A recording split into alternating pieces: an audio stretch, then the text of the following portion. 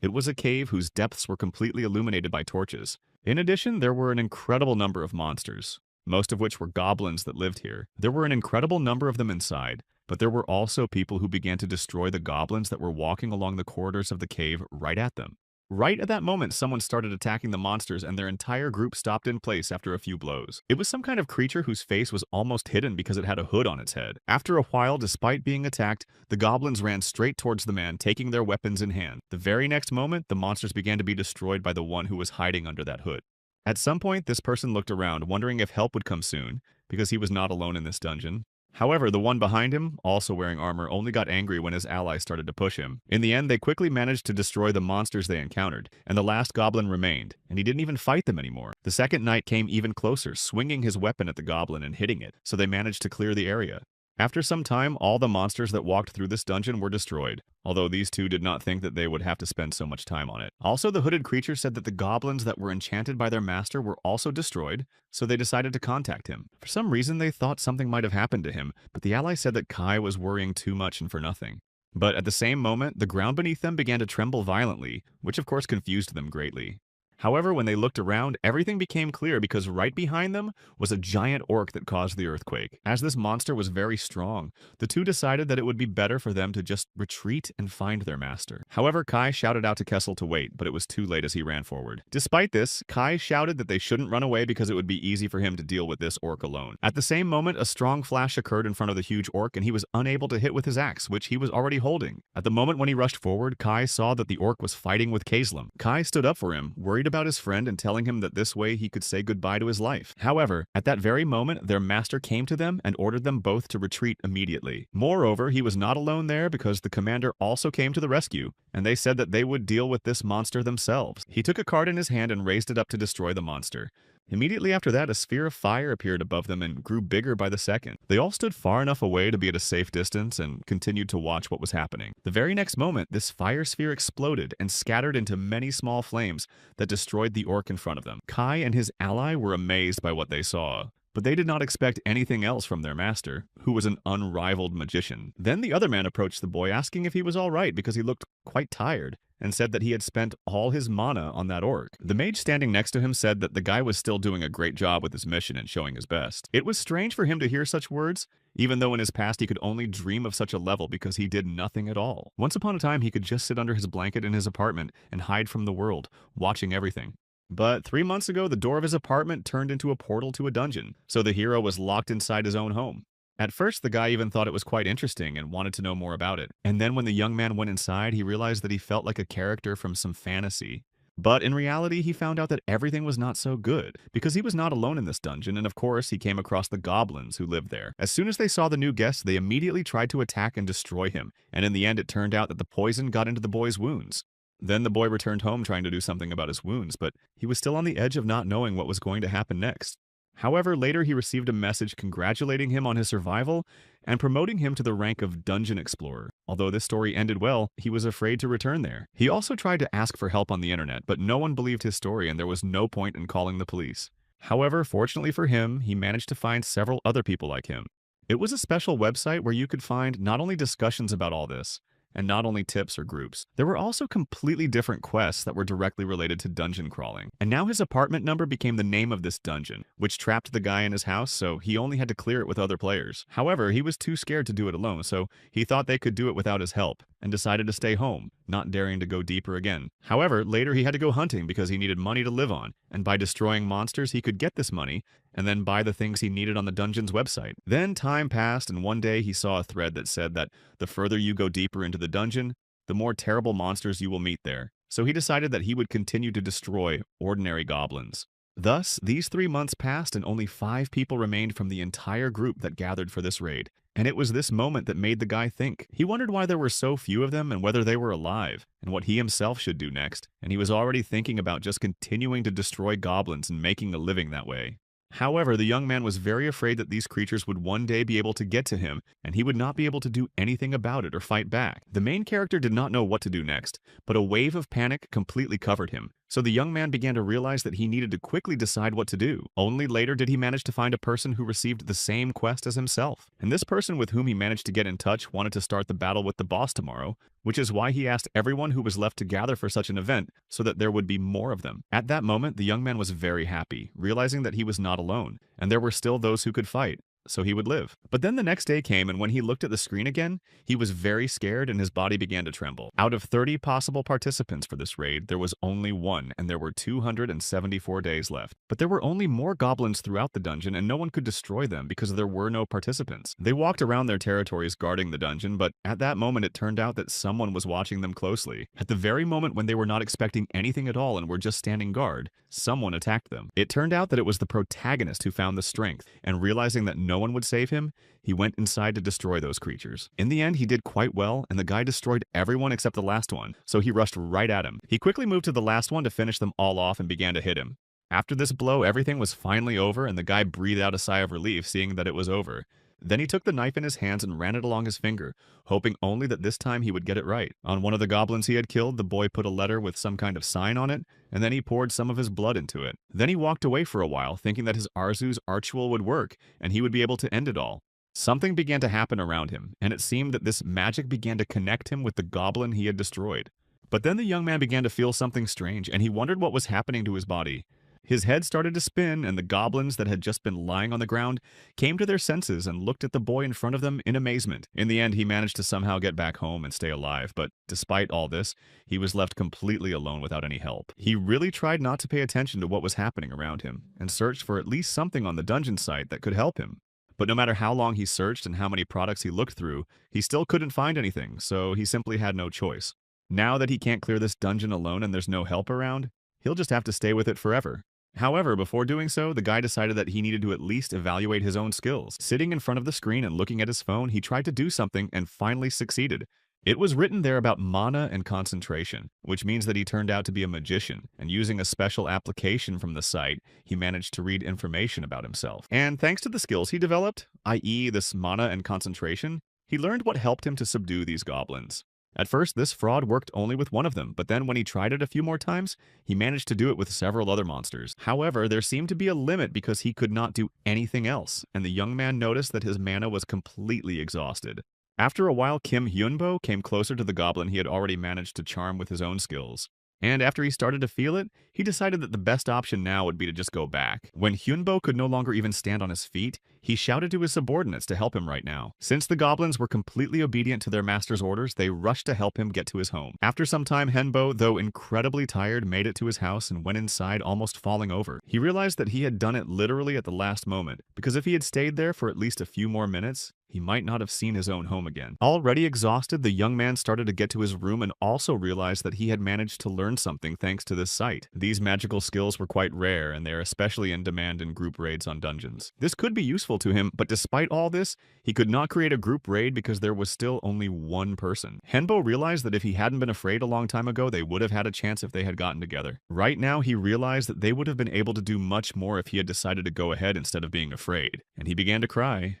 The goblin standing behind him did not understand what was happening to his master, but Henbo realized that in that case he would not be left alone now. At this point, 3 days had passed since he decided to start clearing the dungeon, and although it was of the lowest class, Henbo could not cope with it alone, and there were 272 days left before failure. Right now, he just fell off his feet and fell asleep on the floor in the middle of his room. Suddenly, he heard a knocking sound, and Henbo sat up and immediately grabbed the bat that was lying right next to him. He also thought that he heard something else, but now he was not sure if it was true.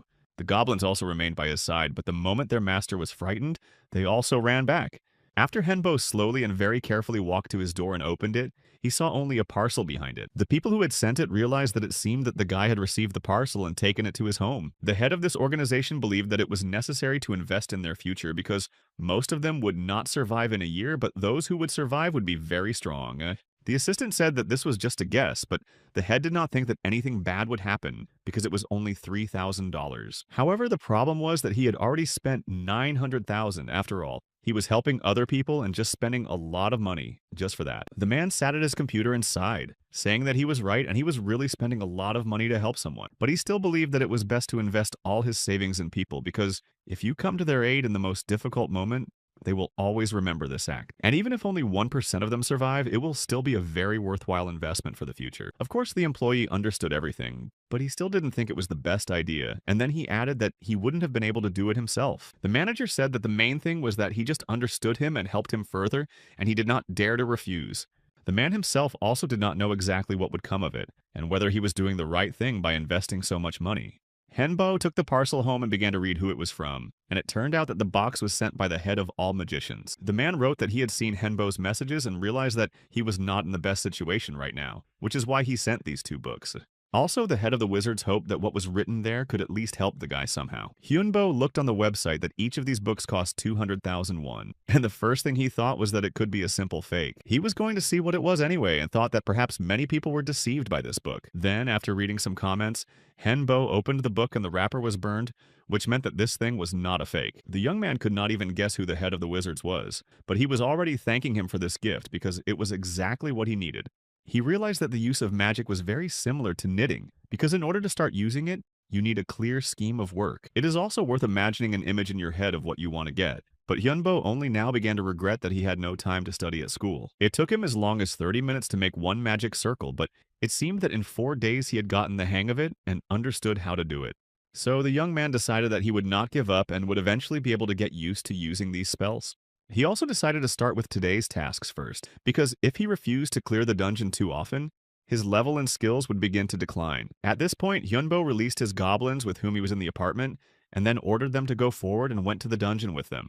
After a while, they were already there, and then the guy and his assistants began to examine the area around them to figure out how to proceed. At the same moment, their master ordered the goblins to continue attacking and destroying those who were now standing in front of them. The monsters obeyed his order and immediately began to attack, which led to a fight between them all.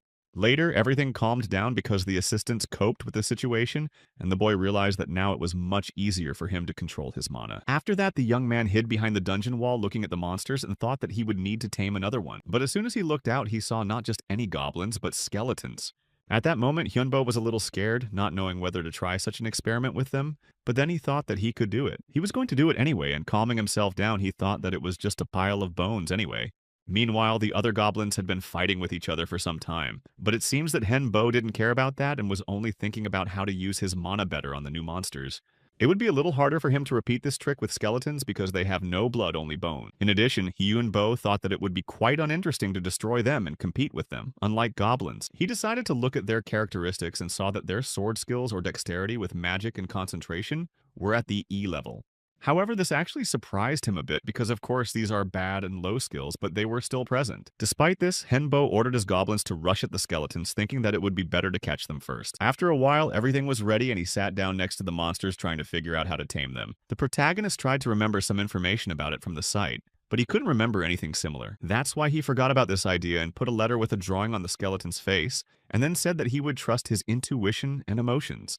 As was the case with the goblins, the process itself was not much different, so Hyunbo stopped worrying a bit. He knew that in order to tame someone, it was enough to just think about it and direct his mana to the target creature, and after a while he did it all and then realized that he had succeeded, even though it was the first time he had dealt with skeletons. The guy was surprised that everything went well, but after a successful experiment, Hyunbo realized that he could trust and rely on himself. Of course, this would help him a lot in continuing to explore the dungeon, especially when he was alone. However, there was also a problem with this because, unlike taming goblins, skeletons took too much mana. That's why Hyunbo decided to postpone this dungeon exploration for another time, and ordered his goblins to return home with him. During that time, he managed to subdue a skeleton, but its level was very low, and the monster was not able to do much. Approaching her, Henbo also read that she was a girl. And then, standing next to the window of information about this monster, the young man decided that he could give her a name. After some thought, Hyunbo decided that he would call her Christina, although it was not clear that she was happy about it or protested. After all, he had only 268 days left before the dungeon raid failed, and it had been a week since he had started exploring the dungeon. For some time, he slept while the skeleton he had recently tamed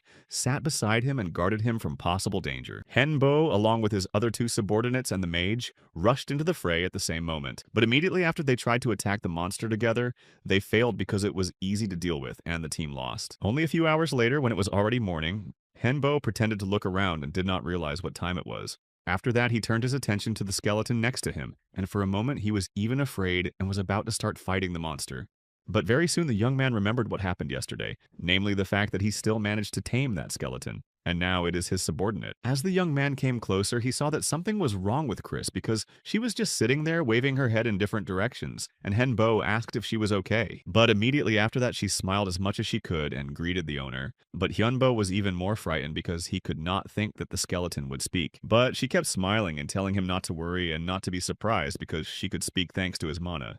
For a while, the young man did not understand, but Chris told him that it was because Hyunbo had cast mana on her that she could speak, and because she had a name, she could remember her past life. Since Hyunbo still didn't understand much of what she was saying, he tried to ask her more about it, saying that he wanted to know more details. He still couldn't accept that he was looking at not just a skeleton, but a creature that could speak and also had some feelings. Chris repeated that it was because he had given it a name, although Hyunbo admitted that he had just said something that came to mind first. The goblins also did not understand what was happening and sat behind their master. But Chris added that nothing in this life happens for nothing. She began to talk about how a name is given for a reason, because it is something that distinguishes you as a person. And then Hyunbo began to apologize, saying that he was wrong. Chris herself admitted that she reacted sharply to this, but explained that it was really a very important topic for such beings without a name, like herself. The girl began to talk about how those who lose their identity and souls end up in the dungeon, and that's exactly what happened to her. After that, Hyunbo tried to find out if she knew who had taken her name, but Chris said that she did not remember when it happened and who did it. Even though Hyunbo's mana helped restore her memory, she could not remember why she was like this.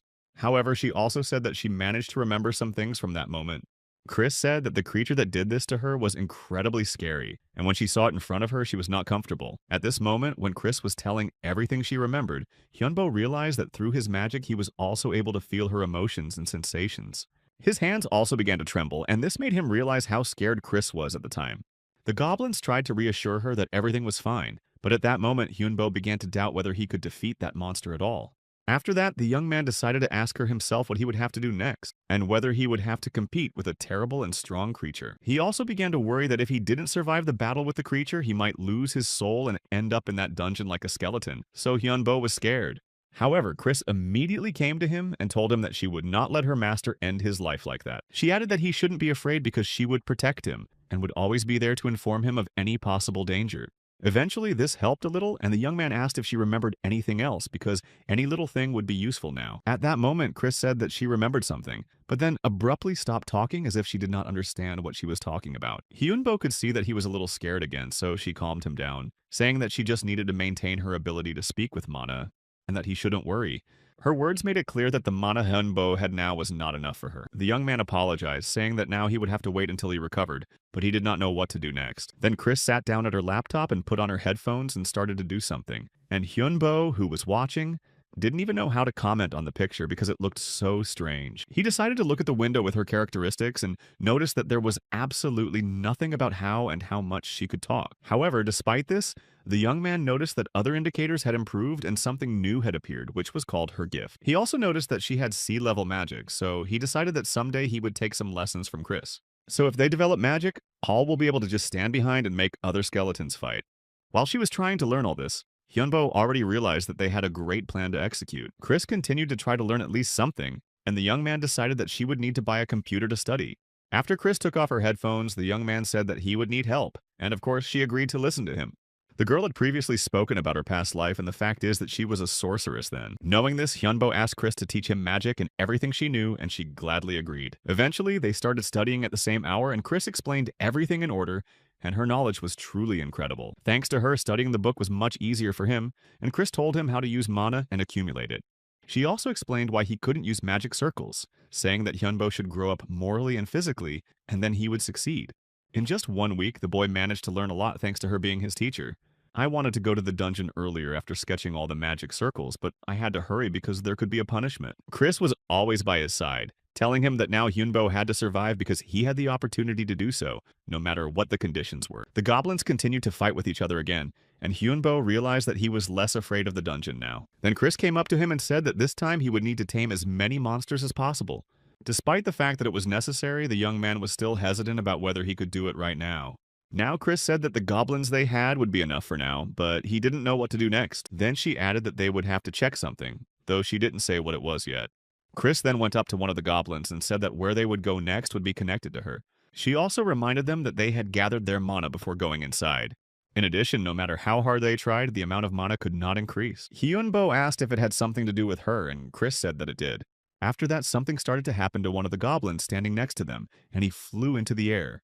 The guy looked at it all for a while, not understanding anything at first, but then everything became clear to him. He just didn't know it before, but it turned out that Chris was an evil monster that was already dead. She started talking, saying that it was after she said goodbye to her life that she wanted to really live on. In addition, she could not accumulate mana because she was no longer a living being. Her voice sounded tragic but confident. So Chris said that Hyunbo knew what was needed to make an evil person like her stronger. Namely, she said that she had to take other people's lives and feed on them. At this point, Hyunbo started to get a little scared again because it was unexpected and different from the way people live. It also scared him a little that he had to take the lives of others to survive, and all this only proved that she was a monster. It was hard for the young man to accept this, but he realized that Chris was well aware of who she really was. But then the protagonist came closer to her, reminding her that she had said earlier that she was ready to do anything for him. Chris said that she was, and that's why Hyunbo gave her the order to destroy others in order to make herself stronger. He explained that otherwise she wouldn't be able to protect him, and in order to be strong, she would have to do it, saying that the blame was all on him. After all, he gave this order, not her own decision to act this way. For a while the girl was silent, but then she said that Hyunbo was too good a person, although it surprised him after such an order. She simply explained that she had to survive at any cost, so she no longer wanted to look for other excuses as she had before. Chris wanted to continue, but Hyunbo said that they would deal with this later because there were more important things to do now. Then she added that at least he was not a zombie, but the young man did not understand the difference between them. Chris explained that although they were closer to the living than she was, they had to eat the undead in order to become stronger. Hyunbo imagined what it would look like and how these zombies would bite a living or already dead body to gain strength. Chris noticed that he was very scared, saying that Hyunbo shouldn't worry so much, but he realized that it was really good that there was a skeleton here. She also asked what about his skills and whether they were better, and Hyunbo said that they had indeed changed. But it would hardly be enough because destroying only one goblin would not make her as strong as she needed to be. Realizing this, the guy said that they should look for someone else if they want the skill to improve. Also, behind his back, the guy heard something that made him look around, and a frightened goblin pointed somewhere. But before he could understand anything, Chris immediately went forward, saying that he had left the matter to her. Hyunbo stood behind, but he wasn't entirely sure that Chris would be able to handle it alone. Without answering, the girl went forward and started using the magic arrow skill. Ahead was a pack of goblins that Hyunbo had already encountered more than once, and they were quickly running towards them. At the same moment, Chris's arrow almost reached them, and thus could have destroyed all the monsters at once. Despite the fact that she almost succeeded, her mana was completely exhausted, so Chris lost her strength, and Hyunbo took his shield, saying that it would help. Immediately after that, the guy ordered his goblins to run forward and attack the others. The next moment, the monsters started fighting each other and quickly won because there were so many of them. Those who had not yet been attacked began to flee deeper into the dungeon, but one of those standing nearby noticed and showed Hyunbo. He ordered his goblins to immediately rush after them to catch those trying to escape. They immediately obeyed the order, and after a few minutes, all the goblins in the dungeon were lying defeated on the ground. Hyunbo also helped them, but he himself got a little bit of damage from them, and the clothes he was wearing were already torn by their claws. He stood there not understanding why he did it, and only then he took up his head, seeing that all his goblins were destroyed. At first, the young man thought that the enemies were running away, but there was their lair and more goblins. Hyunbo didn't even know what to do and whether to conquer the goblins again, because it could happen again. He really didn't know what to do, but then Chris came up to him and asked if he needed help. He continued to stand there calmly scarred, but Chris added that he shouldn't worry so much about it. The girl took off her hood, saying that these goblins were expendable and sooner or later it had to happen. She also added that now it would be better for them to just go and heal their wounds. And in the end, Chris was right. Everything had already happened and they couldn't change anything. So Hyunbo agreed to go back to recover his strength. After some time, they managed to get home and Chris helped him to treat the wounds he had received during the battle with those goblins. It turned out to be fast because Chris had the first circle of healing magic that helped Hyunbo recover almost immediately after the application. The girl said that she didn't think she could use it as an evil one, but it worked, and Hyunbo thanked her for her help. After that, Chris said that it would be worth buying some equipment, because the next time could be much harder and more dangerous. Hyunbo agreed, but he didn't have as much money as he would have liked, although he didn't have much money. Even the simplest kit would cost about 151, but Chris said that it would not be enough. And Hyunbo said not to worry about finding money because she can create a page with the topic on that site and give advice. The ones that get more views will be well paid, and she can post something useful about magic. Hyunbo didn't immediately believe that this knowledge could be exchanged for money, but Chris assured him that it wouldn't be too difficult. She wanted to write a beginner's guide to magic, and this topic could be a hot topic. So eventually, Hyunbo also thought that her extensive knowledge could be useful. After that, the young man said that he could start working on it, so Chris set to work. After a while, she called him saying that she had finished and had saved more than 50 million won, so now she could find some good equipment. She was also thinking about moving. and all she had to do was enter the address of the house where they live and where they will move to. Then they will stay in prison for about half a day and return to their new home. Tomorrow they were supposed to get extra money because her advice was useful, so if she stays in the top, she will get a lump sum payment of the same amount as she earned. Normally they would spread it over 5 months, but Chris convinced them to give it all at once. Hyunbo said it was a great opportunity because he had been wanting to move in with other people for a long time, so Chris agreed to do so. 4 days later, the apartment was bought and they could move in together. There were 4 rooms and a living room, and they paid a deposit and paid everything for the first year of living here. It was a really incredible apartment, but there was still one thing when they went inside. There were a lot of people downstairs who were living quietly as if nothing had happened. Besides, Hyunbo didn't know how the move had happened at all, and what the changes Chris had made earlier were. He thought that these might be the same people who helped with the money, and they might know how to get out of here. The guy continued to think about all this until he was called by Chris to stand behind him. She began to scream, saying that it was enough to fly in the clouds because to survive you need to go through the dungeon in any other way. Hyunbo was scared to think that she could read minds, but still said that there might be another way. However, Chris thought it was pointless because that way could be very dangerous, and then he would just run away again like before. Chris was already angry at what was happening because she was trying to tell him that running away would not solve any problems. Hyunbo didn't know what to do anymore, but seeing the world before his eyes, he realized that there was a way and hit the glass with his fist. But of course it didn't help. He only injured his hand on the glass, so he didn't get any freedom. The guy was angry and frustrated, saying that he just wanted to get out of here and not be trapped in those walls. He wanted to get out and survive, and at that moment, he told himself that he would accomplish this mission no matter what. Apart from these words and a strong desire and confidence, he had nothing else, but something started to happen. Chris could barely stand on her feet with her hands covering herself, but she felt that all this energy flow was mana, a huge amount of it. Hyunbo himself did not really realize what had just happened and how it happened to him, but then he saw a sphere in his hand. After that, the guy started fighting using the same mana, after which it was much easier for him than before. He destroyed those he saw in front of him, and quite soon there were a lot of goblins he had destroyed on the ground. Hyunbo himself did not understand how it happened, and was surprised only when Chris began to praise him, saying that he did well. He managed to overcome his anger and despair, which opened up a new power that he now possessed. The girl explained that after this his own mana awakened in his body, which would make him even stronger. She added that Hyunbo got it because he was able to overcome his past self, because magic always depends on the mental state of a person. Chris happily exclaimed that he had succeeded, and that after that Hyunbo could even be called a wizard. The young man himself was also surprised to hear this, but he was happy to realize that after all this time, he had finally managed to do something. Now he had a magic circle, and after acquiring this skill, he became a caller. Not too much, but still stronger. After that, the guy started to be proud of himself, saying that he would become even stronger, but Chris added that it was all thanks to that equipment. Chris said that money solves everything, and that's what they always say on the internet. So Hyunbo thought about restricting her access to it. After that, the young man said it was time to go back, and they had worked very hard today.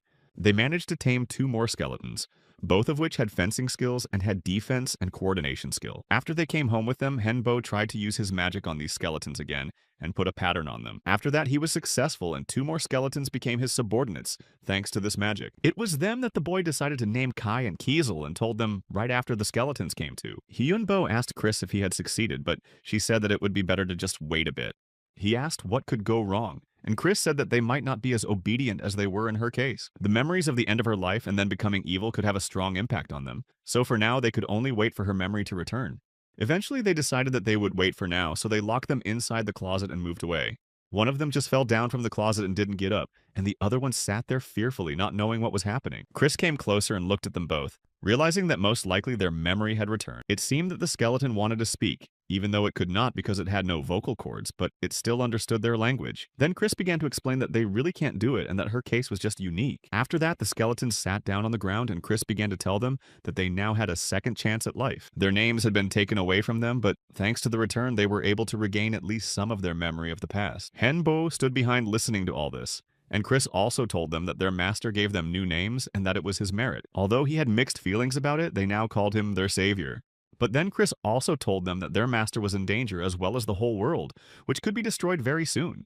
That's why they have to protect him and help him survive and do what they failed to do in their past lives. She said that they need to swear that they are ready to do anything for their master and even give their lives for him, and thank him for everything he does for them. The fact that Hyunbo gave Chris a name allowed her to live for magic again, so she said that she would continue to protect him until the end of her life. They seemed to have something of a bond after that vow, but Chris said that Kai and Kazel should do the same. She also turned to them and threatened that if they refused, she would destroy them right then and there. After that, the 2 of them agreed to do it and said that they swore their loyalty to their master, as did Chris. They thanked Hyunbo for giving them the opportunity to come back to life and take revenge by achieving the goals they had not achieved in their past lives. When the skeletons said this oath, Hyunbo's strength seemed to start growing again, and he felt it very well. After all, they were now a team of 4, so he said he could rely on them. Of course, they were not given any choice to refuse, but the skeletons asked their master and Chris to take care of them now. After that, they were all connected to each other so they could talk without using mana. Then Hyunbo decided to ask why these two wanted revenge so badly, because it would have been good for him to know in advance. One of them said that he wanted to take revenge for something, but he still couldn't remember who and what it was. However, he also promised that in any case he would find the person who destroyed him and would be able to take revenge for such actions. The other one also started to tell us that his family used to have a very important relic, but when his terrible brother went to the dungeon to find it, they lost contact with him and lost the relic. That's why Kai, who used to be a knight, said that he wants to take revenge on the person who did this and find the thing that belongs to the family.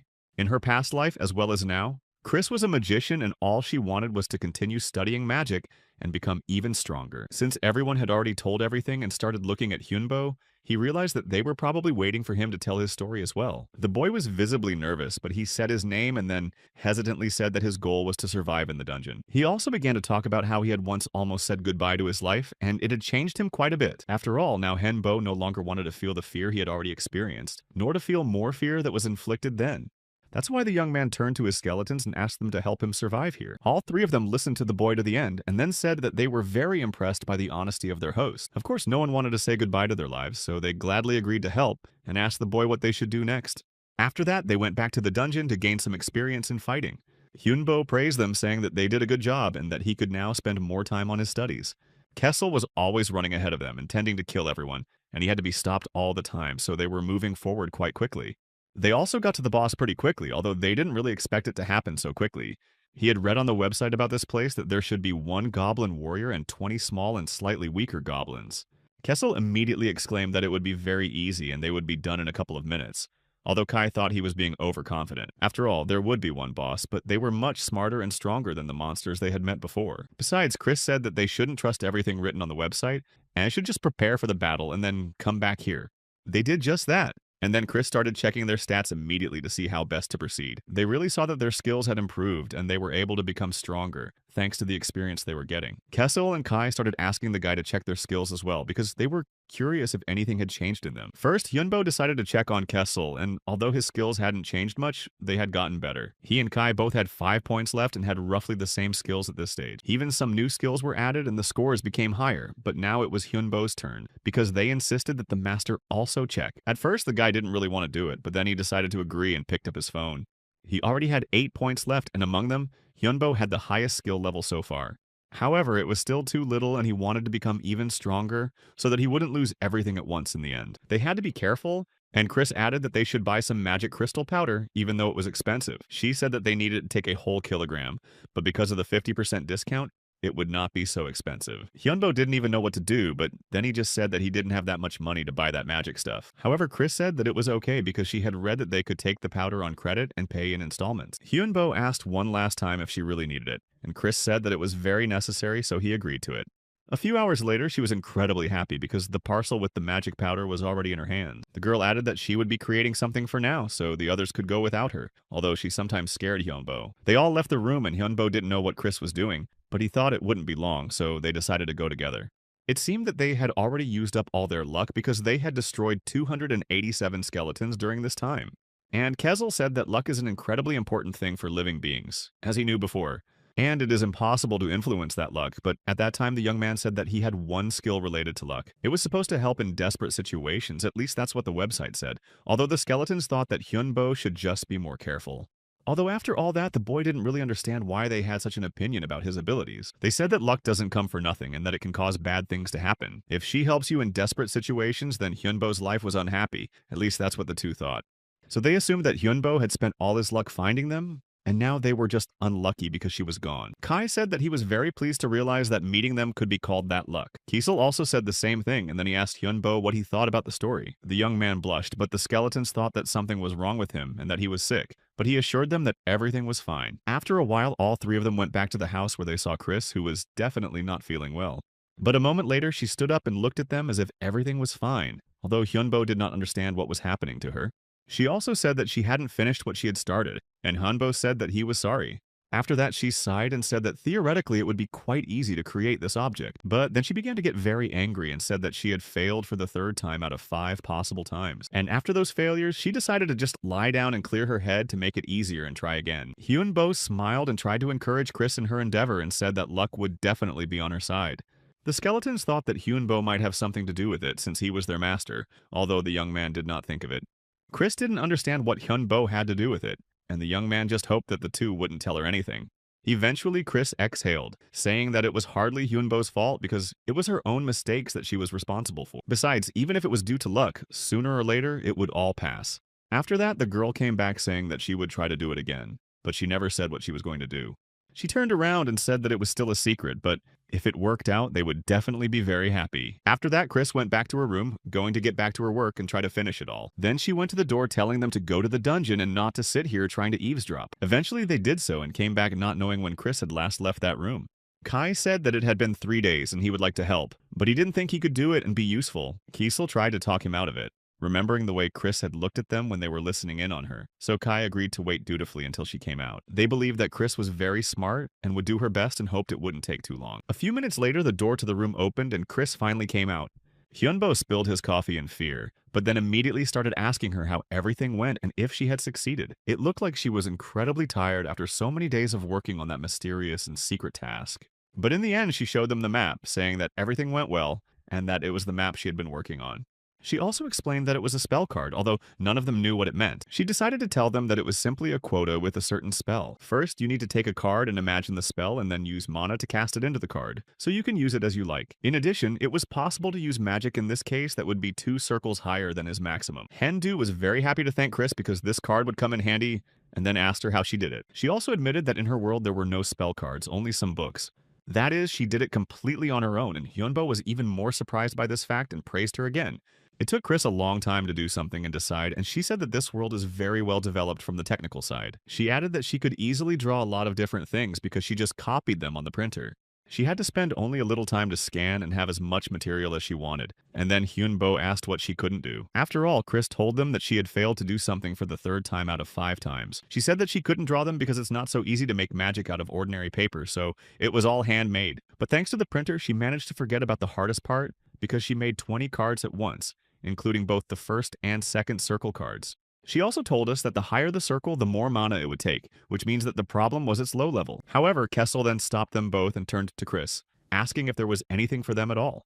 She replied that not yet because there were not enough ingredients for everyone, but promised to make something for them next time. After that, all 4 of them decided that they needed to raise their levels, so they moved on. Of course, they had to spend another 16 days preparing enough, and finally they were at the boss's room. By now, all the members of this team had raised their levels to the 12th, and their chances of winning had increased. In addition, they all prepared a lot of spell cards for themselves, as Chris did. Hyunbo told Kai to be careful now because his role in this battle was incredibly important. The skeleton took his weapon in his hands, saying that his master could trust him, and he would lead the whole team to victory. Being fully prepared to move forward, they opened the door to the room where the dungeon boss was supposed to be.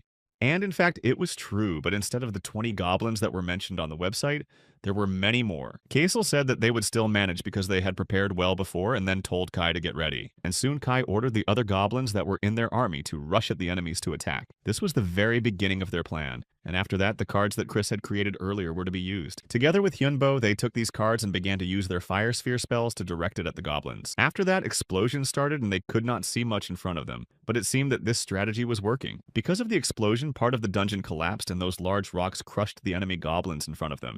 Kai and the others continued to attack, seeing that Chris and his master were protecting them further. Now it was finally their turn with Keslam, so they rushed forward together to attack the goblins. Chris used a magic arrow and Hyunbo looked back, realizing that he had made the right choice in leaving Kai in charge. Kesel also destroyed the goblins, which were still very numerous, but they were doing a good job. Anyway, these goblins were nothing more than ordinary and rather weak monsters that just prevented them from moving on. But later, when they destroyed them, it was time to deal with the boss of this place, so the team rushed forward.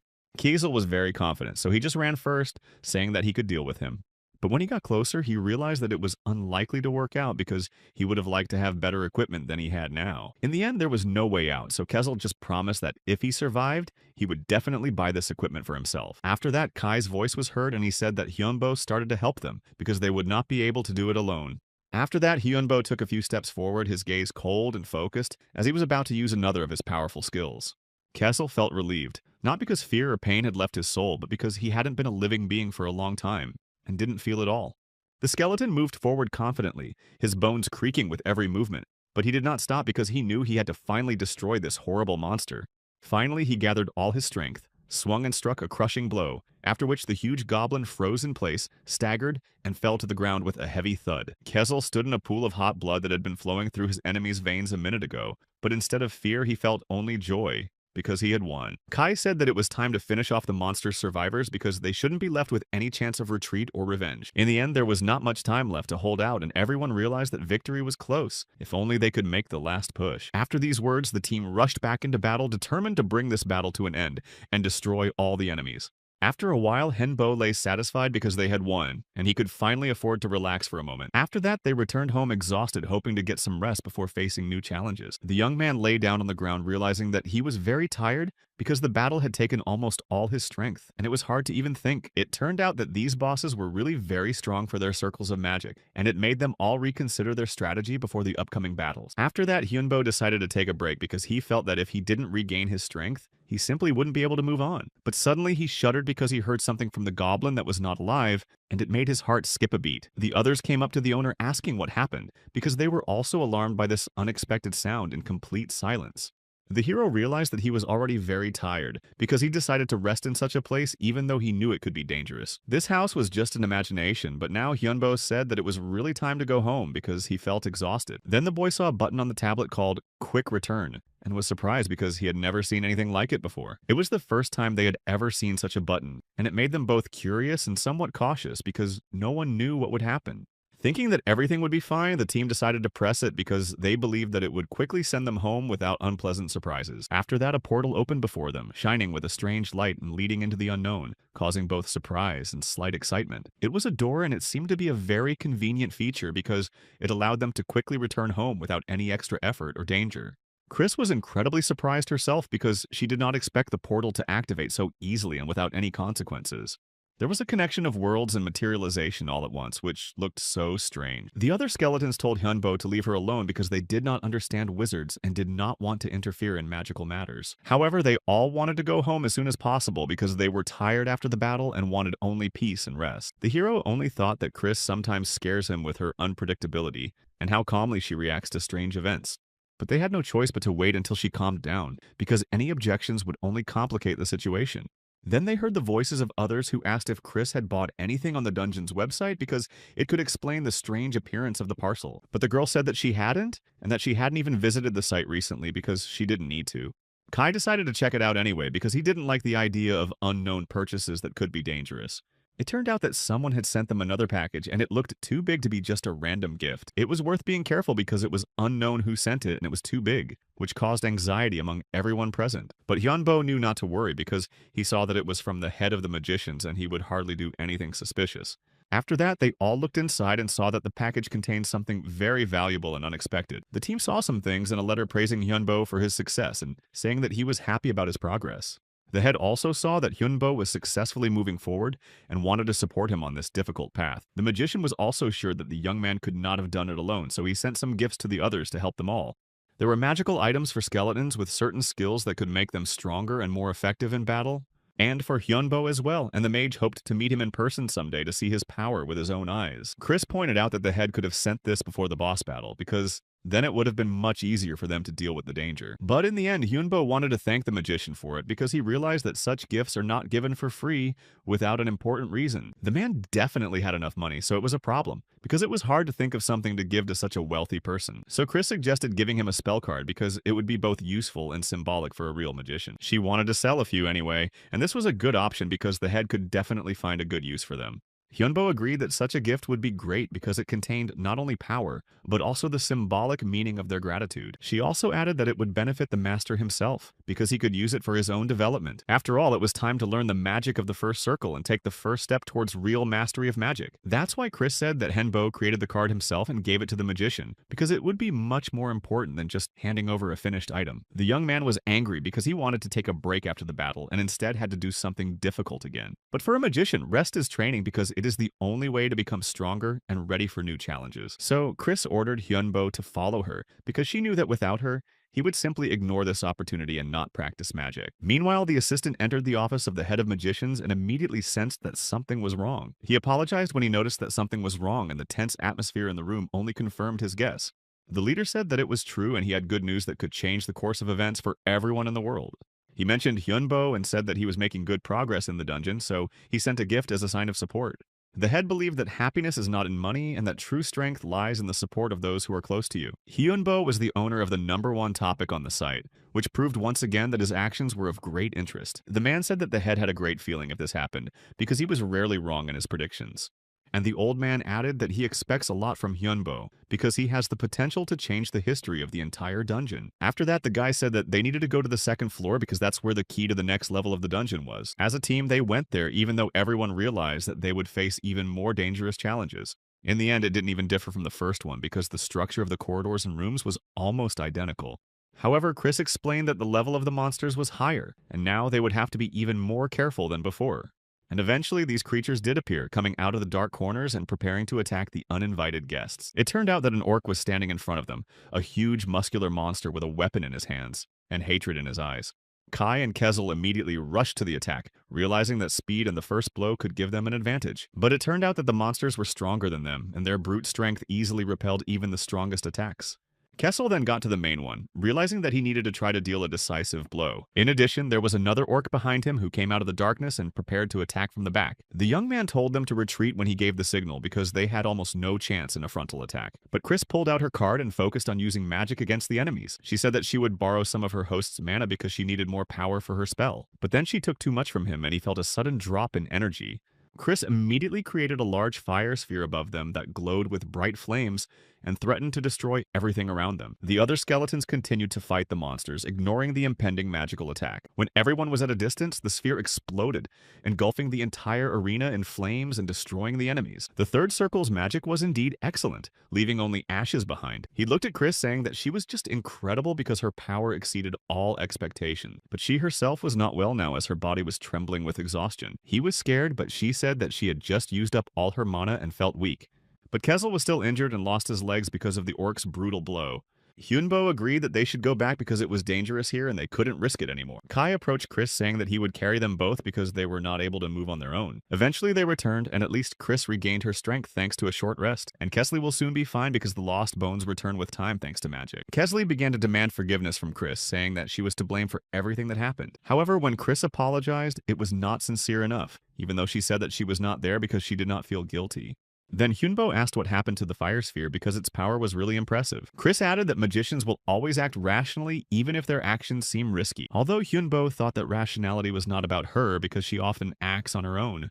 But even that door in the dungeon did not behave particularly rationally because it opened by itself. Also on the second floor, the orcs and goblins will be stronger, and their power increases with each level. So the team decided to start with a magic attack, but Kezel demanded equipment for them because they were too weak. Although the skeleton refused before, he changed his mind now because he realized that they would not survive without the equipment. However, Kai said that there was another reason for this. The extra weight would give them more stability in battle. Skeletons are very light, so it's hard to fight, and the equipment will increase their weight and make their blows more powerful. This way they will quickly overcome the orcs, but there is an option with a core that can give them extra strength. But Hyunbo had no idea what the core was because he had never encountered the concept before. Chris had already explained it, but he was just confused because the information was too complicated for him. She explained once again that all evil spirits have a core, and if it is destroyed, the monster will fall instantly. This vulnerable point eventually made Chris realize that Henbo did not understand because his knowledge of monsters was limited. This was an evil creature that was very powerful. They do not feel pain, so they are strong opponents because they are not stopped even by fatal wounds. But they have a weakness, and this core is the only way to destroy them completely. It was located in the heart or head, and you should aim for it to guarantee a kill. Hyunbo had never seen it before, but Chris explained that low-level monsters don't have it because they are less developed. So it can't be created just like that, and Chris thought the same thing. But she found a new way to use the core. However, Hyunbo didn't understand why they needed the core because he didn't see any practical use for it. There were more advantages than disadvantages because with the core, you can use magic circles and aura to enhance your own power. However, the guy really had no idea how Chris could have used magic without the core before because it contradicted all the laws of magical energy. In response to his surprise, she briefly explained that she took mana from her bones, but it was so little that it was only enough for the simplest spells. So she asked Henbo to allow her to create a real magic core to store the energy, and after some deliberation, he finally agreed. The other skeletons did not object to this idea, but rather supported their master's choice, agreeing that it would significantly increase their strength. The young man decided that there was no need to delay it, so right now he allowed Chris to start creating the core immediately without any delays.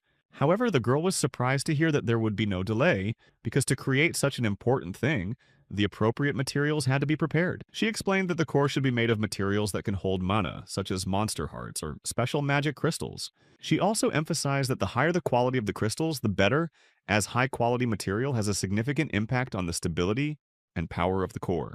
Hyunbo decided that before looking for materials, he should check his financial capabilities, so he asked how much money was left on his account. The system showed that he had about 30 million won on his balance, which in theory should be enough to purchase the necessary resources. The young man confidently thought that this amount would definitely be enough to purchase at least one high-quality magic crystal, sufficient to create a core. However, when he found out that one crystal would cost as much as 4 million won, he realized that the situation was more complicated than expected. To better understand the necessary parameters, Hyunbo asked Chris how big the thing should be to function as a magic core. The girl explained that the minimum size should be at least 5 centimeters in diameter, because smaller cores would not be able to accumulate mana properly. Although this information was not entirely comforting, Chris asked Hyunbo not to worry and instead just wait a little while for her to explain everything. The girl wanted to show a clear plan of action, so she opened the presentation she had quickly prepared and began to talk in detail about her plan. The young man was amazed at how quickly she was able to come up with such a clear and well-thought-out plan, so he listened with interest. She immediately mentioned that they urgently needed magic crystals, but the problem was that they were extremely expensive. Nevertheless, the girl asked him not to worry because she had already come up with a way to earn the necessary amount of money quickly and efficiently. She suggested selling spell cards because such magical items could make a huge profit. Since the role of magic in the dungeon was extremely important, they had no doubt that the demand for their products would be quite high.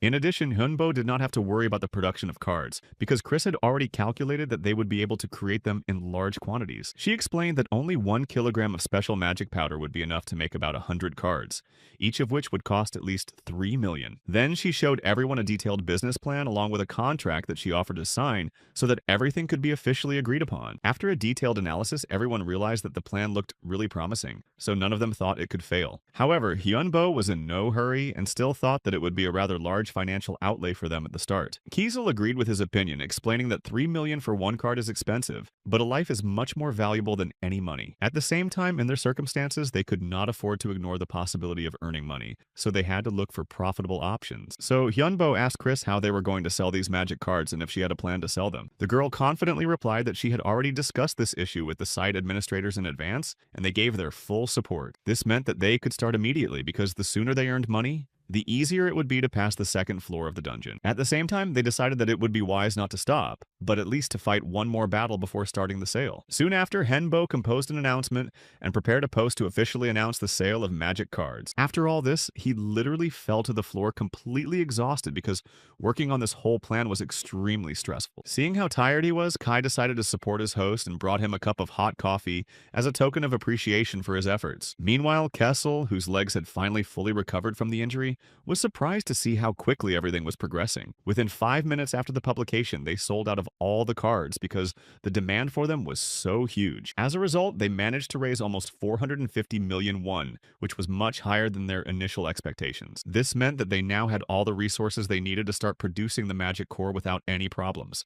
Chris was fully prepared to start creating the core, but Hyunbo wanted to rest for a while, so she reminded him of what else needed to be cleaned up. And finally, after a while, the core was fully created, completing this important stage in their development. Kai and Kazel agreed that they felt as if they were born again, feeling the power fill their bones, allowing them to finally feel like full-fledged combat units that could not only survive but fight with dignity. Now they could use the magic of the third circle, feeling the streams of mana permeate their new core, making their bodies glow with the energy that was raging inside each of them. Everything changed dramatically as their team became much stronger, and they no longer had to rely solely on their physical strength or Hyunbo's support to survive in battle. But in the end, they lost 16 million, which was a significant amount of money. But on the other hand, the strength and capabilities they gained were clearly worth it, because now they could act much more efficiently than before. It's a good thing that the team used fake crystals even though their effectiveness was lost. They were still powerful mages able to control their power and use it on the battlefield. However, this was not a problem because sooner or later they could be replaced with better resources that would allow them to unleash the full potential of third circle magic without worrying about limiting their power. Henbo smiled, realizing that Chris had thought through everything in detail and foreseen every possible scenario, which proved how smart and far-sighted she was in matters of strategy. It was then that he decided to check the skeleton's stats to make sure that their strength had really increased and to understand how big the difference between what they were before and what they were now. The owner showed them the screen of his phone, telling them to look at the updated characteristics that showed a significant improvement in their abilities. Everything was shown separately, and that was good because it was possible to carefully examine every detail and understand how the kernels worked, which were completely new. But Yunbo was pleased that there was already some result, because for a long time they could not achieve anything significant, and now it was like a small but important victory. Kiesel was ready to go to the dungeon because he was sure they had enough strength, but Chris emphasized her words that they could not do that. She leaned down sharply and said that the master could be in danger if they went now and unable to withstand this strong pressure. Chris Kessel agreed. In the end, they went to test their abilities because if they really want to become stronger, they have to train constantly and improve their skills. But Kai told the other that any knight could repeat his move, hinting that strength is not just about copying, but about the ability to create something of your own. So he decided to show something very special that could surprise everyone, because no one expected something really impressive and unusual from him. Hyunbo agreed that Kai was indeed powerful because his movements were extremely fast, and his attacks were so strong that it seemed as if he was invincible. However, Kessel exclaimed that he could do it himself and set out to prove it by proving that he was as good as Kai, although he felt doubtful about his abilities inside. But in the end, he just fell to bones like Chris had once, and it looked so unexpected that everyone present didn't even know how to react. It was strange for Hyunbo to see this because he knew that there should be much more mana, and did not understand why it happened exactly as if something had gone wrong. Kai said that this ability just takes a lot of mana, and if you don't control it properly, you can quickly lose all your energy and strength. Kessel apologized for the problem because the dungeon was worth exploring further, and they couldn't afford to stop because it was too important. But the main problem with the core is that mana is slowly recovering, so Hyunbo suggested stopping and selling the next batch of cards to get the necessary resources. Until the monsters returned, they should run away because if they stayed there, they could find themselves in a deadly trap with no way to escape. However, Kai had already noticed that they were a little late, and the monsters had already sensed their presence, which meant that the battle was inevitable and could not be avoided. The monsters were already standing right behind them, their red eyes burning with hatred, and their bodies seemed to be created only for killing and destroying all living things. Henbo was afraid, realizing that these were gnolls and they would not be able to do it without Kessel, because these creatures were very dangerous and known for their cruelty and strength. However, Chris reassured him again, saying that there was a way out, and if they acted quickly and without panic, they could get out of this situation alive. She raised her staff up with a lightning strike, and in an instant the air was filled with an electric discharge that flashed with bright light.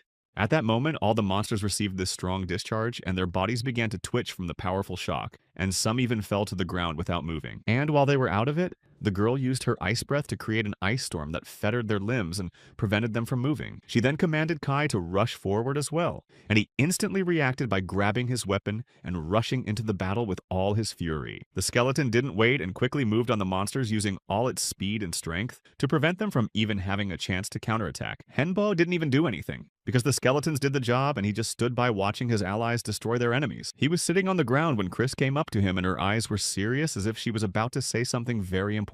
The girl said that a magician is always focused and there is no need to panic, because it is impossible to use magic if the mind and heart are filled with fear and doubt. Hyunbo bowed his head, realizing that he was not as strong as he wanted to be, and that he needed to train a lot more to become truly powerful. But Kiesel exclaimed that Hyunbo was a fast learner and that he had already made great progress, even though he didn't realize it yet because of his own insecurities. Just a few months ago, he was just a human, but now he could do a lot, which meant that he had the potential to become a real master. The young man held his breath and then thanked them, because he realized that without their help, he would never have been able to go through all these tests on his own. He was embarrassed and thanked them for taking care of him, because it was important to him because he had never had people who cared about him in the same way. They returned home and Hyunbo praised them for the way they had handled the situation, even though he knew he still had a lot to learn. The skeletons said the same and said goodbye because each of them had their own things to do and realized that next time they would have to be even stronger. Henbo was so tired, But it still felt good because he felt that he had made an important step forward and was closer to understanding his own strength. But instead of sleeping, he found himself in a very strange place where there was complete darkness and no sound, as if the whole world had disappeared around him. There was no one here at all. It was completely empty. There was no light or sound, only endless darkness that oppressed him with its immensity. Of course, it seemed strange to him, but the young man went forward not knowing where this path led because he could not go back. He wanted to go back, but he could only wait, because his legs did not obey him, and there was nothing around him that could suggest a way out. However, at that moment, mana woke up in his body, bursting out and making him feel a strong pressure that permeated his entire body. It seemed to be too much and dangerous, but it didn't stop, engulfing his body and making him lose control. Hyunbo begged for it to stop, but it was useless because the mana flows were getting stronger and he could no longer contain this uncontrollable force. He could not subdue what was already in his body because this force behaved like something alive and did not yield to any attempts at control. But at that moment he heard screams from outside, and it was the other skeletons who were standing at the door and clearly realized that something dangerous was happening inside. They gathered around him, hearing him start to scream because his voice was louder than usual, and it made them feel anxious. The skeletons were worried, realizing that something terrible could happen because the mana began to escape, creating a sense of instability in the space. Mana suddenly began to come out of his room, filling everything around him and making the air tremble from its powerful energy influence. It turned out that the entire room was filled with it, and it was dangerous for Hyunbo because his body could no longer withstand this enormous pressure. The young man did not know what it was, but he felt that this power was beyond his understanding, and he was no longer able to control it. But then he remembered that the same thing had happened in his dream, and this thought made him even more frightened, because now the dream was becoming a reality. Chris added that she did not help and everything went on by itself, which meant that Hyunbo was completely independent in this process without her interference. Hyunbo was surprised because it meant that he had done it on his own, and no external force was controlling the awakening of his magical abilities. Then he looked at his hands, not believing it to be true, because he still considered himself weak and incapable of such large-scale changes. He looked at his left and right, seeing light in both, and realizing that his body was now filled with magical energy that he could control. Now it is clear that somehow he managed to master the magic in his body, and this opened up new opportunities for further development. It turns out that the protagonist is able to control it himself, and this proves that his magical potential is higher than he thought before.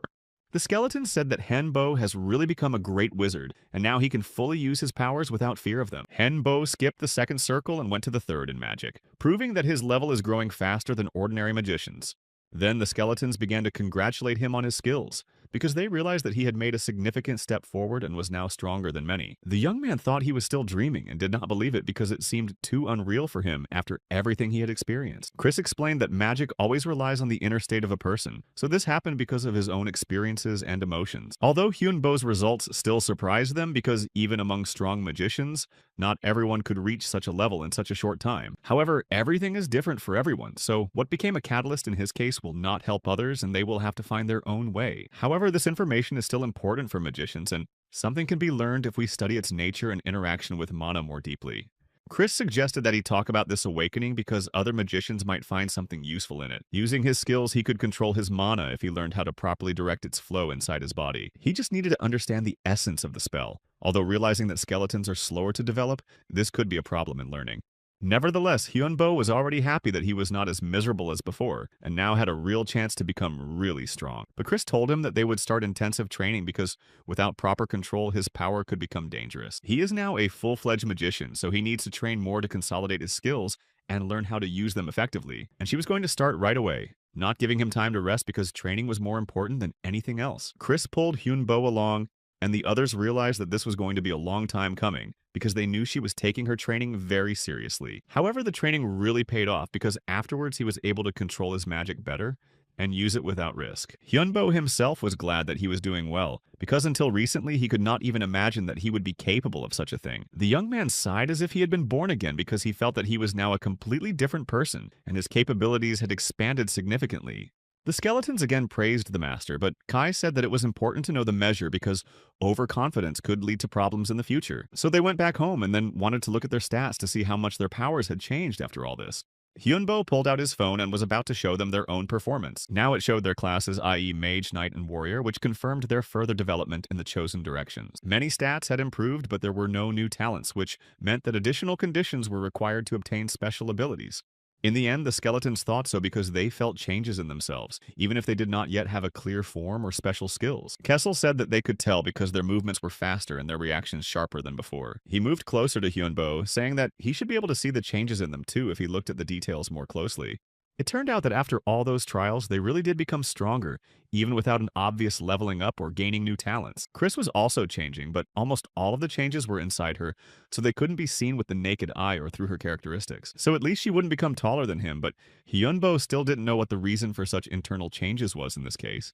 She explained that Hyunbo has third circle magic and it affected them because their connection affects their overall development. It means that when Hyunbo gets stronger, they get stronger too, which gives him a significant advantage in future battles and trials. But Kai added that they do not know which skills will be improved, so they should carefully observe their abilities in battle. In the end, Hyunbo said that he was used to his powers and could continue to clear the second floor because he no longer had any fear of mana. But Chris forbade it because his powers were still not enough, and without proper control, he could lose control of her again. She could have said exactly that, but Hyunbo's strength was enough to confirm his right to continue on his way and move forward. However, the new equipment would not be ready until next week, so they would have to wait a bit before moving on. Chris added that she would improve it with magic, using an enhancement spell to increase its performance. Eventually, a week passed and she kept her promise, so his armor now had extra magical protection and improved properties. Kessel's armor was perfect because it was reinforced with spells that increased his stamina and allowed him to absorb blows better. And in the end, it was not just armor because it contained magical applications that gave the wearer an advantage in battle. The defense here was enhanced by Chris's magic, making him almost invulnerable to conventional attacks and even some spells. And the armor allowed instant acceleration, which gave a significant advantage in speed and maneuverability during the battle. Something else like lightweight or recovery made it easier to wear the armor and helped to recover faster. Chris spent a lot of time improving the weapons, making them much stronger, sharper, and more reliable, which now gave them an advantage in battle. The skeletons glowed with happiness as they looked at their newly upgraded equipment, realizing that they could now destroy their enemies more effectively. Henbo did not hide his joy when he heard that something valuable and useful had been found for him as well, which would help him in future battles. Chris pulled out a new cloak from her hiding place and handed it to Henbo, who immediately tried it on, feeling how light and comfortable it was. Despite its light weight, this cloak provided excellent protection against attacks and had a gradual recovery feature that was very useful. Thanks to the new equipment, it became possible to carry a large number of things without feeling their weight, which made traveling much easier. It cost a considerable amount of money, but every coin spent was justified because high-quality equipment could save lives in battle. The skeletons believed that the costs were justified because they were now stronger, and their equipment would last a long time, even in difficult battles. Despite their high quality, their gear remained a consumable item. As the stronger the monsters, the faster it wore out and became unusable. Chris hoped that the updated equipment would last a long time, allowing their team to pass more difficult tests without unnecessary losses. Kessel approached the group, making it clear that time spent talking should be stopped and focused on the journey ahead. He was eager to try out the new equipment in real combat to test its durability and effectiveness against strong opponents. Kai couldn't wait any longer either, as he wanted to test his improved abilities in a real battle as soon as possible. Now that the equipment was ready and everyone was ready to fight, they could go further into the depths of the dungeon. Hyunbo suggested that they start by restoring their mana reserves, as without it, the effectiveness of their attacks would be much lower. After a while, they finally entered the dungeon, plunging into pitch blackness where dangerous enemies were waiting for them. After walking a little further, they came across a group of monsters who immediately noticed the newcomers and prepared to attack. Seeing this, Kessel just smiled because it was a great opportunity for him to try out his new equipment in a real fight. However, Chris acted faster than everyone else, immediately releasing a sphere of fire right into the middle of the crowd of monsters in front of her. The spell hit the target and exploded in a huge wave of flames, instantly destroying some of the creatures that were closer to the epicenter. Kessel couldn't contain his excitement because the last time this technique almost cost him his limbs and he still remembered that moment. Chris assured him that this time she had taken into account all the mistakes and was in full control of the situation, avoiding dangerous miscalculations. Even though she assured him that everything was under control, Kessel still thought it was too risky and could have been done without such methods. Hyunbo decided to stop the argument and remind them that it was important not to quarrel now, but to focus on the battle and coordinate attacks. They tried not to argue, but the tension still remained and each of them continued to defend their own point of view. The quarrel continued for some time before they finally decided to stop it, realizing that it was only hindering their mission. However, due to the lost time, one of the surviving monsters managed to send a signal to call for reinforcements that were already approaching them. Hyunbo said that this time they can't let the enemies call for more allies and should destroy them in one blow. As soon as they entered the new room, everyone immediately rushed to attack without giving the monsters a second to prepare for defense.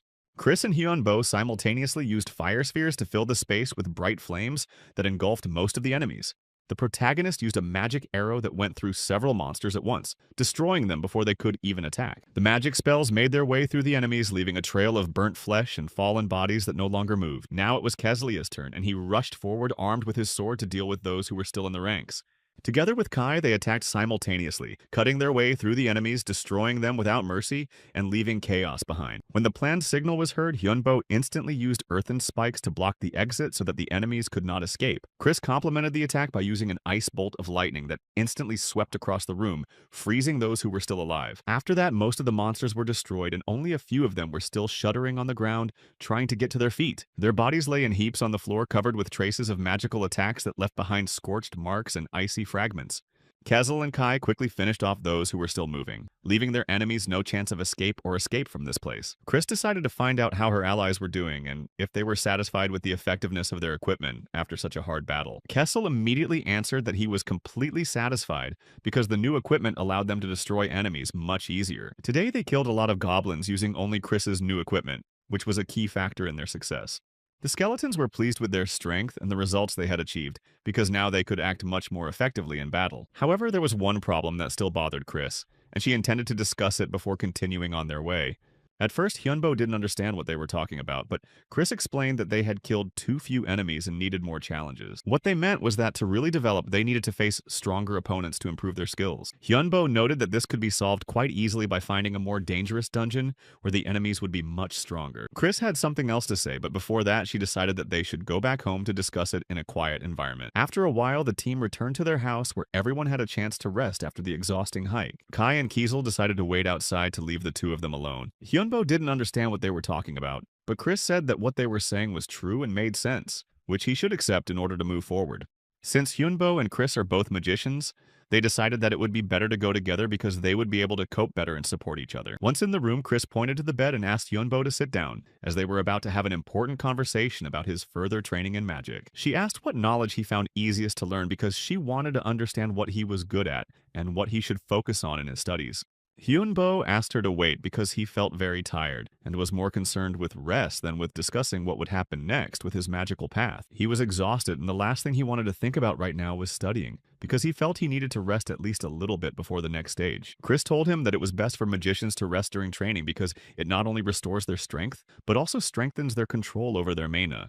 She tried to cheer him up by emphasizing that he shouldn't postpone the lesson, because the sooner he continues, the easier it will be for him to learn new knowledge. Hyunbo realized that it was time to make a decision because he could no longer put off choosing the path he wanted to take in studying magic. Students usually chose a specialization according to the direction of their teacher, but in his case, Chris was not an official mentor, so the choice was up to him. Given his skills, it seemed that Hyunbo had already decided on a direction long ago because he was instinctively drawn to one particular magic. He hesitated for a long time, but finally weighed all the possible options and made a final decision that would determine his magical path in the future. Hyunbo decided that he wanted to study necromancy because he felt that this direction suited him best and would allow him to unleash his true potential. In order to cement his choice, he was ready to take the mana oath, as it was a necessary step to officially become a necromancer and begin serious training. The magic of necromancy was very complex and required not only knowledge but also absolute control over mana, because any mistake could have serious consequences. The basis of this magic was the summoning of evil spirits and the creation of various chimeras, but it also included many other dangerous aspects.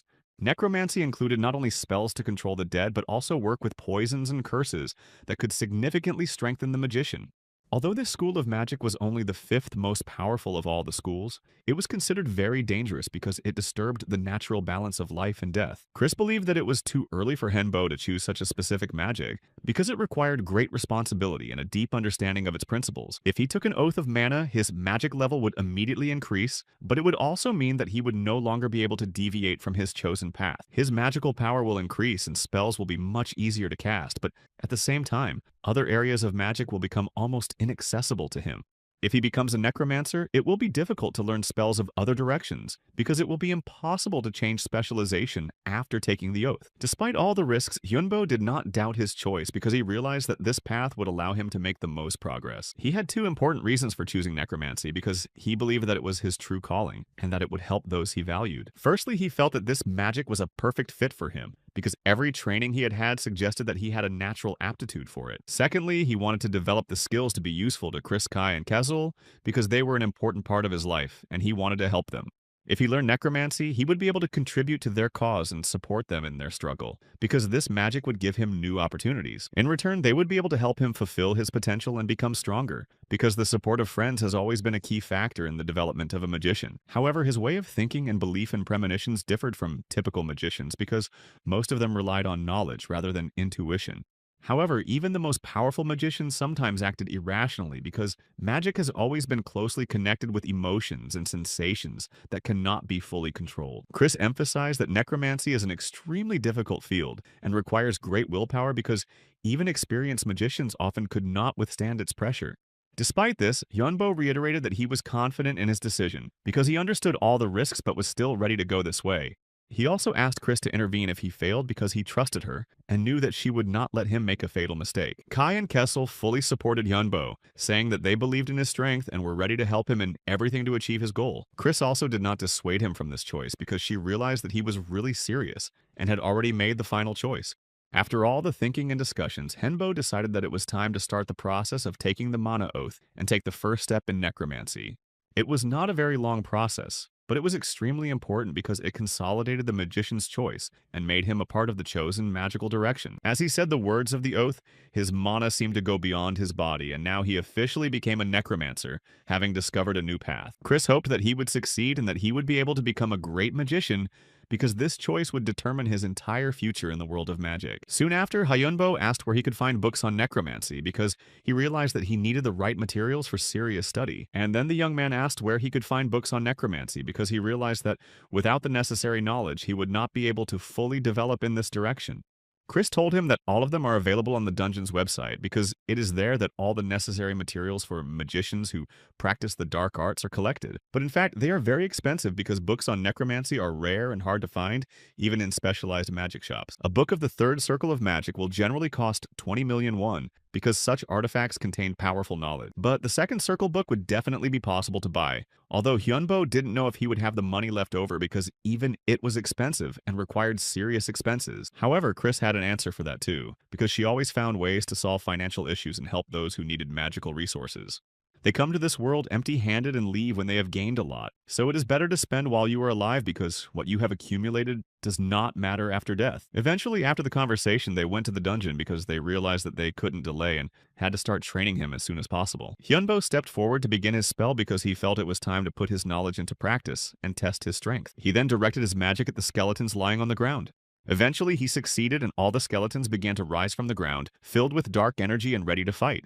Chris praised him for his success, but Hyunbo wanted more and decided to raise even more skeletons to increase his army. But the main thing was not only the number of skeletons, but their strength and endurance, so that they could effectively fight their enemies. After all, now is a great opportunity to test their combat power in a real battle against dangerous monsters. The protagonist pointed at the monsters in front of him, giving a clear signal to his skeletons that it was time to attack and destroy the enemies. Without delay, they rushed forward, surrounding the enemies and launching a ruthless attack from all sides. It took only a few minutes for all the enemies to be completely destroyed, without any effort from Hyunbo himself. Hyunbo was really surprised by such a quick result because he did not expect his army to be so powerful, and the skeletons themselves looked at their master as if mesmerized, feeling his strength and unbreakable power over them. Meanwhile, Chris decided to ask if he had spent too much mana during the summoning spell. It turned out that despite the large number of evil spirits he summoned, his mana level remained high and no one knew its limit. Meanwhile, the head of the magicians did not hide his disappointment, because the members of the guild could not cope with the task. Because of this, they would now have to buy the cards Chris was making because they had no other choice. Therefore, the head immediately ordered his assistant to bring a package to get those artifacts as soon as possible. When he opened it, it turned out that the package came from a guy he had once helped in a difficult moment. The head immediately decided that Mike should buy more of these cards, and he would personally take up their study. Mike didn't want to lose all the copies and asked him to keep at least a few in case he needed them urgently. The head agreed to try, but hinted that they should learn how to make them themselves so as not to depend on others. Meanwhile, Chris thought that they should create more maps to get ahead of potential competitors. Hyunbo noted that they had just sold the previous batch, but the demand for them continued to grow. The problem was that gradually competitors began to appear who tried to take their place in the market.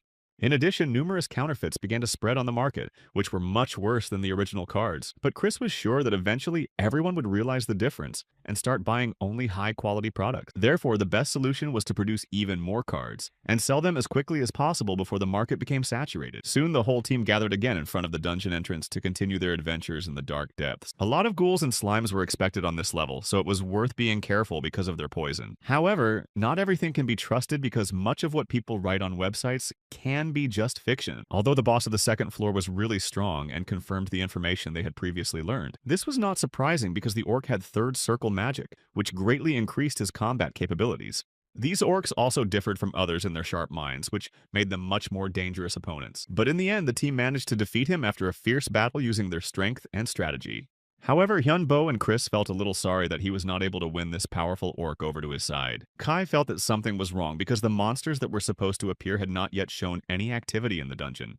Their complete absence looked suspicious, so it was assumed that they were simply scared and hid. But Henbo was not going to wait and decided to send his monsters on a reconnaissance to find out the truth. He immediately called on several of his subjects to explore the area and report back to him. Kessel suspected that the monsters could have been ambushed and were waiting for the right moment to attack the team. The owner, meanwhile, decided to scan the dungeon himself to find traces of any activity, and eventually he managed to find a massive ancient door that hid something very important behind it. It was the boss room of this level that remained unexplored and was waiting for its first visitors. It was behind this door that the powerful presence of the monsters that were hiding from the team was first felt. Until that moment, no one had dared to enter it because no researcher had been able to pass this dangerous zone. Kessel immediately stated that there were a lot of evil spirits waiting for everyone who tried to enter. Kai reminded them that they were also evil, so they could easily sense the presence of other otherworldly creatures. Despite the danger, the team still had to find out what was behind the door. They had to be as careful as possible not to give away their presence and invite an attack. However, Hyunbo managed to spot one of the monsters that was there, and its appearance was surprising. None of the team even knew how to interpret what they saw, because it did not meet their expectations. After the experience, they decided to return home to prepare for further research. Chris immediately began questioning Hyunbo, trying to understand what he had seen and how dangerous it was. He only briefly told her that he had seen a dragon that seemed much bigger and scarier than any monster they had ever seen before. It was a dragon with white bones, or a bone dragon as they called it, and it looked like it was made from the remains of hundreds of other creatures that had died there. Although Chris said it was unlikely to be a bone dragon, because such creatures usually have a cold origin and there were no signs of low temperatures around. Dragons are connected to nature and each has its own characteristics that determine their strength, speed, magical abilities, and even the ability to repair damaged bodies. Only cold white dragons can have white bones because their bodies are adapted to extreme conditions, and they are often covered with ice armor to protect them from attacks. But the fact was that Hyunbo hadn't seen anything like cold or ice, and it went against everything they had learned about dragons in preparation for the dungeon. Chris then suggested that it could be another evil being that had assembled the monsters from the bones left behind, creating a new monstrous beast they had never seen before. Usually it takes a long time to fully form, so this dragon is not yet that strong. But if it is given more energy, it will quickly reach its peak and become invincible. Then Chris started talking about the levels of the dungeon and the monsters, explaining that they were all connected in some way and that each floor was more difficult than the last. She thought that their strength directly depends on their number because the more monsters there are, the easier it is for them to distribute their blows and the harder it is for the heroes to break through the crowd of enemies. That is, all the power of the third floor is on the boss and not on the monsters. And if so, he will be very strong because he will receive all the energy of the dungeon that should be distributed evenly. Henbo even doubted that they would be able to survive because they were facing a creature that clearly exceeded all their expectations and could destroy them in a matter of minutes. But Chris promised that Hyunbo would live because she always found a way out, even in the most critical situations, and believed that this time they would find a way to win too. They just can't not go back because if they retreat now, this monster will become even stronger, and then no one will be able to stop its destructive power. These words encouraged the team a bit, so they gathered their strength and prepared for the decisive battle, knowing that they might not have another chance. He also added that he relied on all the skeletons because they were not just servants, but a real army that could change the course of the battle if their capabilities were used correctly. From that day on, everything changed and the team began to train more because they realized that they needed to not just survive, but become much stronger to cope with the new threat. They trained very hard, and so 3 months passed during which each of them significantly improved their skills, and their tactics became even more thoughtful and effective. Finally, they were ready to go into the dungeon knowing that they were about to face the most dangerous battle of their lives, and that the entire future of this place depended on their victory. Now they all knew that they had only one chance, and if they lost it, They would never be able to come back here and finish what they had started. And it will be harder than any previous battle because this time, their opponent is not only strong but also has an unknown power that can get out of control at any moment. Therefore, they simply must win because if they fail, this monster can escape from the dungeon, and then there will be no place that can resist its power. Hyunbo left the other smaller monsters to Kai because he knew that his friend would handle them well and be able to hold them back while they fought the main threat. And in front of the team were other conquered skeletons that were supposed to help them hold off the boss's onslaught and create the perfect conditions for the final blow. But the dragon immediately tried to take them over himself because he felt that their power could become part of his own and make him even more dangerous. So Hyunbo intervened to stop him from doing so, knowing that if this monster gained control of their allies, their defeat would be inevitable. After that, Hyunbo ordered Kessler to prepare for the attack because they had to act quickly before the dragon regained its strength and became even more formidable. He and Kai threw the bombs they had been preparing for a long time at the monster because they knew that these explosive devices could cause serious damage and create the moment for a decisive blow. Kai added that they needed more skeletons to make a bigger impact because their combined attack could be the force that would equalize their chances against the powerful enemy. It was only a short time before they would win because the dragon was losing strength, but at the same time it meant that it would become even more unpredictable and dangerous. Now the team's mana defense was too weak, and if they didn't find a solution, they might not survive the battle. But Kai just said that complaining won't help, and if his friend doesn't want to die, he should try to do something useful. Despite their fatigue, the skeletons continued to attack the dragon without giving it a second to recover or counterattack. Then Henbo summoned the clay golems because they could withstand strong blows and protect the team, at least for a while. Others used explosions, and Chris created a huge fire sphere that rotated around her, gaining even more power. Finally, after continuous attacks, this mighty dragon was brought down to the ground. It seems they managed to destroy the core in its head. It seemed that victory was already in their hands, but at that moment Kessel abruptly moved away and was very far away. At that moment, something went wrong and the skeletons quickly rushed to Hyunbo to bring him back to life after a strong blow. When he finally opened his eyes, he saw a huge dark figure radiating incredible power. A real monster stood before him, not even close to resembling an F-class dragon, because its strength was simply incredible. According to all the rules, the boss of the third floor was supposed to be an orc necromancer, but this monster clearly had nothing to do with him. The fact is that the orc was almost destroyed by other players and therefore had no chance of survival. And feeling that his end was near, he desperately used all his strength to create this dragon. However, due to the loss of his strength, he was unable to control his creation, and the dragon got out of his hands. Immediately after that, this monster became even stronger and began to consume everything it could find around it. Having freed himself, he instinctively tried to survive, so he took energy from both his creator and other creatures. But even so, it failed to reach its final form because it had no core of its own. That's why even after their strongest attack, this monster kept moving and rushed at them again. Hyunbo quickly said that they should buy some time, and in the meantime, Chris should prepare to attack. But Hyunbo and Chris's strength was almost zero, so they could barely move and had no way to strike or even defend themselves against the attack. Kessel said that Hyunbo could take his mana because he couldn't fight now anyway, and any attempt to resist the enemy would be a waste of energy. The young man thanked him and took almost all of the skeleton's mana, realizing that without it he had no chance of winning, and would not be able to leave here alive. But despite this, the mana was still not enough, and even after taking almost all the supplies, he realized that the situation remained critical, and he had to look for a way out. This means that they have only one way out, namely to take a risk and make a desperate move that can either save them or lead to a complete collapse. However, now the guy felt as if he had lost something very important, and even though he had gained mana, his strength was not the same as before, leaving him empty. His life had been shortened, but he still had enough mana to try to fulfill his plans and take the last step towards survival, even if it cost him everything. Chris began to worry about him, but Hyunbo assured him that everything was fine, even though he knew that his condition left much to be desired and that time was running out. For him, there was no point in the future if there was no present, so he decided not to be afraid of the consequences and act here and now, regardless of the risks. Now, the main thing for them was just to survive and get out of here, because staying in this place meant certain death, and every second could be their last. It also turned out that they still had bombs that they could use as a last chance to change the situation and give themselves the opportunity to get out of here.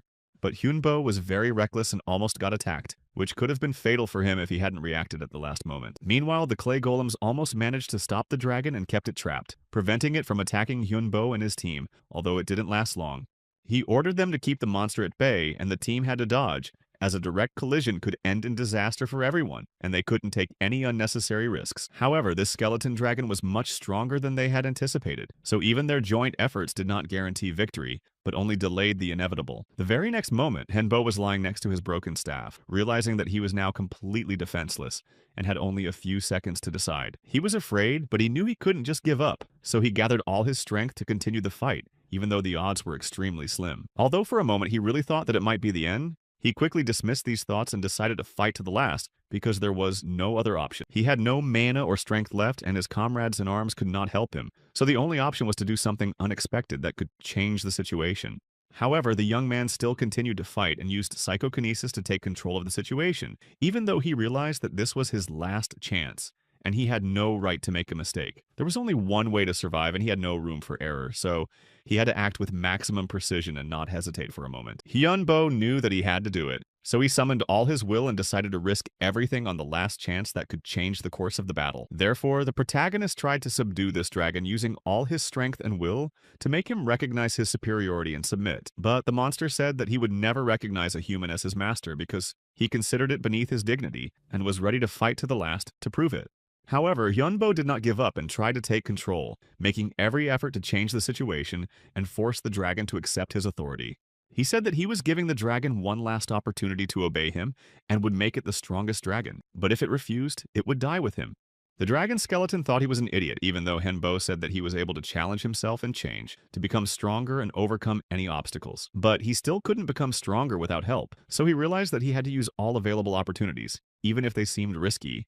Hyunbo gave him one last opportunity to obey or he would destroy them both, realizing that there was no other way out and this was their last chance to survive. He was so confident that he went on to tell the dragon that he was its master and that it had to accept it. Otherwise, they would not survive this battle. Hanbo continued to try to tame the dragon, despite the fact that it stubbornly resisted and would not submit even after so many attempts. It had been 329 days since Henbo first tried to explore this dungeon, and he had faced many trials and dangers.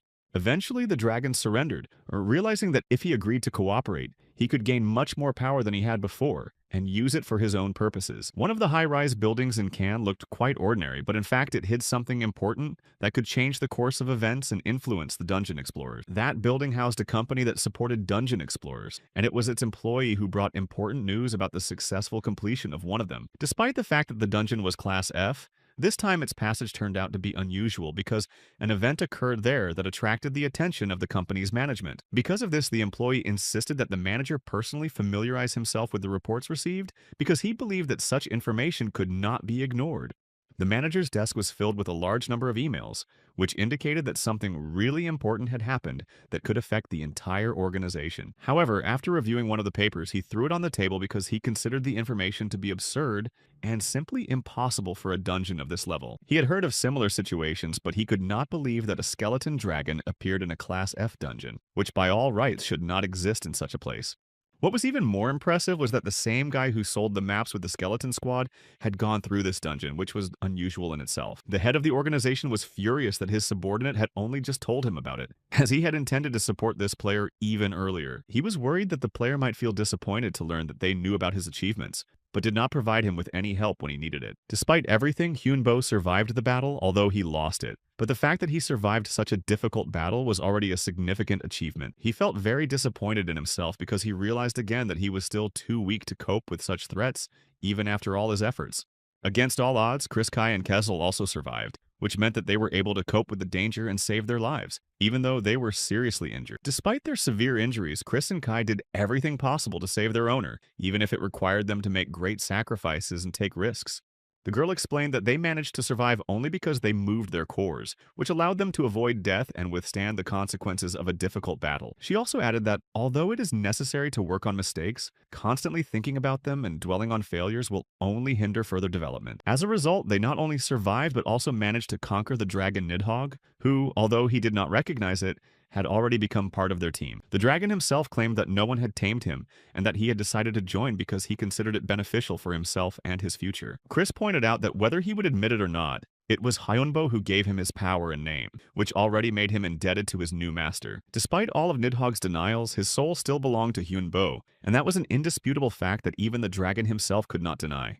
Of course, he didn't like it, but he couldn't deny the obvious, because he realized that his fate was now tied to someone he had recently considered weak. He also warned that if Hyunbo did not fulfill his promise of great power, he would not hesitate to destroy him, even if it required betrayal.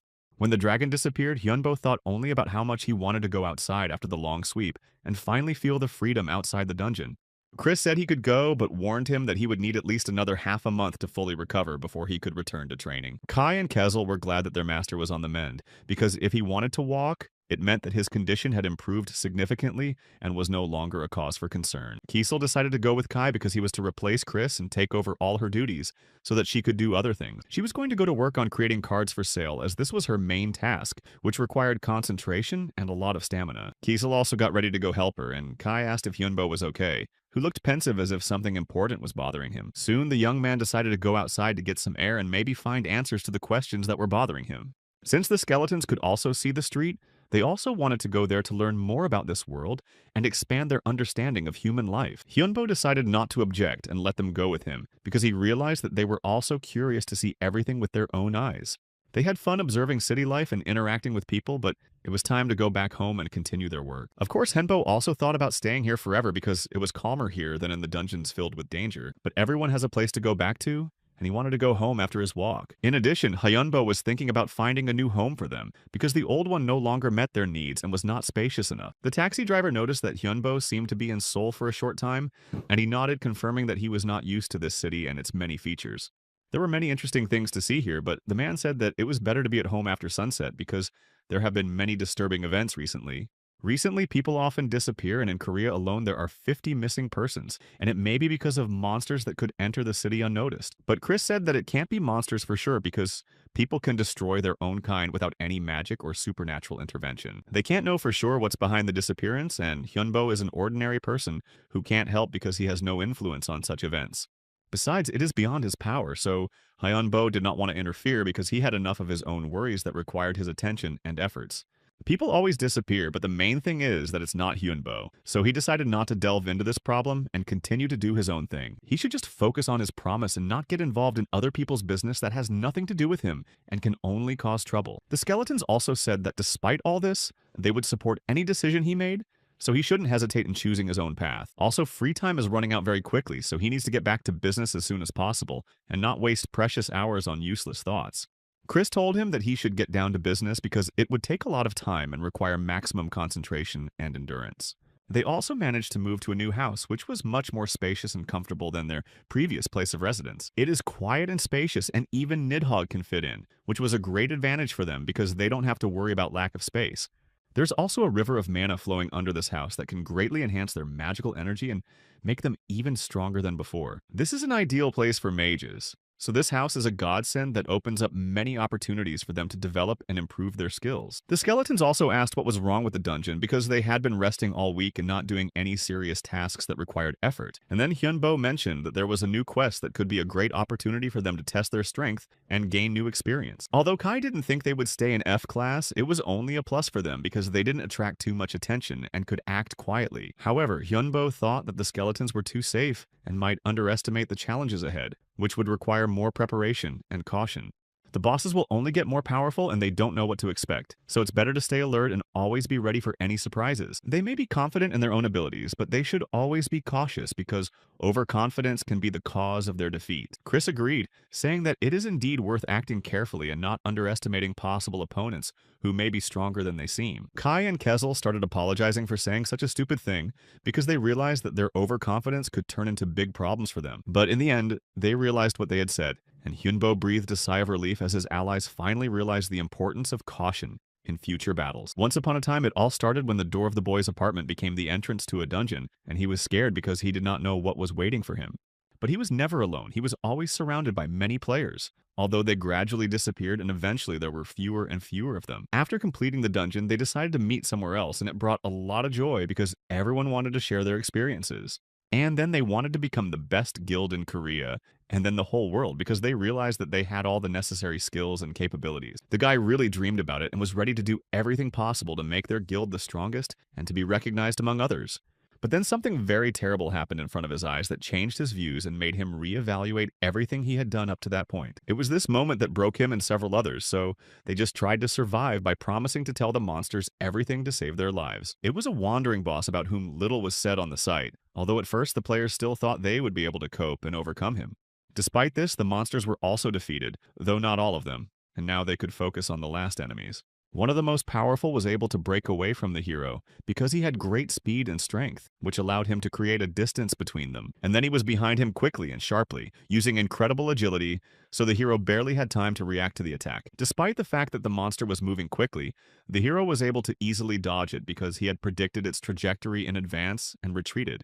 In addition, they saw a bone dragon in front of them that seemed extremely threatening, even though it had not yet gained its full strength. But this character objected, saying that it was only a skeleton because it was still too weak and unable to show its full power in battle. Then he added that later this dragon would become stronger, and then no one would be able to defeat it, even under the most favorable conditions. After that, Nidhogg began to enjoy his meal, not paying attention to the events around him, because they did not matter to him. The young man sat down next to the victim, seeing that he needed help, and decided not to leave him alone in such a difficult situation. The hero also needed it, so he asked if he was ready to help as well because together they had a better chance of success. The young man offered a deal but asked what he could give him in return as he was not going to act without benefit to himself. The victim said that he would give anything because he realized that he had no other choice in this situation. Hyunbo then said that the guy's soul would be enough, and this contract would be more than enough to fulfill the agreement. Meanwhile, the cards began to sell well and the demand for them grew, bringing profit to those who had bought them earlier. Although Chris was angry that it took so long, even though she had sent the instructions, she realized that it was inevitable. But the hero assured that those people were new to magic, so it was not easy for them to quickly get used to it and fulfill all the requirements. In the dungeon, the masked guy said that he would return the victim's hand if he signed a contract and agreed to the terms. But another participant thought that it was impossible to return the limb at all, because he considered such magic to be something too complicated and unattainable. The guy agreed, saying it was really hard to believe, but he was willing to take the risk because he had no other choice. That's why he decided to do things a little differently and find a way to realize his plan without excessive losses and risks. Applying his skills, the young man used the magic of restoration to begin the process of regenerating the lost body parts. And a miracle happened, because the guy's lost arm returned, which was an indisputable proof of the power of his magical abilities. They didn't know who he was, but the masked young man called himself Wonyo and introduced himself to them as a new ally or potential enemy. Then he asked about the contract because he needed to know if the boy was ready to fulfill his promise. After that, all the survivors raised their hands, saying that they agreed to the terms offered because they realized that there was no other choice. That day, Wonyo signed 21 soul contracts, and the first condition was not to tell anyone about it to avoid problems. The second was to give him all the mana crystals during the raid, which was to provide him with a constant source of magical energy. He then gave them a book with information about spell cards so that they could better understand their properties and applications. As a result, he began to receive a percentage of the sale of each one without doing anything because he controlled the entire process through contracts. The selectors were surprised that Hyunbo signed the contracts because he said he didn't want to use his power in this way and wouldn't betray himself. But now everything was different because he needed to increase his power in order not to be left behind and maintain his advantage. The contract of souls is stronger than the contract of mana, and the non-disclosure clause would give them a secret connection and ensure their safety. Then Kai thought about this clause of the contract because he realized that it could have hidden consequences and certain risks. He even called the owner a gray cardinal of this world, believing that he was directing events from the shadows and controlling the situation. But Hyunbo said that this was not the case, although it seemed that the young man himself believed so because his actions only confirmed this assumption. Meanwhile, they had a new quest that could change the situation and give them the opportunity to achieve more in a short time. The guy looked at the screen, realizing how much time had already passed and that they needed to act faster to complete the task on time. So he thought that this time the quest would be strange and might have unusual conditions or an unexpected ending. However, Kezel and the others began to assure him that even in this case they would cope and be able to complete the task without any problems. Meanwhile, they moved forward and Kezel was very bored because he wanted to get into the battle and test his strength. They had been running around for 30 minutes and he wanted to try out the equipment, but they hadn't encountered any enemies yet. It was only at that moment that Hyunbo told them to get ready because he felt something suspicious and decided to warn everyone in advance.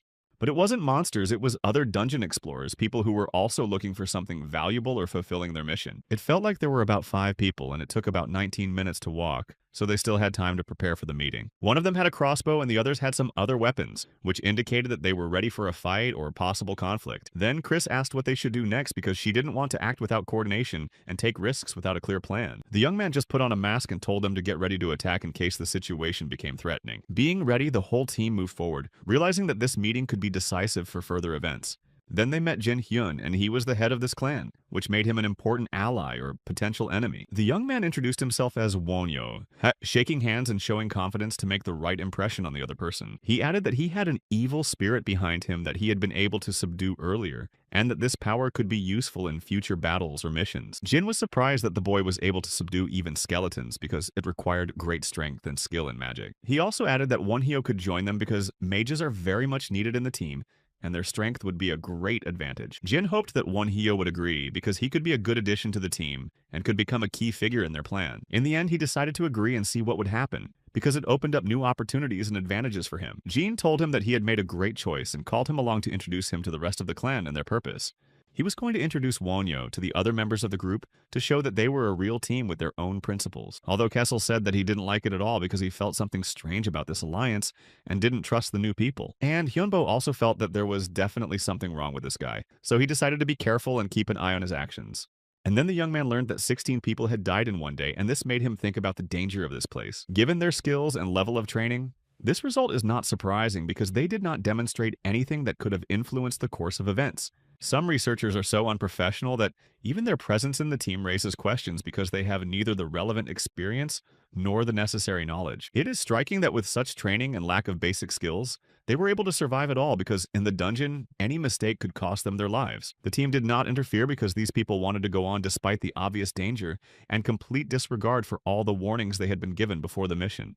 Chris felt sorry for those who had to check the information about this quest, as it seemed to be a complete chaos and contained a lot of contradictory data, which made the work much more difficult. Despite the difficulties, the team had a significant advantage, so it was dangerous to delay because any delay could give their opponents an additional chance to seize the initiative. Chris mentioned that Jin Hyuk was online right now, which meant they could immediately seize this chance and try to get more information. But Hyunbo didn't realize when she took his phone because he was so focused on discussing the situation that he didn't even notice her actions.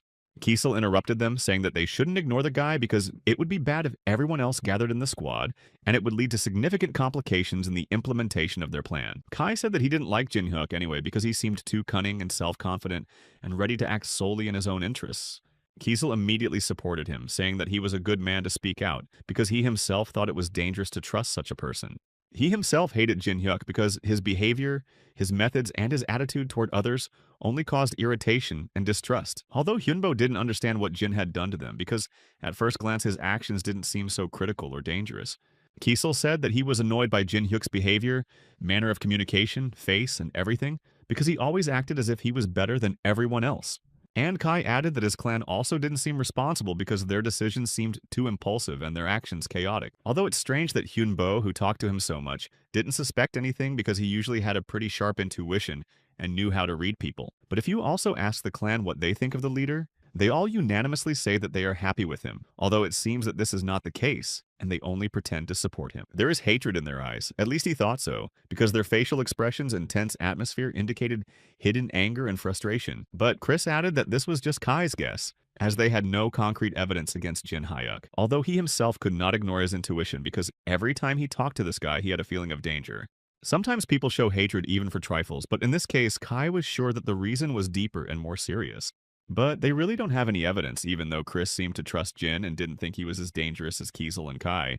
Nevertheless, she said that she would get rid of him as soon as possible because she was used to acting proactively and not waiting for the situation to get out of hand. But first, they had to take care of everything and make sure because if they made a mistake, it could have serious consequences. She only said this because she was sure that she shouldn't be with him because he could cheat at the most inopportune moment. Hyunbo began to worry and asked what the reason was because he thought Chris knew more than he was saying. After that, the young man listened to Chris's story and realized that the situation was much more serious than he thought. And he had no choice but to agree with her because all her arguments were logical and convincing. Now, they definitely have to get rid of Jin Hyuk before it's too late, because every minute of delay gave him the opportunity to act first. And it seems that soon they will have a great opportunity because events have begun to develop faster than they expected. He had just posted one ad on the website and it could be the perfect moment to realize their plan. Jean believed that they needed to work together and unite because they were in danger, and the meeting was to take place in 3 days, which gave them time to prepare. So they still had time to prepare, but they couldn't afford to waste a second. Chris stood up and said that they needed to think this through very carefully because any mistake could cost them too much. In the end, she acted as she usually does in a focused, cool manner and without any hesitation. Hyunbo could even sense her wild desire to deal with the problem because she could not tolerate situations in which she did not have full control. Eventually, 3 days passed and they all gathered in the dungeon together, each ready for the decisive moment. At that moment, Jin started to speak and asked if anyone could hear him, because he wanted to make sure that everyone was listening. It seemed that everyone was there, so he was ready to start and not waste time on unnecessary formalities. He first thanked them for coming and then got to the point because he realized that everyone wanted to hear the main thing as soon as possible. Jin began to tell us that even his clan, which had been preparing for the battle for a long time, was now in a state of shock because of the unexpectedly high level of monsters. This place is extremely dangerous because if you let your guard down for a few seconds, you can say goodbye to your life without any chance of escape. However, even in such a dungeon, there were those who were able to pass it and left comments on the site with tips and impressions. Therefore, Jean decided to encourage others by saying that they were no worse and could also pass this test despite the difference in skills. However, he emphasized that they should be sober about the situation because sooner or later they would face serious financial problems. They will be able to destroy a huge number of monsters, but due to the large number of participants, profit distribution will become a difficult task. This will certainly lead to conflicts between the group members, and the situation will gradually begin to spiral out of control and put them in danger. To avoid such problems, Jean thought of an effective way to maintain order in the team. He suggested creating an official guild right away to organize their group and set clear rules. The site has already posted some fresh information about the guild that may influence their decision and further actions in the dungeon. It states that the profit in the guild automatically increases by 30% compared to the individual passage. That's why Jean insisted on forming a guild, as it would give them a significant advantage over other hunters. In addition, he immediately nominated himself for the role of master and head of this new organization. At first, no one said anything and the room was silent as everyone pondered his words. But then Jin explained that he should become the head because of his unique superpower and natural talent for leadership. Despite his confidence, many people were incredulous because they had no proof of his exceptional abilities. Jin decided to explain that he possesses a B-class skill called Dominance, which allows him to lead those weaker than him. However, this skill does not affect those with a much higher level than him, which is its main limitation. However, the guy promised that he would constantly develop this skill to gradually expand its capabilities. If he succeeds, he will be able to create a powerful clan that will have a huge impact and become the strongest among others. After hearing his arguments, many people were still hesitant, even though this prospect looked extremely attractive and promising. Jean assured that all those who signed the guild membership agreement would receive power from him that would help them survive. To demonstrate this, he decided to show the effect of his ability by calling someone from the crowd to him. Genie explained that all he had to do was say the words of consent, and the person would officially become his subordinate. As soon as the guy agreed, the system instantly recognized him as a member of the guild, and he began to feel changes in himself. After checking his skills, it became obvious that after joining the guild, he really became much stronger. It was incredible because in just a few seconds, his skills improved, and he became much more effective. With this rate of development, they will be able to easily overcome all difficulties in the dungeon, and not be afraid of enemies. The further they advance, the stronger they will become, which will open up new opportunities for growth. Thanks to his ability, all participants could be sure that they would be able to pass this test without fatal losses. And everyone who signs a contract with Jean will become stronger and receive a significant increase in abilities, which will make them more dangerous in battle and give them an advantage over their enemies. That's why the boy was ready to take an oath of mana to prove his commitment to his ideals, and show that his intentions are sincere and unwavering. This is an oath that cannot be broken because it will end very badly for this person, and will have terrible consequences that could lead to his death, or even worse. So he vowed that he would not give his trainees meaningless tasks and would not force them to do something that was contrary to logic or put their lives at unnecessary risk. This won over the others, and they thought that Jean was truly worthy of the title of leader because he had shown himself to be a leader who was not only strong, but also fair in his decisions. So Jean thanked them for trusting him and assured them that he would do his best to meet their expectations and lead them to a common goal. Eventually, Wonhyo himself spoke up, having been silent until then, but carefully observing and analyzing the situation. He said that he had known before that Jin would want to create a guild, because from the first meeting he saw in him leadership qualities and ambitions that exceeded the limits of an ordinary magician. But he was really surprised by Jin's skills because, even among experienced mages, few could gather people around them so quickly and win their trust. He was glad to hear compliments from a magician like Wonhyo because it meant that he was recognized not only by his subordinates, but also by those who were equal or even stronger. However, the boy wanted to ask him one question that was bothering him and could change his mind about everything that was happening around him. Jin's skills strengthen his wards, but this also applies to his own abilities if they are at a high level or he is able to control a huge amount of energy. And at that moment, Wonhyo said that because of this resistance, those 16 people disappeared, unable to withstand the load that Jin had imposed on them with his orders. Jin didn't seem to understand what he was talking about, but he was worried because if it was true, his powers were not only powerful but could have terrible consequences. Wanyo said that all these people simply could not stand his orders, which is why this happened, because not everyone can cope with what is imposed on the level of mana. Then the boy asked if there was anyone else here with the same power as him, and if this could mean that the other wards were also in danger if they obeyed his orders. Jin screamed, saying that he was innocent, and finally said that he would swear if necessary to prove that he had done nothing wrong and had nothing to do with it. This he did, only to panic more and say that he had nothing to do with it, and that Wonhyo was just trying to accuse him without any evidence. People thought that oaths can't lie, so the magician was wrong, because if Jin was really guilty, she would have punished him for lying. Kiesel wanted to kill Jin, but he had to hold on because he couldn't act rashly until he found out all the details and got confirmation of what he had said. Then Wonhyo said that he would be a little more precise so that no one would have any doubt about what exactly happened to those 16 people. He said that Jin had ordered those 16 people to kill each other, and they could not disobey because they were bound to him through the Oath of Mana. That was his entire order, which he gave without hesitation, and then just watched them do his bidding and kill each other. In the previous dungeon, Jin was one of 28 explorers who went there in search of artifacts and knowledge that could change their lives. He did not stand out in any way, although he tried very hard to do so because he wanted to prove that he was not just an ordinary magician, but deserved something more than others. And in the end, he managed to get superpowers and fulfill his dream, which was to become so powerful that no one could challenge him. But he was actually a terrible person who would stop at nothing for his own power and had no pity for those who stood in his way. And the Mana Oath made people obey him, and Jin showed his true face only at the end of the raid when he was already sure of his victory. People were ordered to destroy each other and had no choice because they were bound to him through the power they had received and could not resist his will.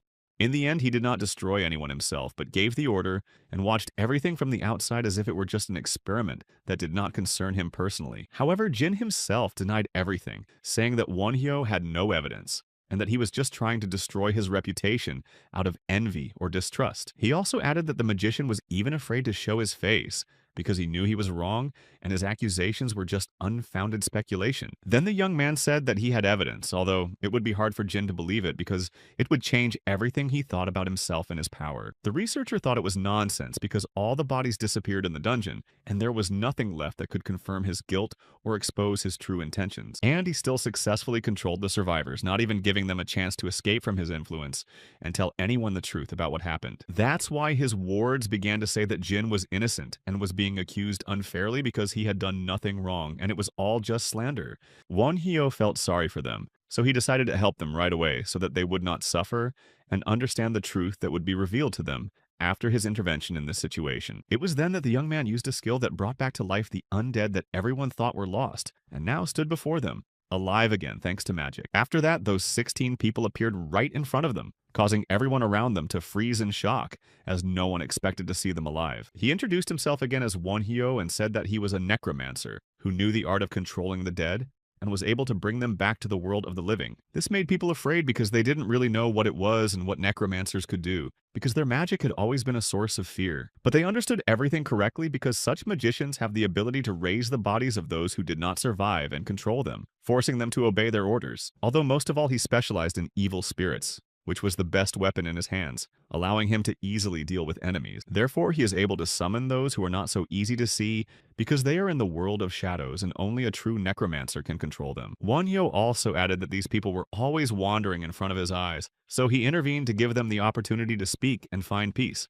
Jin continued to shout, saying that it was all nonsense and an illusion created to deceive everyone around him and make them doubt his words. And his wards continued to say that the genie was innocent and could not have done anything wrong, so they did not believe in all these magical tricks.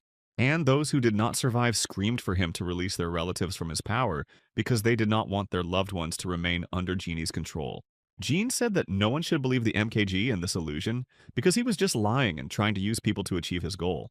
The wards were afraid but continued to say that Jin Hyuk did nothing, and all the accusations against him were just an attempt to destroy his reputation. They even started to cry, saying and begging to believe Jin because only he could lead them to success and save them from all threats. But after that, most people chose Wonhyo's side, realizing that his words sounded more convincing than Jin's excuses. They began to say that Jin would never become the head of the guild, because they would not allow it because his methods were no longer trustworthy. Jin had almost succeeded, and only this Wonhyo prevented him from doing so by ruining all his plans and putting him in a hopeless situation. Because of this, he became very angry and rushed right at the guy, hoping to quickly deal with him and regain the advantage. However, Kessel intervened in time and protected his host from the blow, preventing Jin from achieving his goal and forcing him to retreat. Jin went on to say that people would become toys in Wonhyo's hands and that he could not be trusted because he was just using them for his own purposes. Therefore, he continued to fight for his title, saying that he was right and that only he was capable of leading the guild to victory. After that, an even more intense battle began between him and Kislam to determine which of them was actually stronger and worthy of power. Jin realized that he couldn't do it without a fight, so he called for help from his subordinates and ordered them to attack and destroy the enemies. But Wonhyo ordered Kesla not to harm ordinary people because they are innocent, and should not suffer because of other people's ambitions and struggles. Therefore, the skeleton simply defended itself and protected its master, not hitting people but not allowing them to get close to Wonhyo. Kessel also added that they were very strong, and it was hard for him to fight back because their numbers and fighting skills made the battle more difficult. Jin laughed, saying that Wonhyo's skeletons would never be able to handle his men because they are weak and unable to fight back. But then Chris stepped in and prepared a spell to change the course of the battle and help Wonhyo gain the upper hand. She easily managed to throw off one girl who was under Jin's influence thanks to her magic, which was much stronger than their defense.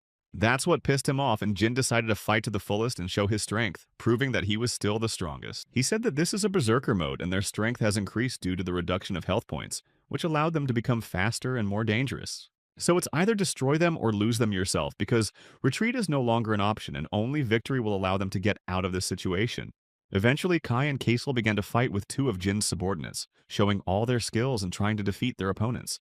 But at that moment, Chris used the ice arrow skill, which flew forward and hit her target, making her shiver from the cold. She hit the girl in front of her, but she immediately reacted by activating her abilities to fight back. Hanbo realized that these people had incredible strength, and their endurance far exceeded his expectations, making him tense. Jin himself did not hesitate to rush forward with the intention of destroying the guy, and leaving him no chance of escape in this battle. He decided to make even the skeletons betray their master and take his side, creating a serious problem for the young man. However, the young man calmly stated that Jin had made a fatal mistake by choosing him as his enemy because this decision would be his last. After these words, Hyunbo called on his dragon, and it instantly reacted by pinning Jin to the ground with its powerful paw. The boy could not even move from the strength of the beast because the grip was so powerful that he could feel his bones crunching. However, Henbo's army of skeletons still could not withstand the onslaught of the researchers' wards, who attacked incessantly, forcing them to retreat. Despite this, Chris, Kai, and Kessel successfully dealt with the enemies without giving them a single chance to escape in this fierce battle. Henbo came forward saying that the genie was very close to his victory, and if not for his mistake, everything could have turned out differently. Therefore, if he had guessed about his plan in time and implemented it properly, it is likely that victory would have been on his side. The young man was ready to finish him off, but Jin suddenly started screaming loudly, begging for mercy and trying to save his life. He shouted that he would never do anything like that again, and that he had learned his lesson, so he begged Hyunbo not to kill him and give him another chance. But then Wonhyo asked him if he had ever saved anyone who begged him for help, and if he had ever shown mercy when it was needed. And then the genie shouted even louder, claiming that he had indeed saved people and that he was not like they thought he deserved to live. But Wonhyo knew that this was a lie and it made him even angrier. So he said that he hated people like that who made hypocritical excuses. After that, he immediately struck at him without any hesitation, using all his strength and destroying his opponent without leaving him a chance. After returning home, Henbo began to feel very nauseous and could not get away from the thought that he had really taken someone's life with his own hands. He had really managed to kill a man, and this thought did not leave his mind, making him doubt the correctness of his actions and decision. He destroyed him completely and heard his bones crunching, so he could not forget what he had done because this moment was engraved in his memory. But the skeletons began to praise their master, saying that he was very strong and that he had approved his power by destroying such an insidious enemy. They said that he had destroyed a bad man who did not deserve mercy, and had done exactly what he had to do for the sake of justice. But Hyunbo said that perhaps there was another way out of this situation, and that he could have done something differently without resorting to extreme measures. And most importantly, the genie said that the skeletons were also just the magician's toys, and he was right, because they only obey orders because of their nature. Chris, Kai, and Kezel listened to him only because he is their master, and this oath of mana makes them obey regardless of their will. But they do it not because of their own will, but because of a magical connection. So if the genie had not been destroyed, He could have used them for his own purposes, and among those whom he would have destroyed could have been themselves. So Hyunbo actually did the right thing, leaving the enemy no chance for error. But the young man didn't want to listen to their words anymore, so he walked out, saying that he wanted to be alone to sort out his thoughts. For the next hours, he just lay on the bed, looking at the ceiling, and then he could not stand it, and started crying into the pillow, feeling a lot of pain inside. He himself realized that this was the only possible way to survive in this situation, and not allow himself to die. But even so, the hero could not forget that he had taken a man's life, and this burden did not leave his mind. Hyunbo firmly promised himself that he would not forget any crime, even if it had to be committed for his own survival. He was convinced that in this way he could at least partially atone for his sins that he had already accumulated. Suddenly, however, skeletons entered the room and congratulated Hyunbo on reaching the 4th circle of magic. The young man was instantly worried and began to ask the skeletons what they meant and why it was important. The skeletons did not explain anything new, only repeated that Hyunbo had successfully reached the 4th circle of magic. He didn't seem to understand how it had happened, although the skeletons could immediately sense this significant magical change in him. Yesterday, his determination had strengthened his magical skills, giving him a new power he could use. He didn't like this way of developing, but he was glad that he was much stronger than before. The most important thing was that he was able to achieve this on his own, so the skeletons supported him and considered it a great achievement. Chris noticed that this was not the only reason he was promoted to the rank of 4th Circle Wizard, because there were other factors. It was only natural that he continued to develop as a magician and became stronger every day. After these words, Hyunbo thanked both Chris and all the other skeletons who helped him along the way. Obviously, they will not have fewer problems, but now they should rest to recuperate before new challenges. Although it seemed strange to Chris, she explained that there were too many people in the dungeon now. After they left, the players decided to form their own guild to protect them. However, they couldn't find a decent leader, and because of Jin, they began to suspect each other of almost everything. Some of the people even tried to find him on a message board, hoping to get more information. Mike and the head of the mages had also read reports of a necromancer and a skeleton dragon, though they didn't believe it at first. Such dragons are very powerful, so their presence in an E-class dungeon was really strange and unusual. However, Mike argued that only a necromancer with exceptional magical powers could tame such a dragon. The head of the guild had a different opinion, as he believed that the existence of such a strong player was quite possible in this world. There were too many reports about him online, and many people had personally witnessed his appearance. In addition, necromancers of this level must also exist somewhere, because magic of this level could not disappear. The man noticed that strange things fill not only the dungeons, but also the whole world around them. After these words, the head only laughed and thanked Mike for understanding his point of view so well. After a short conversation, Mike said that he should get back to his main business and tasks. At the same time, Kiesel was actively training with Hyunbo, honing his skills in joint combat. The skeleton emphasized that the young man could not just dodge blows all the time, because it would not make him stronger. However, after he became a 4th circle mage, his memory and speed improved significantly. Now he could even predict Kessel's movements, which gave him a great advantage during training. He felt as if he had become a completely different person with new abilities. Kazel was also surprised that Hyunbo had become so strong in just a few days, even though Chris had said that muscles were not the most important thing for a magician. She believed that muscles and physical strength alone were not enough to defeat a really strong opponent. Kazel once again asked Kai if he had a brain, but he did not change his mind and replied that a skeleton has only bones and nothing else. The skeleton took these words very sharply and challenged Kai to a battle, even though he told the truth and did not intend to offend or provoke him. Hyunbo looked at Kai in surprise and asked why he kept provoking Kazel instead of just ending the conversation peacefully.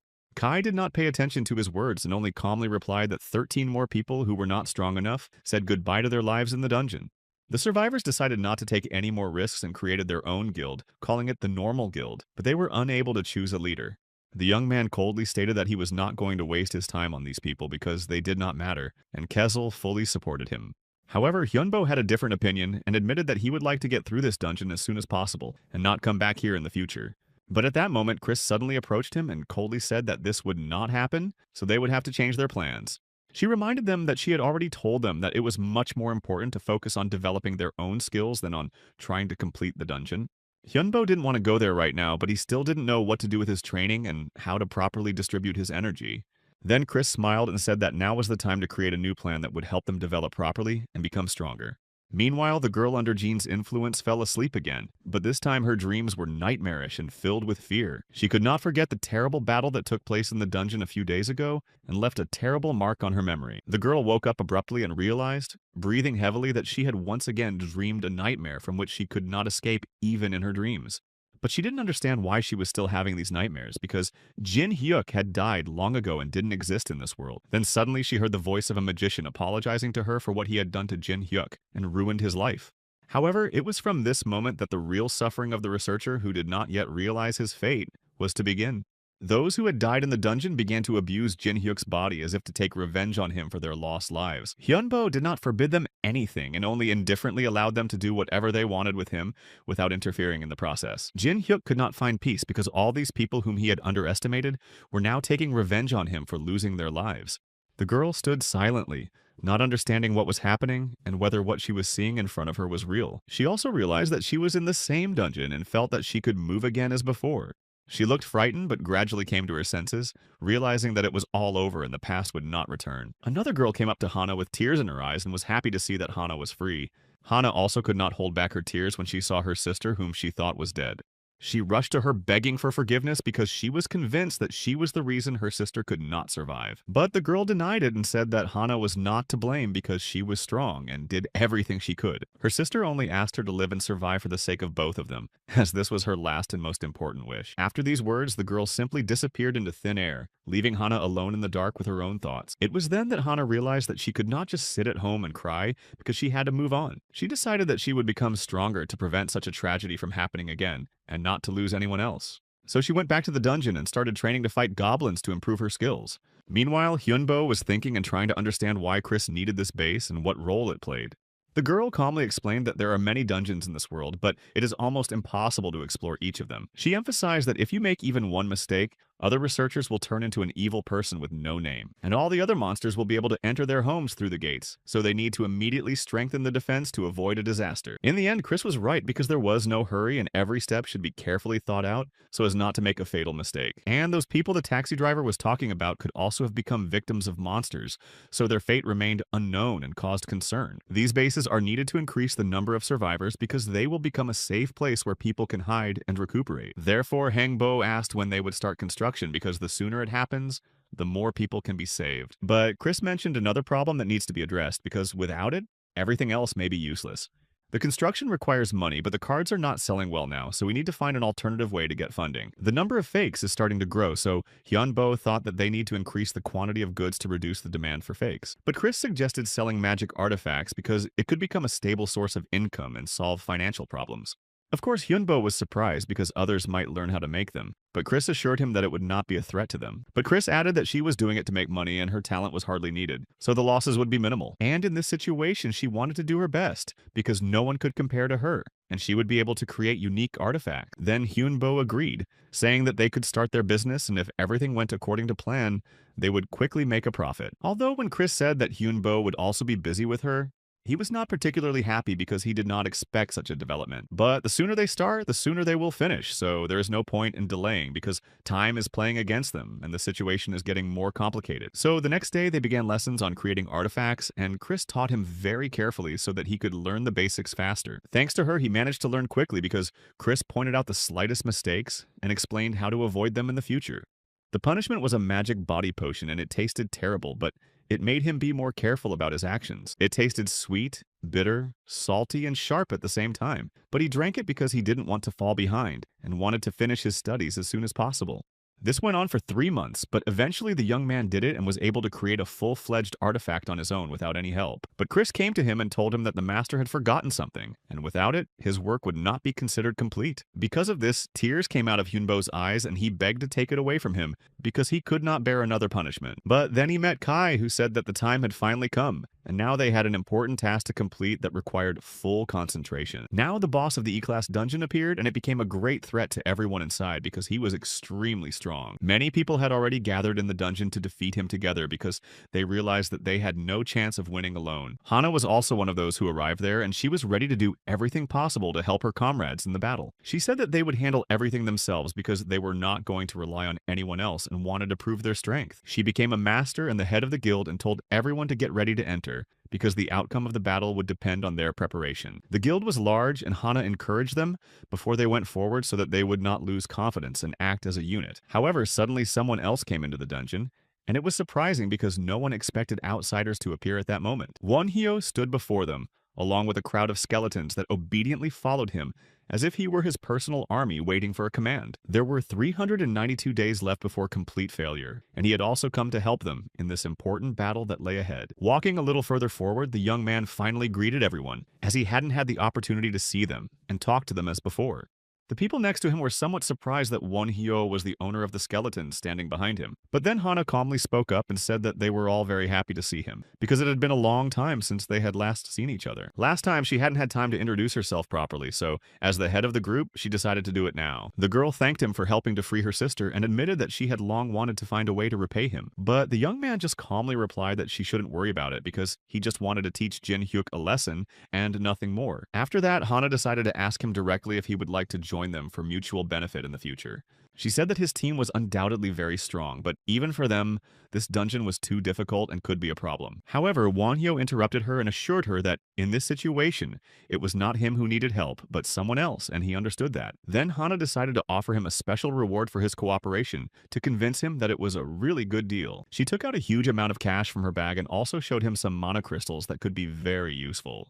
The total amount was a whole $1,000,000 as well as 5 valuable mana crystals, and she promised something else after the victory. Of course, the crystals were necessary for all of them, but $1,000,000 was not enough to convince Wonhyo to accept without hesitation. So he asked her directly how she was going to divide the reward among everyone to see if it made sense for the team.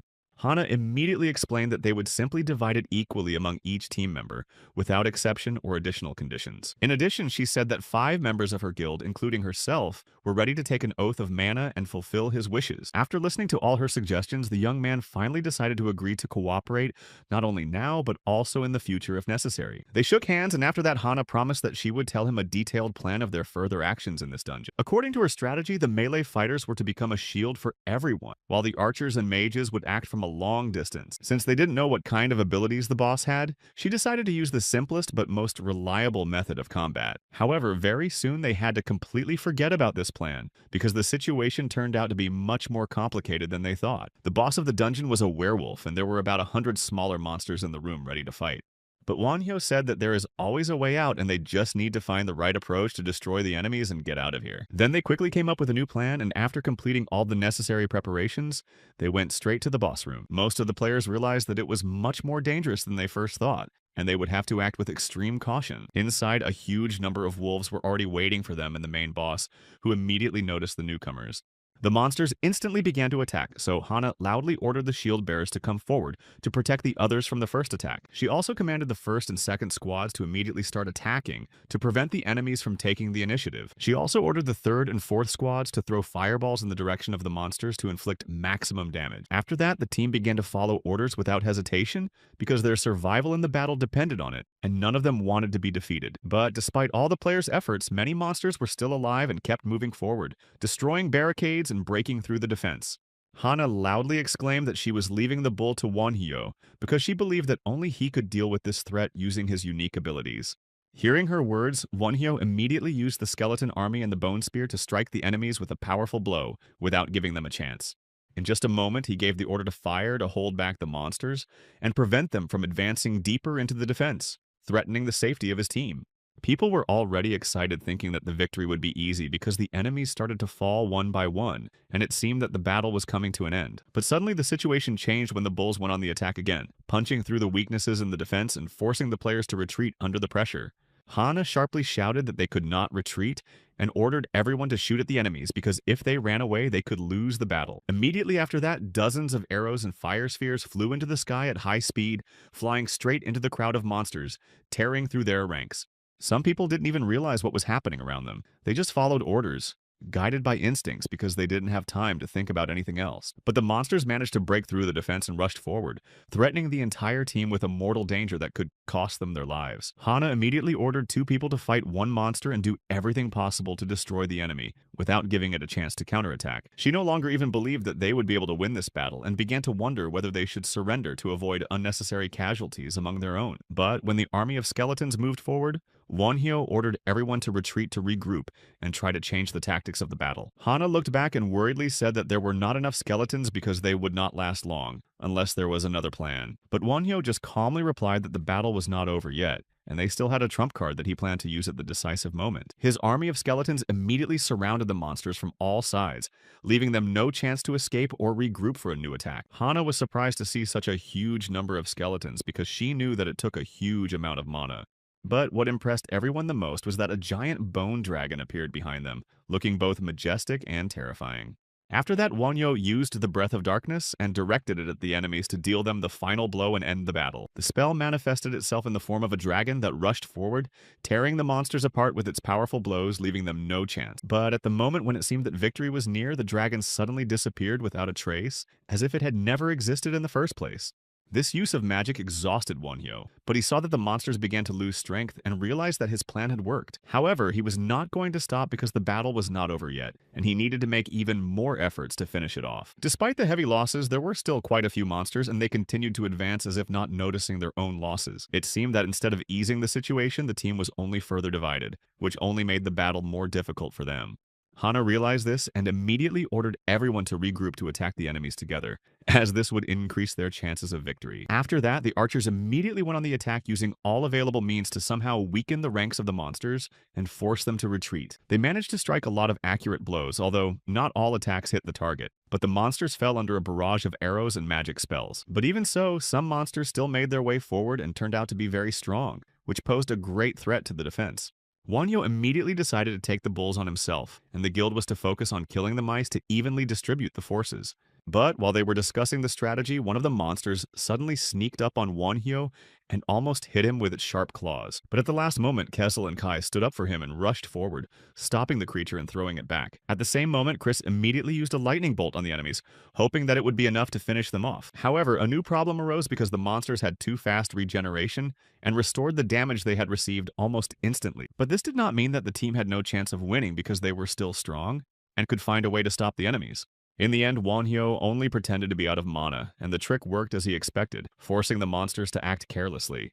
At that very moment, Kessel and Kai rushed forward on Wonhyo's orders to strike the decisive blow and change the course of the battle. Kai was the first to strike the monster with his sword, destroying it with a single blow and proving that the team still had the strength to win. Kessel rushed forward again to defeat the monster without hesitation and without paying attention to the possible danger that awaited ahead. But this wolf was very easily able to recover from his wounds, as if his body was designed for rapid regeneration, which made the battle difficult. Then Kai said that it would be better to strike at its neck as it could become a weak point that would quickly end the battle. He added that he would delay the wolf and let Kessel attack until it could recover from a series of devastating blows.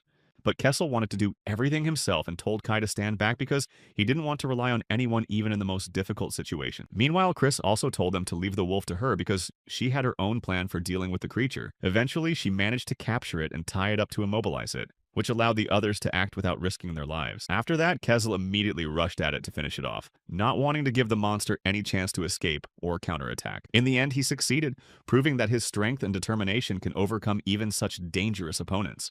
After the wolf fell, the core fell out of it, which contained a mysterious energy that they might need in the future. Wonhyo took it in his hands, saying that this crystal was very valuable and would be useful to them because it contained power that could be used. Meanwhile, Hana still continued to fight the monsters, not allowing them to gain an advantage and cause even more chaos around them. She threw herself at the bull in front of her to knock it down, using all her strength and skill to defeat the enemy. And the girl succeeded, after which she inflicted the last wound, making sure that the monster could no longer harm anyone. He was finished, but there were still many werewolves left, so she ordered to attack further without giving them a chance to escape. It was necessary to delay the monsters to prevent them from escaping and regrouping, because that would make it more difficult to destroy them later. Wonhyo came up behind her to praise her for her work, recognizing her contribution to the battle and wanting to show his support. He added that they had now completed the clearing of the dungeon, though they still needed to make sure the threat was gone. Although the guild did not understand what the mage was talking about, if there were still a lot of monsters that were still resisting and trying to escape. In the end, people began to rejoice that they had survived and that they had passed the test, because this battle could have ended much worse for them. Hana thanked Wonhyo on behalf of everyone, because without him, it would have been much harder for them to survive and overcome such powerful opponents. But the young man said that he had only fulfilled his part of the bargain, not considering himself a hero and not wanting to receive special gratitude. After that, Hana asked Wonhyo what he would do next, wondering if he would stay with them or go his own way.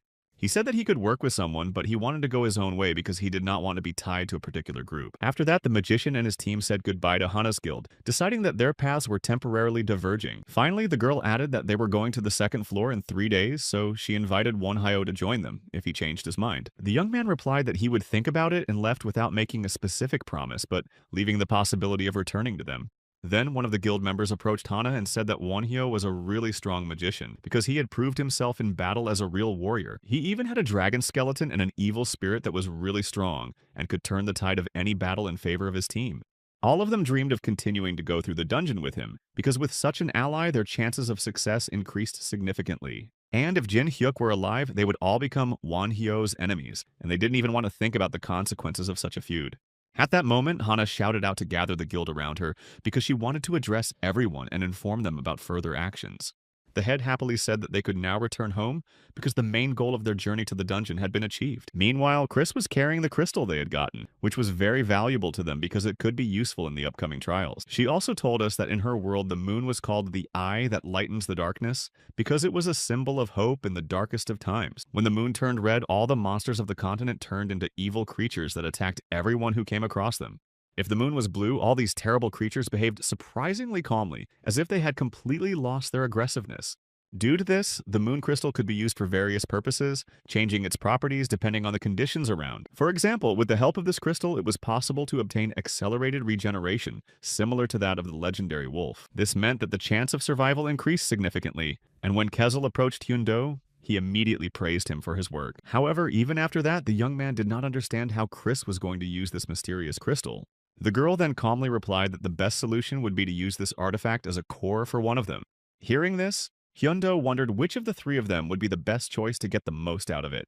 But unlike him, Kezel already had a clear understanding of the situation, so he decided to act without delay. Together with Kai, they unanimously stated that the right choice would be to give the crystal to Chris. She didn't even hide her surprise when her two friends expressed their opinion so confidently. Kai and Kiesel sincerely believed that Chris would be able to handle the core better than anyone else in their group. Thus, the decision was finally made, and now this crystal was to become a new core for Chris.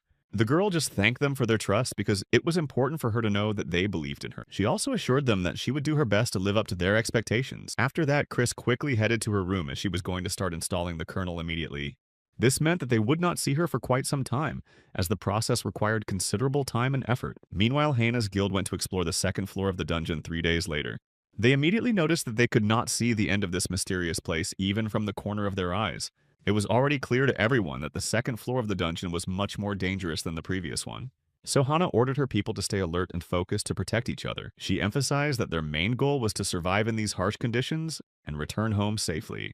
Following the order, they began to move on, moving into the very depths of this dangerous floor. Although there was very little left, they still had no idea what could be waiting for them ahead. However, after what they saw, they even doubted for a moment whether it was still reality or just a dream. Their group found themselves in a dense forest with a suddenly clear blue sky. Hana immediately decided to report this strange phenomenon because there could not be a sky in the dungeon. She knew that open spaces could only happen in dungeons above E-class. The only person who could explain it to them was Chris, but they were hesitant to bother her. However, the three of them finally decided to go to her, and Hyundo showed her all the messages. The girl replied that it was not something special because it does happen sometimes. She explained that monsters in such places are usually twice as strong as in standard dungeons. In addition, such dungeons have a complete ecosystem and are characterized by their open structure. This meant that the entire dungeon consisted of just one giant horizontal floor. Kiesel concluded that now they must adapt to the new structure because the floors are arranged differently. Kessel was right, and this area really unites the entire dungeon. There are no separate boss rooms, and they wander aimlessly around the area waiting for players to appear to summon them. It's an unknown area surrounded by bosses, which makes it very difficult for any player to move and survive. Immediately after that, they all decided to go to the specified location to check the situation. Chris added that nothing has changed because their task is still to simply destroy all the bosses. And eventually, when they arrived there, it became obvious that there was nothing too special or dangerous. Chris just said that she was going back to her room because the situation was still the same for her. And Kiesel decided to contact the owner to clarify the details of their plan and determine the next steps. And he should have acted as usual because Chris clearly stated that there had been no change in the situation. Hyunbo was going to start training to be ready for new challenges at any time. The master was so confident in his victory that even the skeletons felt this confidence, and became more determined. Kai decided to continue reading to deepen his knowledge and better understand the situation around him. And Kezel went to see the haunted house because that was where all the most interesting and mysterious things began. A few days later, they got together again to discuss a plan of action and contact the guild. Hana received a message from Wonhyo and immediately picked up the phone to check what he had written. Wonhyo was not offering to join, but only warning them of the dangers in the dungeon. At the same time, another message came in that contained certain conditions related to this place. These words alone caused fear in one of the guild members, indicating the seriousness of the threat. Kezel, meanwhile, was shouting loudly, demanding that everyone else dig faster and not stop. After all, if the wall falls, these people will be the first to suffer the greatest losses. He also added that if they didn't want to become evil like him, they should keep working. Some considered this exploitation, but in fact they needed all the protection they could get. But even hearing them talk, Kezel did not hide his dissatisfaction and continued to be angry. Hyunbo came to him explaining that thanks to the guild, their work was now moving much faster. He came to check on the progress and also to restore his mana, as it was faster in the dungeon. There he was met by Hana, who immediately called him to her, noting that Kai was also here. So the young man left all his affairs at Kesla and followed Hana without hesitation. Wonhyo offered to teach the guild magic in exchange for help in building their new base. They didn't hesitate to accept the offer as they considered it extremely lucrative. Kai and Kiesel were responsible for overseeing the process, and Kiesel also took care of matters within the camp. Kai was in control of everything because he was a knight in life and knew from his experience how to teach people to defend themselves in different situations and act strategically. Wonhyo praised Kai, saying that he did a great job with all the tasks and demonstrated excellent skills and understanding of the situation, making him an indispensable member of the team. He then asked if he had learned anything else about new threats or important details that could help them avoid danger and achieve their goal. They already knew about the great ape monster, which was one of the biggest threats, and now they learned about another creature, the red ape, which was no less dangerous. There were also rhinoceros beetles, which are as big as a man's head and can fly, and they are not only aggressive but also very difficult to destroy because of their tough skin and speed. Then Henbo asked whether these beetles were poisonous and whether they should be handled with special care, because if they were toxic, it could be a big problem for the group.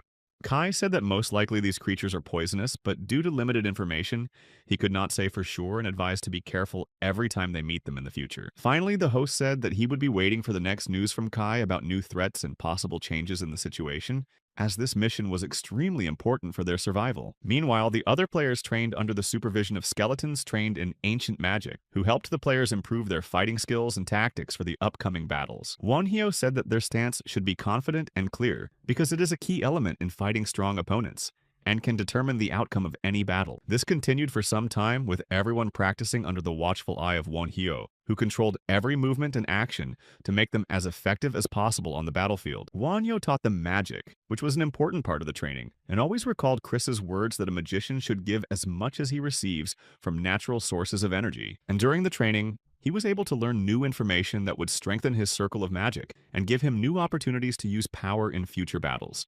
And when they got used to the camp, many of them stayed overnight in the dungeon to restore their mana, as it was the safest and most effective place to recuperate. Of course, they were worried about the monsters they might meet on the way, but they still slept well, thinking that Wonhyo would always be there to protect them from danger. Of course, he was strong and experienced, but they were also ready to fight because they had trained with him and believed that they could handle any difficulties. However, they still believed that this place was still beyond their reach, and something extraordinary could happen at any moment that would put them on the brink of survival and test their strength. There were also many people who talked about some strange creature that appeared in the vicinity of the camp, but Henbo just kept accumulating mana and did not pay attention to these rumors. And so 80 days went by, during which they all continued to train and complete missions, without stopping and preparing for the challenges ahead.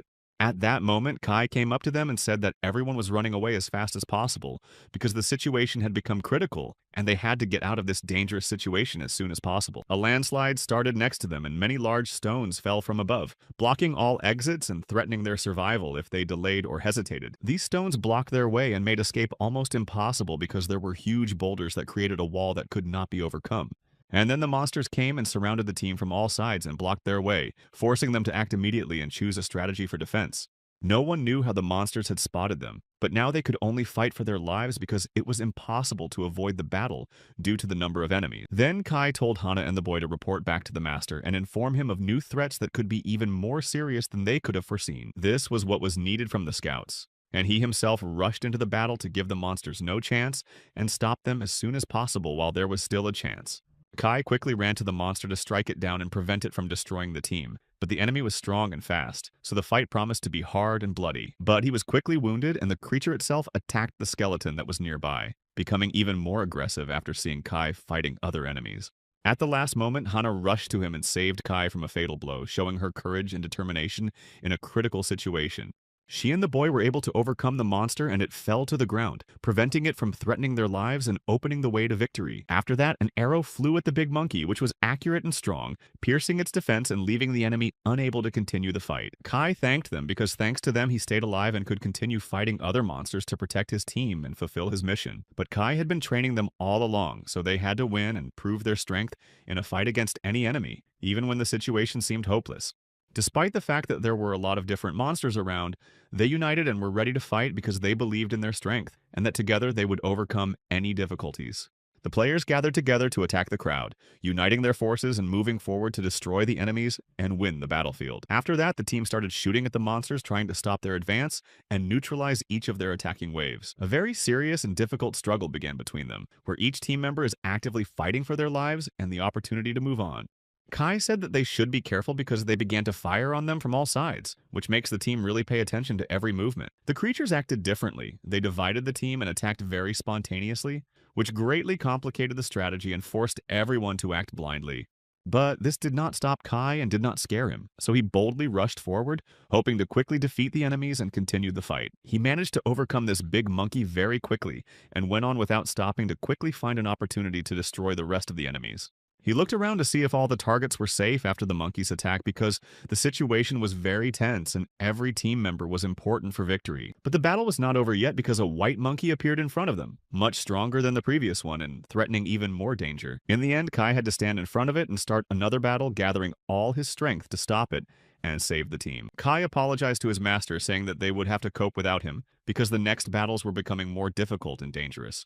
And after that, a fourth round stone golem appeared behind them, which became a new threat to the team and required immediate attention to neutralize. Henbo reminded them that they never give up and always go to the end, even when the situation becomes hopeless and it seems that there will be no victory. After that, the two monsters fought each other, which allowed the team to gather for a while and regain strength for further struggle. Kessel rushed to defend him because no one knew how this monster would behave, and his strength could affect the outcome of the battle and threaten the whole team. And the next moment, the monkey that was standing still began to scream loudly, which was a signal for a new, even more powerful attack on the team. Chris said that the host had to focus on the battle because that was the only way they could have any hope of winning and avoiding defeat. But it was not the end because many more monsters appeared behind them, increasing the number of enemies and becoming an even bigger problem for the team. There were two-headed wolves and all the monsters were attacking them at the same time, forcing the team to defend on all fronts with no room for error. Chris approached the other players and then began to heal them, as this was the only way to keep them in a fighting condition and prevent their defeat. Later, she managed to heal Hana and she got up ready to take part in the battle again, where every battle was critical for the team. Chris then asked how Hana was feeling and if she was okay, because it was important to know if she was able to continue the battle and not break down. Wonhyo apologized for loading her up like that because they had to get home alive and without casualties, and the battle was getting more and more dangerous. Now the team stood next to each other in front of a crowd of monsters, preparing for a decisive battle where there was no room for error. And in just a few minutes, complete chaos and a fight broke out where each of the participants in the battle had to rely only on their own strength. But Kessel rushed forward, saying that he would do it himself because he was confident in his abilities and tried to avoid excessive danger to others. He destroyed the monsters, saying that they were like slices for him and did not pose any threat even in such a difficult situation. And only afterwards the creature was destroyed, giving the team a short break and a chance to recuperate a bit for the next battles. Wonhyo was able to call for new help and then took the core of the creature, which was an important element for destroying the remaining enemies. But now he had little mana, so it would last for about 20 minutes. Which forced the team to act even faster and with more caution. At this point, Hana began to shout at the guy to watch his step because new threats began to appear around him, and he could not let his guard down. At that moment, something began to approach them, and it was unknown what exactly, but with every second the threat was becoming more obvious and more dangerous. Most likely it was the remnants of the monster that began to unite, and because of this the situation became even more unpredictable and difficult for the team. Chris immediately got to work, intending to show the power of her core to take out the new enemies and force them to retreat. She used the call of Meiji's angry skeletons, which was a powerful move to shift the balance of the fight in her favor. Although she was not a necromancer, she was able to summon them, which allowed the team to gain a temporary advantage in the battle. Kaju Wanyo left the command of the skeletons to focus on other tasks in the battle and control the situation on the battlefield. The army became much bigger after the call, so the chances of winning increased, but at the same time the complexity of management increased. Kai ordered the skeletons to start repelling the monsters' attacks so that they would not penetrate the depths of their defense and disrupt the plan. The white gorilla that attacked their ranks turned out to be extremely strong and able to easily break through their defense.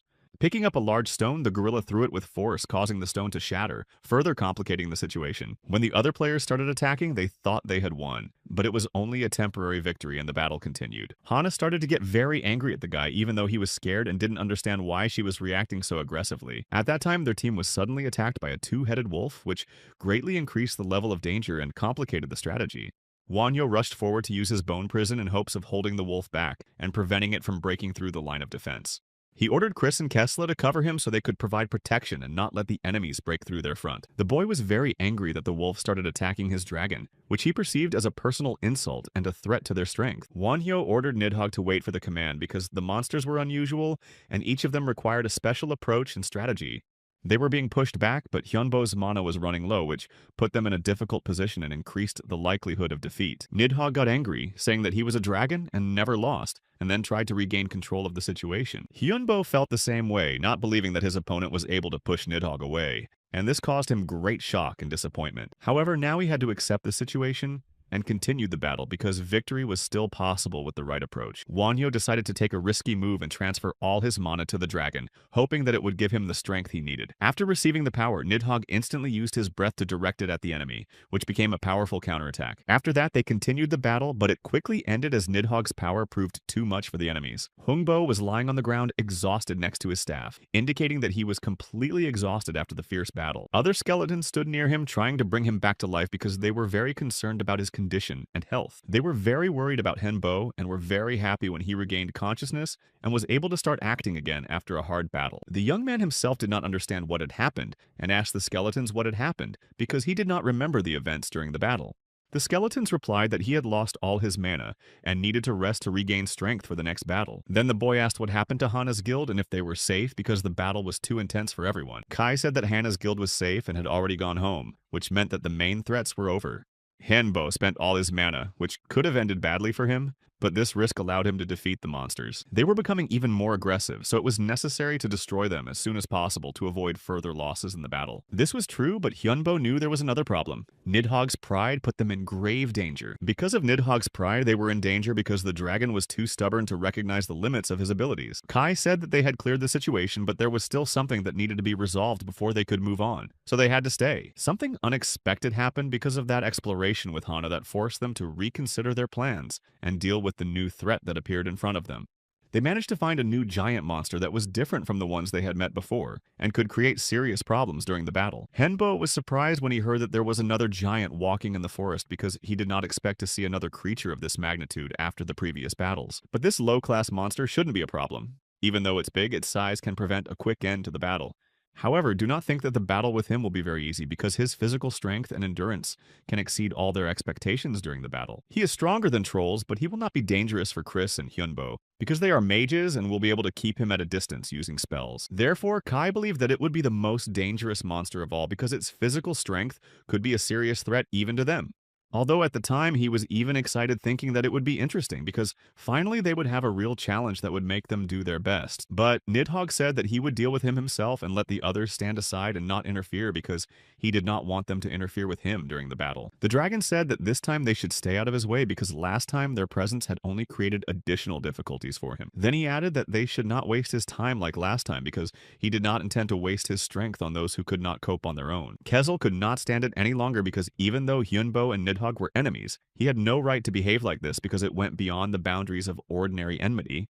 Chris also said that the dragon's behavior could not be allowed to go on because if he continued to treat them like this, it could lead to conflict. She added that Hyunbo should take charge of his education, because only he can put him in his place and make him reckon with the other team members. However, resting now seemed a much better option, because after the exhausting battles, they needed time to recuperate before the next fight. Meanwhile, a girl was dissatisfied, realizing that she had wasted her time on a two-headed wolf that was easily defeated because she expected more difficulty. But she realized that there were many worthy opponents, so she decided to stay because she wanted to find someone who could be a worthy opponent. It was then that she decided it was time to start, and started the roulette because she didn't want to wait any longer and wanted to know who would be her next target.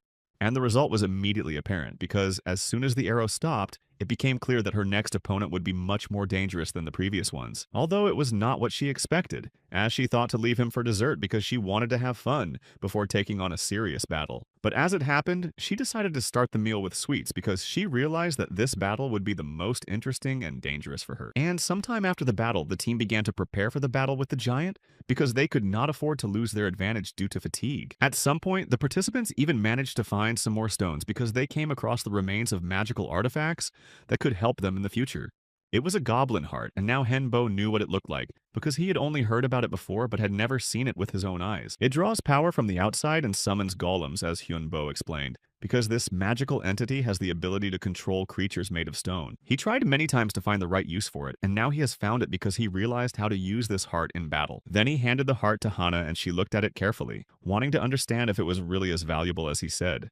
The young man also saw that she seemed to want to tell him something else because her expression changed and there was a hidden intention in her eyes. And then Hana said that the guild would like to discuss the terms of the contract because they realized that without it, they would not be able to cope with the future threats. The fact is that every battle with him ends in victory, but without Hyunbo, they won't win because he is the main driving force of their team. They realized this because they trained before the final battle, and it was not enough because their own skills were not enough to cope on their own. She thought that even they could not defeat all the monsters together, because these creatures were getting stronger and required even more effort. That's why Hana made her choice, because she realized that they should retreat and prepare before taking on this challenge. She said that her guild would not go through this dungeon because they were not ready for this level of difficulty and it was not worth the risk. This idea would end badly for them, and she believed that they should first become stronger because they simply do not have a chance now. Therefore, she apologized for the contract because she realized that it was a wrong decision that put everyone in a difficult situation. But the guy said that he understood her situation and recognized that it was a difficult decision that Hana had to make despite all the risks. They agreed to terminate the contract right now, but Hyunbo had no right to forbid them to use what they had already created together. Since they had worked together to create this project, he had no moral or legal right to stop them from using it. Before he left, the young man wished them success in their future endeavors, hoping that their work would bring them the desired results. Hana expressed her gratitude to him for everything he had done for them during their collaboration, recognizing his contribution to the common cause. After a short period of working together, they parted ways because although their goals were the same, their methods of achievement differed. Soon after, Henbo and his team set off toward the gorge, hoping to find something important there. Kessel was surprised that there was another mysterious dungeon in the dungeon that no one had noticed before, but Kai sternly ordered him to keep quiet because unnecessary sounds could wake up the giant monster, who was now in a state of sleep. At the moment, the giant monster was sleeping peacefully, unaware of anything around it, which allowed them to move forward cautiously. However, there were also a significant number of other monsters around it that could wake up at any moment and attack. It was at this moment that Nidhogg reappeared in front of them and firmly stated that they should leave right now without delay. He was absolutely confident in his own abilities and intended to fight all the monsters lurking ahead by himself.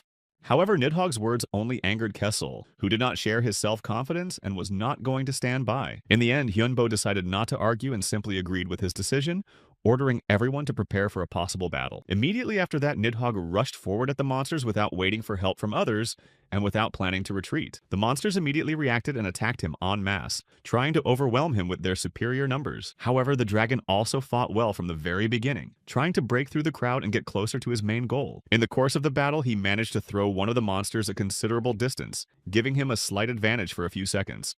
Kessel angrily shouted that the dragon's actions had gone too far, and he was acting too recklessly in such a dangerous situation. However, Nidhogg did not pay attention to his words, and repeated that they should not interfere in his fight and not prevent him from finishing the job. He even thought that Kessel was allowing himself to look down on him, as if doubting his strength and abilities.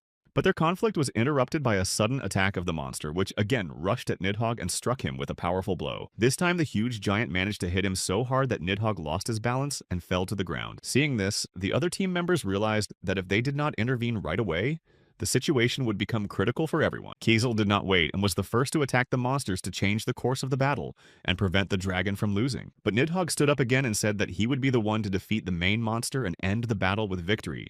They continued to fight fiercely, but in the end it was all decided by one crushing blow for Nidhogg. The giant laughed out loud and scornfully called him a weakling, despising him for his defeat and underestimation of his opponent. The dragon was furious because he believed that his race had no right to lose and that he should not have been defeated. But then Hyunbo spoke up, who had been patiently waiting for Nidhogg to finally realize his mistake and recognize reality. He emphasized that Nidhogg was in fact only a fake and not a real dragon, and had no right to consider himself superior to others. But the monster did not stop and continued to attack him, humiliating his weakness and calling him powerless again. Hyunbo continued to shout that Nidhogg would not become a real dragon unless he destroyed his pride and admitted his own weakness in front of him. However, Nidhogg reminded him that he had promised to make him the strongest and must keep his word no matter what. But now the boy had lost because he could not keep his promise, and proved that he could indeed make Nidhogg the strongest among the dragons. The boy said that Nidhogg himself had not kept his end of the bargain because he was always thinking about pride and not about true strength. Nidhogg used to be his strongest card, but now everything has changed and he can't rely on him as he used to. With these words, Nidhogg felt even more disappointed, realizing that it was his own fault that his power remained in place. Only now he realized that all this time he had been doing nothing while others were training and becoming better than him. Realizing this, the dragon fell to the ground begging Hyunbo to teach him and give him the opportunity to correct his mistakes in battles. He begged him for training and strength because he realized that without it, he would not be able to become a real dragon and overcome his weaknesses. Hyunbo was just waiting for this because now he could finally begin his real training and turn Nidhogg into a warrior. Then the dragon stood up with determination and stood in front of the monster again, ready for a new battle for his future. The boy ordered him to destroy the enemy that stood before them and prove that he could really become stronger than before. They joined forces using all their energy together with the phantom armor to gain additional protection. After that, they rushed back into the battle using their weapons and demonstrating a new level of skill in their attacks. Hyunbo said that the dragon itself should use his magic to increase its chances of winning this battle. Nidhogg agreed with him, saying that he would take this advice into consideration and start working on using magic. Now they became a real team, and Hyunbo said that together they would definitely be able to destroy this giant enemy. The dragon flew into the air with him and dealt a crushing blow to the giant, using all its strength to attack. At this point, they used the bone spear to release a powerful energy punch right into the center of the monster's body. Eventually, the monster was unable to withstand the blow and fell to the ground, crushing it with its weight and generating a massive explosion. The other skeletons stood back and watched the debris flying around them and the dust rising. Kessel didn't even know what to say because he hadn't expected such a force and was amazed at what had just happened before his eyes. But now Nidhogg had finally become a real dragon who had overcome his fears and was able to surpass his own limitations. However, at that moment, a new danger reappeared and made them realize that the battle was not yet completely over. It was only after Kessel's words that Hyunbo looked back, realizing that they might be in even greater danger. They could not stay in the air because of the powerful explosion, and fell to the ground while the team rushed to their aid. The entire space was filled with dust and debris, but the skeletons were still able to see something among the chaos. It was the same monster, but now it had a strange aura around it that radiated powerful energy. The skeletons could not understand what was happening because they had already destroyed the giant, but now it was standing in front of them again. Hyunbo himself was fine, but he warned them to be careful because he did not like this atmosphere at all. But he had a feeling that someone was watching them, and this presence seemed to be something otherworldly that caused anxiety.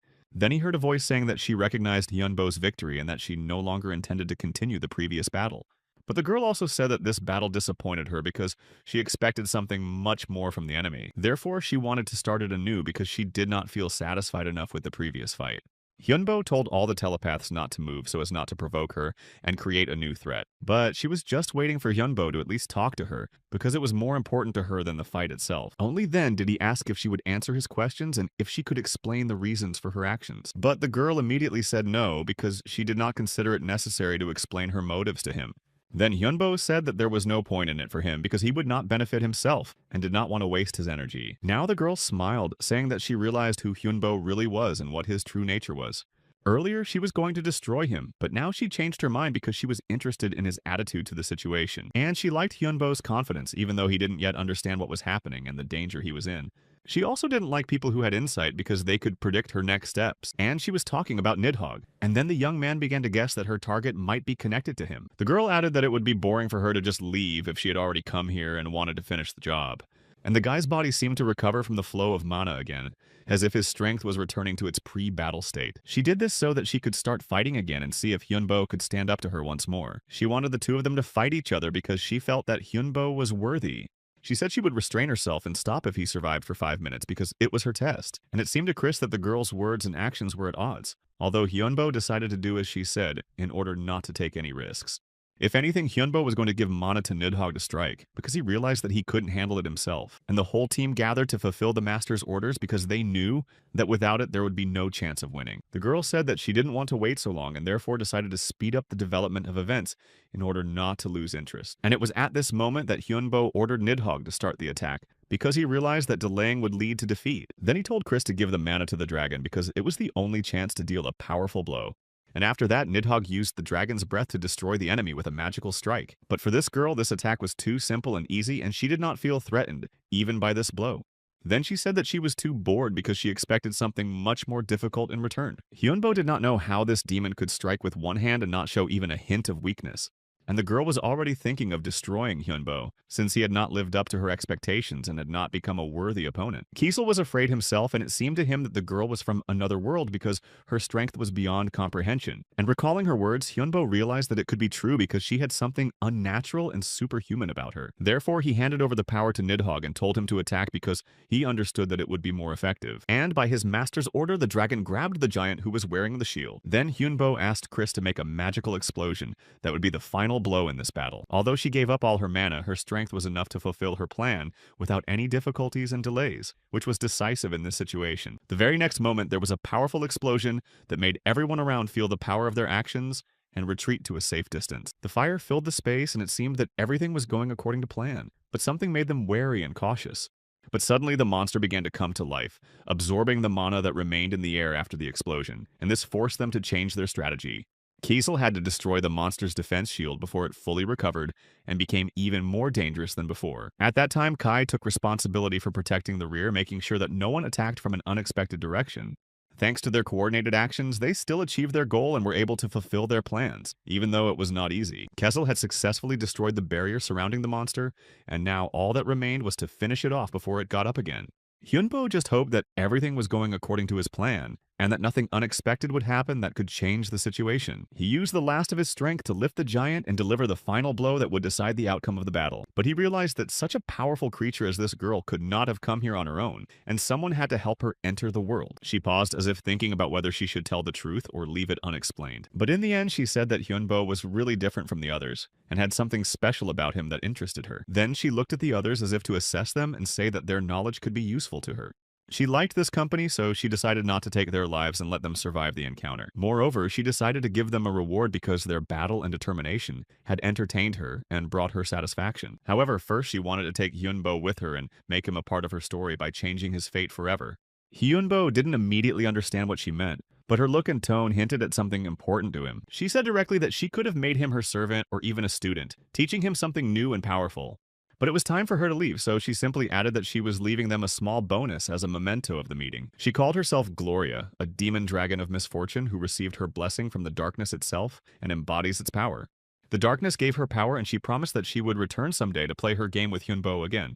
She disappeared, leaving him alone with thoughts of her power, and what this encounter meant to him. In the end, the battle ended in victory for the team, but the feeling that something important was still to come did not leave them. Back at home, Hyunbo couldn't get everything that happened out of his head and pondered Gloria's words. Chris said that if Gloria was really interested in him, she might come back one day to take him with her. They began to realize that this dungeon hid creatures much more powerful than they had ever imagined. There are probably even more powerful creatures than Gloria, and those who took over the idea and the planet Chris are still alive. They can work together to take out powerful people, thereby eliminating anyone who might stand in their way. Kiesel immediately asked what they planned to do next, as the situation was clearly beyond their expectations. But Hyunbo decided to find out what the skeletons thought about it, because they might have their own point of view. Kiesel thought they should prepare for a fight, but not now because they were too weak for a serious confrontation. All three were undead, but they valued Hyunbo because he was still alive and could fight for his future. The skeletons wanted to fight Gloria, but for Hyunbo it could become very dangerous and he couldn't take the risk. But if he decided to go to her, Kiesel would be with him until the end and support his choice regardless of the consequences. And Kai also agreed with him completely because he believed that this was the only right choice in this situation. As a knight, he was ready to follow his master to the end because he believed in him and his decision without the slightest doubt. Chris confirmed that she would do the same, even if her sworn enemies were there, because her own goals were more important than personal hatred. She said that she wanted revenge, but she had higher goals, so she believed that with Hyunbo, she would achieve more than just destroying her enemies. The young man smiled, saying that he understood her because he had once faced the same difficult choice in his life. And then Hyunbo asked what Nidhogg thought, because his position was important for determining the further actions of the whole group. His goal was to become stronger, so it didn't matter who helped him, as long as he could reach the top of his power.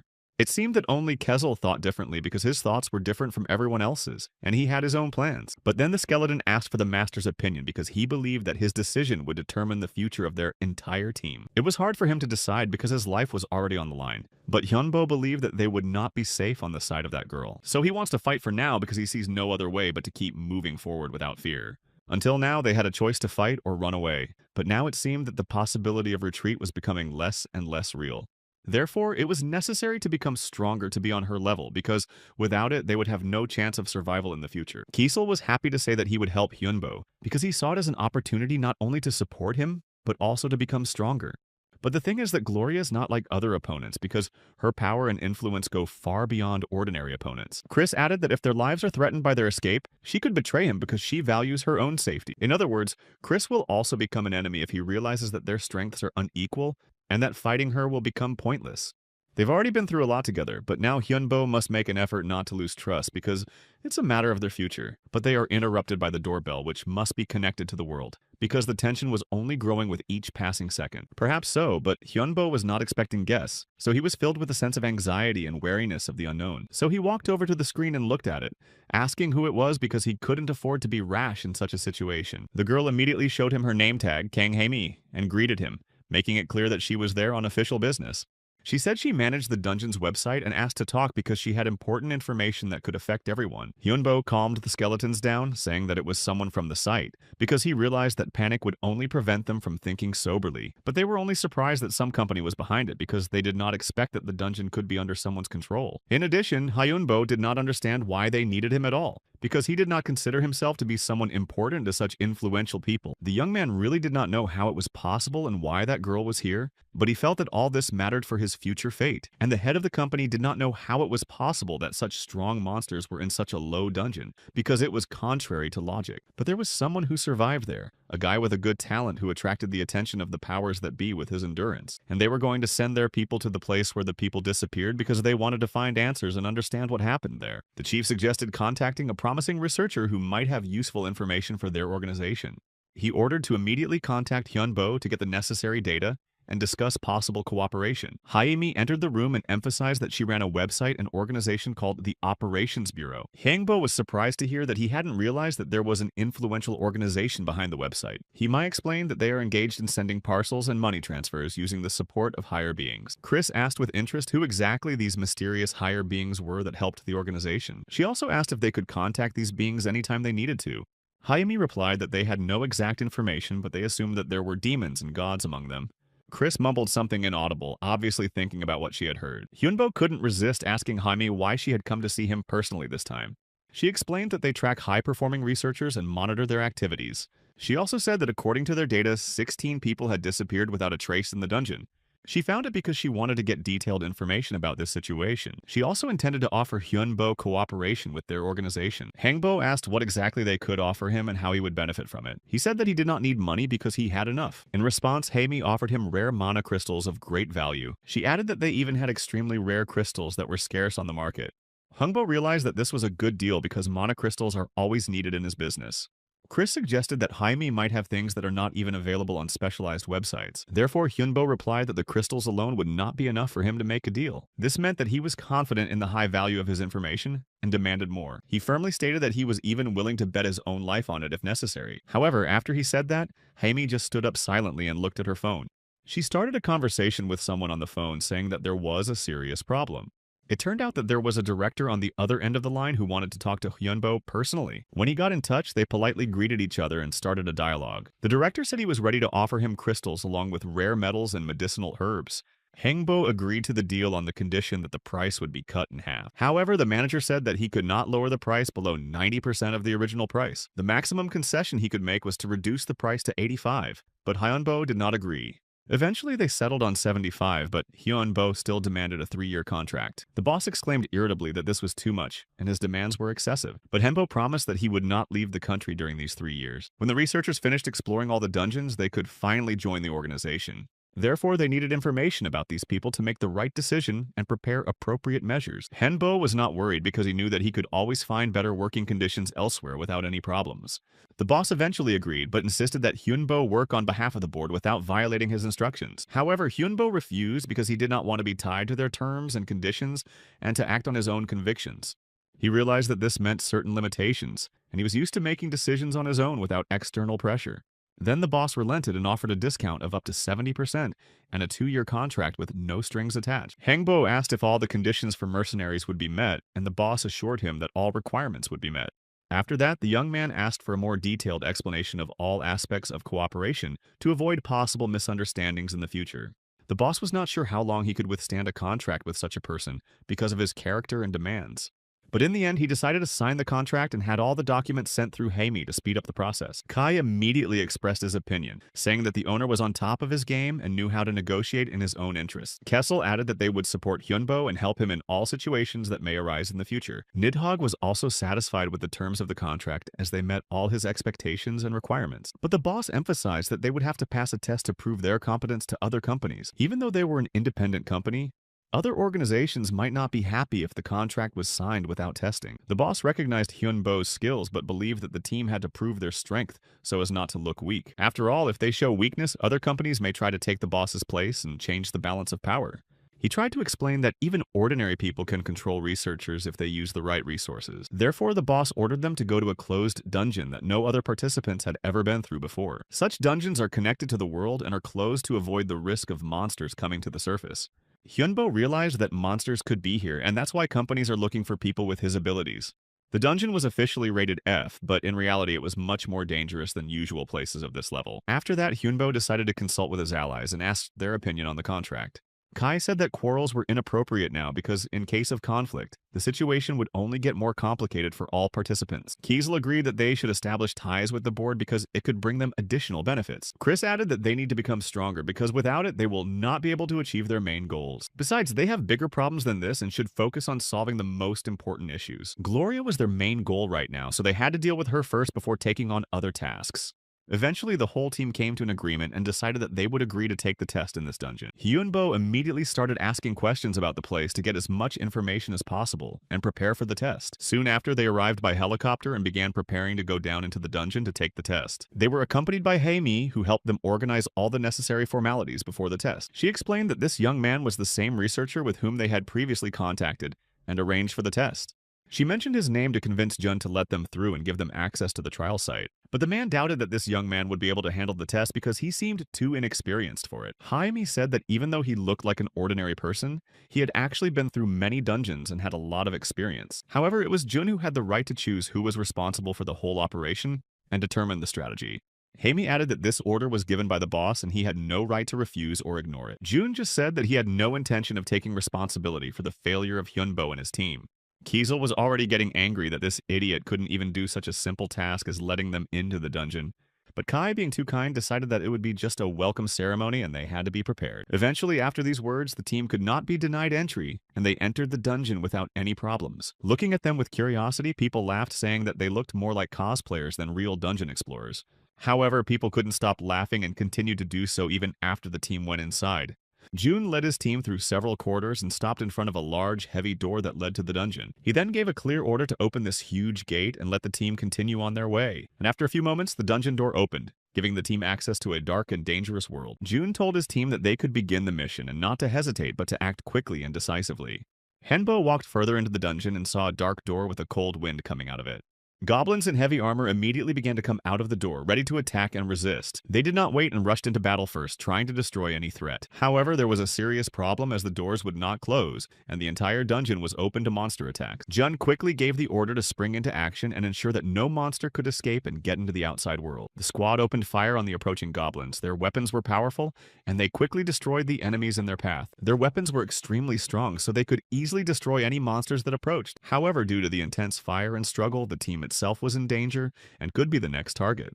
Jun ordered to immediately call the medics because there were already wounded among the team and they needed to be helped. But Hyunbo was not confused in this situation and immediately called Nidhogg to destroy all the goblins in the dungeon. He gave a clear order to his dragon Nidhogg to destroy the goblins so that the team could move forward without any obstacles. Meanwhile, the young man said that he himself was going deeper into the dungeon and intended to complete his mission. Eventually, the team completed the entire dungeon, and after 30 hours of testing, the mission was successfully completed. After that, Hyunbo began to realize how much they had grown from the past trials and become stronger. After successfully completing the test, they went to the center that manages all the dungeons to find out the next steps. The guy signed a contract and passed on important information about Gloria that could affect further actions. However, the boss did not even know how to solve this problem and did not have a clear strategy for the next steps. The boss said that the whole world should join forces and keep the information secret to avoid a global catastrophe.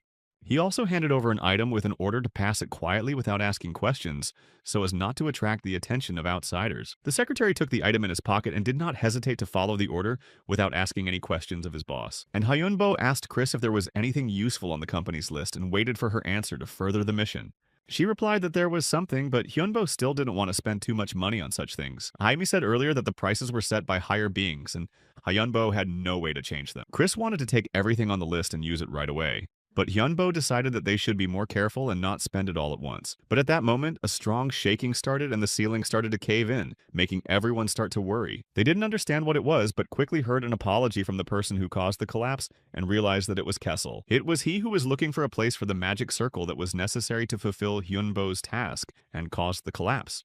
It turned out that during the vacation they were busy not only with tests but also with other important things for the mission. They bought a new place with a lobby and Chris's laboratory where she conducted research for important projects. On the third floor there was Hyunbo's lab and a training room for other members to prepare for new tasks. As before, the entrance will be connected to the dungeon, so there are magic circles everywhere for safety and process control. Kai sometimes tutored Nidhogg to improve his skills and prepare him for the important tasks ahead. Chris used the circles to gather information about the dungeon to help the team complete difficult missions. Nidhogg continued to study and train to become stronger and more prepared for any challenges that may arise. Kai praised Nidhogg, saying that the dragon was doing well, and his training was producing good results for the next stages. And one day, Jaime came to the house and saw that everyone was busy moving and readjusting to the new place. Hime noticed that everyone was busy moving and working, but Hyunbo was not happy that she did not warn him about the visit. Hyunbo didn't like that she didn't tell him about her visit on his last free day, and that it disrupted his plans. However, Jaime immediately started talking about the door that would be connected to the dungeon and explained the importance of this step. The girl could already tell which dungeon they would get and how it would affect their further plans and the development of the mission. They will be joined by 35 researchers from the company to help them work with the dungeon and solve the tasks. This Class D dungeon is called the Cave of Doubt and is one of the most dangerous and difficult to explore. The girl told us a few details about the dungeon, its structure, and the specifics of working with it to prepare the group. Hyunbo apologized to Jaime, explaining that he had to refuse to participate due to his own limitations and lack of strength. Hyunbo was not strong enough to lead so many people and did not want to create conflicts in the team because of this. Then Jaime asked him to at least gather information about the dungeon so that the team could complete the task efficiently. The girl gave him files with information about the reorganization of the system and the new rules that would change their further actions. Now there will be additional quests to get points, which will help the team get new resources to complete the tasks. Hyunbo only said that he could have sent the files by mail instead of coming and wasting time in person. Jaime liked to meet people in person and decided to send the information in this way to make it more convenient. Then she wished him luck and said goodbye, leaving everything in the hands of Hyunbo, who had to decide on the next steps. Finally, Hyunbo said that they would see each other again if he survived all the difficulties and dangers that lay ahead. In the D-Class dungeon, the first names appeared, and it was the Cave of Doubt, where the researchers gradually began to explore new threats and dangers. And inside, there were already 300 researchers collecting data and analyzing the situation in conditions of uncertainty and constant danger. Kiesel didn't like it because he thought that people might start to suspect each other because of mistrust and start to break the rules of teamwork. But for some reason, at that moment, Yunbo hit himself on the head because of an accidental movement, which caused some chaos among those present in the dungeon. It happened by accident because he stumbled because of the darkness, although the evil spirits could easily watch in the dark and not panic because of it. Therefore, Kessel suggested that Hyunbo learn to feel the darkness and use special techniques to navigate in such conditions without losing concentration. And Hyunbo did not refuse because it could be useful in further tests, and he saw it as a way to improve his efficiency in his work. Kiesel said that he just needed to go lower than when he was walking to better sense changes in the air and environment. He needed to observe the movement of the air and use magic to understand the situation more accurately without having to rely on his normal senses. So Hyunbo did just that, using magic to help him navigate in the dark and detect even the slightest changes around him. Now the young man could feel everything that his mana touched, and this allowed him to more accurately navigate the environment in the dark. But now Hyunbo saw an angry Chris in front of him, who looked very irritated and ready to express her grievances to everyone around her. She was angry, calling the people from the company idiots because they had not taken into account important aspects and made serious mistakes in the organization of work. She showed a monthly ticket for a day of freedom for 30 people, which could be purchased in advance, but no one warned them about it. If they had been warned, they could have bought these tickets to be able to take advantage of the opportunity and go to a safer place. She sighed, saying that she would just buy more materials for the core and Nidhogg to keep the research running smoothly and not lose important resources. Chris analyzed his body and found that the dragon's bones are held together by magic, and he has no organ that can store mana in normal conditions. In other words, he doesn't have a dragon's heart to support his existence and allow him to use mana steadily. To become a dragon, he needs the appropriate magic to sustain his existence and provide adequate energy for his magical abilities. But the core also has disadvantages because now without it, even if Nidhogg's body is destroyed, his soul will remain, and when the core is destroyed, the dragon will die. But Nidhogg did not care because he considered himself a fake from the very beginning, and did not treat himself as a true dragon who deserved immortality. After meeting Gloria, the dragon changed, and now he really wanted to become stronger and change his attitude towards himself and his role in this world. Therefore, Chris agreed to teach him something with the hope that he could improve his abilities and become more powerful for future battles and trials. She explained that the heart of a dragon is special only because of the creature it belongs to, because it is through the dragon that it receives its strength and stability in existence. That is, through the dragon itself and not something else that could be the cause of its strength and ability to survive in a cruel and dangerous world. So Nidhogg said that he would remember these words and try to change himself to become stronger and able to justify his nature as a dragon. Then Kessel noticed that Kai had suddenly disappeared somewhere, and it alarmed him because he thought that something might have happened to him, or he was attacked by enemies.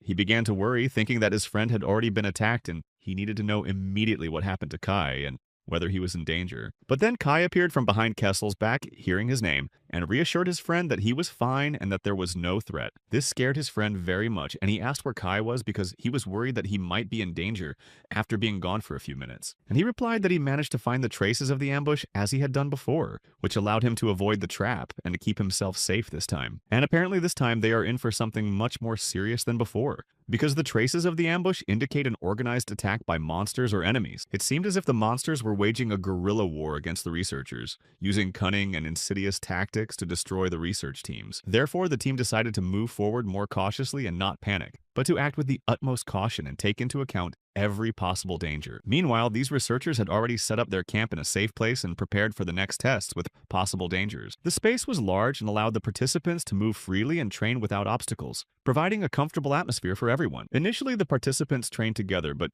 later a fight broke out between them due to a misunderstanding that arose during training. Taehan was a guildmaster and engaged in a fight with the one who started attacking them, which caused a misunderstanding among the other participants. Jinho, Master Kangjin, said that their group had lured them here and now they were trapped in a trap of their own making. They were stopped when they were told that they could not fight each other because of the ban on such behavior among the guilds. Gikhan and Jin 1 thought that someone had deliberately set them against each other and that they were victims of manipulation. A troll appeared behind them and players from other guilds began to hunt him down, which led to even more tension between the participants. One of the girls started to attack the troll to destroy it and eliminate the threat, but this only increased the chaos among the players. Gikhan said that the troll was under their control and that they could not attack it because it violated the guild rules. Mi Yan, the master of the Survivors Guild, said that this monster attacked their guild and created a serious danger for all members. Now the players began to realize that these monsters could be controlled and that they were the cause of all the attacks and misunderstanding. The masters of all the guilds gathered in one place and became an easy target for further attacks from monsters and other participants. Suddenly, a strong earthquake began, forcing everyone to act quickly to avoid danger and save lives. One of the players called out to Lee So-ri to act and quickly resolve the situation to avoid even more casualties. Lee So-ri quickly moved to the place where the problem occurred and prepared to attack to protect her allies. Lee So-ri was the deputy master of the Taehan Guild and had extensive experience in combat situations, so she was ready for any challenge. She quickly ordered everyone to prepare for the attack as the situation was becoming increasingly difficult and required immediate action. It turned out that a whole flock of monsters was coming at them, which became an even greater challenge for all participants in this battle. Each of the players took up arms and began to actively attack the enemies in an attempt to stop the monsters and save their guild. They noticed that the swords melted on contact with the monsters' bodies due to the acid, which made their attacks much more difficult. Because of this, several players were seriously injured and needed urgent help to avoid dying during the battle. The blood of the slimes turned out to be acid and it was dangerous to cut it, so the players realized that it should only be burned. The guild quickly decided how to deal with the enemies and developed a strategy to fight the monsters. The guild leader ordered everyone to quickly flee the battlefield, as the situation was becoming more and more dangerous for all participants. Suddenly, several explosions occurred, forcing all participants to quickly evacuate and avoid the debris and destruction. The debris from the explosions was falling everywhere, so the participants had to dodge it to avoid being injured. The players began to ask the soul of Noise to give them the strength to overcome the monsters, and she quickly responded to their request. The debris from the explosions was trapped in ice thanks to the power of Noi's soul, which stopped further destruction. Mion ordered them not to look back and just continued the attack, ignoring the dangers around them. The other guild had already prepared to destroy the enemies with one powerful blow and resolve the situation once and for all. Therefore, the players tried to gather all the monsters in one place, hoping to keep them there and reduce the chaos they created around the camp. But there were still an incredible number of them all over the camp, and it seemed that their number was only increasing every minute. The orc was also helping them, but the skeleton started to run away when he attacked them, forcing the players to change their tactics. The guild at this time tried to block their path to prevent the monsters from spreading further and prevent them from going beyond the battle. After that, their leader ordered them to attack the monsters with these cylinders they found, hoping that it would help reduce their number. Seo-ri noticed the Chemo's guild admiring them and thinking that they should learn to act quickly and efficiently in battle as well. But that was not the end of the story, as a whole new flock of monsters started running at them again, even more aggressive than the previous ones.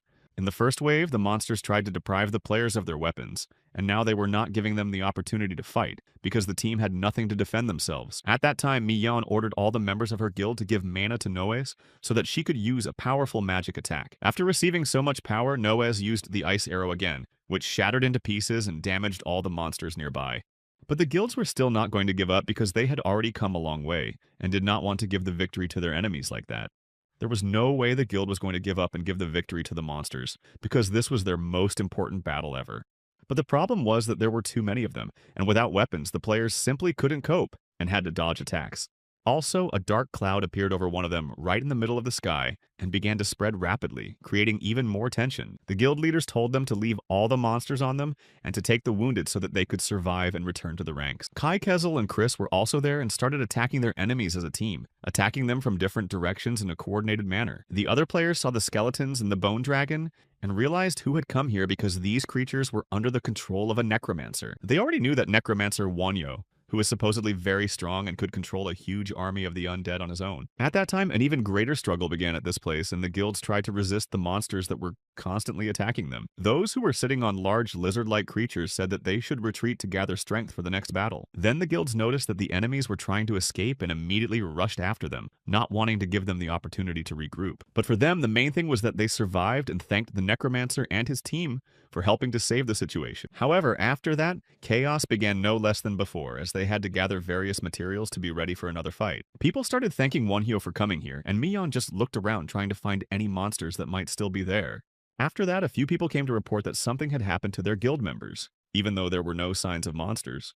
They thought that it was worth increasing the number of guards at the post because waiting any longer was not an option, because the enemy could attack again at any moment. Hyundo suggested that monsters might be among them, and that's why they couldn't return home because they disguised themselves and couldn't be distinguished. Then they started asking him if they could tell the difference between a human and a monster, and Hyundo didn't know because there wasn't even a body to examine. But suddenly Jinwan said that he knew how to proceed now, because he had an idea how to detect monsters in disguise among people. The return home function does not work only when fighting or when there is a monster nearby, so you can send people home in groups and narrow the search circle. But it turns out that in the end there will be a bunch of monsters and a few explorers, so this group will be in danger. One of them suggested leaving at least a few trusted people to protect them, and then they could use this place as a base, and everyone agreed. Mion suggested that we should do a posting right now to announce who will be left behind, and they decided that it would be best to divide it up by time of day. Gikhan suggested just playing rock, paper, scissors, and Jin 1 agreed, and asked if it would be from the first round or up to 2 wins. He said that he would decide everything in one round, but the boys started asking a lot of questions and asked if they would be divided into pairs first or if they would start doing everything at once. However, Kiesel started to get angry because he noticed that for the other researchers, everything that was happening was just a game. Then Taihan turned to Wonhyo and asked him what he wanted to say about this situation, but the skeleton said that it wasn't Wonhyo's idea to say that, but his own, and added that if the researchers kept waking up to the fact that they were in a game, they would all die. Jin started to get angry with him, saying that he was talking nonsense and calling the researchers weak, but Gikhan said that they actually got here on their own. Kessel wasn't going to say that they were weak, but they shouldn't rely on that strength alone. They all lacked the concentration of observation and cruelty, and they themselves know that the owner of this dungeon is a very intelligent being, so if it wasn't for Wonhyo, they wouldn't be here today. Mion was already screaming, asking what they should do in this case because Kiesel allegedly told them to hide in their homes and cry in fear. After that, the skeleton only confirmed her words, which surprised the girl and everyone else. Kessel told them to go home and rest, and that their team would deal with everything. Hyunbo just didn't understand why this skeleton was so stubborn, and why it was treating the other researchers so horribly. But Chris took it to mean that the owner simply didn't trust them, because Kessel didn't just say those words. The skeleton says that he and the host will cope without any victims. Even if they do, they will definitely not be the victims, so this option is ideal for researchers. In addition, none of them demanded any payment for this case. Jin only asked again if they were really ready to fight with just this team without help. Wonhyo just said that he had no choice because he would either make it or die with his team at this place. Only after that did Kessel apologize to his master for acting on his own, and the young man asked why he hadn't asked him for advice. The skeleton replied that the master was always looking for a better way, but the world would not always conform to his own wishes, and Kessel was not ready to waste time for some meaningless attack, so the guild member could go against his masters. In the end, it was better than working for free because with more money comes more opportunities. But after he became a mage, he spent too much time on strategy and planning. Kessel said that sometimes the best choice is to get out of an unpleasant situation by acting spontaneously. And even if his intentions are good, many people may not understand him if his actions are too thought out in advance. Chris added that it was a great opportunity for the guy because they all agreed with their friend. But the girl also apologized for not asking their master for advice. Kai said the same thing and also apologized. Hyunbo just sighed and forgave them because he realized that they were all doing it for him. The young man said that he would close his eyes this time, but that he should not act without his consent, so Chris and Kai said that it would not happen again. After them, Kessel said the same thing, but he still believed that in a situation requiring immediate decisions, it was worth acting sharply and added that he would do it his way. After all, if their master became stronger, so would he. After that, Hyunbo just told his team to start preparing for the upcoming attack. So later they went deeper into the dungeon. It was very dark, and I thought that if they caught one monster, there would be no problem with the rest. We thought it would be better to just wait until they came here on their own. Kessel laughed out loud, saying that he wanted to use this thing, and Kai agreed with him completely. The very next moment, both skeletons threw their bombs, causing them to explode sharply. All the other researchers stood outside watching, although they weren't sure that by destroying all the bases they would achieve anything. But Wonhyo said that there was no better way to take mana from a boss of this class, because they would need to spend their energy on restoring the dungeon, so the researchers would have time to have fun. But a moment later, when the fire stopped a little, they noticed that not everything went according to their plan. It turned out that the monster was a golem, and the researchers asked if the necromancer had summoned it. But it was not the work of Wonhyo, who added that this monster appears as a kind of home for others. At first, the researchers didn't even believe that it was some kind of house monster, but they realized that they had to run immediately. Kai and Kiesel stood behind, looking at this monster and thinking that it would be very fun to compete with it, even though it was dangerous. Then they were given the order to start using the traps they had prepared and to start attacking. The skeletons immediately began to follow these orders in order to stop their enemy. They also began to use their skills such as the art of explosion to blow up the monster again, and this trap really worked, so Jin proudly said that their guild was really the best. But now it didn't matter at all because they just needed to destroy these monsters and not think about who was better than whom. In the end, the enemies were hit very hard and they barely started to get to their feet after such a powerful blow. After that, Wonhyo came out to the battle with his bone dragon and began to accumulate mana for the next attack. Nidhogg once again used his most powerful spell, directing it at his opponents. But they still weren't going to give up so easily and tried to resist the attack. For some time they tried to get up and the enemies urged their comrades to get up and go back into the battle. Meanwhile, Kessel approached the bodies of those who had not survived and was very surprised to see that their bodies began to melt. Kai quickly ran to him, telling his friend not to let the opponents escape. Henbo realized at that moment that the monster was much bigger than he thought, and they acted like humans. It turned out that these monsters were duplicates created from the slime, and now they united to attack again. Finally, the master of the Cave of Doubt appeared right in front of them, although it was an incomplete copy. Their enemy immediately began to get angry and try to attack him, and swung his hand at the guild along with Hyunbo's team. The young man said that the dragon was concentrating because he could already see that the monster they were facing would take longer. The very next moment, the boy gave him a new order to simply burn the enemy at once, so that his acid would not spread over the area. Nidhogg acted as his master ordered and used the explosion to envelop the enemy and burn him. In the end, he succeeded because the dragon set his opponent's hand on fire. At that moment, Hyunbo realized that although this monster was difficult, it was still a much easier opponent than Gloria. And he almost managed to destroy the opponent, but it turned out that there were still some remnants of this double, so he had to be careful. After the dragon and the boy flew into the air, he ordered Nidhogg to immediately destroy those remnants, and told Kai and Kesla to attack the monster. Everything was going just as their master had envisioned, so the skeletons prepared to fulfill their role in this mission. As they got a little closer to the monster, they began to attack it from a distance, throwing their bombs that they had prepared earlier. But then they noticed that there was no reaction at all. Kai didn't know what it meant exactly, but he realized that this situation was definitely not good for them. In any case, they had to get out of here as soon as possible, and the doppelganger just laughed that they were calling this pathetic attempt a real strong attack. Kessel was also very angry because things hadn't gone according to their plan, and the explosion that did happen had started too late. However, they still had a trick up their sleeve, and it was Chris who used her magic and paralyzed skill to cast a spell on the enemy. Her magic worked perfectly, and the stone golem fell to the ground, and everyone realized that this was their chance to finish him off. The other researchers stood nearby, but again some strange earthquake began, and instead of rushing to attack, they were more confused. Only soon they noticed that something exploded, and Jean said that the remains of this giant twin were falling nearby. They had to dodge them because the acid could simply destroy them, especially if too much of it got on their bodies, so the researchers started running and dodging. Later on, the doppelgangers began to stand up in front of the researchers they fell in front of, and it didn't even scare them because the slime started to move. Chris immediately approached one of them and was going to use her skills, telling the guy to be careful because they just needed to get rid of these monsters. But the remnants of this monster were too many, and they all stood up turning into different creatures and continued to attack the researchers. There was simply no other choice but to unite all the guilds at once and destroy absolutely all the remaining opponents. There was no time to think and discuss, so they immediately rushed to the attack, intending to finally finish off these monsters that started attacking them. The doppelganger just started laughing louder, saying that he would only destroy these people faster if they started to group up and attack him together. At that moment, Yunbo stood a little bit away from them alone, and started to use his skills such as a bone spear and launched it right at the opponent. The guy ordered everyone to take the wounded and run away from here immediately, and then added that he would deal with this opponent himself. Hearing this, the giant slime turned around and looked at the guy, saying that he would destroy him next for his courage. After that, he ordered all the other monsters to attack the boy and surround him, and in a moment they did so the main character was trapped between them all. But it seemed that Hyunbo was just waiting for that, because after that he used his skill and lifted the skeletons of the knights right out of the ground. Kai and the other skeletons immediately ran to their master to save him. One of those monsters attacked Kezel and did so quite unexpectedly, so the skeleton asked Kai to help him deal with it. He managed to destroy one of them and left the next one on Chris, saying that he would go on.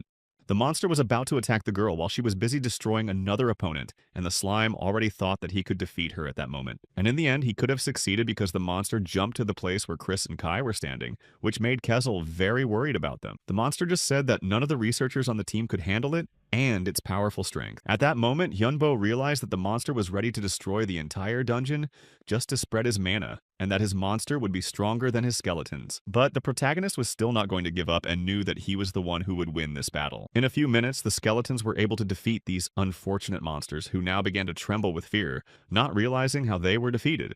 And when Hyunbo himself started asking them if they wanted to know why they played, they started to get angry because it humiliated them. The young man did not pay attention to this and immediately said that people's mana is a limited thing, and this monster knew this very well and was going to attack. But Henbo had specially created a so-called mana safe, and of course the process of its creation and the endurance of its repeated use made it not very effective, but it still helped in this situation. However, after that there was a shout from behind, and the monster said that Henbo had recognized his victory too soon. The monster had almost reached its goal and almost attacked the boy. But at that moment, Kezel came to the rescue and instantly destroyed the creature. The doppelganger wanted to absorb him and become a real doppelganger, not a copy, and in fact this plan was quite good. However, sometimes you need to act without much thought for the best result, and as a result, the magician was able to win. unlike the doppelganger. Because of these words, the monster only got angrier and stood up again to attack, saying that this time the team would definitely be finished. The doppelganger added that if the young man destroyed the dungeon, his mana would still be released, but Hyunbo had a great plan for that. Immediately after the monster's words, he began to use his spells, directing them at the opponent. He said that part of his mana was in the spear he used to wound the doppelganger, and Hyunbo did it to completely destroy the monster's body. And it was after that that the young man realized that the real body of this monster was not the one he was in now. He had simply divided his soul and given it to the doppelgangers. This was true, but the monster was not going to admit it, so he simply shouted that Hyunbo should give him everything because it belonged to him. It seemed that he had already become completely insane and stopped controlling himself because he was acting absolutely chaotic in order to get his soul back. And at that moment, Hyunbo ordered his dragon to attack and destroy absolutely all the duplicates of this creature. Immediately after his master's order, the dragon flew into the air above the other skeletons and then set about destroying the opponents. He again used the same skill to simply burn them to ashes in one blow. At this point, the monster simply did not believe that this was possible because he realized that he could have become much stronger if he had done a little more. At that moment, Taehan just stood there, not knowing what to do, and only now he heard an explosion next to him. He seemed to be trying to defend himself somehow, but because he was not the best researcher, he did not even notice that the giant monster had reappeared behind him. Only at the last moment did he look back and see this giant with more than one head in front of him, and the boy did not understand what was happening to this creature. More recently, these monsters were ready to attack, but at that moment, each of them simply melted before their eyes, while the researchers did absolutely nothing. Henbo collapsed next to the skeleton, realizing that it was over. It was incredibly terrifying and his mana was almost gone. But Chris told her master that it was not over yet, and Kai added that they still had to destroy the monster's remaining associates. Hyunbo had no more strength left, but he still tried to tune into the fact that they still had an incredible amount of work to do. Then Kezel, who was standing next to him, extended his hand to the boy and briefly told him that he had done well. He was proud of his master and said that Hyunbo had done a great job with his mission. This even embarrassed the boy a little bit and made him feel awkward, so he just thanked him briefly as well. Then he grabbed the skeleton's hand and they were going to destroy the monsters that were still left, and the young man had started exploring this dungeon only 5 days ago, but it had already been cleared. Then they returned home and it was the 3rd day after the dungeon was cleared. He ate nothing, slept terribly, and even lost interest in novels or comics that he used to love to read. Perhaps it was because the main character clearly understood what it means when you were on the verge of your life and trying to survive, clinging to that very life with your last strength. In the end, he just got up thinking about going for a walk, although he didn't have much free time but wanted to do something else. But as soon as Hyunbo got up, Kezel burst into his room without even knocking and immediately said that he had a big request. He begged to be allowed to go out because he wanted to meet his playmates. But Hyunbo was hesitant because he didn't have much free time, and he was a skeleton, but that's why he came to the master to help him. After a while, Hyunbo was able to do something, and the skeleton could even change its expression if he wanted to. Of course, Chris helped him with this, and Hyunbo explained that his face was connected to thoughts and mana, although Kezel did not like that he could not do this with his whole body. However, the young man believed that the skeleton with the Yahtzee should be grateful, so Kezel immediately said sorry and asked him not to move his ear because he was also in pain. Of course, Chris helped a little, but Hyunbo did most of the work, which surprised her because she didn't think the boy could do it. He really managed to do something like that, although it wasn't really a real head, but he still took the girl's words as a compliment. After that, Kezel said that he and his playmates wanted to go out for a bite to eat, and asked if that would be okay. Hyunbo wasn't going to refuse him, but he wasn't sure what the doppelgangers ate, and it was unlikely that there would be much choice, but Kezel could still taste it. These words struck a chord with all the skeletons, and the first thing Kezel thought was that he would finally be able to taste alcohol. And at that moment, Chris had a great idea. She said that they could start mass production of lookalikes and she would help him. It seemed to him that Chris just smelled money because such things would definitely be incredibly expensive and could be profitable. Eventually, after a while, Kezel left the house, and at that moment, they learned some interesting things, although they were worried that Kezel would not quarrel with anyone and would not get into danger. However, only after some time he returned, although he looked quite terrible, but she was happy with what they learned, namely that when Hyunbo himself did not leave the house, their free time did not decrease and his friends could safely leave the house. So he came up with an idea because until they run out of free time, they won't be able to get to the next dungeon, which means they won't have to clear it. And using the image of the doppelgangers, they can dump all the remaining work on the agents. And while they're doing all this, a new patch has been released on the dungeon website, namely the mercenary system. Apparently, this service was introduced because it's all connected with dungeon clearing, so there are big problems there.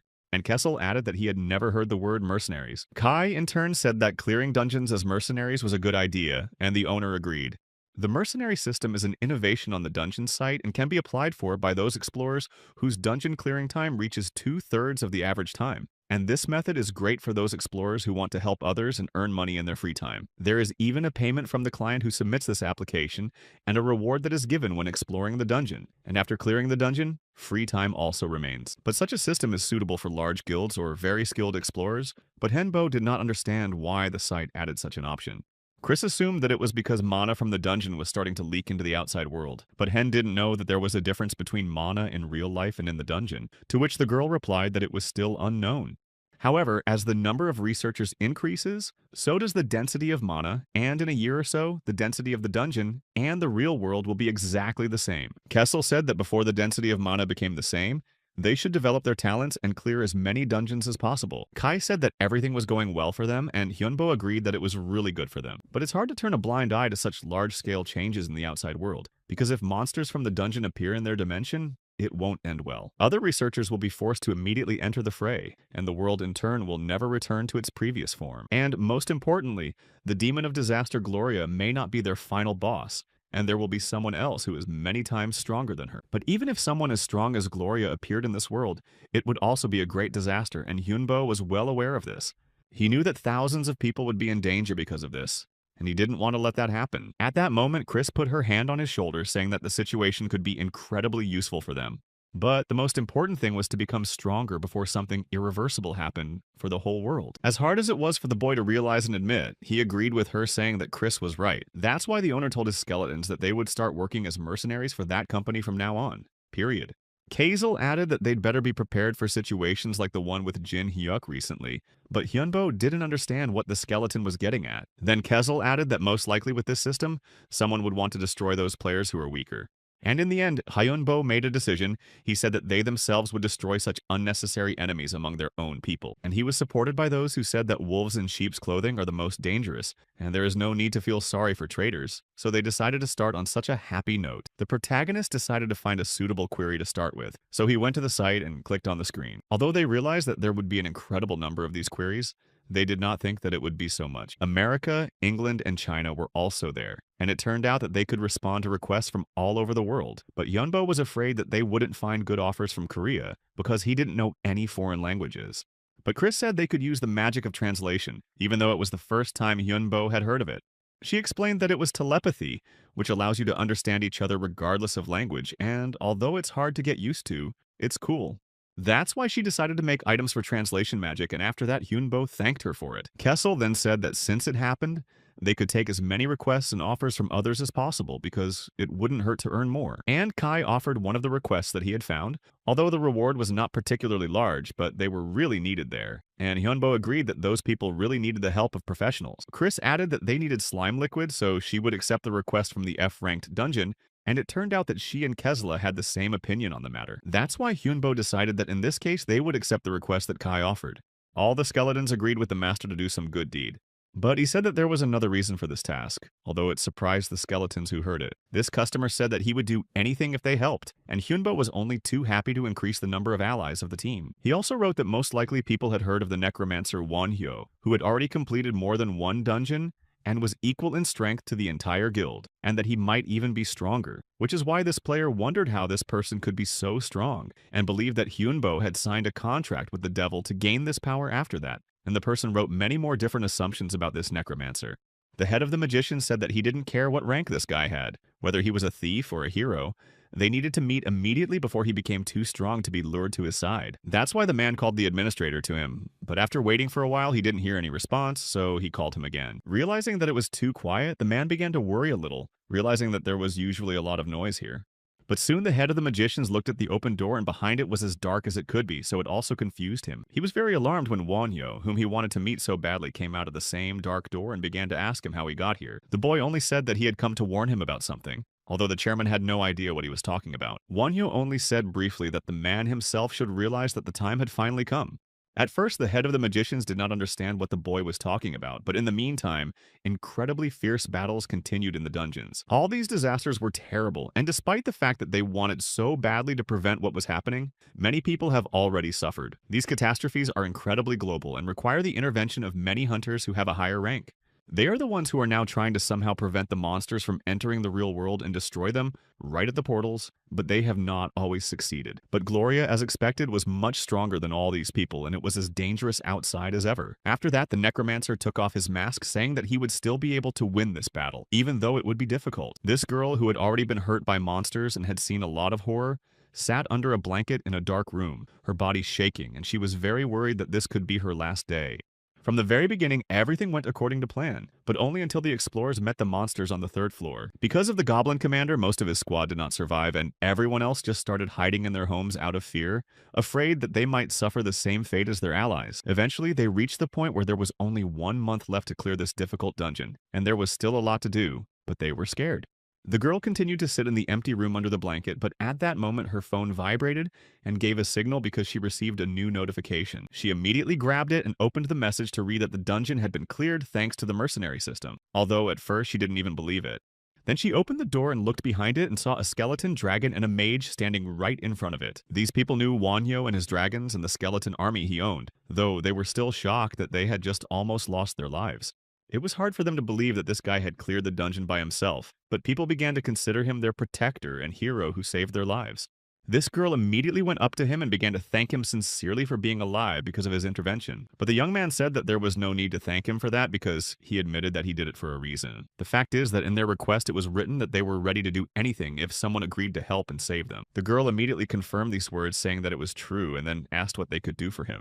After these words, the young man handed her a paper with a contract and told her to sign it right away.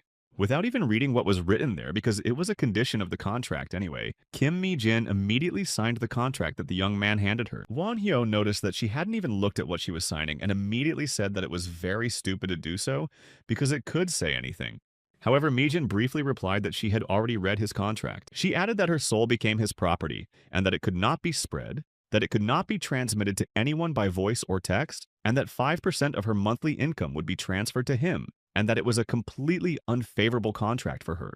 But in the end, this girl signed the paper anyway, and to some extent, it even surprised him. Mi-jin only replied that she had said, like everyone else, that she would do anything, so she was not going to go back on her word. Hyunbo liked this approach because he appreciated that in people, so he smiled, glad that everything went smoothly. But then the girl immediately exclaimed, coming even closer to him so that Wonhyo would give her power in exchange for signing the contract. She wanted to become even stronger so that she would be able to do no more, and this would be done for her sake and for his sake as well. This is the only chance in her life that she will never pass up again. To get this crazy power is literally a chance to change her own life forever, to improve it and not to be afraid anymore like she was recently. Wonhyo just said that he likes it because this girl has a talent for magic, so she can become stronger with his help. Wonhyo also said that he treats those who belong to him very well, and she has already become one of his army. After a while, the boy sat at his desk in complete silence in front of a piece of paper and thought about something for a long time. He was already well aware of the fact that apart from this girl, all the others in the dungeon were useless to him, because they were nothing. But Hyunbo thought he was lucky anyway, because Mi-jin's skills were really good, and she had a great potential to become strong, as he wanted. She could master the curse magic that is related to his field of necromancy, and she is the leader of her squad, so in any case, these people will follow her. Later, Kai and Kezel came into the room and said that they had finally completed their training. Hyunbo asked how their students were doing, and Kezel said that they were obeying, and that was the main thing. And Kai added that even the atmosphere was good. A dungeon doesn't disappear even after it's been cleared if there's at least one person in it, and it turned out to be a great place to train. Then Kezel approached the guy, seeing that he was learning Mi-jin's skills, and Hyunbo said that it would be something of an investment. After that, he met with the girl herself, who once again thanked him for saving her and for agreeing to train her. On the last day of training, the young man gave her books about necromancy and magic, and also gave her a way to create spell cards that Chris made. The girl and her troops continued to stay in the dungeon, and it finally said that it would definitely survive, of course, and Henbo hoped so, and then said goodbye. Those in whom he had invested so much trusted him completely, and eventually these people became his followers. And if they are his followers, they must support him in any decisions. Kessel said that it was time to move on to the next dungeon because he was bored with the low-ranked dungeons and wanted something bigger and more interesting. Kai also completely agreed with him, and Hyunbo also supported this idea of skeletons, so he asked what Chris thought about it. The girl showed him the letter saying that she had already chosen several of their targets, but she liked the last option the most. They needed mages above the 3rd circle, and they were looking for 5, and the reward for help was also high. They wouldn't give away lower-class magic crystals, but they would give 5 of them and 5% of all the items that would fall from the monsters, and they were willing to pay for all the damage, but Hyunbo thought that was too generous. But Chris could only conclude that those people really needed an experienced magician and were in trouble. It is even possible that they want to find such a magician and then invite him to their clan, because this option was quite popular. That's why the main character agreed to accept this request, but they should have been well prepared. Only then did the guy notice that this was a request sent by a guild and asked Chris what it was called. The girl replied that the name of this guild is Golden Black Hole, and they are among the top 10 guilds in America. Having chosen this offer, they continued to train and prepare for their next mission. Kiesel asked if the master was happy to work with this slime, because it seemed strange to him to make this slime his assistant. But Hyunbo said that she was warm and quite pleasant, and added that her name was Tia, which made the skeleton laugh even more. Only later did Kai come up to them and say that they all needed to hurry, so the team was going to move on. But soon after, right in front of them, they saw an incredibly strong light as if it were explosions. Wonyo was not confused and started to speak, saying his name and their request, so in turn he asked to take away this bright light. After that, the group of people immediately apologized to him and said that they always do this, and it is for their own safety. When they finally took away the bright light, the team saw many people in front of them who were fully prepared to attack, and several tanks were standing in front of them to protect them. It was the same head of the Magi, and there were many people standing next to him, and the man only briefly said that he was very happy to meet him. He introduced himself as Richard Leon Hurd, and said that he was the master of the Golden Black Hole Guild, and that he had hired Won Hyo. Richard also said that he was called the Director of All Magicians, and it was at this moment that the guy remembered what had happened to him before. He remembered the same parcel back when he was in a terrible state and in a difficult situation, and Richard was the one who helped him in this difficult moment. Hyunbo seemed to remember the entire text that this man wrote to him about reading the guy's ad, and he sent him those books with magic moments in order to help him in some way. And that's how their first meeting happened. When the young man was unpacking the parcel a while ago, Richard hoped that someday they would meet, and Henbo realized that now he was standing in front of the person who helped him survive that moment. Although now they would have a relationship as employer and employee. And then Richard introduced his deputy Hamilton, and added that he wanted to work with the boy. Wonhyo only added that the man's Korean was very good, and in his mind he realized that it was good that he was wearing this mask because he didn't want to show who he was yet. Although I was very grateful to Richard. But the man immediately objected, saying that he was not speaking English, so Hyunbo decided that the dungeon system immediately translated his words into the right language. Richard smiled and said that even if they didn't know each other, they could still get along well because even problems with their languages were not an obstacle. After that, the man thanked everyone for the day and decided that now was the perfect time to start the briefing after a short break. After a while, they all went to a room where a table was already set up, and then they all sat down to discuss all the issues. While already there, Hyunbo realized that he would have to take off his mask because he could not eat or drink with it on, so he did so immediately. Richard immediately said that he thought that this mask had another purpose besides hiding his face, but the young man only replied that he should respect the food on the table. Since everyone was already there, he said that the briefing could begin and then introduced himself again, saying that he was their employer at the moment. Richard said that he wanted to clarify a point right away and said that Wonhyo would be his subordinate for the duration of the assignment. Hyunbo just said that it was already clear before he hired them. But the other researchers were actually surprised and disappointed when they heard these words, but reluctantly accepted these conditions. Then Richard said that their guild was engaged in a very thorough and complete clearing of the dungeon, which meant they also needed to stay. The other explorers and Hyunbo did not understand what Richard was talking about and how long they would have to stay. The head said that it would take a month or 3 weeks. Of course, if someone was injured, they would be allowed to go home, but the rest of them had to stay until the end. Kessel was happy to hear about the complete sweep, realizing that he liked it, so Hyunbo said that it was good that they had chosen Richard's request. Skeleton agreed and said that they still had to do it right in the future. Then Kiesel called those researchers fools and asked Hyunbo if it was okay to say that, even though he had already started so it couldn't be changed. Kessel just didn't see the point of going to the dungeon and back all the time, and he said that they had once had to sleep in a D-class dungeon. Although when the other researchers heard this, they didn't even believe him at first because it sounded so strange. Richard himself was surprised by what he had just heard, but asked how they survived and what they felt. Kessel said that it was not quite the right class, so everything ended well, Chris, and they were fully prepared for the battle with the boss monsters. The head added that he would like to hear the whole story someday, but for now, they need to continue the briefing. He also immediately added that he was very glad to have such an experienced necromancer with them, and the assistant agreed. Of course, it was only 2 circles of difference, but in fact, Wonhyo seemed much more powerful than the others. Hamilton even said that he would like this guy to join their guild because it would be very profitable for them and safer and easier. However, Richard actually thought that Wonhyo was not the kind of person who would want to join any guild, regardless of their prestige and power. The man also thought that it was better not to even talk about it with him, because it would only spoil the relationship with the necromancer. Hamilton agreed and said he wouldn't do that, but then he thought about Wanyo's dragon and wanted to see him. Of course, he didn't want to have to summon him, but he still wanted to see Nidhogg's powers with his own eyes, and Richard agreed that it would be cool. Eventually, they found themselves in the right place with a lot of sand, and although it was strange for a dungeon of this class, they thought that there would not be many dangerous moments. Of course, everyone knew what could happen, but they hoped for the best, realizing that the priority was to protect the master. Hyunbo himself hated something like this because he knew there could be danger, but he didn't know exactly what it was, what it sounded like, or when it would appear.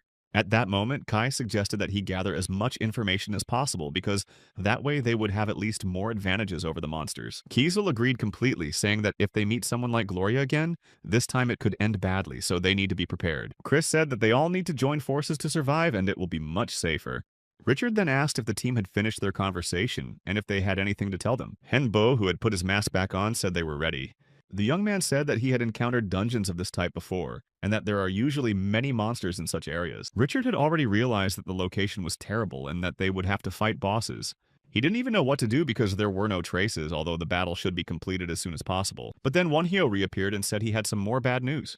Richard thought that he didn't want to be heard, but the young man immediately told him that he had encountered a creature in a dungeon. Gloria then said that she was a demon dragon of disaster, and Richard said that it was an interesting name. The young man added that it was definitely higher than E-class and also fed on the power of other bosses to survive and gain more power. And although he did not know exactly how many there were, he believed that there were at least 3. Richard was really surprised that Gloria had absorbed 3 monsters in order to survive, and Hyunbo confirmed it.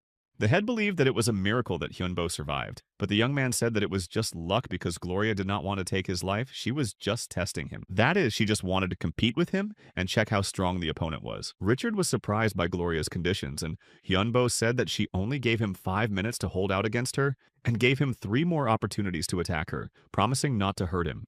The head was curious to hear what Gloria was doing during those 5 minutes, and he already thought that she was absorbing monsters. And Hyunbo answered that it was hard for him to hold out even for a minute, not to mention 5, so they decided to attack her bosses.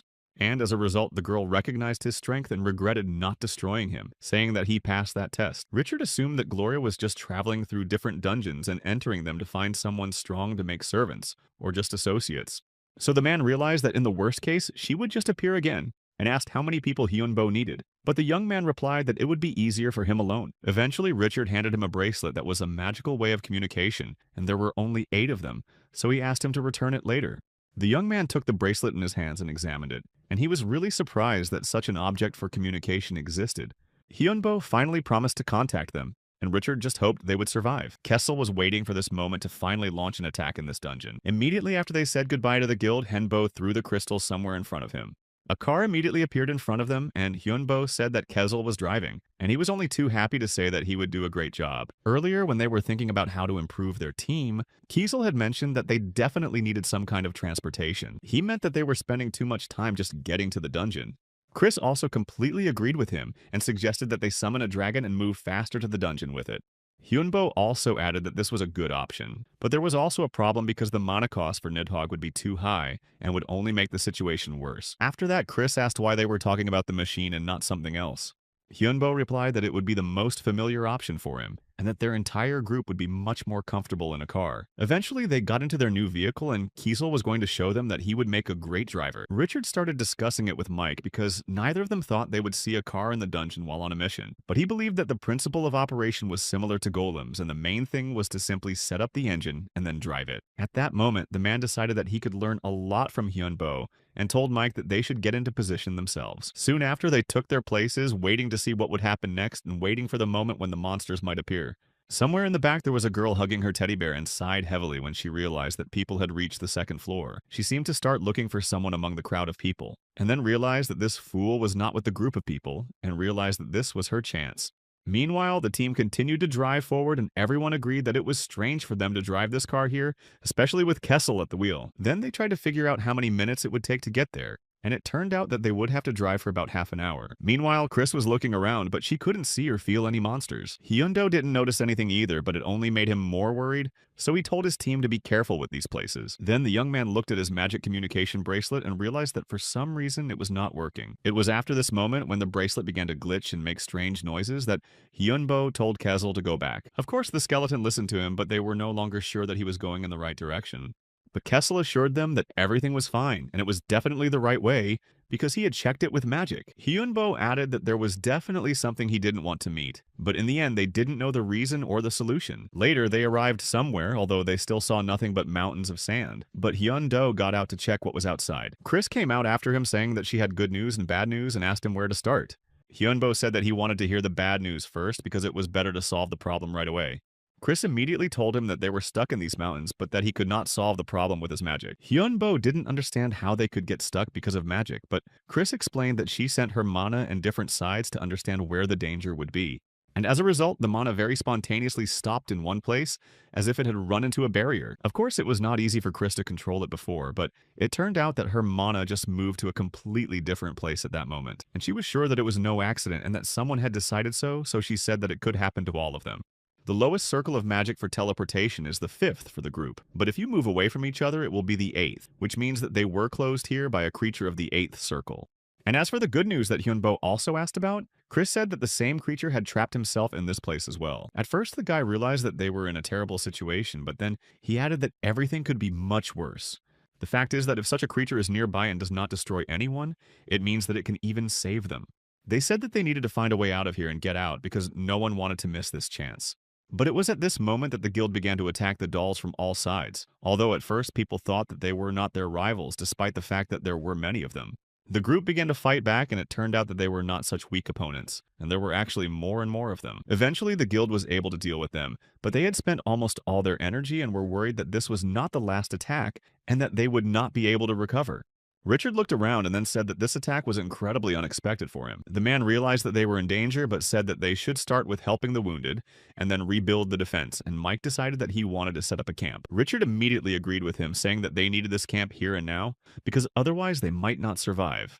But soon the same girl who was holding the bear appeared right in front of them and sighed again, saying that these people were very similar to someone else because they were just as smart. She turned to Mike, saying that she liked the way he was thinking, but that the exam was still unfinished. And then she added that he should be careful what he said because he might be saying goodbye to his life afterwards. Then she said that they had only an hour to rest and lick their wounds, and then their battle would begin again. However, before she left again, she asked them what they thought was better, a certain number or a certain amount. Richard at this point began to get visibly worried and said that he would like to choose both options and asked if it was possible. She just laughed and said that it was very interesting and it would be the third option, so she let it go.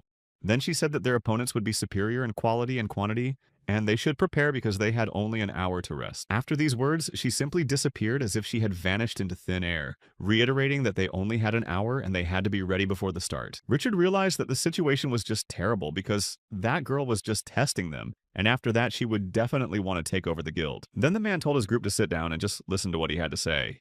He began to tell them about the rumors that when the dungeons appeared, strange creatures began to appear. And Wonhyo, the necromancer they had seen earlier, told the man about it. Earlier, when the boy had been in one of the dungeons, he had met a similar creature, but it was supposedly a dragon. And most likely this girl is also a dragon, although it may be a low-class one. But Richard added that he has good news for the team. Since she is testing them, she will not attack them on her own, but they still need to prepare. Richard added that it will be a very hard fight, and he doesn't know how many people they can lose in this battle. However, Richard also wanted to tell them about one thing and turned back to the team. If they lose someone, these people will not be forgotten. And he asked that if he does not survive, he should not be forgotten either. So he asked all the survivors to remember their comrades, and on this day they should fight for them all with all their might so that as many people as possible could survive. In any case, they need to snatch this life from the hands of those monsters, and in just a short time, they started attacking the guild. In the end, the victory in the second battle also remained on their side, and since the preparation was excellent, they even managed to do without almost any wounded. After the battle was over, this girl appeared again and asked if Richard wanted to increase the quality or quantity of emotions. Richard asked if he could increase the defense instead, and she just smiled and said that the next battle would start in 2 hours. And exactly 2 hours later, the next battle began, and the unit that was able to rest won this competition without any wounded. In the 4th, 5th, and 6th battles, Richard also mentioned other things to improve, and it seemed that he understood the rules of the game well. Since they had already asked to increase the rest time earlier, they decided that it would be better to increase the difficulty now. But after the 9th battle, they had no choice, so this girl wiped the rest of the dolls herself. Those dolls only became stronger as their equipment improved, and they even became smarter. But this time, the guild managed to survive, so the girl appeared and asked what they wanted to improve now, and added that in honor of the 20th time, they could increase the rest time again. But he only said that he wanted to reduce his squad, which surprised almost everyone here. Richard said that he wanted to take half of the people, that is, send them home, so he asked if it was possible. And even here, the girl agreed to do as he wanted and save half of the people. But Richard would now have to choose who to leave alive. She said nothing more, only that the next battle would take place in 21 days and 8 hours and then disappeared. Richard said right after she disappeared that he was staying here and Mike was leaving. However, this was not discussed because Richard was the one who was in charge and responsible, so he was not going to run away. Even if the head himself does not survive, Mike will be able to manage the guild himself because the whole golden black hole and the whole world is relying on them now. The man added that everything is ready in case he does not survive, and Mike knows this. The main thing is to take care of it all. Richard then turned to the others saying that he would have to make an important and difficult choice and apologized to his participants in advance. Some of them had already started to say that they were staying voluntarily because they had important positions here, but some of them were sent home by Richard because they had recently had a baby or something like that. He also approached the researchers with whom they had signed a contract, saying that they all had to leave. He added that Mike would take care of everything and everything would be fine, although the man himself did not want to leave the chapter here and run away. But it seemed that Richard was more positive, saying that he still had a chance to survive, so he shouldn't be so afraid and worried. Eventually, on the orders of his superior, Mike left the dungeon and took half of the soldiers with him, so now there were only 62 people left, including the head. The man added that during this period, everyone should receive the necessary treatment, and said that now, during these 3 weeks, let them rest and do light training. Richard decided to go somewhere, although he was stopped by other warriors, but the man said that there was nothing to be afraid of because there were no monsters at this time. After that, the young man fell silent and only later asked what Richard thought and whether they had any chance of winning. The man replied that there are always chances and he never gives up before time, and that they have even more opportunities to survive and win. After a while, the man found something, although it was very difficult for him to do so. Then Richard stood up, telling the others to set up a mana crystal bomb right now in this place. Richard had actually brought them so that they could fight, but now the team just needed to survive somehow. He assumed that there were still about 4 or 6 battles left, but in the state they were in, they would not be able to do anything. That's why he had to choose the best of the worst, and the soldiers thought he was talking about saving half the men. Then Richard nodded, saying that everything was ready so they could go ahead. After some time, the 3 weeks passed and the battle was about to begin, so all the soldiers were very worried and excited. Richard only encouraged her to go forward with her head held high and not to give up until they were completely defeated. He immediately apologized to those around him, but also thanked them for staying and going to this dungeon in the first place. In addition, Richard said that he would hope to the last and that he himself would believe in each of them. Later, when the rest period was finally over, the first monsters appeared and the 20th battle between them and the guild began. The warriors stood up to prepare to fight back, and Richard said that right now they needed to do everything possible to survive. However, seeing how many different monsters were there, Richard was already upset that he was encouraging the team, realizing that it was in vain. In addition, despite the fact that they had already set up their explosives and they worked, Richard noticed that there was not a single enemy destroyed. But the man still tried not to give up, telling the second group to move forward because after all, it was their last hope now. He told the researchers not to stop and just move forward to destroy their opponents, otherwise they would all die at once without a chance to win. It turned out that there were much more of these monsters than Richard expected, but the team still continued to hold on, trying not to give up ground. Therefore, the man realized that they at least needed to hold out as long as possible, and then when they gained some strength, they would immediately attack the enemies. The participants themselves began to thank their master, saying that he had done a lot for them and encouraged him not to give up now, because he himself said that they could still win. After these words, the man began to act himself and turned to those creatures, drawing all the attention to himself, and shouted that if they wanted to destroy someone, let him be the first. However, while the other monsters were approaching him, they managed to destroy many more participants who were just saying goodbye to the master and asking him to take care of their loved ones. Richard was shouting for them to hold on and not give up right now, adding that they all had to survive and return home together. But the fact is that there were too many enemies and they were already strong enough to kill more and more people on their way, driving those who remained into a dead end and not giving them a chance to get out. Of course, they already knew what to expect after the appearance of that girl and realized that it would be difficult, but it was already too much. The participants began to panic more and more, and instead of gathering and attacking, they did not know how to act in such a situation. Richard continued to stand next to them, realizing that this could not go on, because if he did nothing right now, there would be even more victims and no one would be left alive. Later, instead of another monster, the same girl came forward, but she did not start attacking them on her own. She said that Richard had made the best choice he could because, in the end, as the leader and responsible one, he was at least able to save many lives. The girl called him a great commander who cares about his men, but Richard is just a good commander, not a commander who leads people to victory. After all, he knew exactly how to win in this situation, and a commander should think soberly instead of relying on feelings and emotions. He needed a lot of soldiers, and only in this way Richard could win, and the man should not have given away his men, because in doing so he simply signed a fatal sentence to the other half. The girl looked him in the eye and told him that it would be impossible to save these people, and only now Richard realized that she was completely right. In the end, he admitted that sending half of the people home was the worst decision he had ever made, because he had simply destroyed his wards because he didn't have enough people. And right now he is witnessing the terrible consequences of his actions, and the girl said that he can empathize as a good commander, because he had to do it because he just wanted to save someone's life. But now Richard just had to watch the remaining half of his soldiers say goodbye to their lives, and then the girl disappeared. The man was desperate. He did not even know how to react to this, but still told his soldiers to prepare for another attack. But then he realized that this was the wrong choice. He thought to himself that attacking at such a moment would be madness, and they would only increase the number of casualties in their team without achieving anything. In the end, the soldiers simply obeyed their superior's order and went to attack. But as expected, they did not survive, and many were already wounded so badly that their wounds were not compatible with life. Richard was angry with himself, realizing that it was his fault, but his subordinates still respected the master, saying that the man must survive and let the master avenge them all. The girl began to laugh, saying that he was not so bad and could get a good grade in the subject, but this only made Richard more angry. Only then did he hear the words that he could take someone's power, and then he realized that this was the right path for him now. If he takes this power, he will have a lot of opportunities. He would be able to win this battle against the monsters, and even if he became a monster, he would still win. Richard was already in despair, so he just wanted to win, and he was still trying to think soberly, to act deliberately, and not to take irresponsible actions that would only endanger others. He had already realized that there would be a lot of casualties and the soldiers were just running out. But at that moment, someone grabbed his arm to stop Richard. It was Wonhyo, and he said that a man can win by becoming a monster, but in that case he will not be forgiven, and destroying a monster is the act of a true hero. Finally, Wonhyo looked at everything that had already happened here, and said a little sadly that he was too late. But despite this, Richard simply thanked him and asked how much Wonhyo had already heard. The young man said that he had been talking to him since about halfway through when the girl appeared and started talking to him. But then Richard asked how he had managed to do it. The boy just said that Gloria probably didn't like the local monsters, and that's why he had a lot of advantages. Now they might be able to cope with Wonhyo's help, but they still need to become stronger. You can never have too much strength, especially when you need to protect those who are important to you, but the young man also added that Richard needed something more than that. The man agreed with him, realizing that he needed more than just that, because his men were in any case weaker than these monsters. He just needed to use his head and think soberly about how to proceed in order to prevent this from happening again. And at that moment, one of the soldiers approached Richard. This guy said that he needed to be taught a lesson for what had happened, but Gren had already hit him.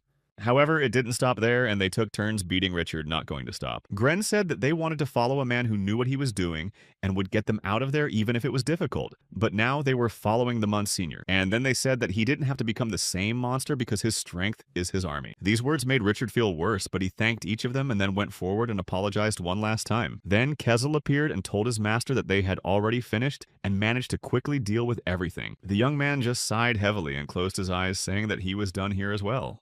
At that moment, Hyunbo realized that like Richard and his entire squad, he also had someone to rely on and trust. The girl who had summoned all the monsters was very angry because she had almost succeeded in defeating them, and it was Wonhyo's fault for not succeeding. So she started to get even angrier at him, calling him all kinds of bad names.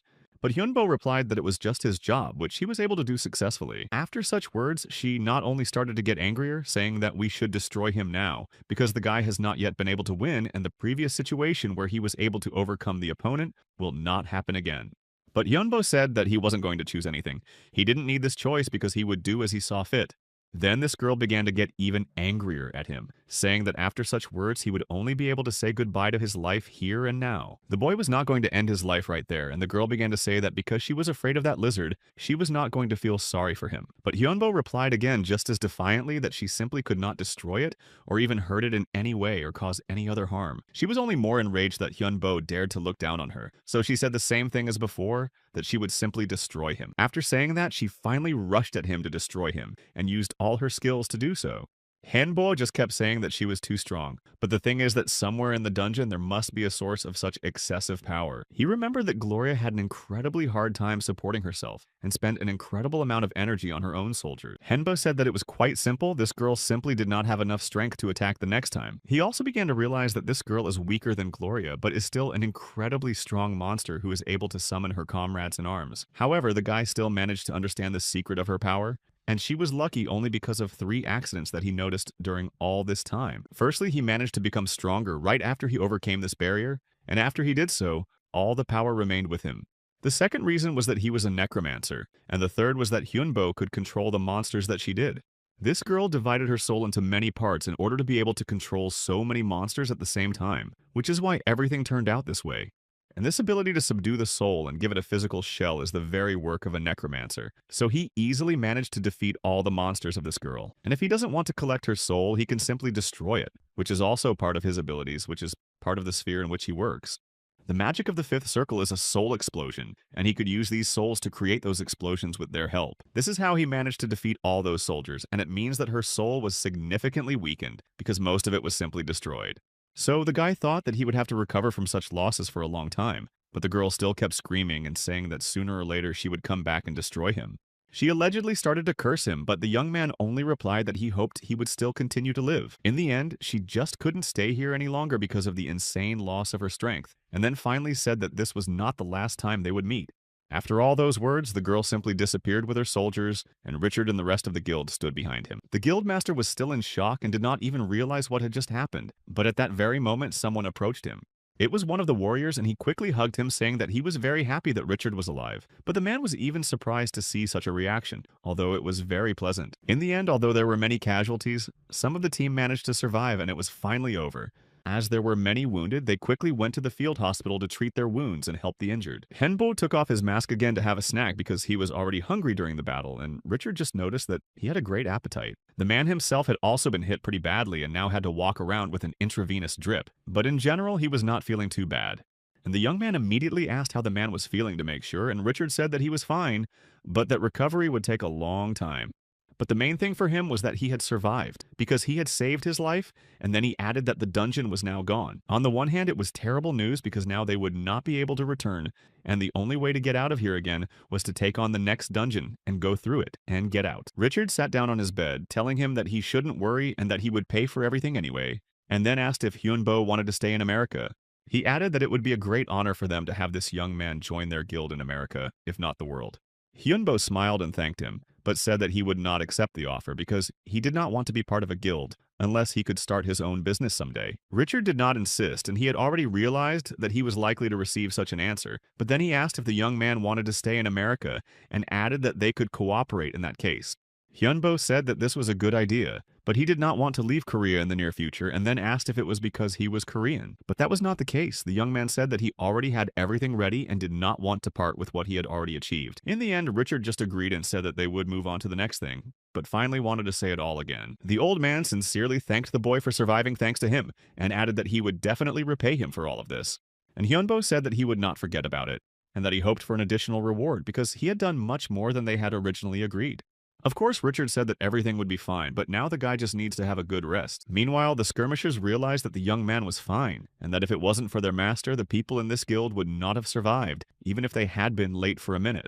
And Nidhogg added that these people definitely need to become much stronger. Then Hunbo started talking about that monster, the girl who summoned all the monsters, and he said that she was most likely connected to the Legion in some way.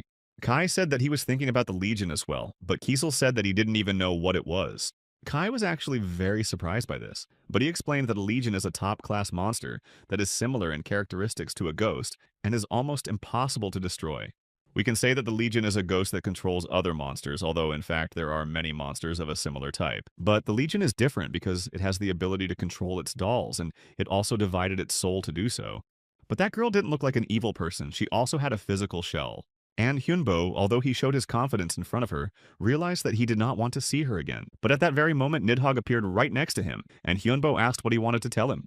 The dragon said that it would be great to absorb that girl's soul and become stronger. And Hyunbo liked it because he is not a full-fledged dragon, which means he has to do everything to become stronger, and the more strength he has, the better for the whole team. The dragon thanked him for the advice, and Hyunbo decided that while they were in America, they should collect as many souls as possible, thinking that there would be more tasks than they had in Korea. Then the young man turned to Richard and he said that he would solve all the issues with the visa. The man was even excited to hear that Hyunbo wanted to travel to America, and he was actually just waiting for such a question. Richard started to get up, but the doctor said that he should still be careful because his body was weak, and Hyunbo added that the man should have a good rest. And while he was resting, he allowed Hyunbo and his team to use the gym, where it was quiet and spacious, and now in America they also had a great place to train. Hyunbo also began to say that they should get the most out of it.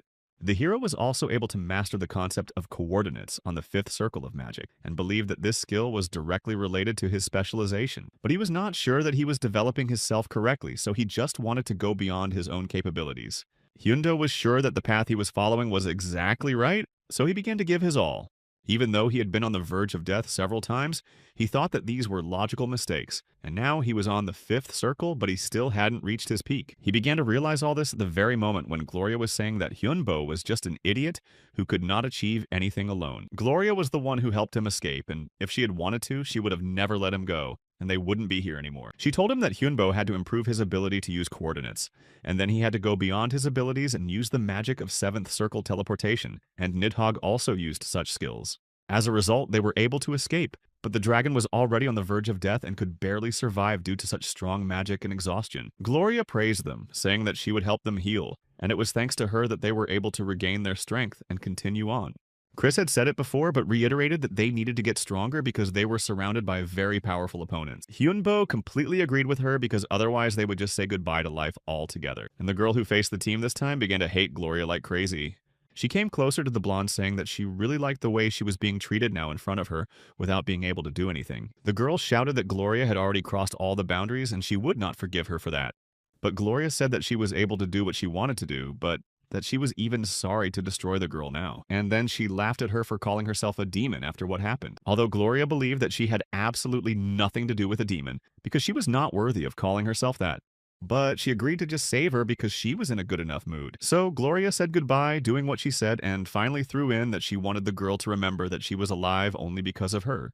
But the blonde said that she would not let it go and would destroy both Gloria and that guy and his team. Later, Richard finally left the hospital and joined Yunbo and asked how they were spending their time here. The young man replied that it was actually quite nice here, and Richard was very pleased to hear that. And after all, for Henbo and his skeletons, everything in this place was incredibly new and interesting, even unusual. It even seemed to him that Washington was bottomless and that wherever you went, you would always find something else. Hyunbo was a necromancer, so he saw a little more than the others, and if they went higher, Richard would be able to understand what Hyunbo was talking about. Eventually, they boarded the helicopter, and Hyunbo tried to show Richard what he meant. Then Hanbo gave Richard the dead eye skill so that he could see what he was talking about. And then Richard really began to see incredibly many different skeletons, the souls of those who are flying around here and invisible to humans. Now Richard was able to see what was happening here to those who had already said goodbye to their lives. These are the souls that leave the body after a person passes away, which is why funerals are held. This means that all these souls did not find their peace after leaving the human body. But Richard was more surprised by the fact that they have been living with them all this time, but did not notice them at all. However, later on, the man himself realized everything without explanation, because it was the use of mana. Hyunbo also added that these souls are not simple and it can even develop further. For example, they can absorb some other souls, and the more energy you have, the stronger you are, and this is the law of evil spirits' survival. However, all this only disappointed Richard more, and he did not know what to do. But Yunbo said that there was one way. Meanwhile, in the White House, in the office of the US president, he read that the ghosts would start attacking people within 1 year. They took it as a joke and just laughed at it, thinking that nothing serious would happen. Continuing to joke, the president told the vice president to call the exorcist when it happened. But while they were laughing, something got into the office and they immediately stopped laughing. The glass immediately broke and the president barely dodged it, and then ordered his aide to deal with it immediately. But despite the fact that they were laughing so hard at the fact that there would be ghosts, these souls entered their office. At the same moment, someone came inside and said that they had to evacuate immediately because it was getting dangerous. But it was too late because more and more ghosts were getting inside, so they couldn't even get to the door. However, they were rescued by Hyun Bo, who came to help them and told them that the president should be more careful and attentive to the problems in the country. The president started to get very angry, saying that this should not have happened, and asked what was going on here. But he said that it was a simple demonstration, and when the president realized that it was all a decree, he got even angrier. And he confirmed this by saying that the same thing would happen in just 1 year in this country if they did nothing. But then he started asking about who the two people were who had infiltrated and made this decree. And the vice president introduced them first by saying that Richard was the head of the Golden Black Hole Guild, and Wonhyo he called the best necromancer he knew who was responsible for this demonstration. While the president didn't know what to say, Wonhyo started talking about how the spirits were just gaining their power and had very little time left. After that, he added that they had already convinced absolutely everyone and that only the two of them and the president were left. Hyunbo said that they had to act immediately if no one wanted to see a kingdom with no living people left in a year. To begin with, they decided to conduct an experiment in a small town and specifically checked if there were any spirits there. There were a lot of soldiers and mages there, so Richard realized that he didn't need to worry about Hyunbo. After all, right now is the perfect moment to start everything.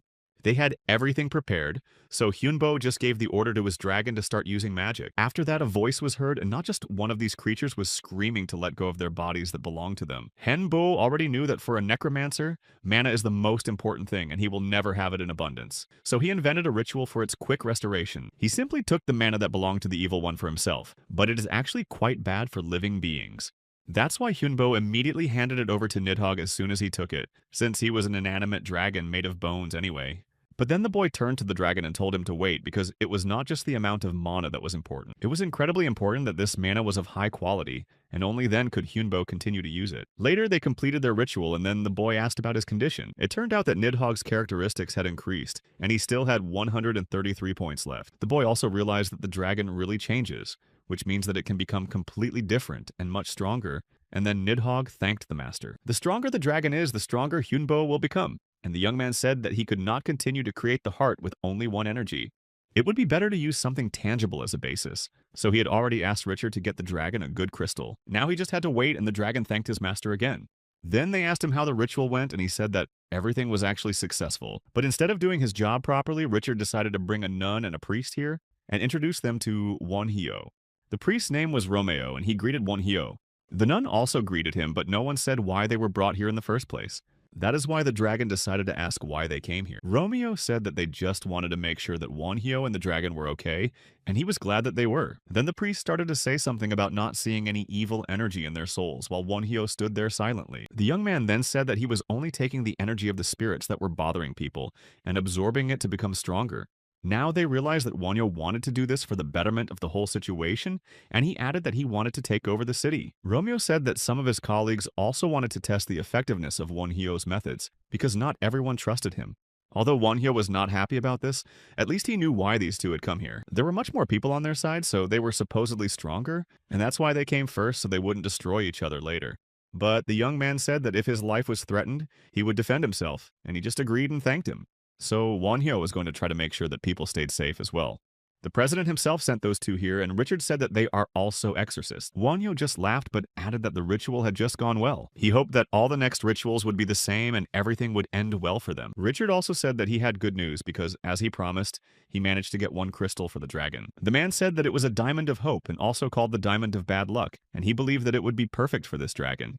The two exorcists thought that the boy would become even stronger and were going to destroy him before it was too late.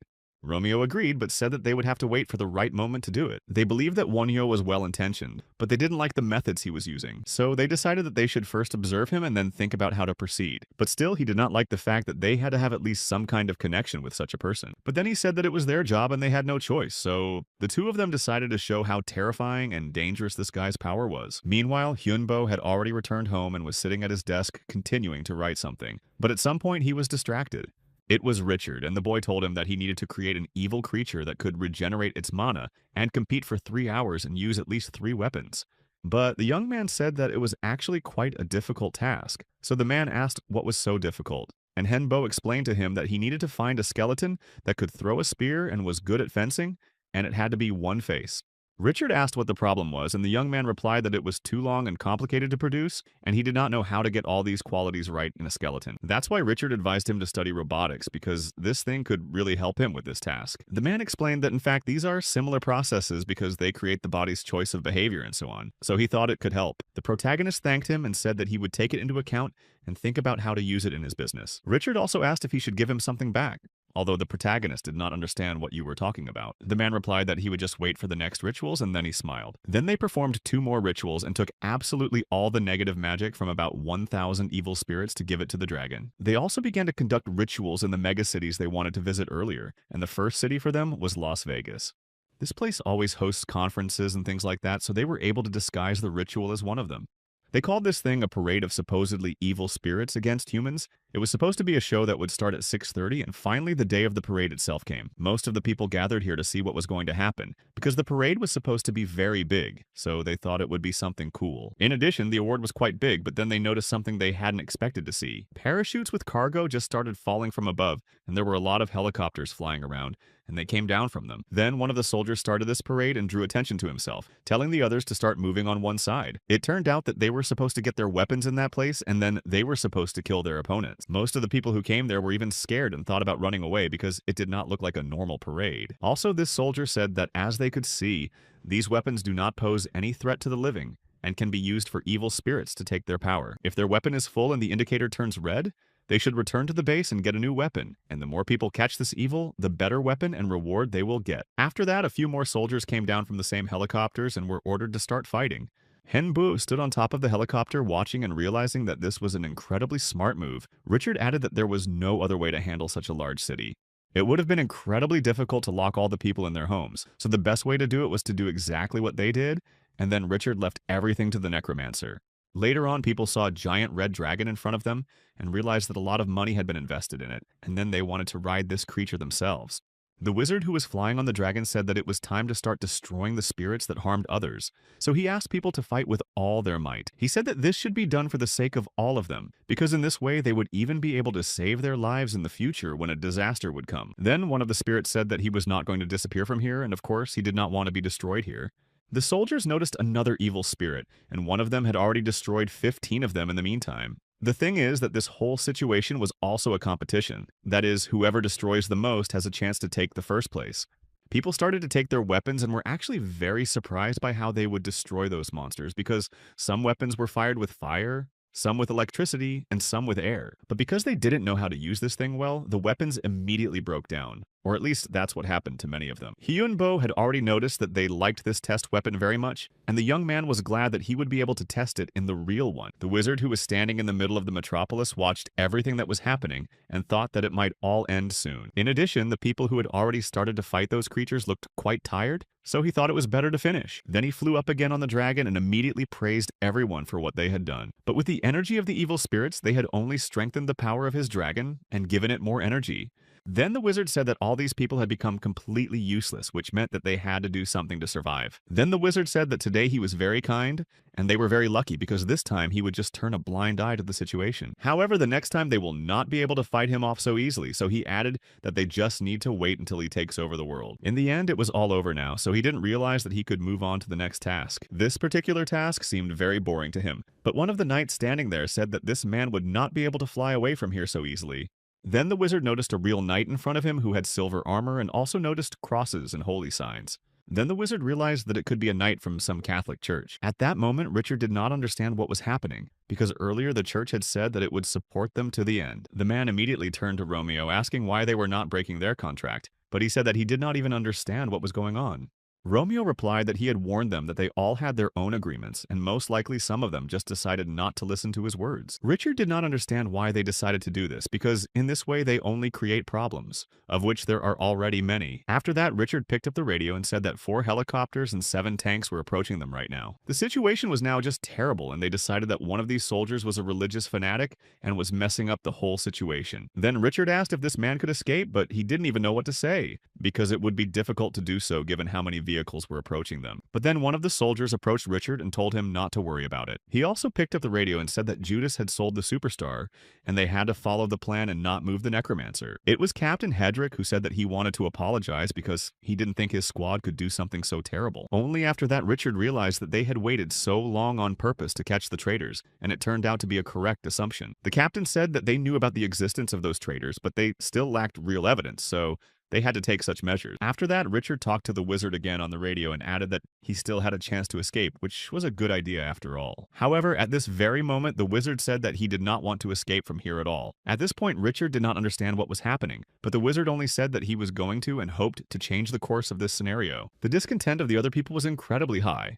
and it was understandable because they had decided to go so far in their endeavors. However, the same fanatic began to lose it and said that today was the last day of this wizard's life. He said that he would do this because his church wanted him to, so he was not going to break the rules. But the wizard said that they could only talk, although he recognized that these people could act according to what they had thought up earlier. He said that they were not gods in their universe, but just fools, weak from the very birth and always trying to become stronger. And even if they do it in different ways, the goal is still the same. They need to be able to take responsibility for their actions and words. But in the case of these people who serve the church, they just hide behind their god, doing terrible things and saying that they are protecting others. Finally, the wizard only added that their actions and words will be taken as the words and deeds of their god. And since deeds are deeds, mistakes will also be taken into account in the same way. At this point, the wizards realized that there was a much greater power there and thought that these were the consequences of his words. Eventually, one of the men came forward to thank the magician for finally resolving the conflict. The man admitted that they still had a lot to learn, but they only wanted to follow certain laws and were now very weak. The wizard said that this sounded very interesting because he thought they had come here to fight in full force, but now they say they are too weak to do so. Then the man said that he did not want those people to say goodbye to their lives after this battle, and if their deity told them to stop, they would follow that order. Since they declared that they were unable to fight, the wizard said that he was coming as their enemy, but the battle that was supposed to take place today would take place on some other day.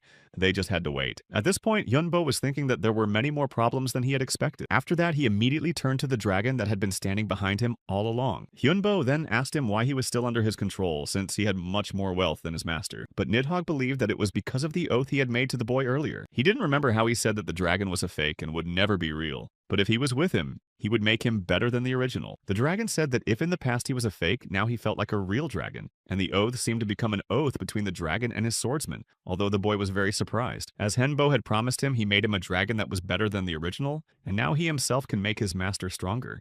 Chris said that in simple terms, Henbo has now become a dragon master, and it was after this title that he received full power over his dragon, with whom this oath was signed and created. In general, nothing changed at all because the young man was still a master for him. Kaisel was only glad to see this result because in this case, because the dragon itself became stronger, they as a team would also become stronger.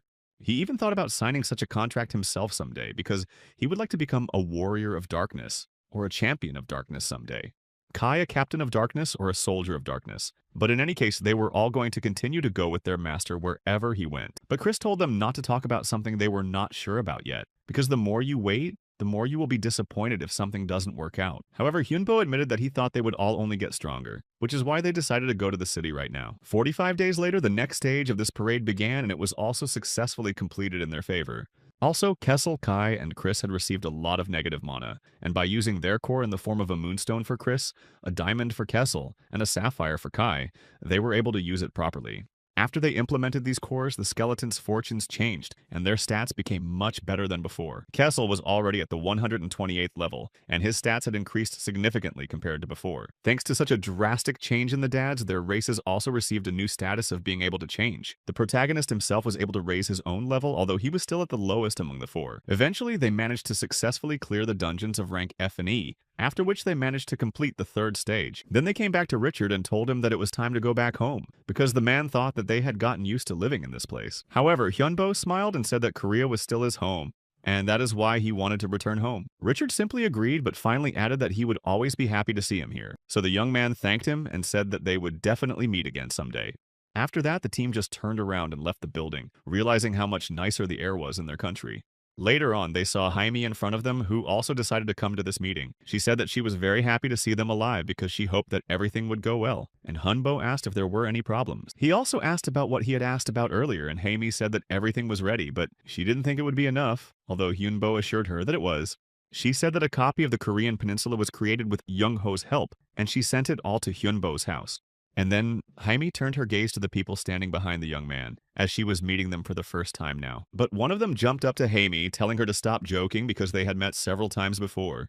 Although the girl had already realized what it was all about, it was really hard for her to believe that this could be happening. The guy who came up to her was Keslam, and he was pleased to say that she had guessed right, but he had lost his old self, only his voice and eye color. Kai also came closer, realizing that this was the first time Jaime had ever seen them in this way, because it was obvious how surprised she was by what she saw. She started to ask how it happened, but Kessel just said that they had been trained in the States, and now they could take other people's records. Behind them was Chris, who turned to Hyunbo saying that it was time for them to move on, but Jaime stopped them, saying she had something from the director for them, so they stopped again. The girl held out a talisman and a letter, so she handed it to Hyunbo at the request of the director. He read that the talisman had a special power, and thanks to Hyunbo, he was able to create it, so he sent it to the person who really should have it. Hyunbo also thanked him, and they returned home, but their routine didn't change much after this return from America. They still trained as before and practiced clearing the dungeon, and he also started looking for information about the talismans he had received. He used to think that it was part of Asian culture, but this talisman given by his boss was actually a little different. It really had the same power, and despite the fact that its format was A4, there was so much energy in it that the guy had to work very hard to learn how to use it. But Chris wanted to know how this director had such knowledge, so she suggested kidnapping him, and Hyunbo agreed. And then Kai came in and said they had a guest, and Hyunbo thought it was Hami, but it turned out not to be.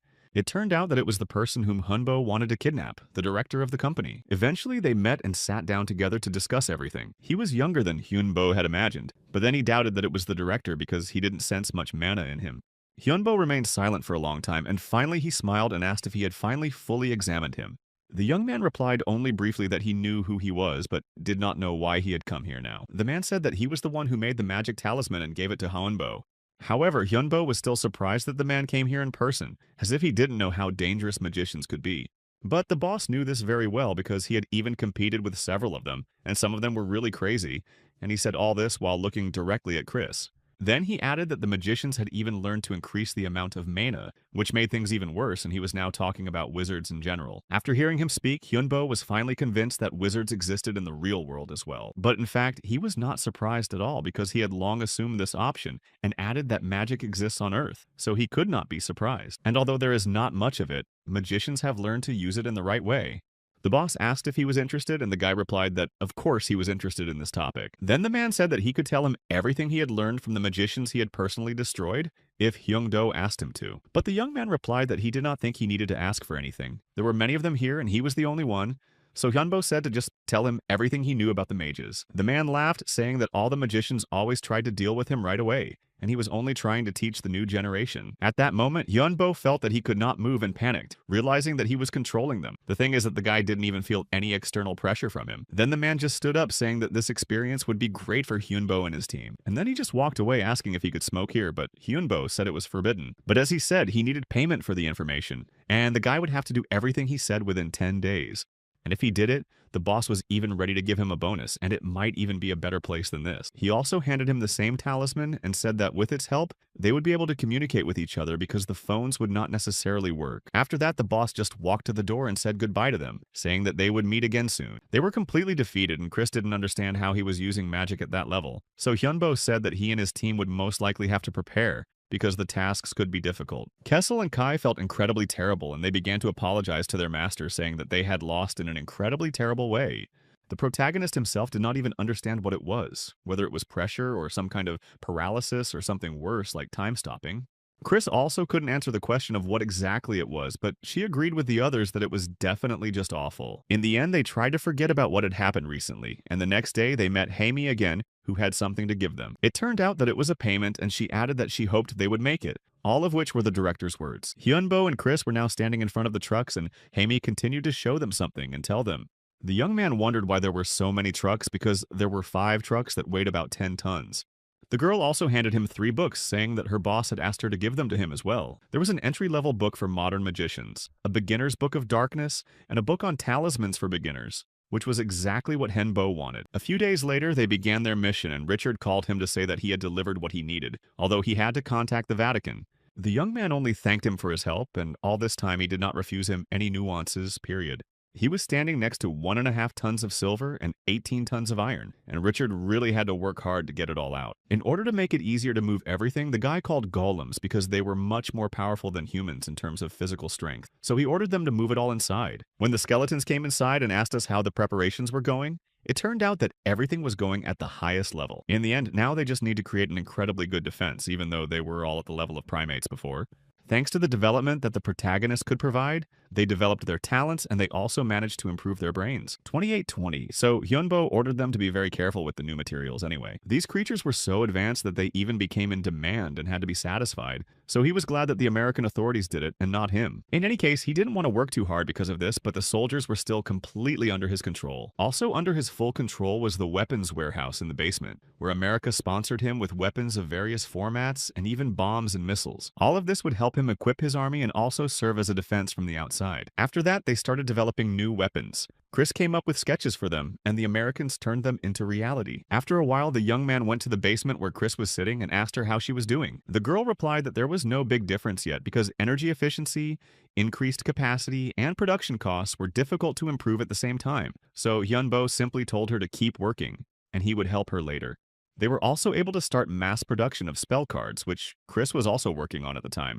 Eventually, they even managed to get crystals from America, and it was like a payment for the cards they supplied them. Of course, over time, the Americans also learned how to make them, and it happened quite quickly, which is why their business ended at this stage. A lot of people felt the crazy changes in this world, but they did not know exactly how these changes would affect them. In fact, this full-scale invasion was still ahead, but Henbo knew that he and his team were doing absolutely everything in their power, and they were prepared to the maximum. He could only hope that the worst-case scenario would be avoided, and they would at least survive. Later on, the dungeon explorers could not go inside because after a certain period of time, not all bases and houses were connected to them. New quests and tasks stopped appearing, but the experience and skills did not decrease, so we can say that the most global changes began from that moment. A few more months passed and the 1st of January came.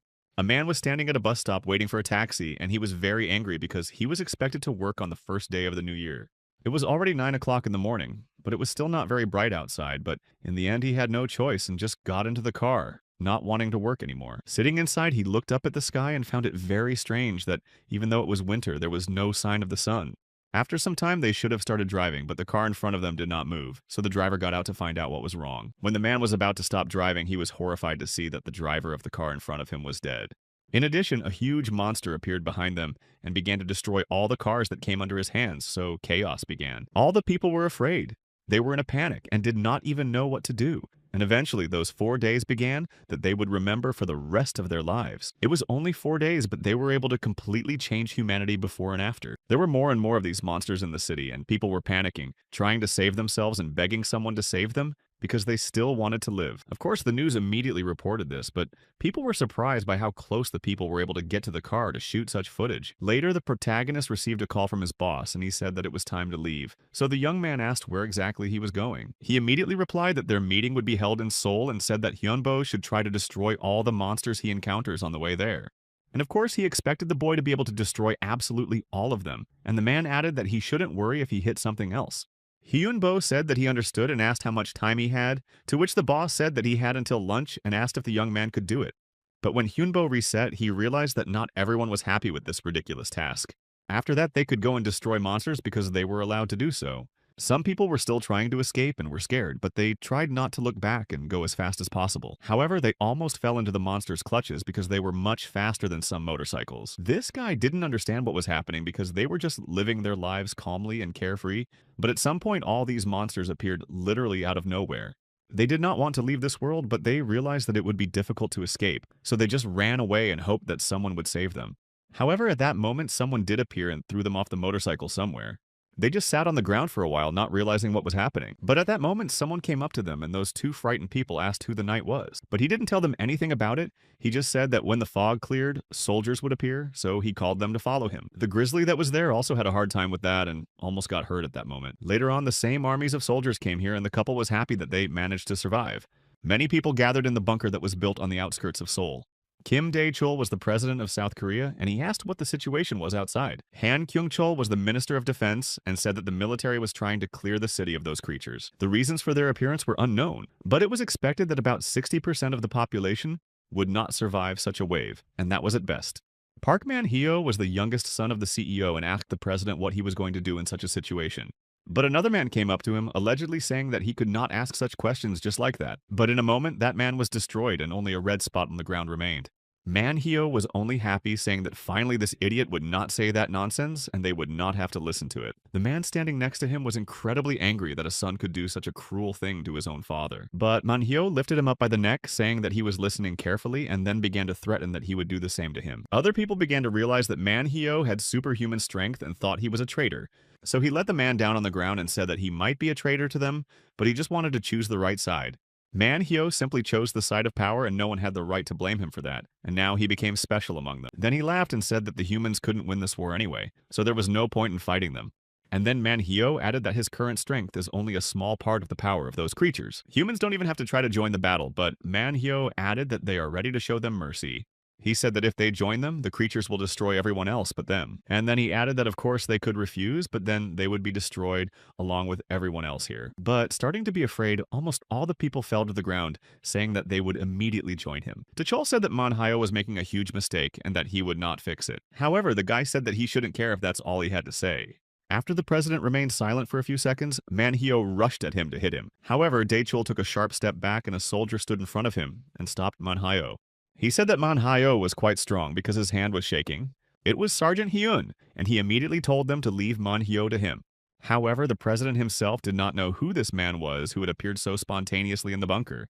But Hyun said that he was a regular sergeant who had a lot of experience in dungeons, and it was as a soldier that he was going to destroy the one who betrayed humanity. The other soldier said only that he should at least keep his head still, and Hyun laughed, saying that he had almost forgotten that. But he still wasn't going to let the traitor go so easily and said that he would have to pay for his choice.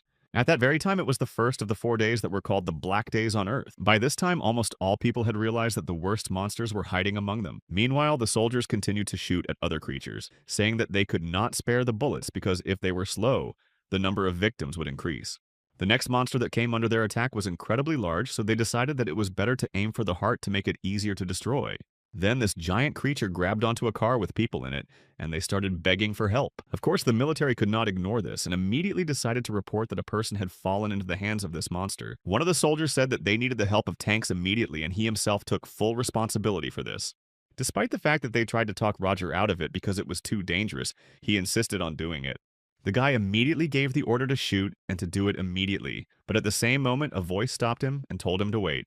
It was one of the skeletons who stepped forward and ordered them to stop. Kezel immediately rushed to the rescue and jumped to the monster to hit it, which he successfully did. After that, he grabbed the car that was falling down the mountain, and although it was really quite difficult for him, he still held it with his last strength. When they realized that the skeleton was holding the car, Roger ordered to shoot right now. Kessel literally managed to jump away at the last moment with the car and the people inside, after which everything exploded and caught fire below. Later, the skeleton landed on the ground again to let go of the car, and added that the toys of these soldiers were very interesting and dangerous, but they did not know who he was. Kessel was not going to explain anything at all and briefly said that he was just reinforcements. The skeleton put the car on the ground and the soldier was surprised that he was the only one who came here, but Kessel told him that there were others. He also added that reinforcements were still on the way, but he told them not to shoot under any circumstances. However, as soon as he said these words, a lot of giant monsters appeared behind them. Kessel said that these were the reinforcements, and they could use them as human shields. And then the soldier asked if reinforcements of this kind were sent to other parts of the city. The skeleton replied that they had, and that they had sent them to several places. That's why the soldier ordered to use these monsters as a barrier to defend ourselves, and told everyone to get into position. It was interesting to watch those monsters because it was as if they were all gathering in one pack. Hyunbo and Chris saw that most of them started to take away people's bodies, and they realized that most likely someone was controlling these creatures with magic. But then they saw a circle drawn on the ground, and it turned out that it was a sign that could be used to summon someone. Right now, someone could appear in place of this sign, but they didn't know exactly who it would be. And Hyunbo realized that this circle was so strong that he could hardly destroy it alone. Chris tried to reassure his master, but now the two of them really didn't know what to do about it. The young man said that it would be better for them to leave right now because, in the worst case scenario, some creature or a higher circle magician would be summoned here. Meanwhile, the battles continued and more monsters appeared on the streets. Someone tried to hide in the quietest places, hoping that these creatures would not come even there. Some girl was one of them, and she hid in garbage bags thinking that no one would notice her there. Yesterday, everything was as usual. She just went to work and lived her everyday life, but now everything has changed. At some point, even though she tried not to make any sound, she heard someone's footsteps and was very scared, thinking that she was still noticed. This girl was very frightened when one of these monsters came very close to her, and she screamed in surprise. Then it turned out that there was more than one monster, and she held her breath as she looked at how many of them surrounded her and cornered her. But then a voice came out of nowhere and asked if she needed help because he could help.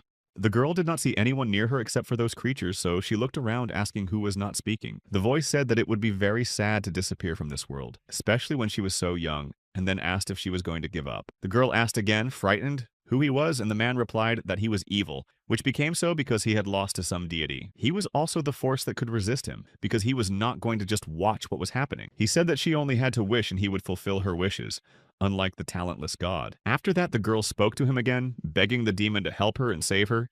This guy came closer and added only that next time she should think faster in such a situation. She was really shocked at what he could do, but the man replied that he was a demon, but to her he was a savior.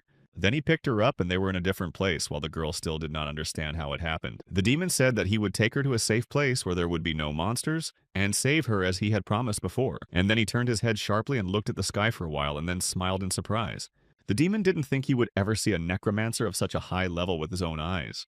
Henbo said that they had already been able to destroy many monsters and collected quite a lot of necessary material. After that, the demon with the girl in his arms walked closer to the boy, looking at him with a calm look. Hyunbo also stood silently, but Nidhogg suddenly said that he was sure that it was not a human approaching them. The demon then came very close and said that he had never seen a necromancer of this level before and offered to talk to them. The young man did not know what he wanted and did not know if he was an enemy, so he agreed, saying that if there was no enmity between them, and the demon said that he was not his enemy. Then he stepped even closer and said that he was glad to meet him, and also gave his name, Andromalius.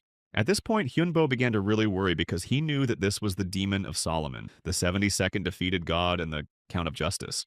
Andromalius said that many people knew him by that name, but Hyunbo didn't look as surprised as the others, saying that not much could surprise him anymore. The demon only said that this guy was a really interesting magician, but he didn't even think that there could be such people among people. At that moment, the dragon started to worry, but the owner said that everything was fine now and reassured him. Then Hyunbo added that they would not be able to defeat him anyway because the archdemon was too strong. Andromalius spoke again, saying that the young man was still very young, but had already reached such heights at that age. Hyunbo realized that the demon knew a lot about him, and Andromalius replied that almost all demons have access to information about people's lives. He also asked if Hengbo had any purification magic, because he could not have left their treasure in such a state. Hyunbo was only surprised to hear that the girl was a treasure of demons, and Andromalius said that he had saved her life, so now she belonged to him.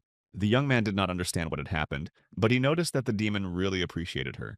Andromalius only replied that he did, but their conversation was getting long, so it would be better to talk elsewhere. Hyunbo still didn't know what the archdemon wanted with an ordinary person, and thought that he had signed some kind of contract, but in fact it was not quite like that. The demon said that he had just saved her life, and it was quite impressive because the girl had very easily agreed to help.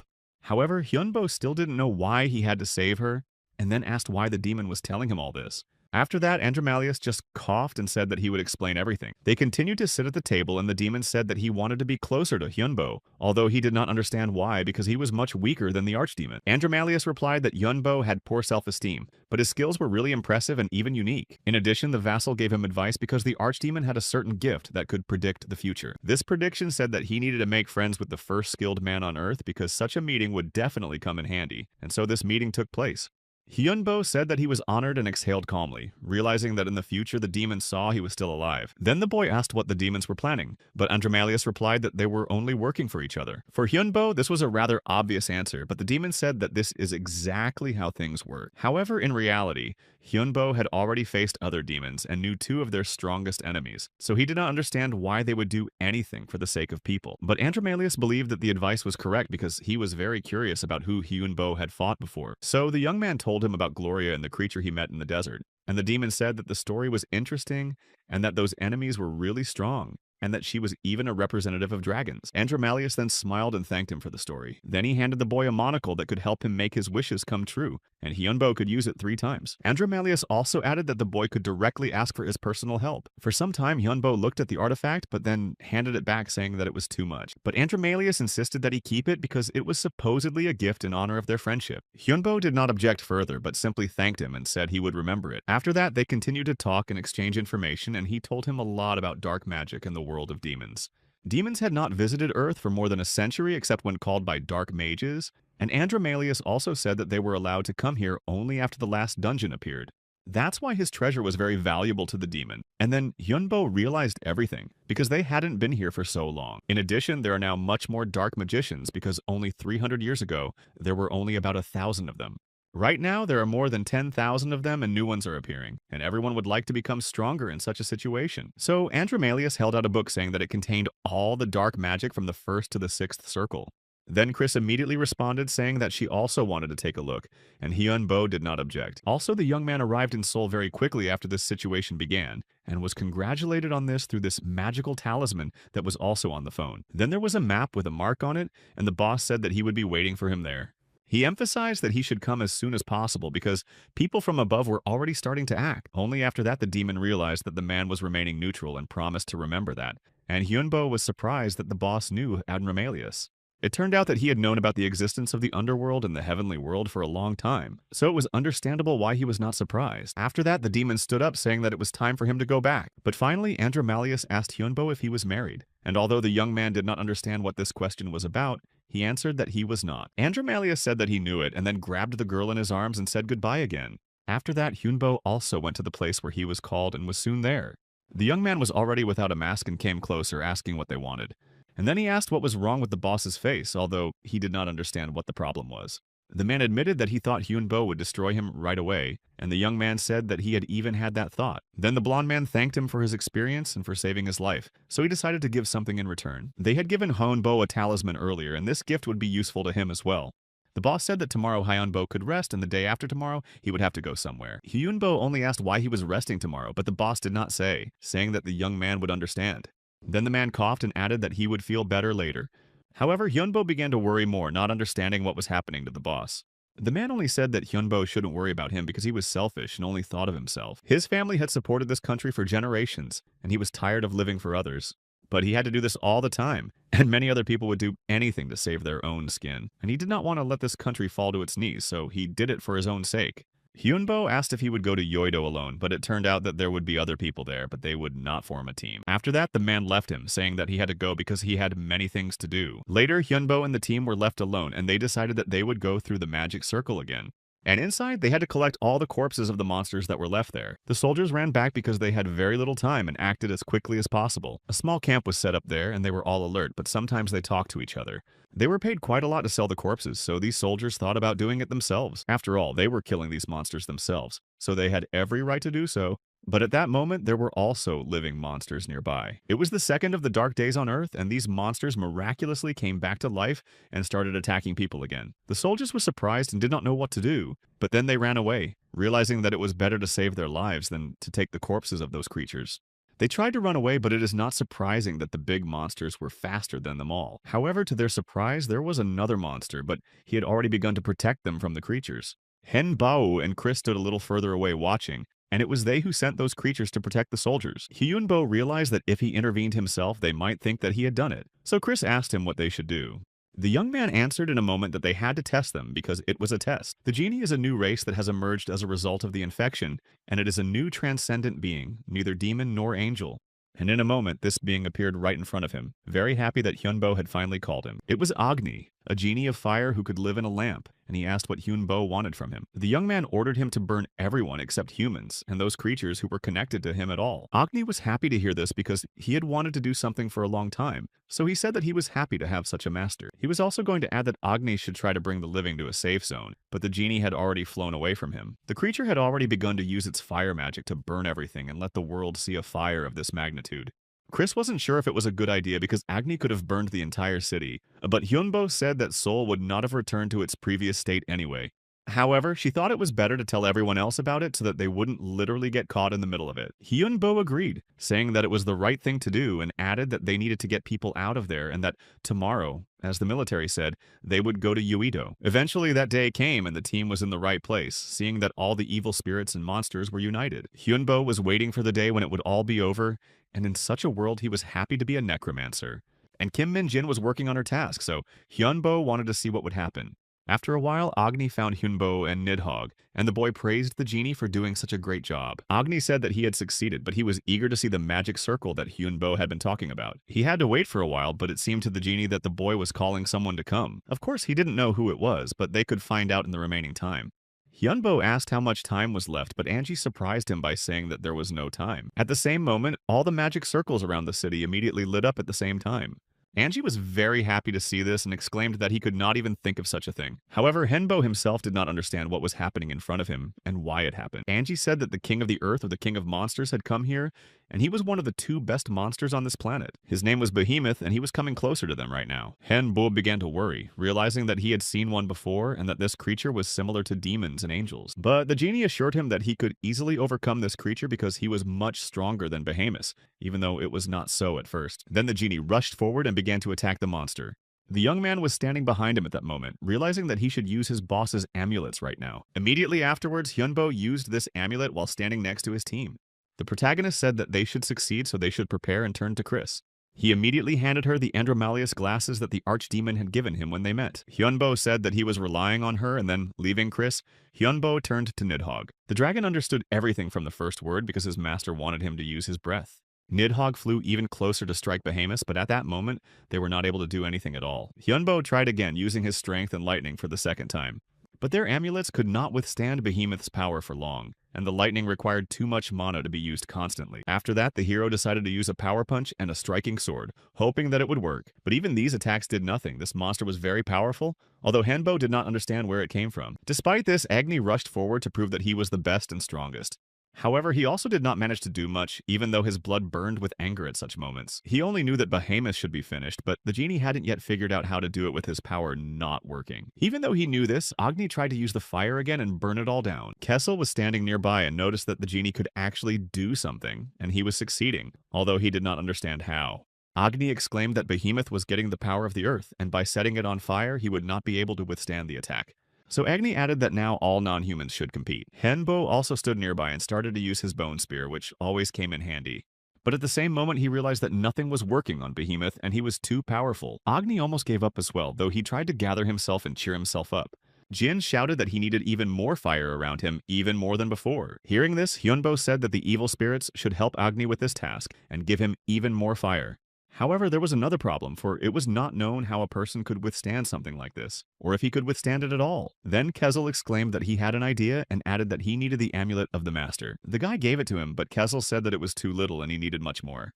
The skeleton knew that he would be inaccessible to other people, and when he got the right amount of amulets, he said that it was time to start. They would now work together with the evil spirits to defeat this creature. But the problem was that it became too difficult to move after that, and it was almost impossible to take a step. Hyunbo called out for Kaisel to help, even though the skeleton still couldn't move. Kai just said that he would start to awaken the inner energy and Kessel would have to fight. They decided to go ahead with the plan, but Kessel said that Kai should also help him now. Eventually, they started to move around and follow the plan, and it really became easier to move. Agni looked happy, saying that this is how the battle was supposed to look like from the beginning, but Hyunbo added that the genie should help Kessel. At this point, Nidhogg began to use his skill again to destroy the creature with a dark blast, and after waiting for Hyunbo's signal, he used reverse gravity. Some girl screamed for Necrophilus to help Hyunbo with his power and support him. Right now, they must use their power and Behemoth together to destroy him. At this moment, Hyunbo thought that his weakness was the lack of strong attacks on his part, so he tried to find out from Chris if it was possible to increase his negative mana to the point where his gifts would be more powerful. The girl only answered that nothing is impossible in magic, and he even had the attribute of darkness and curse. He also had the points he received from Basago and the negative mana that was contained in this amulet. At that time, absolutely everyone who was nearby began to unite their strength to destroy their enemy. Henbo realized at that moment that they could destroy Behemoth even faster than they had expected. Together with Chris, they decided to deliver the last fatal blow, saying that they would now finish this bastard. Agni was surprised to see it all, and then the genie exclaimed that this attack was just incredible. When the attack was over, Chris fell to the ground and Hyunbo noticed it when he looked back at her. All of her limbs disappeared, but Chris calmly replied that she was evil and there was nothing to worry about because they would be restored. And Agni said that it was time to get his prize and looked very happy. It turned out that the level had risen and the fire resistance and recovery had been increased. At that moment, Hyunbo felt a kind of vitality overflowing from within him. Agni shouted for everyone to follow him because he wanted to show others the blessings of the great Allah. The genie had already risen very high, but Hyunbo himself did not even know what blessing he was talking about. Hyunbo said that they should rest now, but he still hadn't recovered Chris, as if he had forgotten about her. While he was fighting Behemoth, the others were also fighting him and other monsters. But finally, the fourth of the dark days of the earth came, and it was at that moment that something changed. People who had previously thought that all this madness would stop finally realized, even if they manage to overcome these monsters, their enemy will be the sum of nature. And because of the fear of losing their lives, people found angels and demons.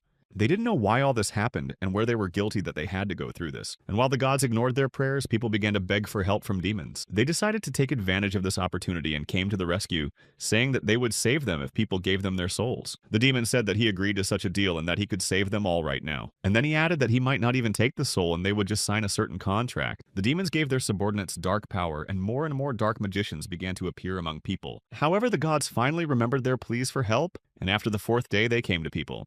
They helped to clean up the chaos and restore the cities to their former appearance. They also said that these nightmares came from other worlds, and that in order to survive, they needed to unite everything around them. And they promised to help them, so that's how the holy people appeared among this crowd. The skills of the dungeon explorers also increased significantly, and thanks to the help from the outside, people were able to avoid nightmarish consequences. And this day was called a miracle, as if it could be the beginning of a new world. 6 months have passed since then, and Henbo came to a meeting with someone to talk about his past promise. The young man repeatedly told him that he was not going to become a defender because he was not interested in it at all. This group was called the Protectors, and they were created to protect people from what happened. After that, he was only told to let them know if he changed his mind about it. But Hyun-bo didn't want to participate in such associations at all, but for some reason, this man was asking him to do so right now. And after the head of the department taught him how to use the amulets, he left and the unit was completely disbanded. Instead, the Big Market was created, a group of beings from another world that existed only for commercial purposes and was neutral. They appeared saying that the war had brought too many bad consequences, but that money and goods could help rebuild. Tia came back to Henbo one day and she was able to get the slime's abilities as well. She said that she saw a lot of serious people and they all said that Henbo was very dangerous and needed to be got rid of. They were military men and politicians and they said that this issue was very sensitive for them, but the guy said that it didn't scare him too much. In the end, he just said that it was time to finally go back to his home again. Later they went back and Kiesel was very happy that they were going back to the best place to play. Kai was going to do his own thing as soon as they got back, and Hyunbo wanted to rest a bit after the trip. Chris asked what they were going to eat today, but Hyunbo didn't care anymore, so he said they could order something. Kessel immediately went to play, and Chris said that Kai had chosen some food for them, and he thought it was more expensive. Hyunbo began to think about the words of the boss, which were still on his mind, because he had already emphasized them before. The man had said that soon there would be complete chaos and insisted that Hyunbo should be ready for it. The young man knew that his boss could see the future, so something could happen, but someone took him away from these thoughts again. It was Tia, and Hyunbo immediately got up asking what was wrong, and was told that they had an important guest. It was Andromalius who entered the room looking around the house and saying that Vonyo was living very well. The young man stood up and greeted the demon he hadn't seen for a long time with a slight smile. The young man replied that he had only now settled down well because everything had become more or less stable only recently. Before it was different. Andromalius then introduced Hyunbo to his friend Seir, who was also a demon and was also called the Duke of the Underworld. Seir greeted him saying that his friend had told him a lot about Henbo and then held out a small gift. It was the horn of Baphomet, and the demon thought that it would definitely come in handy for Hyunbo someday. And Andromalius had prepared the mithril, which was also very useful for mages, so it was also a gift. The young man thanked them, although he felt uncomfortable accepting such valuable and expensive gifts from both of them. Also behind him was Sue, who was silent and standing behind him, but Andromalius said that she was fine. Henba thought that this girl was the demon treasure that Andromalius had saved from the monsters. However, Sue herself was not happy to be here at all and asked why she was brought here. After that, Andromalius began to speak to Hyunbo and said that he would like to ask him for something, although he had stopped talking for a few seconds before. The demon asked him to be Sue's first teacher if he had time and wouldn't mind, although it surprised him. Hyunbo looked at Sue and at first hesitated about whether he should agree to this. Only then did he ask if Hyunbo would agree or if he was against it at all. Andromalius added that they would go with the Asian Union to China, because many people need their help. This is the same alliance that was formed after the collapse of China into several separate states. After that, Hyunbo understood everything because after such a war, many people signed a contract with demons. The demon added that there are still many monsters in Korea, but they should deal with those in Japan as well. That's why Andromalius asked Hyunbo to take care of their treasure while they were gone. In other words, the demons wanted Hyunbo to take care of it, protect it, and teach it. And Andromalius confirmed it. And then the protagonist decided to agree to this, saying that he would have several conditions in this case. At first, the guy said that they should be okay with the fact that she could get injured, because in order to get stronger, you need to use very powerful training. Andromalius smiled and said that he understood that, although the girl had a meeting. But the demon said that she herself wanted to become stronger, but for those who simply have no way, then asked if she would refuse such an opportunity. Sue only made a disgruntled face but still agreed to the training. After that, Hyunbo mentioned his second condition, saying that he needed permission to conduct the research and then added that he also needed it for training. Sue immediately said that she agreed to this because she herself really wanted to learn more about herself. He also had a third condition. He needed her blood and some hair and explained that he needed it to summon the great demon. All of them should know that mages are very resilient creatures and for the sake of survival, they are ready to do absolutely anything. After that, the girl, without even thinking for a long time, simply agreed, saying that she would do anything.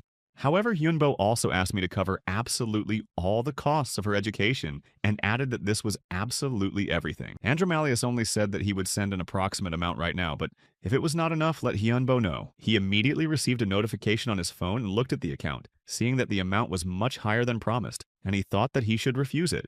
But Hyunbo decided that he would not do that, so he simply thanked the demon and shook his hand. Eventually, they went to the place where they were going, leaving Sue under the supervision of the magician and his skeletons. And 3 days passed. Henbo was a little surprised to see what he saw because Sue seemed to have come here to rest, put a bunch of food and drinks in front of her, and watched everything instead of studying. The guy didn't even know where to start and approached her saying that she was too relaxed, but Sue only replied that he shouldn't care at all, although in fact Hyunbo really didn't care at all. The girl sighed, remembering that he had been gone for 3 days, and asked if he had completed all the preparations, and Hyunbo said that everything was really over and now they needed to talk. They need to find out how to develop her magic, and in general we can say that she is immortal. Most likely, if you drink her blood or absorb her flesh, you can also become stronger, although Sue was already worried at this point that they wanted to eat her. Hyunbo was referring to the moment when they took Behemoth's life force in that battle. And indeed, if you absorb its power, you can become almost invincible. By this, he wanted to say that she could become a target for many people and they would have many more enemies. But Hyunbo also assured her that she shouldn't worry about it so much because he and the skeletons would protect her. But it was obvious how scared she was. Hyunbo could see that Susu would now be ready to just run away as far as possible from here to avoid seeing and knowing all this so that she would not be caught. But at this point, he just went back saying that she needed to become stronger, and then she would stop wasting time on fears, so the girl started to take it more seriously. Literally in a moment, they moved to another room where there was only Chris, Hyunbo, and Sue, and it was something like a training room. In general, we can say that this girl has 10 times more mana than their master. Hyunbo was very surprised himself because he was sure that he was the one who was getting stronger very quickly. Chris explained that with mana or black magic, she could hold the coins in the air for 30 seconds, but if Sue combined them, it would take 30 minutes. All this time, Chris was watching her and once again said that it was just brilliant and the girl was very strong. But then she noticed that Hyunbo was very nervous, so she asked if he was okay, but the young man said that he could not be okay after something like that. Despite the fact that he was afraid of absolutely everything, he now claimed that he was not afraid of anything in this world except Sue's existence, which made him so nervous that he wanted to destroy her. Chris then asked why he didn't do it if he had such a strong desire. However, Hyunbo replied that it would be wrong and terrible, and he doesn't want to become a monster who is dependent on his emotions. The young man sat down at the table, but Chris still did not leave, trying to calm him down somehow. She admitted that she herself was feeling angry and jealous because she had also watched her master grow stronger every day. Now it was strange to her that he now understood how she felt then. But Chris also understood why the desire to destroy also began to subside, because she herself realized that she could become stronger further.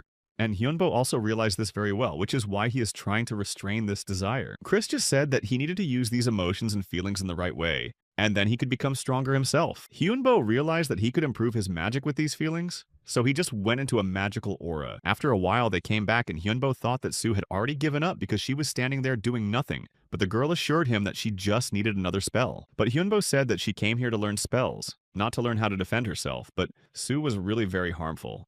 He added that she shouldn't give up so easily and that she needed to find a specific target, and then they could find a great training program. Hearing this, the girl was incredibly happy because she realized that in this way she would really be able to become more powerful and not be afraid of being kidnapped. Henbo thought only that he did not need to give in to these emotions, he should just use them to survive in any situation. At the same time, groups of dark mages began to act now they were in the Abyss's main headquarters. Andromalius asked Tatalian what the situation was like while he and Sarah were sitting at the table.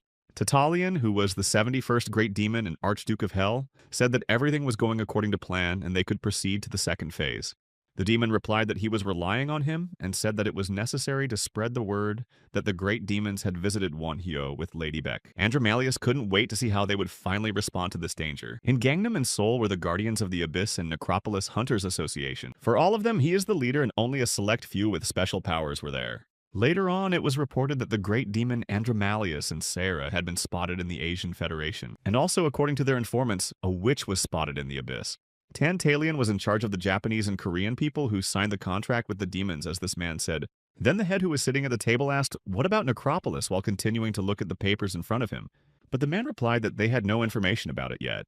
The man just sighed, saying that he would hope that when the news came out, it would be good, really. And then he smiled, saying that he was sure that this was a great way to get rid of the great demons and their followers. This guy said he supported him, adding that they should destroy all those who follow the path of evil. Then the man asked about the necromancer, but it turned out that no trace of him had been found anywhere yet either. The man added that they also needed to find him, because Wonhyo was not the last one in this game, and they were going to destroy him as well. Meanwhile, the guy continued training with Sue to find the right technique and exercises for her. She herself enjoyed the training, but sometimes she thought that Hyunbo was playing unfairly and began to use her magic against him again. While on top of her, Hyunbo said that he would give her one piece of advice about this.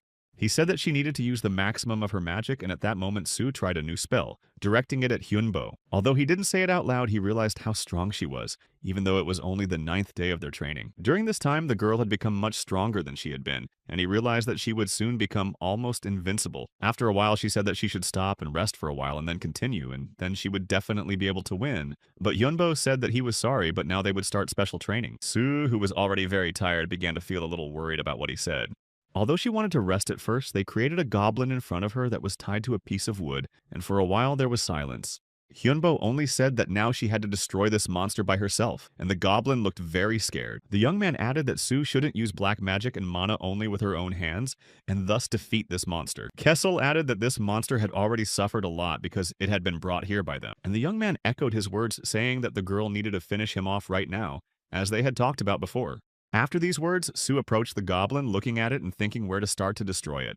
Then she took out a small dagger and stabbed it, saying that she would destroy it right now by herself. Hyunbo then said that they could start their training, although Kessel wasn't sure about that yet. But the master was sure that Sue was definitely ready for it, so he added that they would start in 10 seconds. Without waiting for this time, Sue rushed forward, intending to destroy him. She was already very tired and just wanted to get it over with as soon as possible. The girl didn't know why he was treating her like this and why he didn't even give her a few minutes to rest. Hyunbo only replied that it would be necessary for her to know how horrible it is to take someone else's life. And it is people like him, like her, who will take these lives many more times. She will be the girl who signed a contract with a demon and a necromancer, who will be hated by everyone around her. Baek-sun Sue is a creature that worships great demons, and she will definitely be a target for everyone with a holy attribute. She said that she didn't know that everyone would hunt her down, she just wanted to live. That's why she needed help. Sue said that God didn't respond to her love, so she asked the demons for help, but added that she shouldn't suffer because of it, because it wasn't fair.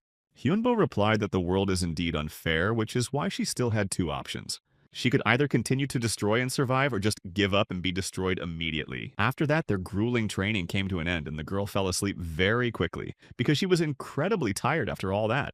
In the end, Hyunbo said that he should let her rest because Sue was just tired. In the meantime, Tia came to him again and addressed Hyunbo. She said that she had noticed people walking around, and although at first she thought they were just ordinary people, she realized that they were not. She thought that their mana was connected to the attribute and they could attack them in 2 or 4 days. That's how she heard that the army was coming, although Hanbo didn't understand what they were doing here. Hyunbo thanked Tia and she said she would go back and keep an eye on the situation. Then Chris came over and asked how Soon-Soo was doing, and she said that everything would be completed today. Now Hyunbo was curious to believe her again, but in a real battle that would take place soon. When the young man walked over to her, Sue immediately said that she needed ramen and 3 pieces at once. She also wanted rice with vegetables, a hamburger, spaghetti chicken, and pizza, but Hyunbo thought it was stress. But Sun-Soo said that she had finally decided that she wanted to live and would do anything for it, so she was ready to destroy. The young man was glad that the girl had decided so quickly, but said that she should rest for now and that she would have a lot of work to do soon. Then Hyunbo went back to Chris and asked her if everything was over, and she said that everything was ready. She didn't know that by signing a contract with a demon, they would be able to get mana and demonic magic from Sun-Soo. Although apparently the magic insider has not yet been formed, so everything is still mixed like 2 dishes on one plate. Hyunbo also thought about it, although he could compare her to paper, which surprised Chris.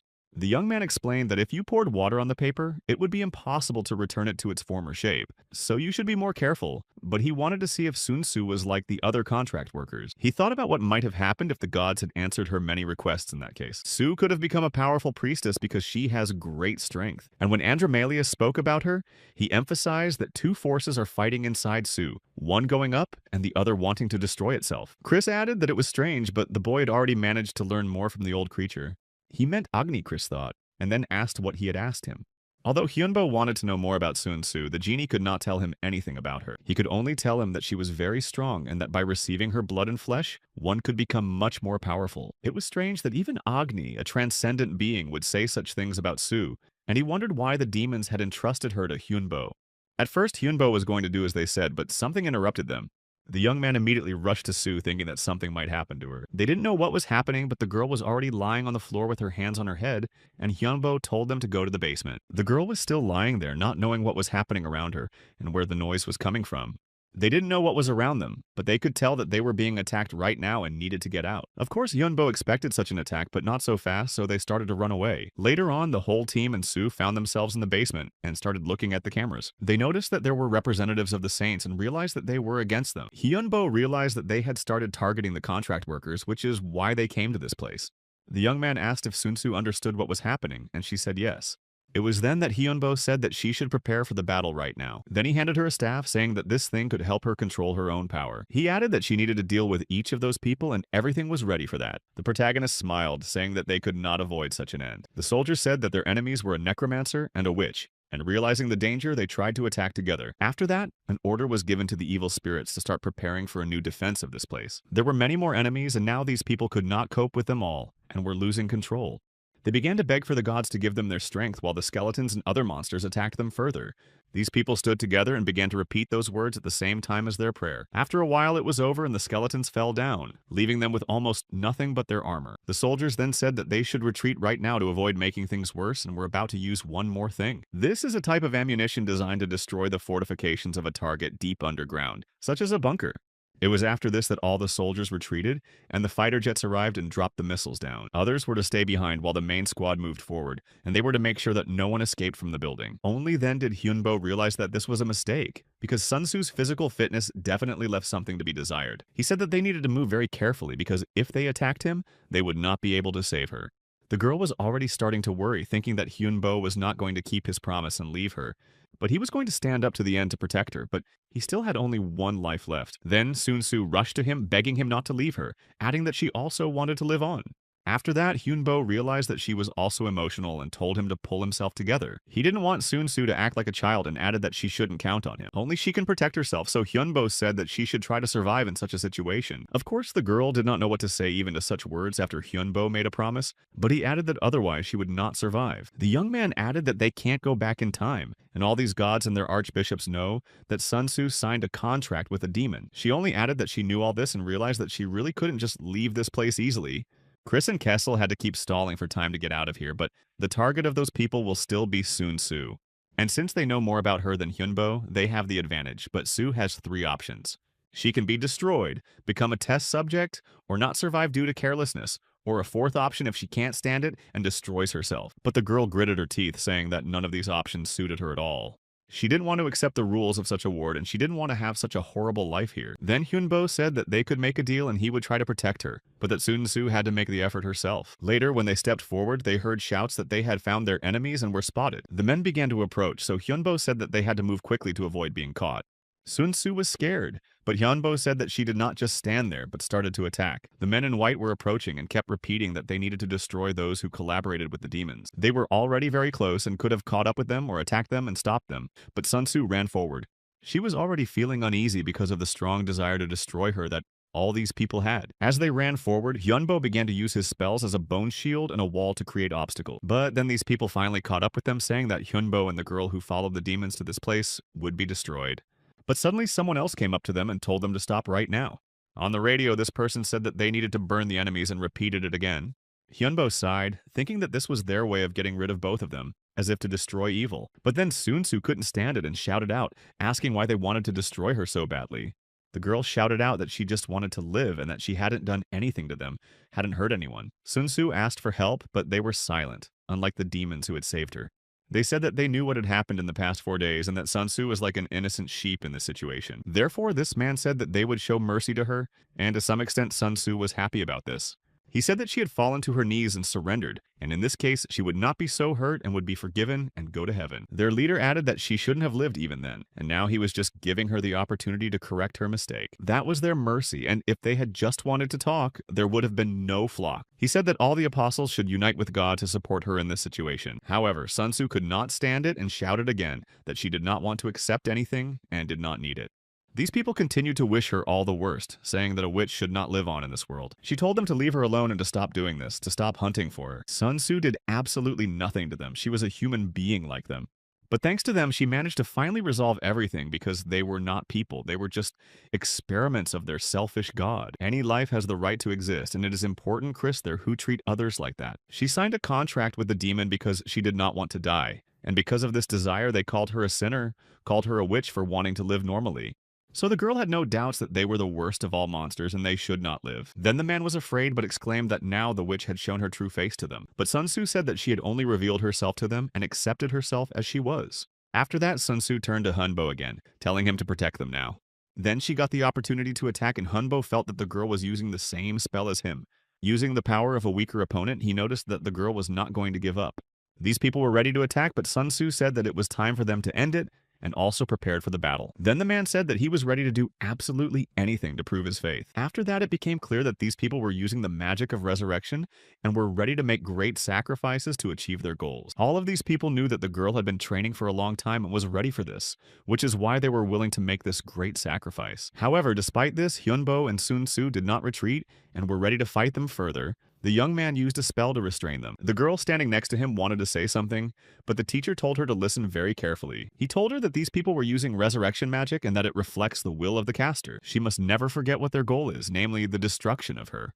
The only way for her to survive is to absorb them, and this power so that it doesn't destroy Sun S when it gets to her. She needs to absorb absolutely all of their holy power. Hyunbo added that only she can do this. That is, only she can save herself, and said that the girl will definitely succeed. Her body is able to contain not only demonic magic and mana, but also all other kinds of magic, so it is quite possible for her. The teacher added that his shield would not last long. We need to prepare for this right now. Separately, now they need to combine their forces to become even more powerful. Now they are on the same boat and must defend together. If it is destroyed, she will be gone as well, so they need to make every effort to survive. Hyunbo told her to get ready, even though this battle will be very difficult and dangerous. But she was ready for it. Her demonic magic is completely opposite to holy magic, and by absorbing holy magic, she must turn it into demonic magic. Then she remembered the words, or rather the question, of Andromalius, when he asked who would win the battle between light and darkness.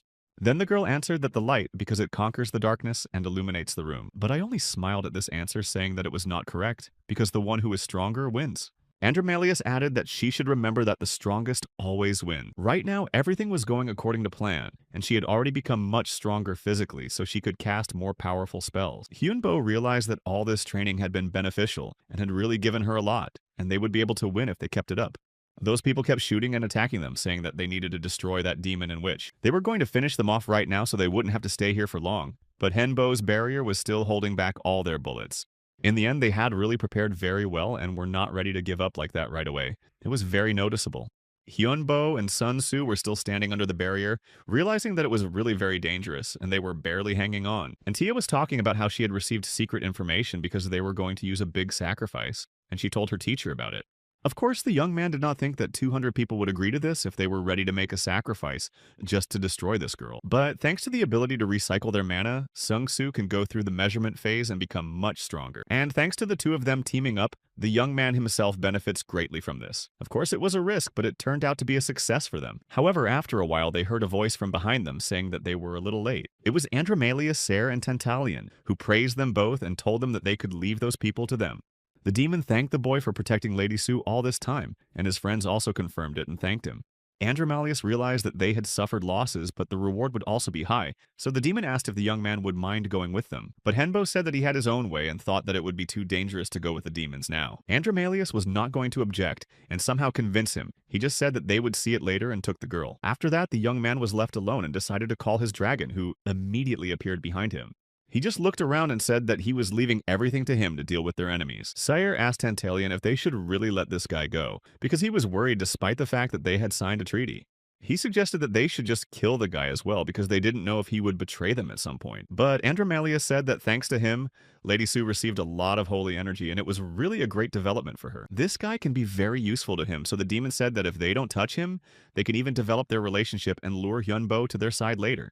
And in the end, the mission to destroy Sun Tzu ended in failure for this group of saints. Almost all the followers of the god were destroyed themselves, and only a few soldiers and apostles survived. Also, the video of the young man's massacre began to spread absolutely everywhere. There was a lot of talk about it, and it became almost the #1 topic of discussion throughout Korea and beyond. It was sent to many different authorities for investigation, and even the survivors tried to find the arched. But at that moment, Chris went back to those prisoners and she simply passed on Wonhyo's words that his main goal was survival. That's why he was ready to do absolutely anything to achieve this goal, no matter who tried to attack and stop him. After that, the media began reporting on the strange behavior of the god's followers. And the board of the Military Association of Hunters and Keepers also decided to take action. They began to hunt these people down and an operation was launched that would end with the destruction of these saints. All the factions began to try to destroy the followers of God in their ranks, and some even sacrificed them in order to maintain and preserve their status as the chosen ones, and no one would forget about it. The young man returned home and finally woke up, only to find out that he had been asleep for 30 days, although he was surprised by this. Chris handed him the phone and Henbo could not believe his eyes. It turned out that they were using the gray market to imprison as many as 1,000 followers. Tia also added that they use special equipment to extract precious metals and other rare elements from monsters. All this money on their Earth had no value anymore, unlike the idea that introduced currency as soon as it appeared, which meant that the Earth was very weak. Chris said that the idea was very strong in its time because there was magic and magical beings lived in this world. But most importantly, there were also dragons. Hyunbo said that this was telling because there had never been any dragons on their planet. The young man asked if there was any way to attract the attention of dragons and bring them to Earth, and Chris replied that Tantalian said that they had long since left the Earth and now existed only in other worlds. When the dragons left, the gods and demons began to share power and the era of myths began, but Chris also began to tell her own story. This world was ultimately dangerous for the humans themselves, but Chris thought for a moment and said that she actually had a pretty good life there. But in the end, their master could check it out for himself, and Tia confirmed it. Because she had joined forces with Sung-soo, his body had changed twice while he was sleeping all that time. Chris said that it was actually very strange and to some extent unique because both dark and light magic could exist in his body, but she also added that they still had two major and big problems. Hyunbo also knew about them and added that he already knew how to solve them, so he simply said that they should go to the abyss right now. After a while, when Hyunbo came out, he was met by a joyful girl who wanted to hug her teacher, but Kiesel, who was already in the form of a human, asked why she was here because the girl should have been hiding. However, Sung-soo replied that she uses an ectoplasmic mask so she can easily look like another person. It was not the first time Hyunbo had noticed that this girl was very confident, and now she was really not afraid of anything. The young man asked her if she was sure she was okay, and she happily replied that he had saved her life, so she was very grateful. Then Hyunbo said that he would not dissuade her from doing so, but Kezel added that their master needed a lot of money. Sung-soo just laughed and said that it was not her money, so let them take as much as they need, and if Kezel wants something too, let her order it. After a while, they finally arrived at the gray market, and in fact it looked like a completely ordinary building. However, once inside, it was not like that at all. There were many different races inside, and she was very impressed. It seemed to the girl that they were in another world, and she liked it incredibly much. After a while, a girl who looked like an elf came up to them and immediately greeted them, although she did not look particularly confident. However, Hyunbo realized why, because she had already realized that he was a necromancer, and grew up with the fact that elves hated evil spirits. But then another elf came up and apologized for her, saying that she was their new employee and didn't know much. He told Anna to apologize, so she did, because she felt bad for treating him like that. Hyunbo said that in this case, nothing bad happened, but other customers may not be so patient, so you should be more careful. Then this elf said that they would give them a discount coupon for the gray market, and he could personally help them with their purchases. Belaran was the manager of the Korean branch of Gray Market and introduced himself and said that he was pleased to meet them.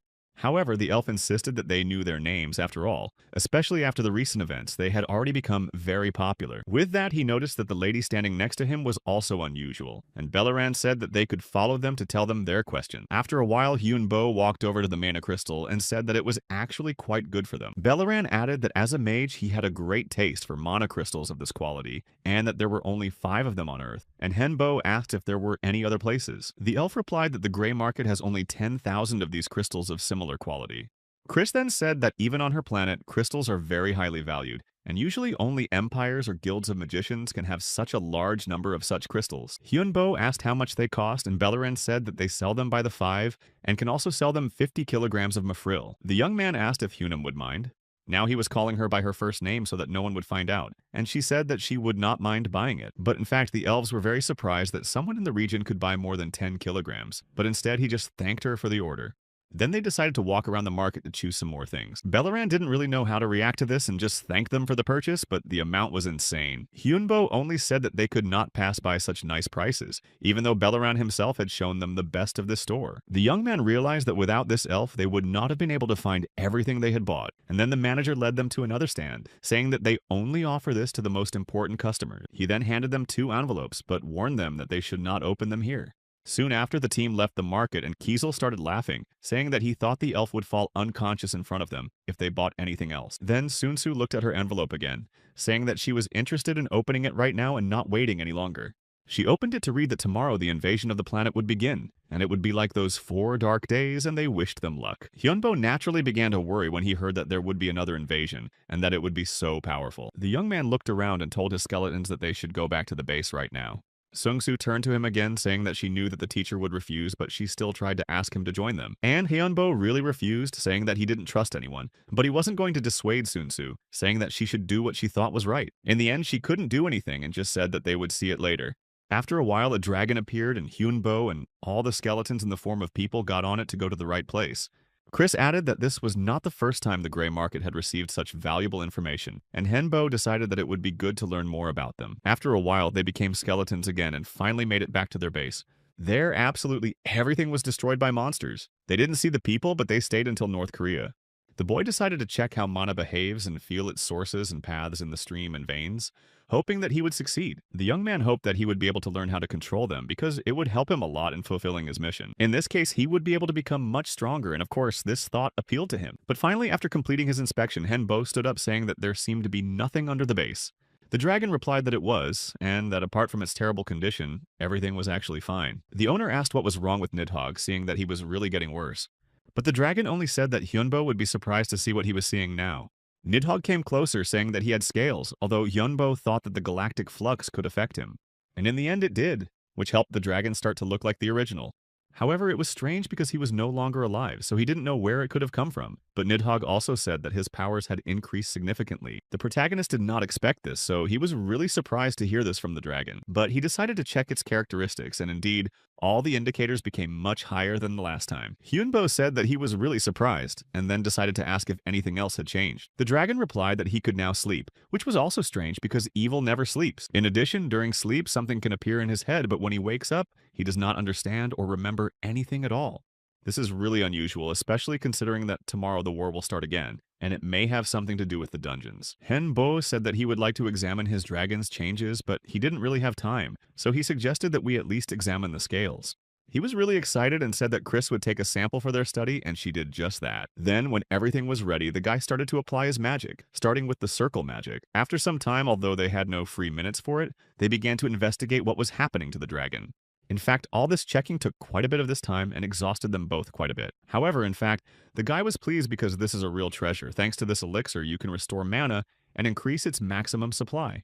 Therefore, it would be worth preparing even more of this preparation for the next time. But Nidhogg, who was still standing nearby, still couldn't understand why he kept changing. After some time, the team entered the abyss of the Fallen of Class C, plus they had to subdue the leader of the group who was a human A. If they failed to do this in the allotted time, the abyss would open on the ground and cause erosion. And they had only 150 days left. The boy was ready with his group, and now he realized who their current enemy was. It was the past humans who betrayed the human race, and Henbo added that this time the battle would be quite different from the past. This battle will be really very serious, so he said that they should try to gather as quickly as possible and use it as the biggest strength.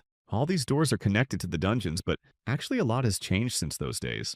Now, not just ordinary people connected to dungeons have many exits and various indulgences to escape from danger. Also, there was no punishment if you did not start exploring the dungeons. That is, you were not forced to do so as it was before. All this happened precisely because the monsters could leave the dungeon themselves, and no one had to let them out. He realized that this war could be unleashed quickly, remembering those dark 4 days on Earth that were quite recent. After a while, the whole team entered the valley, but Chris said that this valley was actually very bad.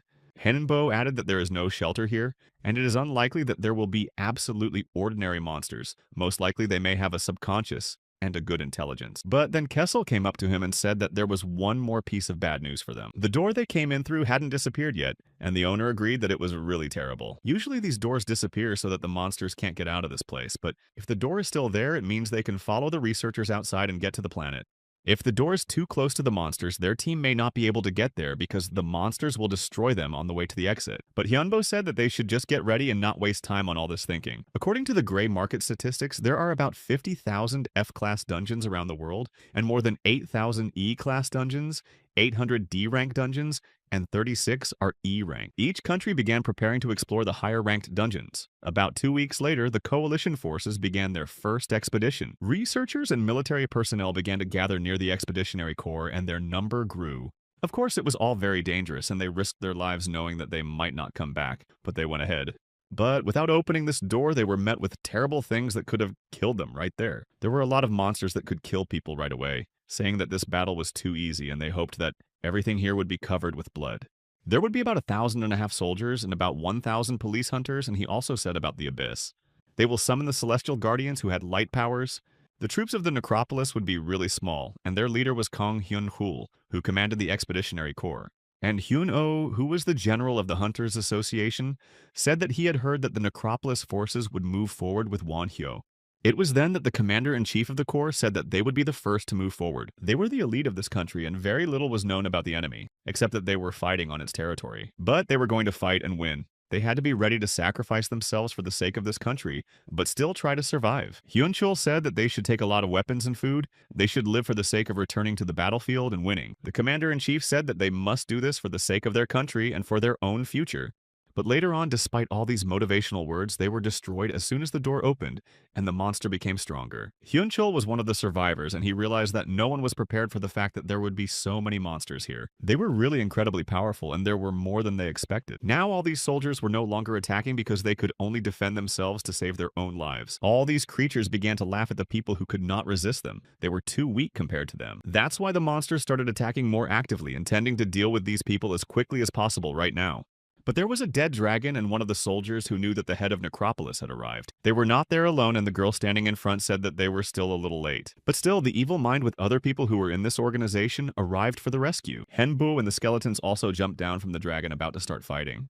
Meanwhile, the young man began to use mass healing to save those who were still alive but badly injured. He told them to move faster while this magic worked, and to get those who were too badly wounded as far away as possible. The battle in this abyss continued, and there were already 135 days left before the erosion. And despite the fact that more than 4,000 people were involved in cleaning up this abyss, they could not cope. In just 10 minutes, 463 people were killed, and no one was able to save them, though. There were twice as many seriously wounded, and they continued to try to save them. Hyun-chul said that he, as commander-in-chief, would talk to Mi-jin and Won-hyo. The man thanked them, saying that they had survived because of them. The girl said that they did what they had to do and then apologized for being too late. Then the commander-in-chief asked if he could find out the reason why they were so late. Mi-jin was about to say something, but the guy interrupted her, saying that he was the one who told her to be late. Hyun-chul was unhappy to hear that they hadn't come here right away on purpose, but the necromancer confirmed it. It was then that it turned out that they knew who their enemies would be, but Hyunbo denied it, saying that he just realized that these enemies would be surrounding the door. Hyun-chul asked why they didn't warn them, because they could have tried to stop these monsters. However, Hyunbo said that it was not that important to them, which made the commander-in-chief very angry. The man was very annoyed that they hid such important information for their own benefit, and began to say that it was too important, and that such an act made Hyunbo a traitor to the whole country. But the young man said that someone has to take responsibility, and he did it all for the sake of their victory in the war. Then the protagonist said that he had 2 questions and asked if any of them had tried to find a place to sleep and just rest for 4 days with the dungeon master, and whether anyone has already tried to eat monsters or these plants because of the small provisions. Because of this war, they have to do things they would never normally do, and it's time for everyone to realize what a terrible situation they are in. They are going to similar places to stop the invasion of their world, and the sooner people realize this, the better they can use this situation to their advantage. At this point, it seemed that Hyunbo was trying to convince them, but the magician said that it would be pointless because they would probably not understand him. The military has always spat on the opinions of others, and for them this war that started again was a normal thing. However, the commander-in-chief said that because of all these words of Hyunbo's, they lost almost 500 people. But the necromancer said that there is no war without victims, and if there are many more survivors as a result, he sees no problem with that. Mi-jin reacted differently, telling the guy that it was completely wrong to say that. She said that he was a human being, so he shouldn't do that to others, and that he was a necromancer and should understand how valuable human life is. But Hyunbo said that sometimes you need to think about the benefits. But Mi-jin said that if he continues to talk like that, Necropolis will not be able to follow him. Their first rule is that as long as they have the opportunity, they will save every life. But that wasn't his rule. He wasn't a member of Necropolis, and they had named him their leader, so they could refuse. It was at this moment that Mi-jin realized everything, and she didn't even think long to tell him the decision. And then she told him that they would no longer consider him their leader and follow him. Han-chul said at that moment that he was giving Hyunbo his freedom and letting him do as he saw fit. Of course he was sorry, but what they were talking about was still out there, and many people know about their agreement. Therefore, not everyone is now ready to follow Hyunbo, and some have even become his enemy. But he said that he did not need associates and followers from the very beginning, but he was ready to destroy anyone who wanted to take his life. The commander-in-chief said he would remember that, and that tomorrow new soldiers would come, almost all of them from Necropolis. At that moment, Hyundo remembered that he had forgotten to give the man something and reached into his pocket. It was a map of the dungeon and the door, as well as complete information about the area. Hyun-chul thanked him for his work and praised him, and Hyunbo said he would contact him when he knew more. Later, the young man found himself at the base. surrounded by many dozens of people. The skeletons also noticed that their entire plan was progressing well, and there were almost no problems with it. Thanks to Mijin, information about him spread very quickly, and Hyunbo even gained independence. They were going to start the attack tomorrow, and today they were just going to look around. So the team went ahead to explore these large areas. It was said that Class C dungeons are space-type dungeons. Class B is Royal, A is Imperial, and S is World, so Hyunbo didn't know how to act here. Kai was only glad that he hadn't survived to the point where he had to explore the Class C dungeon. Chris and Kessel said the same thing and looked at each other, not knowing what to do or what to expect. They apologized, saying they couldn't help. But Hyunbo didn't really expect it to do much good. The classroom is 1/4 the size of Korea, but the rest of us will have to walk, which is difficult. Hyunbo went downstairs saying that he was really sorry that they were at such a disadvantage. Then he tried his spells to see if there was any life force here. He was able to detect some within a radius of about 500 meters, so they decided to go there. If they destroy them now, they will be able to avoid the attack that is being prepared for tomorrow. But the moment they arrived and Hyunbo looked down, he was very surprised. For some reason, there were two such contrasting places in the same dungeon, and the young man did not know why. The people were sitting on the ground continuing to discuss something as if it was the most important thing for them right now. But some even started fighting with each other, standing next to others and attacking them. It turned out that they were not monsters, they were just people who were going to survive no matter what it took. I was also surprised because I thought that usually middle-aged people with good physical shape are engaged in farming. But here there were only children and old people. And it was strange that they built a city in such a place, so Hyunbo suggested that we keep a low profile for now. But then the monsters started attacking, and although the people tried to defend themselves, they were still weak. Some people said that there was no need to kill all the people, but the monsters wanted to relieve their stress and deal with them all. They wanted to become even stronger by destroying the whole city. Moreover, there was plenty of food, but only children and old people, so they realized that they would not be able to enjoy it much. These monsters wanted to make them into their own kind, but people believed that someone would come to save them. Despite the fact that they were running away, they could hardly fight back, and the monsters kept throwing them away. Some of them thought it was a mistake, but the monsters just wanted to have fun destroying the population. Then the one that seemed to be the leader said that it was enough for now and grabbed hold of one man in front of him. He was ready to eat him and enjoy at least that, but he couldn't do it. Kessel rushed forward very quickly, knocking his paw off and preventing the monster from eating the man. Kai and Kessel saved the man, but they were not acting on the master's orders, so they immediately apologized. But Hyunbo assured them that it was okay because he was going to attack them himself. Then, when he and the dragon flew closer, Hyunbo ordered Nidhogg to attack. The skeletons rushed forward, adding that they needed to destroy the monsters as quickly as possible. Then he went down with the dragon using mass healing magic. Despite the fact that they were badly injured, their bodies began to recover after this magic. Now people began to believe that the saviors had come to them after all, and began to worship Hyunbo, calling him their savior. Of course, the guy didn't know why they called him a savior, but he would like to check something right now. The guy said that they deserved to follow him, and of course the people agreed, saying that they would follow their savior. Many people did agree to follow him, and they took many children with them, not intending to leave them behind. Other people began to beg to be saved as well. They were ready to follow him to the end and ask for forgiveness for what they had done. After some time, they reached their camp where they began to prepare food and treat their wounds. The skeletons also told him that these people had brought a man from their chapter, and Hyunbo allowed him to enter. The man sat down across from the boy and first of all wanted to thank him for saving them. But the young man was not going to be ceremonious for long, so he approached the man and applied paralysis and then read his memories. Fallen people were becoming monsters. They needed to control themselves to prevent this from happening in the village. But they needed the savior they had been waiting for. The man was surprised that the boy could read his thoughts, but then he apologized to the savior again. Hyunbo only said that he shouldn't be called that, because after all, it was the same fairy tale they had created themselves. The head realized that the magician realized this most likely thanks to his magic, and the boy confirmed it. But the head didn't understand why he was helping them, because he had heard before that Wonhyo was not interested in peace everywhere. Hyunbo only answered that it was in his interest to save them all right now. Then he gave his name, Kim Hyunboy, and said that he was looking for a deity. To put it simply, he could give power to this man instead of him, and make all the lies that the man had invented true. He could give the power, but the man already realized that it would not be easy, so he immediately asked what the young man wanted to take in return. Hyunbo said that he needed faith, and the man's soul was all he needed. Hyunbo explained that the soul will go to him after he dies. But for now, this man remains an ordinary person, and that can change if he gives his faith and soul to Hyunbo. The boy said that he was ready to share his own power with him if the man agreed to do so. Without thinking twice, the old man agreed and begged him to save people from his village. The protagonist realized that the man was sincere in his own dark magic, and the sacred attributes of the chapter were reacting to each other. Then he handed the man a contract saying that he needed to sign it. It was easy because he only needed to touch the magic coma. The old man did so immediately, and from then on their contract was considered signed, along with all the agreements the young man had previously made. It is quite easy to restore dark magic, but with the saint it was not so simple, for there was only one way to do it, namely faith that is directed only to him. The gods became stronger thanks to faith. And it was after that that they could share their power with the faithful. Buddhist lamas and monks said that divine power is the power that can be directed from the person himself. They also said that a person could become a Buddha through study, and believed that their Buddha was similar to God. Like lightning striking his whole body, ideas appear in his head, and it is also possible that he himself can become like a deity. Hyunbo thought that this was the perfect chance for him to become a savior for those people with a prophecy, and the situation would turn out to be favorable for him. Then a girl came in and asked him how he was feeling, and Hyunbo said that he was absolutely fine. The girl asked if there were any changes in him, and the young man asked to wait a minute. Still, something might have changed, so he tried to use his magic power. The main character said that he felt a very strong connection to him, and many minor connections to other people. Chris knew that it was quite possible to have such a strong connection with the head pastor. The slight connections with other believers were also not surprising, but at first it seemed very strange to him. Chris added that she never thought she would be able to see with her own eyes how a man becomes a god, but Hyunbo said it was too early to rejoice. He needed more contractors, i.e. more believers, even though the guys had already been called a great prophet. After that, the protagonist decided that they would need to show them his power in order for them to believe in him even more. Chris realized that the owner had something special in mind, and from outside they heard shouts about the great prophet.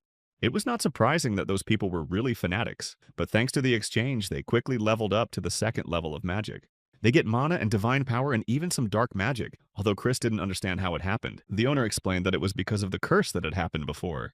Back when Alan accidentally fell into this dungeon, there was only one small village. There were often banquets, and all these small streets were full of alcohol. There were also illegal substances and a lot of food, which is why many people were ruined by greed and became like monsters. Knowing all this, the older people did not decide to live outside this village, which is why they created this small settlement. 32 years ago, if someone entered this village, they would never leave again. Since then, the number of monster attacks has increased significantly.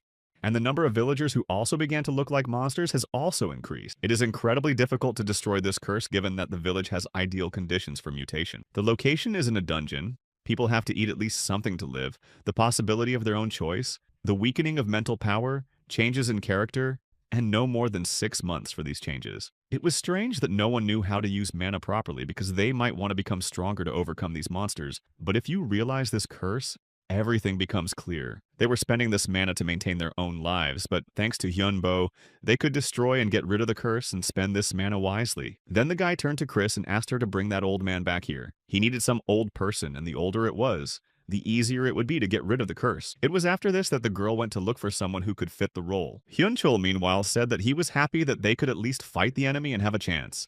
The commander-in-chief asked the others at the table if they had any more reports. One of those present said that the situation was under control, but he was very concerned about the issue of water and food, which were running out. Hyunchul said that they were thinking of taking them out of the dungeon in case of a shortage, because from the beginning they had absolutely nothing but weeds growing there. Then another soldier asked if the commander-in-chief had contacted the magician, but Hyunchul said he hadn't. As soon as he said those words, a man quickly came to the tent looking for the colonel. He started shouting that they had finally found a small village with people.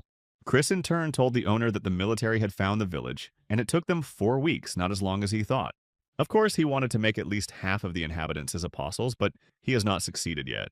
Many of them quarreled with each other, so it was not possible for now. They did not even care about the monster attack and the fact that their friends and family could be killed. Right now, Hyunbo has 215 apostles to fight with, and more than 1,000 have chosen the peaceful way. The young man put on his mask again and said that they had to go because they could not give their enemies even a hope of victory. Later, people found water and food, they could take as much as they wanted, and if they became a monster like them, they would see a profit. This man met the soldiers with these words, although they did not fully understand what he was talking about. One of the assistants assumed that he was talking about Wonhyo, and Hyunchul thought that the magician had already arrived here a long time ago. Now they were about to go inside, but the commander-in-chief ordered them to eat the food only after he had carefully checked it. After some time they finished, so he ordered everyone else to follow him can move on. It was after this order that their large team began to move on following their commander-in-chief. However, they were still a little confused, and this aide looked back with some fear. Behind him, he saw several people who looked incredibly angry, standing still but ready to attack. These people didn't know what the military had forgotten in their small village because they were locked in here forever. People started to turn into monsters saying that they were going to kill all these soldiers right now.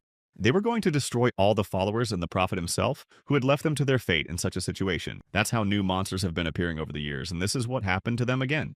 The soldiers noticed this and they were actually a little scared when they saw it with their own eyes, realizing that they were facing the same monsters. But then Yi Wonhai appeared behind them with all his apostles and assistants. Hyun Chol looked back, recognizing his voice, and although he already knew the answer, he decided to make sure that he was the local prophet. Hyunbo said that he was, but that he could explain his words later when the monsters were dealt with. These creatures had already begun to attack them, so the commander-in-chief ordered all his troops to prepare for the attack. Hyun Chol looked around, wondering if the boy himself had made these people fight on his side.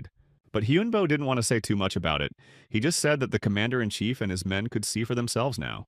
Looking back and looking at these people, he began to feel the dark magic coming from them. Later on, fire demons appeared next to these people. They were called imps, and they also began to fight. In fact, this is a tremendous power. For a dark magician to obtain such a power is a great merit indeed. However, it could only be obtained with the help of other people's souls, so the commander-in-chief began to understand. The other people standing next to him began to use holy ground and their own spells to fight as well.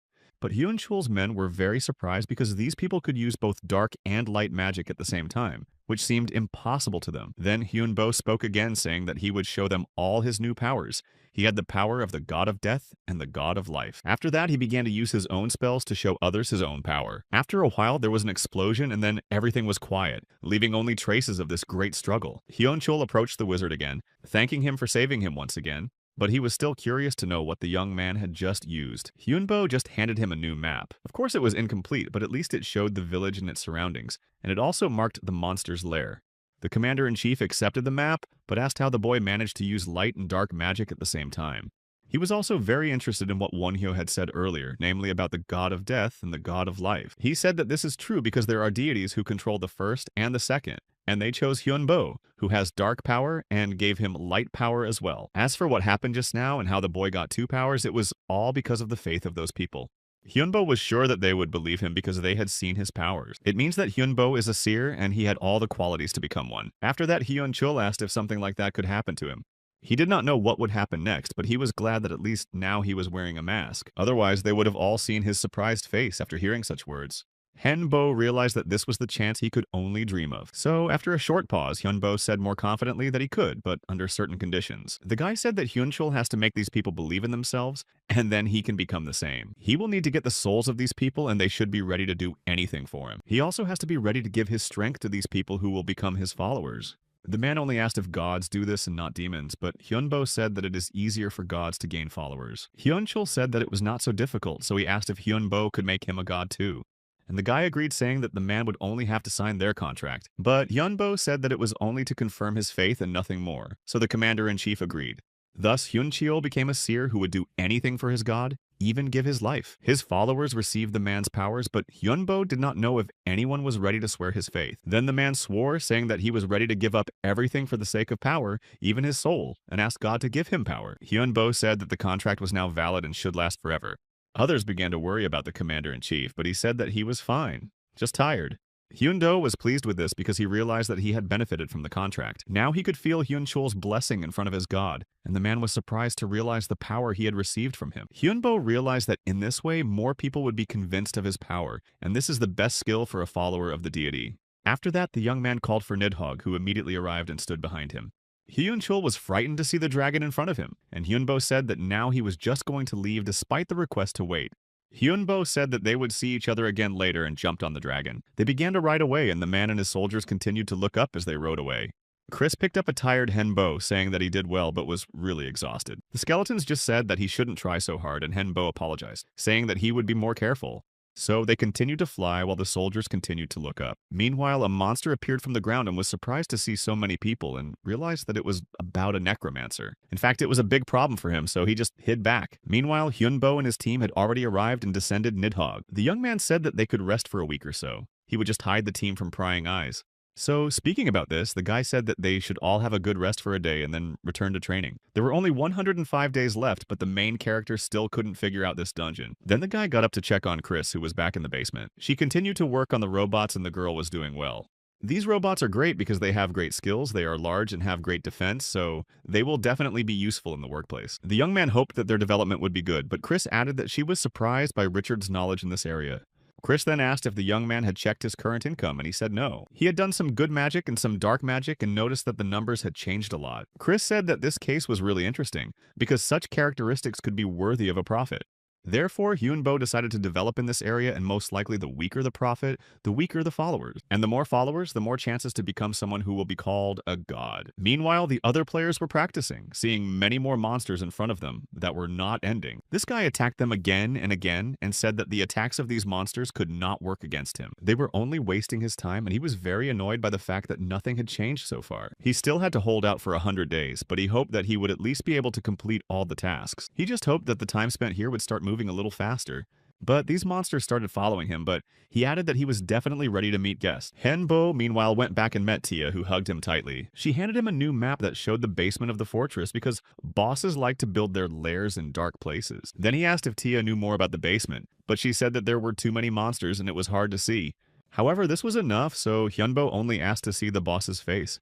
Tia did just that, and Chris realized that the boss was good at using his fast fighting style and tactics with elements of surprise, which is a typical deception. Then Hyunbo asked what Kessel thought about what she had said. And Kessel asked if the boss had said anything unusual, to which she replied that he had. Hyunbo was about to say something, but Kessel apologized and said that the boss needed to be quiet for a while. But even then, Tia, in the form of that guy, started to get nervous and shouted loudly that they didn't understand anything. It turned out that their attacks just didn't work. They had no point now. Kessel continued to try to find out something, but Hyunbo interrupted them and asked if they were okay. Then the skeleton said that he definitely had to destroy that boss even if Hyunbo himself was against it. And Kessel also said that he felt he had to destroy him himself. Hyunbo sighed, saying that he needed to rest first, but Kessel assured him that he was calm. The owner wanted to say that Kessel should fight with a cold head, so he should forget about this idea for now. But the skeleton told him not to even try to dissuade him, because he had already had to destroy his own master. Hyunbo took it calmly, saying that Kessel was out of it and needed to calm down. Only then did Chris come up to them and tell them that they were idiots, and that this was not what they should be thinking about. Eventually, Kessel sighed, and realizing that he was really angry right now, he just walked away. At this point, Hyunbo decided to suggest that they just talk calmly.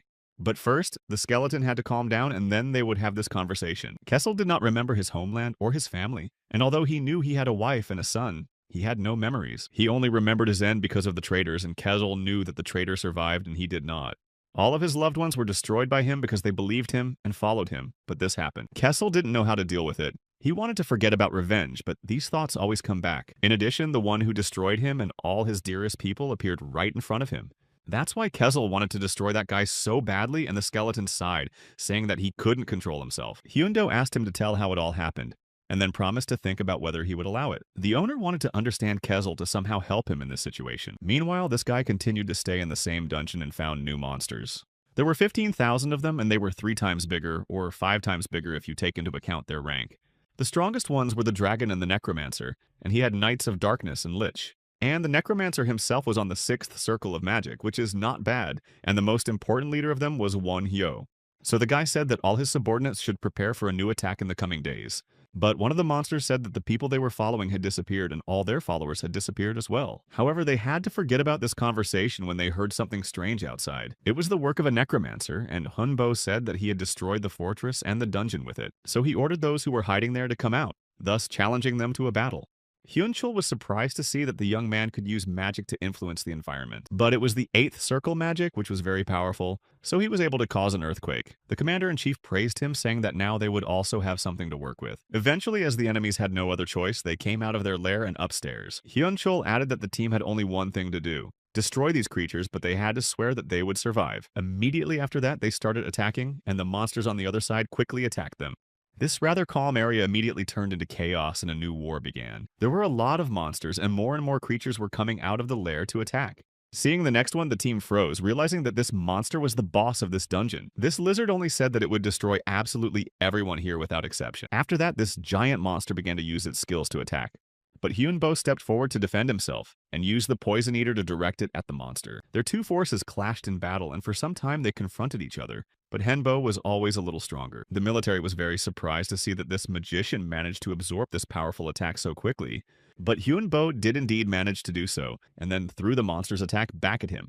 This put their enemies at a disadvantage and blocked them for a while. But they still didn't stop, continuing to attack Hyunbo's team and the soldiers in front. As the monsters began to use fire magic, Hyunbo immediately called Agni to help. Agni just said that this fire was very tasteless, and he was even disgusted to touch it. Hyunbo also became stronger if he could summon it so easily, and the genie was happy because it gave him the opportunity to have more fun. However, the monster that attacked him was very angry and said that he had no right to be ignored. At that moment, Hyunbo saw that after the fire, they would be attacked with ice. And it turned out that he was not mistaken because at the same moment the creature began to use ice magic directly on them. Kai rushed forward to defend the whole team and say that it was pointless to attack like that. These attacks were not that strong. That many-headed lizard just watched in amazement, wondering how they could repel all those attacks.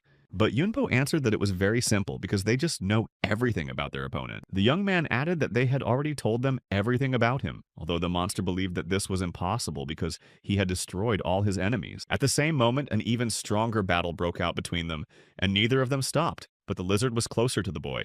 The monster began to use some more magic, but at that moment, Hyunbo stood calmly in front of him, not seeming to react. Only when the blow came and there was a strong explosion did the boy fly a little higher into the air to avoid the attack. The magician then added that the monster shouldn't waste their time and energy if it already knew it was weaker than them, although Hyunchul didn't understand. Hyunbo explained that this creature was too weak for a Class C monster, but the soldier still didn't think so because he thought he was facing a worthy opponent. The mage said that he would not have come here if he knew he would lose, especially with such a small number of followers. And the level of these followers was low, and after that the commander-in-chief began to understand everything. Henbo had already clearly noticed that one of the lizard's heads had a life of its own. The monster laughed, saying that it was true, but now it was too late because he would destroy Hyunbo here with his team. But Hyunbo interrupted him, saying that the monster's true identity is now moving to the exit of the dungeon to go out into the world. The guy just smiled and said he was happy because everything was going according to their plan. Of course, this lizard didn't understand what the plan was, but Henbo only added that the monster would not get what he wanted. This lizard is only guarding the one who will actually become the real monster among them all. After that, the giant lizard started to rage, smashing everything around it and screaming at the whole valley. Hyunbo said that this was enough and that he was leaving the rest to his allies to prove themselves. He allowed Kessel to cope further alone, and the man thanked him, realizing that this was a test of his strength. Now this man realized that Hyunbo himself had brought back the memories after Kessel's disappearance, and the meeting was fully planned. And now the skeleton is taking revenge on him, and of course Kessel is glad that this idiot is still alive because now he can finish everything. After that, many more monsters appeared from the portal, recruited by Hyunbo to use in the battle. But the enemy was amused that they were going to defend themselves with those toys because they thought their weapons were weak. But Kessel only said that he had misunderstood because his true power had not yet been revealed. The same monsters began to attack the enemy, attacking from all sides and tearing his defense to pieces. Kessel said that he had come here to destroy the boy and nothing would change his mind or convictions. The fire started and it was too hot, so the enemies gathered to retreat to avoid dying in the flames. But the boy was angry that Kessel dared to treat his servants like that and decided to punish him immediately. However, Kessel had an example that you can do anything to win, and he did not hesitate to take the step. After that, the man recognized Glanz by his voice. That was Kessel's name in life, and the memories came flooding back. The skeleton began to recall the name, his memories and the past that had long been hidden in his clouded mind. In fact, it was a terrifying feeling because along with the memories came the pain he had forgotten. But at least Kessel now knew his real name and who he was in the past, which had long remained a secret. He remembered everything that happened that day, every sound, every emotion, every word that changed him. The boy said that without Glance he would reach higher things, so he would destroy him because he only hindered his development. This angered the enemy, and he said that he would destroy him again, no matter what it took, because he could not give in. That is why he became a non-dragon, because he was also garbage in life. At that very moment, they faced off in battle, and the monsters on both sides began to fight each other. Kessel raised his sword, ready to do what he had been thinking about for so long, and wishing for all this time. Raising the weapon, there was a strong explosion of light that stopped the creatures that were just approaching him. It was light magic, and Kiesel added that it was a gift from his master. Henbo still did not retreat with the team. They stood by Kessel's side. The lizard began to get angrier because now it became clear that Glance had used the others as bait. After that, he started grabbing the monsters he saw in front of him and was going to eat them. Kessel didn't know how to react to all this, but he knew for sure that it reminded him of the past. The monster started to get even more angry as it continued to chew on the insect and asked where Kessel got his magic from. Sklekt replied that it was the power of his master and that he, as an evil one, could also be capable of such things. However, the enemy still did not retreat and said that now he would definitely put an end to this and destroy Keslia. However, with a slight movement of his sword, the skeleton was able to stop his opponent, and he stopped. The lizard thought that he had caught Kessel and the enemy was satisfied, but that was not the case. The skeleton continued to swing his sword, continuing to defend and fight because he was not going to retreat. Even then, the enemy realized that his own attacks did not work on Keslev. They simply did not work. The skeleton said that he was too weak, but if he was called the boss, he should at least try. Despite the fact that he had already lost, Foot and Mouth Disease exclaimed that this was not the last battle between them. They wanted to take away the vests of his village so that people would not become monsters like him. After that, Kezel attacked further. He wanted revenge and knew that he would not let this chance go. However, the enemy continued to say that this was not the end, and he would definitely show his full strength. Kezel was not going to retreat. He continued to move forward in order to destroy the enemy and attacked him. And after a while, the skeleton just fell to the ground without moving at all, so the battle stopped. Foot and Mouth Disease just loudly and proudly declared that he had won again, just like the last time. Then the enemy asked with a mockery how Glands felt and tasted losing for the second time, and whether he liked it. But it really wasn't over yet because Kezel attacked further despite what had just happened. It was a well-thought-out plan to drive the enemy into a dead end and finally checkmate. Hyunbo advised Kezel not to fight one-on-one, but also added that he could do something even in this case. The young man could put a curse on the Garan, and it would cause an explosion when the primary force meets the life force. And if this was the Garen Kezel knew in his life, he would definitely not withstand such a blow. In the end, it happened, and the enemy was destroyed with such a simple movement, and Kezel won. Garen begged him to stop, saying that he felt sorry for him and did not do what he was about to do. And then Kezel said without even thinking that of course he forgave him, even though only his head was left of his body. Then Garen calmed down, thinking that this was the end of it, and he would calmly run back to his own domain.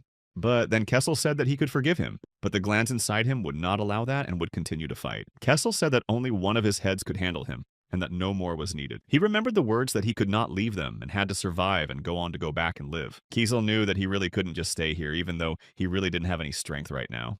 But Hyunbo was still there to support him in this case, so he ordered Nidhogg to move to Kezel as quickly as possible. Chris and Kai were also there, and at one point Chris came up to her master calling him. She said that all this meant was that something was definitely wrong, so they moved on.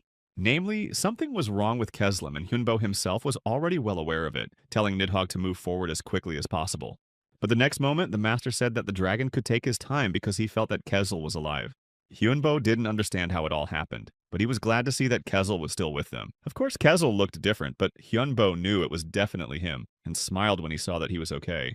However, it was still strange for them all to realize that the evil one could return to the human account. Chris was ready to investigate, but Hyunbo asked her to hold it together, promising that she would be able to investigate later.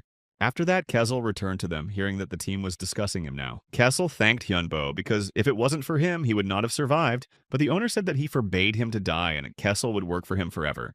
But Kezel, in turn, forbade him to conduct research on himself, but although he now looks like a human, he is still evil inside. Out of all 36 Class C dungeons, only 28 are known, and humanity has suffered greatly after the last event. However, there was news that surprised the world that the C-Class dungeon was successfully cleared. Everyone has already heard that the team successfully managed to deal with the monsters there and defeat them. Hyunchul also decided to make a statement to the whole world against this background. He spoke about the necromancer Wonyo, who received help from the deity, and the commander-in-chief also said that Wonyo can use dark and light magic. He talked about the inhabitants of the dungeon and stories about the limitations on the number of players spread around the world. And in America, news began to appear that Korea had successfully cleared the C-Class dungeon. Then the guy called Richard and congratulated him on what had happened. Hyunbo was even surprised to see the Goliaths, which meant that it was possible to set up production in America. But it was too early because they are very expensive and setup takes about 10 minutes. But Hyunbo asked to share some important information. In the course of all this, Hyunbo realized that Richard would not mind starting to cooperate with him. Goliaths were very different from his toys because they were controlled by something from the outside. Goliaths are easier to control, but they are not as advanced, so there is a big difference, so they could exchange technologies. And Richard had heard that Hyunbo had copied the movements of his enemies, so he was the first to propose the exchange of technology. The young man did not know whether America would agree to something like that and added that he would have one condition for the exchange. However, Richard was ready to do anything to win such a war, so they would fulfill any request. After that, Hyunbo signed an official agreement with America, and a press conference was held after the contract was signed. The United States was ready to accept refugees from other worlds if they proved that they deserved it. In the end, 15,000 people were rescued from the dungeons, even though they had previously lived in North Korea. Despite this, South Korea gladly accepted them and began to help. America was also very active in this, and Wonyo himself came to see Richard again. The man saw that something big was standing behind Wonyo, and thought that it was the robot that the young man was testing. Richard wanted to take a look, and Hyunbo didn't mind as long as no one touched the robot. Immediately after that, he took off the cloth and showed his creation to those who came here. But some people could not stand it and went closer to touch the robot, and he stood up for himself and knocked them out. Hyunbo said that they were fine, it was just the effect of the curse, but such curiosity will not lead to good. There are weak ones, like nightmares and insomnia, and stronger ones, like the absorption of life force, hair loss, and infertility. Richard thought that it could be even worse than not surviving, and the others were scared too. Some even thought that they would have to take revenge for everything because of this curse. And Hyunbo heard that it was said in Korean, but Richard knew the man and reassured Dr. Alex. It turned out that he was the man who developed the Goliaths, and the doctor was from Wonhyo and had S-rank skills. That is, Alex managed to escape the curse, and hearing that Wonhyo was behind it, he started to get angry. However, Hyunbo only asked about his talent, and the doctor said that he had the skill of retransmission. Most likely, it was because of this skill that he was able to escape the curse and pass it on to other people. Alex said that it was difficult, but realizing that he was facing the creator of those toys, he said to turn them on. Hyunbo was not going to refuse as he had nothing to hide. So he agreed. Gathering other people around, the young man finally removed the fabric completely from his robot and showed it to them. Hyunbo held out the bracelet, saying that it was a way to control the robot by injecting his mana. Alex tried it and realized that it was quite a convenient option, but it surprised him. The doctor immediately began to test the robot by giving it different commands, and it did everything perfectly. Alex quickly understood everything and realized that it was actually quite good, but a little crooked. Chris took it very harshly and said she would never forgive him for saying that, even though Hyunbo tried to calm her down. Alex started to tell her about all this, which seems strange, although the idea of speech and convenient remote control is interesting. But the doctor said he could do much better. He just needed more people and time. And Chris said that maybe he could do something, so she suggested that they discuss it. Alex was excited to show off his skills, but Chris wasn't going to listen to his lines for long. Then they moved on and Hyunbo felt that something was wrong, namely spatial erosion. Kiesel replied that he has memory lapses, especially when it comes to spatial erosion. But Glance's memories were not so important because now he was Kezel's eternal and faithful servant, Hyunbo, although Kezel asked him not to say so. However, while they were laughing behind them, something started to happen to the portal again. They stopped laughing and looked back in surprise, but the portal was still glowing with a bright light. The others also gathered around, not realizing what was happening. And after all, nothing happened. Therefore, Hyunbo looked at the update that came as soon as it turned out that a C-rank raid was starting, which would take 300 days. The guy stood there for a while because he could not even think that it would happen so quickly. Then an exhausted assistant came running to Richard and Hyunbo, who had been looking for them everywhere. Richard asked him what was wrong, but he could tell by the look on his face that something was wrong. Then the man said that they had received a new map of the landscape in Nevada and looked very excited. It turned out that in the places where spatial erosion had begun, these portals stopped functioning normally, and the power of superpowers weakened by about 5% after that. In the erosion zone, there are dungeon entrances, but they are equal to the number of previously failed raids. So apparently the erosion begins where the dungeon clearing failed. The Lord of the Wastelands dungeon they will attack has evil golems and werewolves, and it was here that the American Heavenly Guard was destroyed twice. Hyunbo believed that there must be something else there, so he set out to explore this dungeon. Richard, although very excited and nervous, agreed with Hyunbo's opinion and let him go. Then Kiesel asked if this dungeon was somehow connected to the idea where Chris used to live. When they first met in the dungeon, it seemed that they were somehow connected. Therefore, Hyunbo would not be surprised if it was also connected. And then Chris asked if the owner believed in fate. He said no, but it didn't seem like a coincidence like it had been before. As the report said, there was a severe snowstorm, so most likely the magic of ice was used. And only now Chris realized why the Heavenly Guard was destroyed twice. She could clearly feel the negative energy, although it was quite difficult to feel anything because of the blizzard. But Hyunbo said that he was a necromancer, and such circumstances were quite good for him. The young man said that he could go back, but Kai immediately came up to him and stopped him. Hyunbo asked what happened, and the skeleton showed him that there was something on the map. He didn't know why, but Kai found the map very familiar, as if he had been here a long time ago. Kiesel said that it was Kai's turn, and Hyunbo asked if the skeleton remembered anything from the past. Kai said that he had no memories at all, but he felt that this place was very special and important. Richard said that dungeons can be copied from another world or created based on its foundation. It turned out that Kai was really somehow connected with this place, and they still had time, so it was worth trying. After that, Richard decided to gather the people again and tell them some important new news. This raid would not be easy because they had already lost more than 10,000 people, but they had to go through with it. Richard then stopped talking, saying that they must do it because it will only get worse otherwise. Many will have to say goodbye to their lives, so people are going to try to save themselves and their loved ones. Also, Richard received a new psychological power after the last battle. It was called Link. This ability connects Richard and his allies nearby, and on the battlefield it is a great opportunity. But Hyunbo hadn't teamed up yet, so Richard asked him why he wasn't going with them. The young man said that he was closely connected with evil spirits and dark magic, so he should not do it, and Richard did not try to convince him.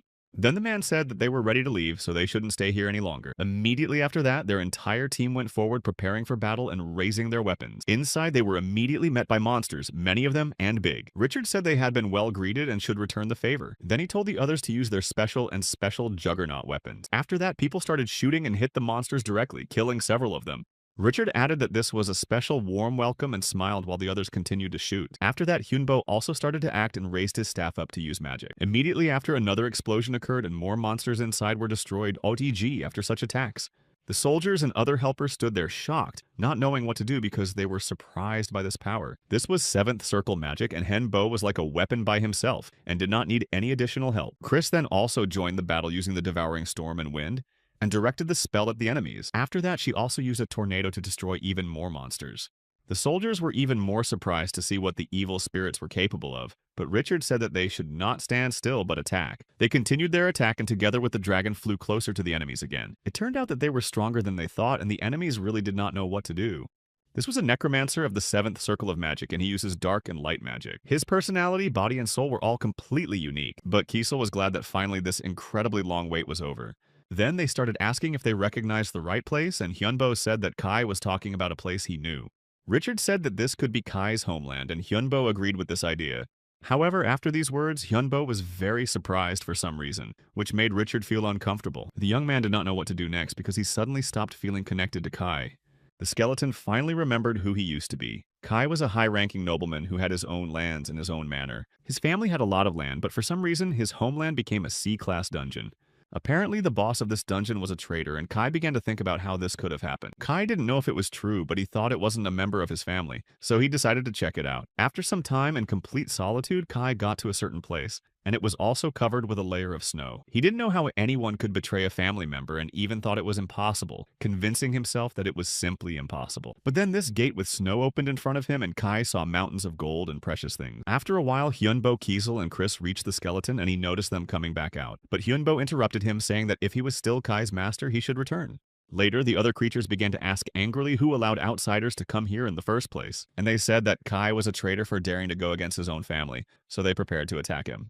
Then Kai rushed forward to destroy his enemies and put his sword forward. At the same moment, they started to fight each other while the other subordinates stood by. The masked guy was very surprised by what he saw because it was their special family technique. Kai couldn't stand it anymore and started shouting why his brother was treating him so horribly. He immediately backed away, not understanding how this was possible and not really believing what he was hearing. He took off his mask and looked forward, remembering his younger brother named Kairos. Kai said it was true and then added that they used to be called the secret sword of the royal family. Kairos was the 3rd son of Count Kiona and then finally took off his mask and showed his face. The older brother was very surprised because he was sure that Kairos could not survive that day. Kai said that it was true, but he was lucky and now he has a new name and some memories. And then he added that he thought about his older brother too, that he was no longer alive. But Kai still could not understand how it happened that the older one became the owner of the whole dungeon. However, Kai did not wait for an answer because the elder simply ordered his servants to catch Kairos. He himself rushed back on his horse and left Kai to his servants. Kessel had already noticed that the Kai's relationship with his brother must not have been the best if he was doing this now. But Henbo, although they were already surrounded, did not hesitate to use light magic to fight back. When the enemies rushed at them, the boy directed this spell at them to protect himself and the team. Kai was still upset and angry about it because he didn't think his brother would turn out like this, and still didn't understand why he was doing this to him. But the older man reappeared suddenly, saying that Kairos shouldn't worry because he would definitely not destroy him now. And the very next moment, Kai was tied up by his older brother's wards and trapped. Hyunbo didn't even have time to react, but immediately rushed forward, saying that he would rescue Kai. The elder only turned to Kai, adding that perhaps he would understand his position. Chris, Kiesel, and Hyunbo ran forward and sent a mass teleportation spell at the Kai. Then they stopped abruptly, and Chris said that she could feel the Kai move clearly. She was sure where her friend was now and said that Kai was at the Lord's Manor. They sat down on the ground and then Kessel asked the owner what they should do next and how to save their friend. Hyunbo was not sure of his answer, but he said that he wanted to believe in Kai and that everything was fine. Kessel thought about it because he didn't even know if such faith was a good thing, because he didn't survive himself because of such faith. Chris added that she understood the owner and his feelings, but said that they should be on the lookout.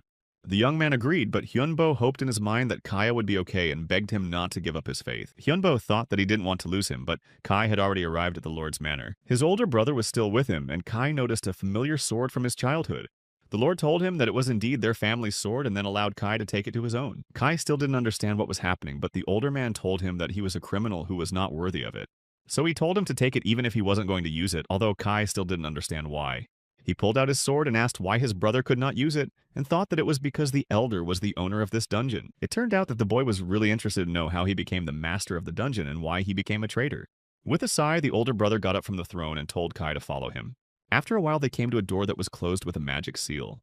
Kai stood behind, but his older brother opened the door in front of him, and they found themselves in a very strange place where many people were imprisoned. The boy was really very surprised to see all this, to see his brother in such a form, because he really did not expect that this could happen. Kai began to ask his older brother why he was here in the dungeon, but the elder answered only that all the members of their family were still alive. Each of them managed to survive. He said that he had decided to put them all to sleep for the sake of his wife, and Kai still couldn't realize what was really going on down there. His friend's name was Beatrice, and at that time she was pregnant with their third unborn child. The elder could use the life force of their family to save his wife and son. When he himself was on the verge of death because of a failed raid, he was miraculously spotted and saved by a vampire.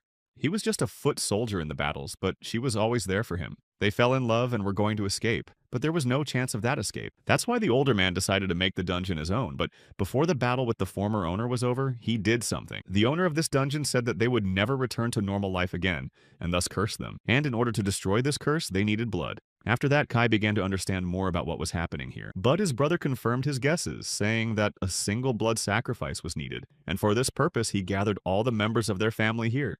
The brother said that he did it for their sake as well, because if he didn't go underground yet, the Keon family would be destroyed as well. Those who attacked the idea attacked not only the families of the survivors, there were rumors that the survivors had gone over to the side of the occupiers and became traitors. It was only a rumor, but many turned against their family, and even his existence could be a danger to the family, so when the eldest secretly met with his brother Rhinos after learning about what was happening, he used to think that he hadn't survived, but it turned out that it was the other way around, and Rhinos was also good to the boy. Kai continued to look at his brother, who was frozen in this ice, and now he remembered what he was like when he was alive. After that, his brother left him, but then he found out that he and their whole family had fallen. The older man did not care what condition he was in. The main thing was that he was alive, so he slept through it and began to transfer his life force. Therefore, if he sacrificed the others, his brother would be able to wake up, and not only him, but Beatrice and their child as well. That's why the elder believed that Kairos, as a member of their family, was obliged to help them since he was already here. The older man began to talk about how they didn't need a team to complete all this, but it seemed that Kai could not hear him well anymore. Kai didn't know what to do because he realized that if he agreed to it, he would betray his master. But on the other hand, if he did, then all the people who were dear to him would be able to return to normal life. Later on, Kai finally returned to Hyunbo, but he was accompanied by several servants. Kai said with a very strange tone that he was surprised that his master was able to find him here so quickly. Hyunbo was very worried about him, so he couldn't sit still, but he noticed right away that Kai looked very angry and disappointed. The young man was not going to wait long and immediately asked if Kai had made his choice while sitting still. It was hard for Kai to say. He said that he had to obey his master at all times, but at that moment he was just a little confused. Then Hyunbo put his mask back on and said he could give him some good advice. The guy said that any choice he made would bring him pain and loneliness, so he should choose something that would be more profitable. It was obvious how difficult it was for Kai to accept this reality, and Hyunbo said again that the pain and loneliness should not be so much pressure on him, so he should choose the best option. Kai just sighed, saying that this was very valuable advice and added that he would be greedy. Hyunbo wasn't going to dissuade him because he knew it would do no good, but he reminded him that he never showed mercy to his enemies. In the end, Kai made his choice, and he and the people who came with him prepared for the attack inside the tent. As soon as she rushed forward, they heard the words that the enemies were attacking, but it seemed that the main character was ready for it. He immediately flew up, using his lightning skills and directing them at the enemies, and then everything exploded. Behind him appeared a dragon and a rather large army that was fully armed. Hanbo asked if Kai had done this on his own, but he replied that his older brother had helped him a lot. The young man sighed, saying that he could imagine how happy he was because their side was really well prepared. However, the boy immediately began to notice many shadows behind him and thought that there was a vampire. At the same moment, Hyunbo couldn't even see where he was running and ran into Kai, who grabbed him and then apologized to his master. The next hour, the boy fell to the ground while the other servants dealt with the monsters he had recruited. But Hyunbo didn't arrive there alone. Kiesel and Chris were there too, and they dispersed the others, ordering everyone to stand back. Kezel walked a little further and saw Kai holding his master's body and about to run away. He was very surprised to see this and for a moment did not even believe it was true, but Kai just looked back and apologized to him.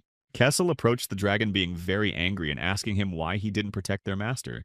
But Chris said that Nidhogg does not do what he is not asked to do, so it is better to be angry at their enemies, and it was obvious how worried and angry he was. Against the girl, she said that they should think about what will happen next, how they will save their master. Kessel was incredibly angry, and he said that they all needed to be destroyed as soon as possible, and that was the only right way out. Meanwhile, Kai, carrying his master, went to his brother, who was waiting for him inside this small castle. The elder brother apologized to the younger one, saying that it was a really hard choice, and he was sorry that Kai had to make it. After that, the younger one was surrounded by servants, and the owner of the dungeon ordered to take the necromancer from his hands. But as soon as these people came closer, Kai drew his sword and ordered them all to stop where they were.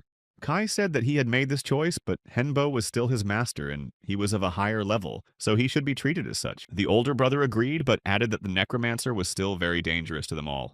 He asked if the younger one understood now, and Kai said that yes, it was clear to him now. The man sighed, saying that now they could drink to their victory, because they had at least managed to capture the mage, and that was almost all the work they needed to do.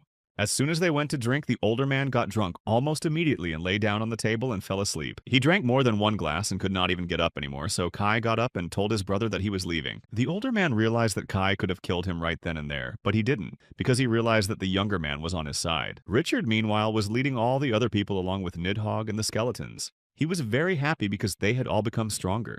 And Kessel, who was incredibly angry with him because of what had happened, and because of another betrayal, looked incredibly dangerous.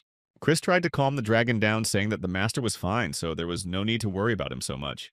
But in fact, he was not all right, because by this time the older brother had finally woken up, and Hyunbo was led into the hall, throwing him on his knees in front of him. The man was now quite friendly and greeted him, asking if he was his younger brother's master, and then introduced himself as Uranos.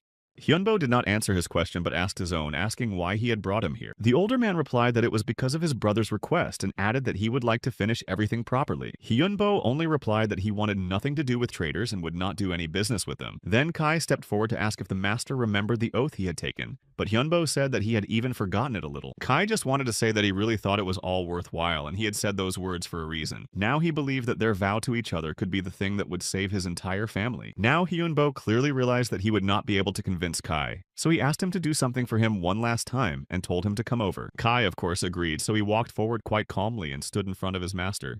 But immediately after that, Hyunbo delivered a punch right into his jaw, as if it was the last time he had ever seen him. Kai only responded with an apology, but Hyunbo was already shouting, saying that he would not give in to them and would live on. Then Uranus told the others to take the necromancer to his room and leave him alone for now. The elder brother asked Kai if he wanted a drink, but the younger one only barely got up, saying that he wanted to be alone. Uranos only added that Kai was no longer obliged to follow his master and follow him everywhere. Meanwhile, the whole team led by Chris and Keslam had already arrived at Uranos' property and were there. After that, Richard, who was in charge of his large squad, ordered them to move forward right now and start their attack on the enemies. The soldiers began to strike, launch their spears and arrows, use magic, and then it was Kesla's turn to join the battle.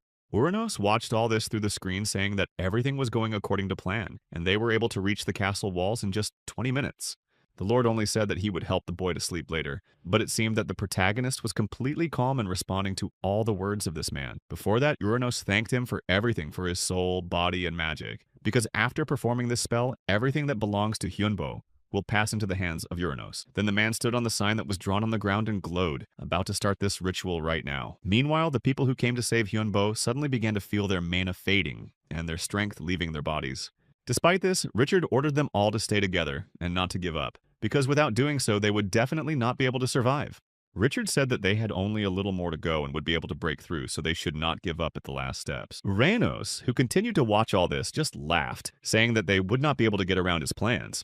But Hyunbo was not going to give up so easily and said that he still believed they could defeat him. Uranos looked back and was very annoyed and angry to see that this boy still dared to contradict him. The young man only said that he had changed the energy of the living into the energy of the dead, and that is why the incident he was seeing happened. Uranos became even more angry after hearing this and pulled out his sword to attack the boy, adding that he did not dare to do so. However, as soon as the older man raised his weapon, Kai rushed forward and put his sword in front of him, thus protecting his master. Uranos, of course, was not happy about what the younger man did, because he was already sure that Kairos was definitely on his side and would not object. But Kai said at that moment that his master had told him earlier that he needed to look for benefits. And earlier he himself had said that he could be greedy and still felt the same way. Kai lowered his weapon like his brother, but said that Uranos could still abandon this path and take the side of the earth. He began to talk about how his child needed mana and vital energy, and without it, this child simply would not survive. Uranos didn't understand what was happening and how Kai found out about it, but Hyunbo interrupted him, saying that they had managed to find out everything. Tia was the one who helped with this. Hyunbo absorbed a magic artifact and used it to make her recognize Uranos' magic. Kai then added that the life energy is on the earth, but his older brother said that he knew all about it. Uranos also added that he was not going to become a traitor and retreat from what he had decided earlier. He added that neither Kai nor the others understood anything, despite the fact that he was small and part of this planet, and if he betrayed them, everything would turn out terribly. Kai just sighed and added in a quieter voice that they had already met opponents of the same level. He began to talk about Chloe, who they had met earlier, who was a demon dragon. She used souls and had the ability to bury them in the sand, and then take control of them and control them. Uranos was surprised to hear that his brother had met her, and then Kai stepped in closer saying that such creatures scare them as well. But Kai, along with the others and his master, continued to fight, adding that he had already lost his life once, so he wanted revenge and was not going to give up. Uranos turned away from them, saying that he was just an idiot, and then the boy could not contain his emotions. The older brother really sincerely believed that Kai could really help him and save the whole family from what had already happened. And then Uranos said that Kai would not succeed, so he needed to wake up and finally understand and accept it. However, at the same moment, they were interrupted by other people to break through the giant walls and get through in time. Richard and his squad said that he was glad to meet the local lord, and he offered one last time, saying that the earth would gladly accept him. But for some reason, you refused. Uranos thought that this was nonsense and was not going to believe in all these words of the man, adding that it could not be. Richard tried one last time to convince him and explain, but the lord did not agree, so he realized that nothing more would come of it. Their plan was successful, so Hyunbo began to use his power, ordering the others to deal with the guards. Uranos only laughed, saying that the boy would not be able to destroy him alone, but Hyunbo said that Kai would handle him. The necromancer gave him most of his powers and said that Kai could go ahead and fight him freely. Kai did just that, and with his sword out, he ran straight at his older brother, who said that he could not win even with these buffs. However, his master's subordinate was not going to give up, saying that he would test the power he had just received. Henbo, meanwhile, sat down on the ground, leaving them alone. He was not going to interfere, being confident in his servant. The young man only wanted to focus on strengthening Kai and giving him the opportunity to fight to his fullest potential. Inside this small castle, the fight continued as they moved around the hall, the sound of swords clashing against each other. Uranos laughed again, saying that Kai would not be able to defeat him with such skills. And at some point, the younger man did fall to the ground, but he managed to deliver a serious blow to Uranos' shoulder at the last moment. The older man approached him with a blade to Kai's face and said that this would be the last opportunity to go over to his side. But Kai, although he was lying in front of him in a disadvantageous situation, said that he was not going to give up and he had to defeat his opponent. Uranos threw off his armor and moved on, and Kai said that this time he would definitely become a hero and his brother would definitely not interfere. The guy really wasn't going to give up and continued to attack him from all sides. Kai finally managed to stand up to him and said that his older brother had forgotten about the day's nuance. Despite the fact that he looks like a man, he is still evil inside. If Uranos wanted to deal with him, he should have done it earlier and not waited until now. These words only angered the older brother more, and he continued to attack Kai, intending to destroy him now. But at some point he just stopped and laughed nervously, saying that his brother did not survive and then resurrected. Then that smile flew off his face, and Uranos said that now I know if he was going to fight in full force. It seemed he was ready for absolutely anything, and did not want to stop at anything, wanting to show his brother his full power. Then he pointed his sword at himself, saying that this was the true power of these monsters, and finally added that he was sorry that he had not been able to destroy his brother earlier. The very next moment, Uranos turned into a giant creature that barely resembled a human being. Kai looked more nervous, realizing that what had happened before was only a part of the power of those monsters, and that it would be many times harder for him to defeat this creature. To his right, the great wave of blood began to mess with Uranos, and he did not retreat. Kai realized that his opponent was stronger and that he would have to try harder to defeat him, but he knew that it couldn't end like this, and he couldn't end his second life like this. The master said that they were dying at this rate, but Kai smiled, saying that things would be different if Hyunbo's words were true. If that's the case, then he'll be able to find the right path, even though it's very difficult now. Hyunbo was surprised that Kai believed him so much, and the boy only confirmed his words. Then Hyunbo said that, in this case, Kai should let Uranos absorb him, become a part of it, and control it. It would be the only way out. Kai realized that perhaps this was indeed the only way out, but he also realized that it would be a difficult test. But then he threw the match away, saying that he was ready to do it if they had no other options. The other people, led by Richard, kept attacking this giant monster, saying that he should not be allowed to go outside his castle. Chris and Kiesel also moved closer to stand in front of their master to protect him, and the monster realized where his main target was at this time, and was going to aim right there. The two of them did not try to keep the shield to protect themselves and their master, but Kessel said that the barrier would not last long, so they needed to move faster. They tried to keep it up and not let the monster break through, but it was hard, and the barrier started to break down, and then it was Chris's turn. She knew it was going to be very difficult, but she was going to use her skills to the fullest to help as much as possible. At the same moment, Kessel finally said that they could not hold on any longer, and the shield would be completely destroyed after the next monster's attack. Hyunbo went forward, saying that there was still a little bit left, they were almost done, and then the owner said that he was glad that Kai had made it. The young man said that he was a master-level darkness knight, and that he was much stronger than his older brother's cursed soul. Thanks to Richard, he managed to get inside and absorb Uranos, and now the master could call Kai back. Eventually, the tired Uranos fell to the ground, and Hyunbo said that this battle had ended in their victory. The master was still standing in front and was about to call Kai back, saying that he had done a really good job. Others said that something should be done with his older brother before he finally passed away. Kai returned and said that Uranos would not be able to stand it and would pass away in just a few seconds, and he began to worry that he was to blame for this outcome. But then Uranos started to speak with his last strength, saying that Kai was absolutely not to blame for what happened. The elder brother said that this was the price of his curse, that it was what made the cursed move. He was moving towards achieving his goal, and then the curse made him stronger, but in the end he lost and the price was very high. It just destroys your soul. In that case, Uranos smiled as if he knew it would happen one day. He only told Junior not to be sad because through Kai he had seen what true loyalty meant, and Kai had to live on. The younger man could not contain his emotions as he watched his brother leave him, but Uranos said that he had one last request. With the last of his strength, he asked Kai to absorb his body and soul and not let him leave. Uranos said that his younger brother should use his power in his future missions as well. Also being almost powerless, Uranos asked his younger brother to watch over his daughter. He really had almost no strength to speak, so he closed his eyes and asked for it again. Uranos had already begun to disappear, but with a smile on his face and saying that his younger brother must be happy. Kai still couldn't realize what was happening, but Chris and the others noticed that the castle was starting to shake violently, as if there was an earthquake. Henbo looked around and he realized that the castle itself was changing very dramatically, inside and out. Kai still couldn't get away from what he saw. He just knelt down watching his brother's ashes scatter in the wind. But then he stood up abruptly when he heard footsteps behind him. It was Beatrice. She rushed to the place where Uranos was lying and fell down, not wanting to accept this reality. Kai was silent for a while, but then he said that he was sorry for what had happened, and he really didn't want it to happen. But the girl interrupted him, saying that she knew that because she saw everything with her own eyes. Then Kai began to ask if she was okay, and Hyunbo offered to examine Beatrice.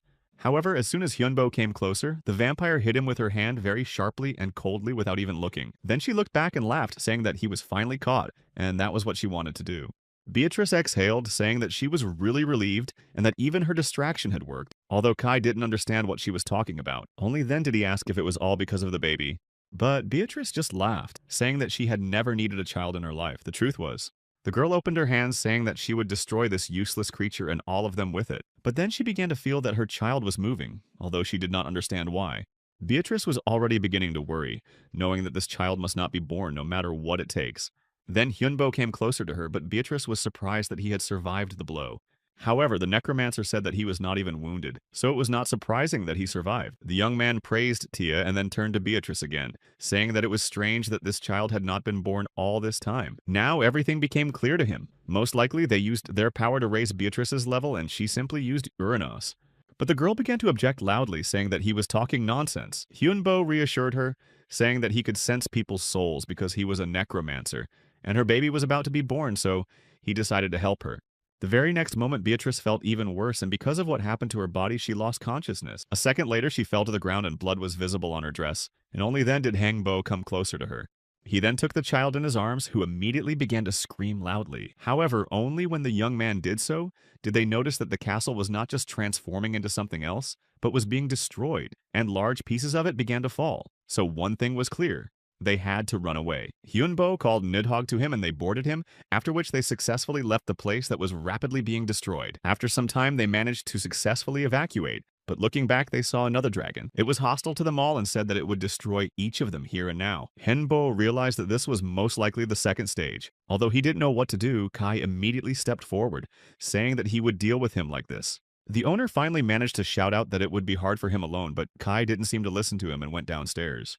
Only then did he say that he agreed that it would be really hard for him, which is why dozens of assistants appeared behind him. Kiesel didn't realize what they were doing next to Kai, but Chris explained that he was starting to gather ghosts around him.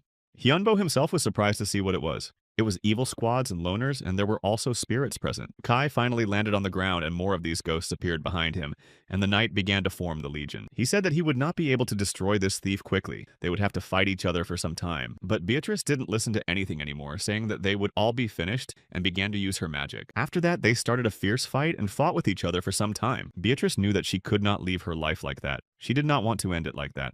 But Kai approached her and said that he was not going to destroy her completely. He had other plans. After that, the knight did what he thought he was going to do, while the other ghosts and souls began to work their magic on her as well. Kai said that her last moments of life would be spent in agony, and this should be a lesson for everyone, and of course for her as well.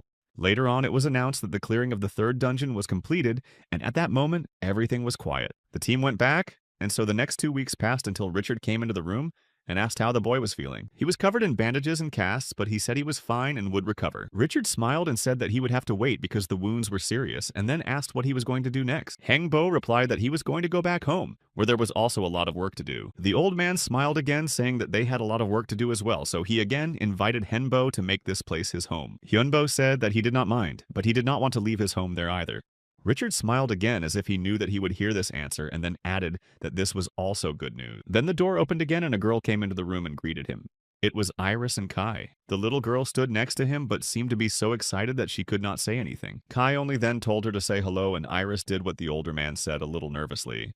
In just 5 days, Iris became 5 years older. She spent a lot of time in her mother's belly, so now she is happy to enjoy the outside world. The girl continued to tell something very enthusiastically, but then she was asked to leave the room for a while. Richard said that she was a good child and they should take care of her, and Henbo agreed, saying that they would have to do it as if she were their own. There are over 36 C-class dungeons on Earth, and so far only 3 have been cleared, 1 in Korea and 2 in America.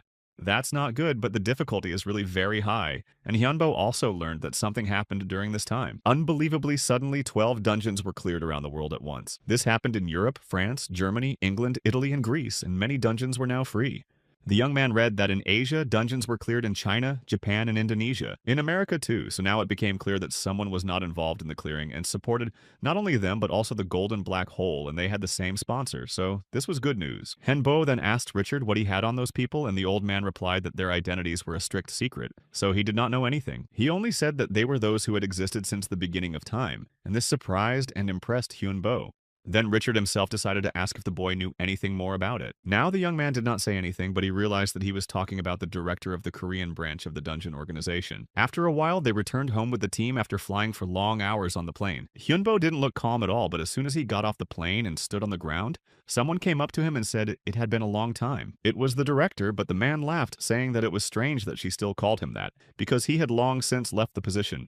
The guy came closer to him and then said that he had never told him his name. So the director decided to introduce himself by calling himself Pak Geek Young, and that was his name. Hyunbo said that he had an interesting name and they shook hands, but the guy asked why he was called right now. The fact is that there was an errand John said that some time ago, a rather interesting group of people who cleaned the dungeons began to appear. Hyunbo already thought that they were the same people who cleared the C-class dungeons, but the director surprised him with a request. He said that he would like the boy to teach them. In return for this service, he could give him a book that contains the forces of the underworld and information about the American territories, because he knew that Hyunbo had been interested in America lately. The director added that we are a very large company and that the boy would need it, and then the young man asked if these would be all the conditions. But of course it was not all, and the director smiled. He wanted to show the boy the worst thing that could happen, although Hyunbo did not immediately understand what he was talking about. For a while, he felt scared because he was even afraid to imagine what could be hidden behind these words of the worst possible outcome. Yeon sighed, saying that it would certainly shorten his life expectancy, but Hyunbo already knew that he would say it was definitely worth it. The director agreed, saying that it had to be done at least for his own sake. Then he said goodbye to the boy and told him that they would meet later and pointed to the people he would not want to have anything to do with. Henbo looked at them and called his dragon, saying that they should also leave as soon as possible. As soon as the boy got on the back of his dragon, these people started running after him, begging him to stop for at least a minute. After a while, Hyunbo and Iris were already there, and the guy decided to teach her something. Kai was of course worried because she was still a very young child, but the owner said that she was strong enough to do it. In addition, the girl knows how to use this power, and Kai himself must understand that it is for her benefit, and although the knight understood, he was still worried. However, he decided that he would trust his master again and allowed him to do so, so Iris thanked him happily. After that, they went to the giant bottle of elixir they had created earlier. Then they found themselves back in the same place where Kai had defeated Beatrice, and Iris seemed very happy to welcome them to her dungeon. Kessel came closer, saying that Iris had really great skills, but asked how the master realized she was so talented. Hyunbo explained that when it was 20 days after her birth, Kai noticed that Iris was disappearing from time to time. It turned out that she created this dungeon herself, and she can adjust its size and change it quite a bit, really. You could even say she uses her dungeon as her own home. Later, the happy girl returned to them and told them that the dungeon had become even wider. So Hyunbo suggested that she change it a little bit with magic, and she succeeded well. Then they found themselves in the forest maze, and Henbo asked if she had thought of any monsters for this place, and Iris said yes. Only then did Kai approach Hyunbo and ask if he could take Iris with them to Korea and show her around. The guy didn't mind, saying that she might like Seoul. Of course, I can take them there together. After a while, they went back to the city, sitting in a cafe, but it was interesting to see what Kai and Iris were doing now. Henbo added that this world has changed incredibly much, and the others agreed with him. But then he asked what Colonel Kang thought about it. He was sitting at the next table, but Hyunbo was able to realize that he was here, and then Hyunchul added that he was now a general, and the young man congratulated him on this title. The former colonel also said that he had heard that the operation to clear the dungeon in America was successful. Hyunbo said that it was, but that he could not have done it without his loyal associates. Hearing this, Hyunchul just sighed heavily, saying that he was even jealous after the guy spoke about his loyal allies. Hyunbo had already seen that the generals were in some trouble, but he said that it was not that important. But thanks to the victory over the fanatics and the successful missions in America, he was promoted, and now he was being watched even more closely. One could imagine how difficult it was for him, but the general decided to ask if Hyunbo was going to work for his homeland. Of course, Hyunbo refused, and he just sighed and smiled, saying that he was sure the answer would be yes. Kiesel, in turn, was surprised that the general had accepted it so easily, and it shouldn't have sounded like an order. Hyunchul sighed, saying that it was no big deal because he didn't even like the idea himself. Hyunbo smiled, saying that it must be hard for him, and then added that he hoped they would take pity on him. He then held out a small bag of space expansion magic, saying that if the general learned this magic, he could use it in different ways. Hyunchul thanked him for this and accepted the gift, saying that he hoped it would really help him. But at the same moment, another person approached them and called Wonhyo the apostle of the god of darkness and light. It was some girl who was watching him closely, but Hyunbo calmly said that she was not mistaken. Her name was Helena, and she was under the command of a Red Lord ranked 9th in the Magic Association. Henbo had heard of this magical association many times before, but he didn't think they would ever contact him. But Helena handed him an envelope telling him that it was an invitation to a big banquet from the 6 highest lords of the Magic Association. Everything was to take place in 1 week at Buckingham Palace, where many world heroes were to visit, so he was also expected there. At that moment, Keasley was interested in the words about world heroes, and he became curious about what was happening there. He even wondered if both the top and the bottom had decided to become more active and cooperate, increasing their strength. Hyunbo said that it was a great honor for him, and of course he would not refuse to participate in this event. Kessel was glad to hear that they were also welcome there, and that this woman also seemed to be a very good magician, so it would be interesting to meet other wizards. After that, the host said that they should go back home because they had spent a lot of time here. Soon after, the banquet began in Britain, where the adventurers who had managed to conquer C-rank dungeons around the world, and those who had played an important role in clearing them were invited. They also brought Iris with them, and the girl was very impressed, saying that it was her first time at such a banquet. But Henbo told her not to expect anything special from this city, although she did not understand why. The young man only said that something could happen here, so he told her not to stray too far from him. He also said that she was very beautiful today, and they all told her the same thing as they gathered near the entrance. Eventually, since everyone was together, the team decided to move forward to avoid wasting time. Once inside, they were greeted by a happy Sunsu who hadn't seen her mentor for a long time and missed him. Hyunbo continued to call her Hyunam in public for disguise, and the girl replied that the mages could just ignore them, so she was here too. The other great demons were also here and greeted him. Andromalia said that Wonyo was even stronger and it would be good for the planet, although the demon had appeared quite unexpectedly. Andromalia smiled, saying that he knew he wasn't comfortable working with them, but the demon asked if he could ask to see Sun Tzu out, and Hyunbo agreed.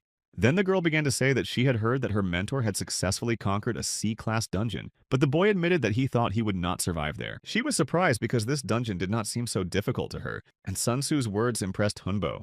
She said that she had also destroyed one Class C dungeon in China, and it was called the Garden of the Fallen King of Giants. There were big bears and trolls and ogres and storm giants. They were all bosses, and Sun Tzu learned that no one but those storm giants caused her any problems. Hyunbo asked if the monsters in her dungeon had ever been ambushed or set traps, and she said that they had not. Then the mentor asked how they found this way, and Sun Tzu said that they were just walking along the road and then saw the castle of the Was. The guys were really surprised that there was such a big difference in the dungeons he and Sun Tzu went through, but they were interrupted again. It was Richard who immediately said that it was quite natural for monsters to create ambush traps. Sun Tzu agreed with that, but they reiterated that there was nothing like that in her dungeon. So Richard decided that there was a possibility that their dungeon was special. But Hyunbo said that he didn't think so maybe Sun Tzu was just lucky with this dungeon. But quite a while later, the host of the party finally arrived at the event. He was an old man who called himself Ariista Crowley. He said that he was the first god in the Magical Association, and he was called Ariista of Space. Starting tomorrow, there would be other high-ranking magicians attending this reception, so he hoped that the other guests would enjoy the party they had prepared. Hanbo thought at this moment that the association was more like a group of monsters. Meanwhile, Kai was holding Iris in his arms, and for some reason the girl was very afraid of what was happening, and her body started to tremble. Richard said that even for an unusual child, all this can be a big shock. Then Aristo came up to their group and laughed a little, seeing that Iris was a little surprised and reacting like that. Then the old man said that he didn't mean to scare her in any way, and apologized and was going to give her something as his apology. After he cut his finger, he put it to her mouth to give Iris some blood. Then the old man apologized, seeing that she was a bit intoxicated from the book. But Kai thanked him for his hospitality, as the man was only helping. Henbo, in turn, was interested that this old man immediately realized that Iris was a vampire. But Aristo just laughed, saying that there could be nothing special in the blood of such an old man. But he didn't stay long, saying that he would leave them to enjoy the party. Then Aristo walked away a few more steps, and right in the middle of the hall, he vanished into thin air and disappeared. The main character was also impressed by this. He noticed how skilled this old magician was that he could use such tricks.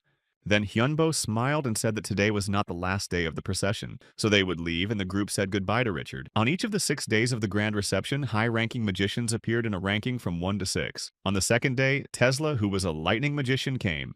On the third day, the earth magician Maha, and on the fourth day, a tree magician named Gaia.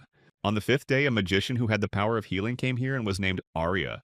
At the end, the host of the party appeared and said that he hoped that the guests liked the organized meetings and added that he was glad if it was so. But then he decided to get to the point, so Aristo said that their magical association has a great influence in Europe, the Middle East, and Africa. But at the moment, Africa is occupied by invaders from otherworld. That's why by the end of this reception, the association made a serious decision that they were not going to hold a big conquest to reclaim Africa. Of course it sounds easy, but in reality it will be more difficult because there are still many dungeons that remain the vanguard of their rival. That's why their association came to the conclusion that they needed to conquer the dungeons that were created for humans before conquering the whole of Africa. And they were ready to work closely with other factions. Aristo said that they were not going to just watch the strong men flourish in their territories, which is why the associations decided to prepare gifts for the strongest people in the world. They would like to give absolutely everyone the latest magical weapons for free, because such a decision would be good and beneficial for them. Of course, they were all excited to hear this news because it would be just a free high-end weapon, but Aristo said that they would have one condition. He said that these people had to prove that they were worthy of these weapons, worthy of using them. Therefore, in exactly 15 days, a special test would be prepared and everyone would be able to participate. So Aristo wanted to share this event with the whole world. He was sure that when people see their defenders of all mankind, they will feel much easier and calmer. Therefore, in 15 days, he asked them to show their best side and was going to give them gifts tonight. These were objects that held the magic of subspace, they were stable and light, so he hoped that it would be useful to him. Kessel just laughed, saying that there was no need to cause trouble now, but Hyunbo hadn't expected something like this to be prepared for them. Then he asked if the owner was going to participate, and the young man said that he would, because he had received an invitation and it would be a good experience. Therefore, Hyunbo turned to his team and said that they should go prepare for the test. The information about the reception became known quickly all over the world, and magicians, alchemists, shamans, psychics, and everyone else became aware of these competitions. As a result of the existence of beings with superpowers was a shock to everyone. The whole world began to discuss it, and the battle of such people with powers beyond any limits became the #1 news. When it was announced that only 100,000 people could apply, a second wave of panic began. But for people with superpowers, it was a good opportunity to show their strength. So 1 month passed. Transportation to the venue was organized by the Association of Magicians, but if it was possible to arrive separately, they simply gave out the coordinates. Many people were still at sea, the ships were sailing, but they saw absolutely nothing here. However, after going a little further, people began to notice something that impressed them incredibly much. They saw a city in front of them that interested them with its unique beauty. These people could not even imagine that something like this would happen, so they watched with delight as the boats and ships approached. Later, Aristo appeared in front of them and thanked them all for coming to this event. He welcomed them all to Atlantis, this place of magic and science, and proudly continued his speech. Hyunbo also said that it looked like a good place, but it didn't look like a place where they could hold competitions. But Kessel said that it would be too obvious. There would probably be some epic appearance like in the movies. And quite a while later, something similar happened. The city began to move like a curtain, and behind it appeared a real arena where the competition would take place. The arena was really very big, and the main character was breathless when he saw it in front of him.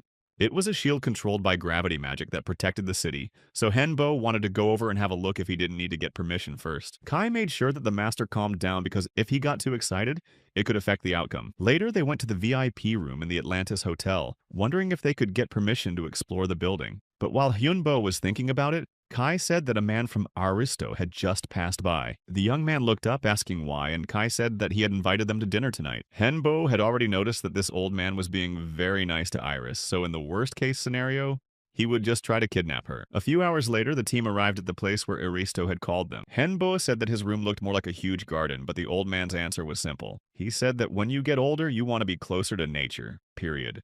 But he had to try to create this room, so he told the guests to sit down at the table. The man said he didn't know what they liked to eat, so he prepared his favorite dishes. The team started eating right away, and they all said that it was incredibly tasty and were ready to eat absolutely everything, and additional portions. Aristo then apologized for interrupting them while they were eating, but he wanted to ask them directly about everything. The old man looked at Hyunbo and asked him if he wanted to become his disciple, and that was the question that knocked the boy out of his tracks. Aristo repeated himself, telling Wonhyo to become his disciple, and then told him his real name, Kim Hyunbo. The young man was alarmed that he knew his real name, but it could mean that Aristo was specifically looking for information about him. He only answered that it was not difficult to find this information, but apologized if it was uncomfortable, and then added that Hyunbo could only be considered a confirmation of how much he was interested in him. Hyunbo wondered why his old man chose him because he was sure that there were definitely more talented candidates. But Aristo's answer was again short and simple, saying that it was because of the boy's talent for magic. With each answer, Hyunbo was only more surprised and at some points didn't even know how to react or what to say. When the conversation finally returned to him, Hyunbo asked if Aristo was talking about his luck, and the old man confirmed the protagonist's words. Then he decided to ask his guests at the table what this luck meant to them, although it's really hard to define it because luck is a great and terrible force. So Aristo smiled and said that the guy was most likely just lucky all this time. Henbo did not answer him directly, but in his mind he knew that this old man was telling the truth, period. Thanks to a chance meeting, he managed to meet Chris Kiesel and Kai, and now he's sitting here. And then he remembered what happened to Nidhogg and realized that if things had gone differently, he would have definitely not survived. It was his luck that helped him come here and saved him in desperate situations. Aristo said that this is why he managed to survive, and now Henbo is sitting here with him. The old magician called him a real lucky man, and then asked if Henbo knew how many people have talents related to luck. Aristo didn't wait for an answer, just said that there were about 1,000 of them. The association had tested 3 billion people and found that only 1,000 of them were luck-related, or 1,021 people to be exact. Then, while Hyunbo was still shocked, Aristo said that there were only 4 people with A-ranked luck talent, including Hyunbo. He was really surprised by this number, and then the magician added that the other 3 were already associated with certain deities. The A-ranked bad luck was Surya, the sun god in India, and the luck of the same rank was chosen by the god. That became a religion for a large number of people, and he became a saint. Valkyrie, the daughter of Odin in Norse mythology, was chosen by the evil eye of the A rank. But as the old man said earlier, it's just an offer, not a threat or coercion. If the boy doesn't want to go, he can't refuse, but they can swear on their souls and mana. In any case, if Henbo wants to get someone, he can't force them to talk about it. Aristo really wanted to make him his disciple because of his talent and the boy's personality, and he wanted to create a worthy follower for himself, so he asked Hyunbo to think about it and give him an answer. Then the young man thought about it, because Aristo was the first magician of the magical association. If he became his apprentice, he could receive the best education in the association and incredible support. Henbo sat in his room and sighed heavily, saying that he was sorry but would have to decline. By becoming a student of such a magician, the main character really gets a lot of advantages. He will have access to all the knowledge of the magic association. He will be able to improve his abilities and learn more about his enemies. But there are reasons for his refusal, and the first of them is that Hyunbo is completely confident in the path he is on. Uranos himself said that Hyunbo's power is only a small part of their power, which means that it is really incredibly powerful. And as Kai said, his brother also recognized and saw their power, tested it on himself, and was able to achieve such power after long training. But he managed to go through the easy way, but Uranos could still describe this power. He called it the power that changes the world, that rules and controls it. So when he heard these words of the Hungbo, he immediately realized that in order to become stronger, he needed to follow this path. And since he now knows his path for sure, he considers it more necessary and important to stick to it rather than become a disciple of such a powerful magician. The second reason was also quite simple. He just felt sorry to give all his achievements to the magical association. Therefore, after some time, the protagonist returned to Aristo and told him that he was refusing, although the old man was not surprised. He sighed, saying that he doubted that the young man would agree, but Hyunbo in turn only thanked him for his understanding. However, Aristo did not let him go, saying that this was a gift, one of the things he was going to give to the boy if he became his student. Henbo picked up the book, and it turned out that this book of magical necromancy theory was exactly what he needed. The main character was very happy to receive such a gift because this book could really be a great start for him. Aristo was happy to see that the boy liked it so much, but then he said that they should have lunch together and then he would let him go. Then their team got together and they were really looking forward to today's business because last time they had a delicious meal. Later on, the Move Association Championship began, and the rules of the competition were very simple. Depending on the number of participants, both individual and group competitions will be held, and any forceful methods can be used, but it is forbidden to attack the opponent before or after the fight. All participants began to read these rules, but while Hyunbo was flipping through them, he noticed something. Even if someone does not survive the competition, the organizers will not be held responsible. There is also a system of damage absorption, which is a system that takes a certain amount of damage instead of those who should have received it. Therefore, thanks to this system, if you get too much damage, you are automatically eliminated, but you will survive. Henbo is happy after reading all these rules because they could win all the competitions and the team picked up on his enthusiasm. Kai said he would try his best and Kiesel laughed, saying that he would not cut them any slack if they suddenly crossed paths in the arena. Later, the first individual competition was to begin and all the participants were asked to gather at the stadium. So Kezel went out saying that he would go first. Hyunbo only asked him to be careful in the fights, not to be alone, because many factors influence the melee. But Kessel assured me that melee combat is incredibly easy for a mercenary, so I shouldn't worry. Right now, the first round of individual competitions was about to start, and the people in the stands were impressed and were already waiting for the first fights. Kiesel was also incredibly pleased, and he entered the arena saying that he would destroy them all right now and win against everyone. Kiesel was called the servant of the apostle of the god of darkness and light. He was a follower of Wonhyo and a top-class paladin. He literally flies, which is not even similar to paladin techniques. The whole team watched what was happening through the screen, although Hyunbo didn't know when Kiesel became a paladin. Chris said that he was called that after his master became an apostle, and he was quite popular on the internet and often posted there. Therefore, one could say that Kessel was just obsessed with all this, and that's why he was given this title. After some time, Kessel stood alone among the bodies of other players, some of whom could no longer get up because of numerous injuries, some of whom tried to leave the battlefield. Kiesel returned to the room as the winner and the host praised him, but he said it was too easy. The second group was about to start, so the team decided to watch it as well. Some of the participants were also confident that they would be able to kill everyone and attack several at once. It seemed that this guy's name was Hercules, and he was quite confident on the battlefield. At that moment, Chris said that she could see that he had a blessing, although Hyunbo was not sure what it was. But Chris said that the deity's blessing stays with the player even when attacked, and it could even be considered cheating. However, despite all this, Hercules did not manage to pass this round faster than Kessel, although he only laughed, being confident in himself. Time passed quickly and the 9th round of individual competitions was about to begin, so the participants were asked to enter the battlefield again. Hyunbo stood up saying that it was not his turn, and his students said that they would be waiting for him. Kai added that they would be rooting for the boy, and a little girl said, "Don't get hurt." Then Hyunbo, a very famous necromancer and master of the skeletal dragon, apostle of the god of darkness and light, came out and greeted Wonhyo in the arena. Soon after, all the participants of this round gathered in the arena, and the battle was announced as begun. Most of the participants began to attack the enemy, intending to destroy each other at once, but the protagonist stood still for a while. He was waiting for the right moment to use his skill and used bone freeze. The other participants were surprised to realize how strong my opponent was, and even he thought it was very unfair. Despite the fact that it was very difficult for them to run, they tried to do so because Hyunbo was going to use a bone explosion. After a while, an army of skeletons appeared behind him and he called this spectacle a parade of corpses, saying to destroy his rivals. Behind these skeletons began to appear groups of demons. There were incredibly many of them, and they were very strong. People were really surprised at his strength because the guy managed to summon an army of the undead from the nadir of thousands of people in an instant. The hosts began to talk about how only one person on this planet can do this, and after a while, Hyunbo was ready for battle. Despite the fact that people realized that it would be almost impossible to win, they were going to try because they would still be alive, and they thought that the guy had spent too much energy, so he would not be able to hold out for long. But the outcome was obvious. It was a clear outcome with a similar army. There was also an additional round that consisted of 30 individual competitions that took place throughout the day. After 6 hours, all these competitions became open to the public, and every corner of the world began to watch the video from the arena. Of course, it was good that their videos were over, but now the enemy can learn more about their crapping techniques. Hyunbok asked Chris what they thought the enemies would do, but she said they had to wait and find out. Melee and ranged combat are independent of each other, and their ranged style is also in danger, but they can't do anything about it now. At that moment, a girl entered their room. It was Gloria, and she smilingly sat down at the table, saying that they hadn't seen each other for a long time. The others didn't even know what to say. They remembered who she was and what happened the last time they met her, but they couldn't say anything. The girl's appearance had changed a bit, but they would never be able to forget it in their lives. Hyunbo clearly remembered who this girl was, but to some extent she was surprised that the young man remembered her. At the same time, Lord Changot lost the battle and was very angry with him that he had been treated like that in the arena.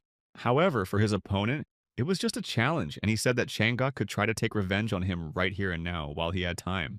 But then someone added that the Lord need not worry, and he would help him get revenge and glory. It was Hyunbo, and he appeared on the screen addressing the Lord while with his army. Then Yangot was very happy, saying that he was glad that he finally managed to find this man. Meanwhile, Gloria was sitting at the table with them, but she was still silent, and there was complete silence between them. The girl looked at Iris saying that she was unusual, but she looked like a bag of blood and had the same skills. However, Hanbo didn't understand what kind of blood bag she was referring to, so he asked about it. Gloria was referring to the vampire emperor. For some reason she didn't like him, and said that she had once visited his dungeon. Then the girl said or realized that it was most likely his child, and Kai, who could no longer stand it, stood up saying that he would destroy her. But Hyunbo calmed his subordinate down, telling him to calm down and sit back down. He asked Kai to trust him and said that everything would be fine, and that if anything happened, he would solve it himself. Kai didn't want to go against his master, so he just sat back down, saying that he understood everything and really trusted Hyunbo. At the same time, the boy decided to ask Gloria what she was doing here and why she came to them. The girl said that she was too bored and missed him because she still considered Hyunbo special to her. Then she honestly said that she thought after their meeting that the young man would not survive in a few days or weeks, but he managed to grow up well. Gloria told him to keep growing and that maybe one day he would be on the same level as her, as an enemy, of course. The girl sighed, saying that she had few worthy rivals because she was too strong for them. And being strong is not so easy because there are no good opponents, no room to grow. And even though Hyunbo said she was too confident, Gloria said she was special. He still wondered how she managed to get out, because usually dungeon masters of the highest level cannot leave their homes. But Gloria said that it was incredibly easy to do and showed him. The protagonist saw the golem in its true form. She could not leave, but in the form of some other creature, no problem. By now, Hyunbo had already realized that there was no point in fighting it now, because in any case, the fight would only be a waste of time and energy for him. Soon, a waitress came up to them and greeted them and asked if she could help them order. Gloria looked at the menu and ran her finger over everything, saying she would have it all, and the waitress was surprised to ask if she really wanted each item. But Gloria told her not to ask her twice. She really liked how different and interesting the food was in this world, so she wanted to try as much as possible. But as she continued to eat, she said that Hyunbo would pay for the food because she could not do it in this body. And to make it more fair, she said she would tell him why something important would be given in return. Gloria continued to eat, saying that not only she got out, but also Chloe, with whom the guy had met earlier, got out. The demoness also said that Chloe was very angry with Hyunbo after what happened between them last time, so the young man thanked her and said he would remember. Eventually, Gloria stood up and said that she would be watching the championship fights and told him not to disappoint her. Hyunbo sighed and Kai said to Iris that they were going to the aquarium later, but a little later. After a while, the boy decided to go to Aristo's office to tell him something important. They told the old man that Gloria had gotten out and was their new enemy. She was the demon dragon of disaster, and Hyunbo said that they had already met her before, and now they met again today. Aristo understood everything and told the young man to wait a bit, and he began to watch her with his magic ball. Later on, Gloria's face appeared on the ball, but Hyunbo also added that she was not in her body, but in the body of a golem in order to go outside. It was frightening to see how easily this girl crossed the boundaries, so he realized that this was an unusual enemy. Those small pieces of skin and blood collected when entering and leaving Atlantis are used as things to observe people. But they were unable to sense how this girl got inside, which is difficult considering how many guards are there. Then the old magician asked if the young man could tell him anything else about this girl, or if that was all he knew about her. Hanpiao told him that according to her, she was not the only one who had entered this championship, and Aristo was surprised and confused by these words. The guy exhaled, saying that in fact they had two enemies here at once, so there was no luck, and then jokingly said that he seemed to have a talent for such difficult things. The old man said that he needed a little more information about them in order to prepare a guard, so Hyunbo sent Chris to prepare for the battle and said that he would be back soon. Later, she went out to fight with an Indian warrior without divine protection and strength named Mutra. He was quite good with his weapon, but Chris was not afraid of it at all and stood confidently in place. Mutra's attacks were quite unexpected during the conversation, and she added that warriors don't do that. Nevertheless, she began to attack back and easily hit her target. Kessel said that he liked that Mutra was going to fight to the end, and Hembo added that he was the same style as Kessel. Then he asked his master if he could have fun with him, and Hyunbo said yes, saying that Kessel could do whatever he wanted, but he shouldn't forget that he came first. Kessel quickly got to the door and said that Hyunbo and the whole team always came first, and Kai got up at the same time, saying that he was going for a walk with Iris. But as soon as he got up, someone abruptly informed the owners that they had a big trouble. Of course, there was no way they could go for a walk, so they got up and went to get Keslam. They quickly came to Keslam, who was standing next to Mutra, as if everything was supposed to be.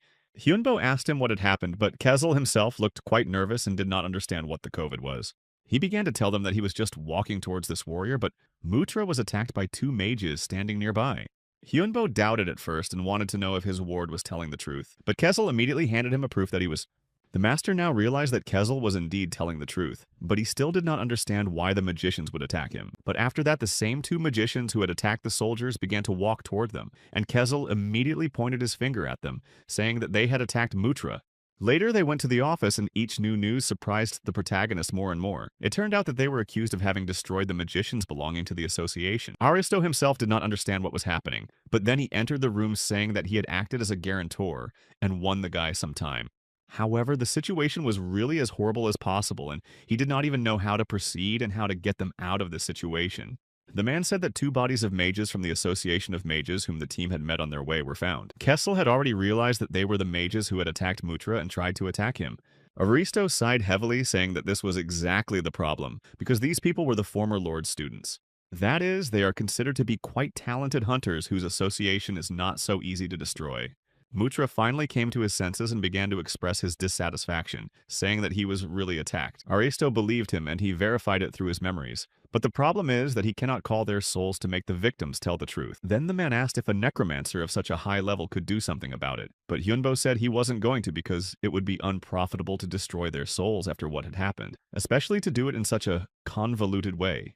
Aristo sighed, saying that he really understood that the boy shouldn't have done that, but the association had to find the person who did it, so they would be looking into all options. But the guy still hadn't been arrested on this charge, and it was all thanks to Aristo. So the young man stood up. Hyunbo was about to thank him, but the old man interrupted him, asking what had happened. The young man didn't understand what was happening to him, but then he realized that the contractor's soul could have been dragged here by force.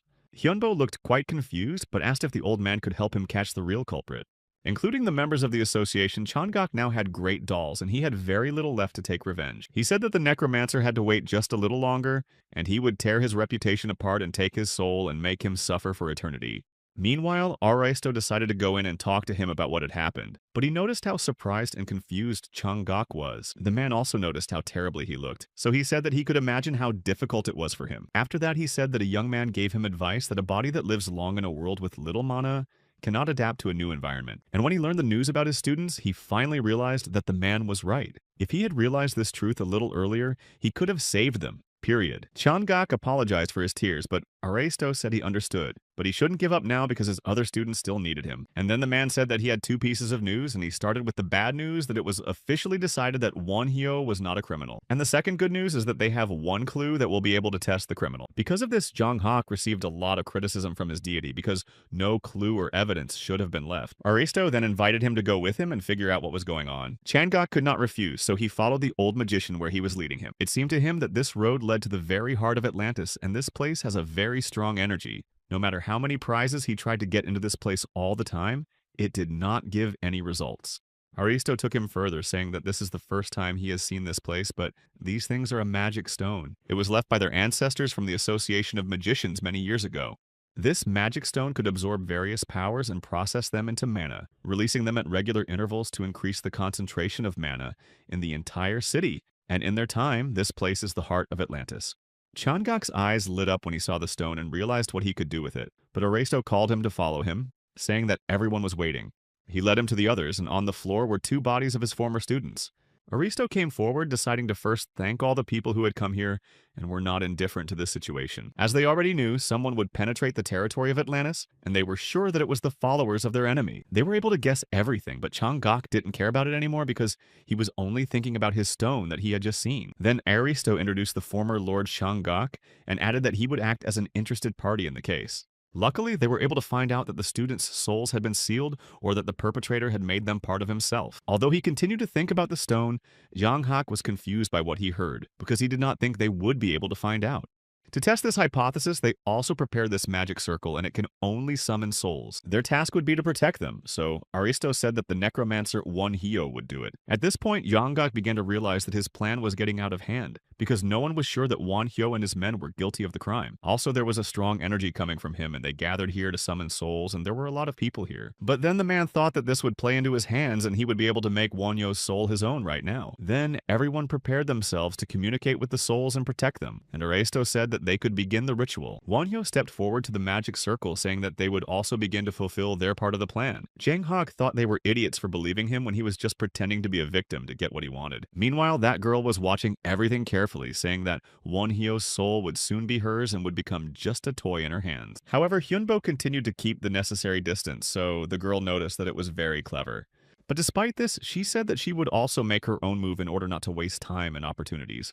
And it was at this moment that the people around them began to feel something strange around them, but did not understand what was happening. Hyunbo stood still, but he saw only one thing: the desert with nothing but mountains of lawn. And then again he had to meet her, who started laughing happily, saying that he had finally fallen into her trap. She said that this was her spiritual world, and the guy would definitely not be able to defeat her in a place where everything was in her favor. But Hyunbo calmly stood there, saying that he had one question, and he asked her name and looked at her. So she agreed to tell him and called herself Angie. She was the ruler of the dolls, the commander without subordinates, and the queen of a country without people. And she also called herself the future mistress of his soul.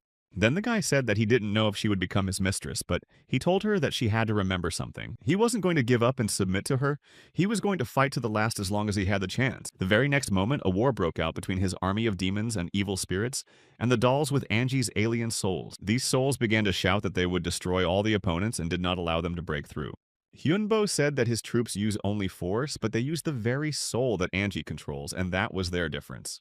He also said that when the battle is over, you will start with her, and then promise to free all the souls she imprinted in these dolls. The boy managed to recruit many of her army and told them to fight for him, and of course they couldn't disobey him. Hyunbo's last words before their battle were, however, that they must fight for themselves and for their comrades, and so the army rushed forward. Angie was incredibly angry to see how easily Hyunbo took her toys and lured them to his side. But the boy only replied that in the mental world, power plays an incredibly important role. If you lose control for just a second, you may not survive. If he manages to take the souls that Angie absorbed, then something might come of it. Despite the fact that this is her territory, Hyunbo might have a chance to win, because then the army will belong to him. Anjit sighed after a while, realizing that her enemy would win in this case and rule that she would end it. Immediately after her words, a giant pile of sand appeared from the ground, and then absolutely all the monsters stopped in their tracks, not knowing what to expect. In front of them, this giant pile of sand turned into a huge sand knight, and he was the only monster left that was on Anjit's side. She began to control him, saying that this was the end for the necromancer,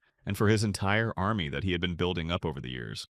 Hyunbo himself reacted quite calmly and said that it was really time for them to end it all. After he said that, there was only a strong explosion of sand, and the army continued to stand still as if waiting for his next orders. Angie still could not understand what was happening on her territory, and she angrily asked what he was doing to her subordinates. Hyunbo only replied that during a battle, the momentary world opens up to the one who takes the initiative, and finally this initiative passed into his hands. Therefore, he allowed his entire army to go to his world and ordered them to move forward. A surprised Kezel appeared behind the boy, but the master replied that everything was going according to their plan. Changok was also in front of them, and two of his students who had recently said goodbye to their lives were also standing nearby, not realizing what was happening because they remembered the end of their lives. Hyunbo then explained that their souls had also been taken away by Anjit, and because he was able to take the initiative, he brought them back. The girl was incredibly angry because of what happened. She was already out of her mind, saying that he had no right to do that. But the main character said that he only returned the souls of those people whose lives she took. He became a bait and lured her here, and then used her between herself and Changok's students. And in the end, this plan worked. Kai also managed to penetrate her soul and attacked Angie, ritualizing those she had absorbed. Only Kai, who was a legionnaire, could do something like that. He came forward, and then the master asked him how many souls he had managed to take from Angie. Kai only said that so far only up to 10%, but there were already about 300 million of them. Hearing all this, Angie only got angrier and angrier, repeating the same thing all the time, that they had no right to do this. Meanwhile, Aristo had also arrived at the site. Hyunbo was next to him, and the man noticed how tired he was. And Aristo then added that the enemy was incredibly angry at everything that was happening. Anjit tried to penetrate the other world into their real dimension, and now she was doing well. Then the man said that it was time for them to start, but Hyunbo stopped him at the last moment, saying that he thought they would not need it. After that, they saw Gloria, and she greeted Angie, who was furious to see another of her enemies here because she had betrayed her. But Gloria said that it could not be called a betrayal because it was Hyunbo who sent her here. No matter how angry she was, Angie had to restrain her powers, but she was still an insect in front of Gloria. She left with the words that Angie should remember what she experienced today and let it be a lesson for her to learn patience. Today's victory was for the humans, but Gloria said that they should not forget about their strength. If they become even better, they will lose. Hyunbo realized that it was over for now, but he still felt uneasy, as if this case was not over yet. And he clearly felt how strong his enemies could be, but he noticed that they had not yet competed at full strength. Later on, the enemy was officially reported to have infiltrated Atlantis, but the enemies were defeated, and all those who stood by Angie's side must be brought to justice. And in the end, the operation ended well, and all the souls captured by the girl returned to their bodies. However, because they were considered suspects, they had to leave the finals and could not participate in the group competition. Kiesel was disappointed because he knew that they would have won if they hadn't participated and not been sitting here. The host said that they could at least participate in the strength competition, but Chris added that she was not sure if they would be able to enter such a competition. Usually there is a limit of 500 people and there were only 5 of them, but they still had the Legionnaire Kai who could be worth several thousand souls and Kessel who was also very powerful. Hyunbo was thinking at this point, saying that he didn't want to include Iris, but now he was wondering if he should. The girl claimed that she was an unusual child and was annoyed that she was being protected so much, and even threatened, saying that if they didn't continue in the same way, she would just run away. So Hyunbo thought that if they were scouts and not soldiers, everything might end well. Chris said that they were not weak, but they should not ignore the power of the majority, which is why she insisted on more participants. But Hyunbo sighed, saying that if victory was his main goal, he would do it. Kiesel was surprised to hear this because he had thought all along that they were competing to win. But now it became clear that the host wanted to test his limit in this match. After all, they are guaranteed safety here, so this is a great chance to test their limits. Chris thought about it and said that she liked this option, but she wanted to prepare for it properly, so she left. Kai and Kiesel also said that they were going to prepare because they couldn't just have fun. And then Iris added that she was going to prepare for this competition as well. After a while, the boy was alone in the room and silence reigned. Eventually, he decided to go to the meeting and was noticed by Yong, who said that Hyunbo was meditating too much and then added that he had already had a few drinks while waiting for the boy. In fact, the young man was surprised to see him, as if he did not expect to see the former director of Crepe. Then I started talking about the Magicians Association and how impressive it was because there was an incredible amount of different alcohol. Hyunbo sighed, saying that Yan had come in later than he thought, but the man apologized, saying that he was busy. Then the protagonist asked if he had prepared the contract, and Yan told him that everything was ready.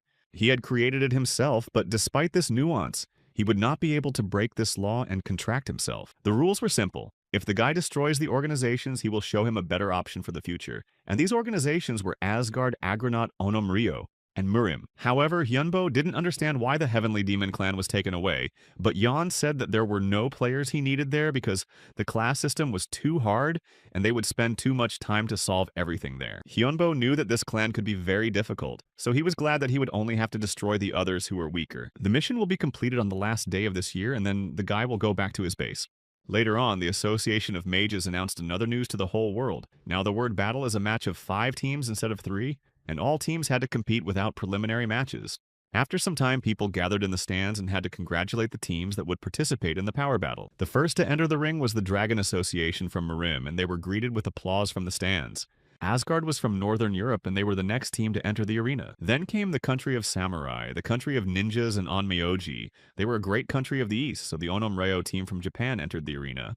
Next came those who inherited the names of the heroes of Greek mythology, the Agronauts. But after a while, someone else approached one of the team members and started shouting at him, trying to draw his attention. But later, everything quieted down because the only team that came out for the match was a 5-person team, which included a necromancer, the Lord of his Evil, Won Hyo. Behind him was also a dragon, and although they were the only team with so few people, they looked very confident. People were happy to see them here because they thought it would be interesting to see the dragon during the battle. The whole association was waiting for this competition, so they prepared a special arena for it. But then Henbo's team entered the arena and he was about to say something. At first, he just thanked them for their time, and then he said he had one thing to say. He turned to the 4 groups he was going to compete with today, and added that he had one piece of advice for them. Hyunbo said that they should all join forces because otherwise they would not be able to win. He agreed to give them a head start for the first 30 minutes of the battle, but the participants did not understand what this guy was up to. The hero was confident in his victory, and now the others were even more curious about what he would show.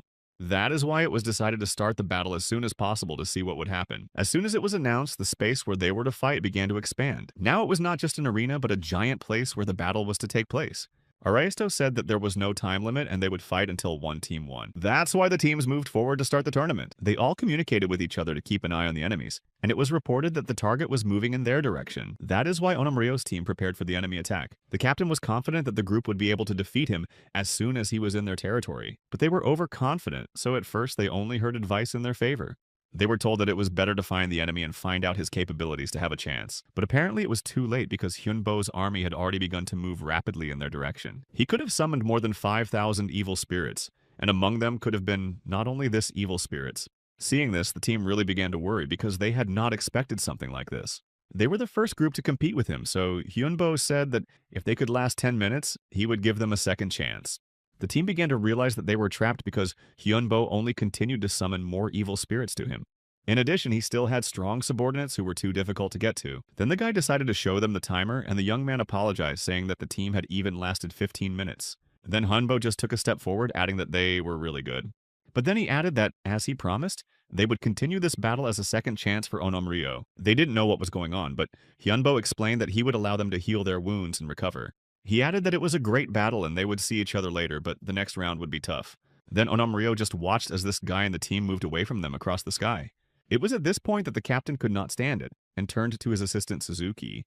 He ordered them to immediately start a new search because now their target was any other team. After a while, they found Asengard, and Magni, who was the leader, was surprised to hear that they wanted to unite. Alexander, who was the leader of the Argonauts, was serious about it, although it was strange that someone was afraid of a team of 5. Magni did not want to join forces, so he just said that Alexander had disappeared from his sight. He added that he would have loved to destroy him, but he couldn't destroy someone who was in the form of a lion, so he considered Alexander lucky. Then they went back to prepare for the battle, but then they heard a voice. It was Kessel, who noticed that the alliance had failed and offered to help, asking his master if he could figure it out. Magni was surprised by what he saw, but now he also began to realize that it was serious.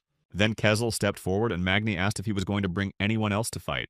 But at that moment, an ivy appeared out of nowhere and tied Kessel up and lifted him into the air. Magni then said that they didn't care about the fight and that Kessel should just be destroyed and sent to the ground. But he was already on the ground saying that the roots were too weak and Magni was too safe. It was hard to combine the two tactics at once, but it was no longer just a joke. Then, while the others were still in the dark, Kessel used a 3-body transformation and split. After that, he and his clones rushed the team, intending to have some fun with them. After a while, everything started to burn and the Asengard people were unable to get up after numerous blows. Alexander was nearby, and that's when Magni turned to him again, frustrated.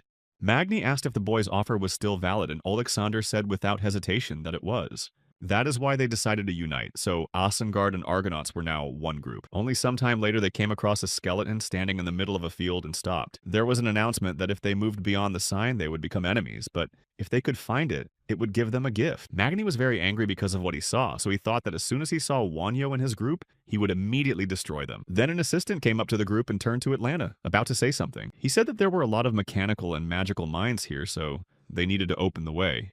So they began to ask Poseidon for help to get Hera's blessing and summon Agro. After a while, a giant ship called Agro appeared in front of them. Even though they were in the desert, the team decided to travel in this way and got on board. They moved forward as fast as possible, intending to defeat their enemy in this way.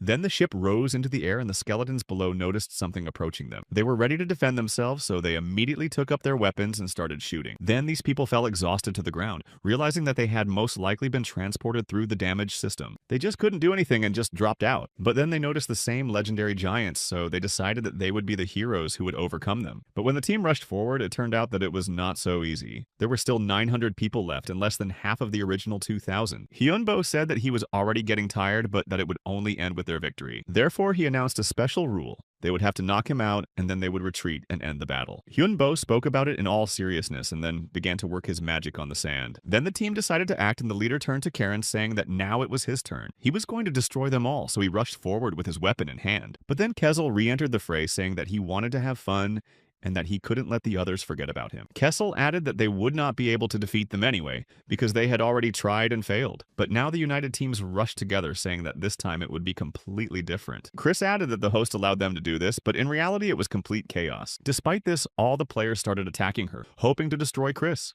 But they couldn't hit her once. Instead, she used lightning magic. They realized too late that they needed to move differently, but now they could do nothing. Very suddenly, hands began to appear from the ground, grabbing their legs and pulling them down. Then Iris appeared next to them and looked at them with satisfaction. After that, Atlanta decided to rush into battle and start shooting at her enemies. After that, Chris said that she heard a man's voice from the sky, but it was transparent, and there was only one man. Perseus was standing next to her, and it seemed that they were serious about fighting. Chris said that he used to have a sword that Perseus used to take the life of a Gorgon. Then Perseus looked more confident, saying that after that she should realize that he would not be so easy. Meanwhile, Hyunbo took to the air because he wasn't going to just stand by. He turned to the player and said that he was a good man for reaching him, and that was worthy of praise. Then they summoned one of the Infernos named Karen, hoping for his power to help in the battle. Behind the man stood a Cerberus with 3 heads who was angry because he had dared to summon him. But he said that the opponent was a creature who considered himself an apostle of the god of darkness and light. So he called, and the Cerberus said that it was the right decision. But suddenly he noticed an ice trap, and Hyunbo's voice said that he would not be able to get out of there until the end of the battle. The young man sighed, saying that it was time for them to end it. He decided to use fear of the end and magic to make the object afraid of losing his life. But before that, Hyunbo said that they shouldn't be afraid because he was convinced that they would survive. There were 3 minutes left in the spell, and Hyunbo added that he would be unarmed during it, so they had to knock him out if they wanted to win. Then everyone started to say that they would do it themselves, confident that they could easily destroy their target without weapons. Then they decided to use their skills in splits. Immediately, their ship sped downward directly toward Hyunbo, who was standing on the ground below. Hyunbo noticed all this, saying that he was giving them one last opportunity in his warning. He added that they could not believe the words of their enemy because he did not need to tell them the truth, and it was not something they could rely on. Then the voice of Aresta was heard saying that there was no point in continuing the battle and it was time to end it. Then he announced that the battle was over and that Wonho and his team were the winners. Of course, it was a shock for people because this team consisted of only 5 people and you had to be very strong to defeat them all. After the battle was over, when everyone left the arena, it was announced that the Holy See won the team battle. This was also the case for the bards and poets of Asengard, who did not participate in that competition and only watched. So did the secondary members of the Holy See team, who supplied their main teammates with buffs. But if they had also participated in this power battle, Hyunbo would not have been so confident in his victory. But the championship gave him a very important experience, and the Mage Association announced that they would distribute items depending on the level of the players. Later, they entered the workshop where the tools were made, and Wenian asked what tool Hengbo wanted. The young man said that if he needed something, he would make it himself, and Wenian realized that he just came for the ingredients. The man held out a bag saying that he had used subspace magic to create it. Therefore, there shouldn't be any problems with the item, but Henbo was more concerned about the fact that Venian knew his name. After that, the master said that he could tell them everything, but they should go outside for this conversation. Eventually, they sat down at a table with coffee and cake, and Venian asked if the man knew what dragon veins were. By his answer, the man could understand that he did not understand what he was talking about. Then Venian explained that in the West, dragons' veins are called a shrine or a sacred place, and Stonehenge is one of them. They were priceless, so he wondered how Hyunbo would use them if he found them. The protagonist replied that he would use them as an object to store mana, and it turned out to be even easier than Venian thought, he admitted. Then Henbo got up saying that next time he would prepare and offer something more interesting, and left him. He was annoyed that this old man was trying to take away and extract information from him in this way. He also had a feeling that someone was always listening in on them, so Henbo was sure that Wenian was up to something. So he wanted to check if the materials were also magical, and they decided to do it. Later, Chris said that access to this place was allowed, and they could not go further to be followed. Then Venian started to get very angry because he noticed that the signal was gone from the screen, and he could not hear or see anything else.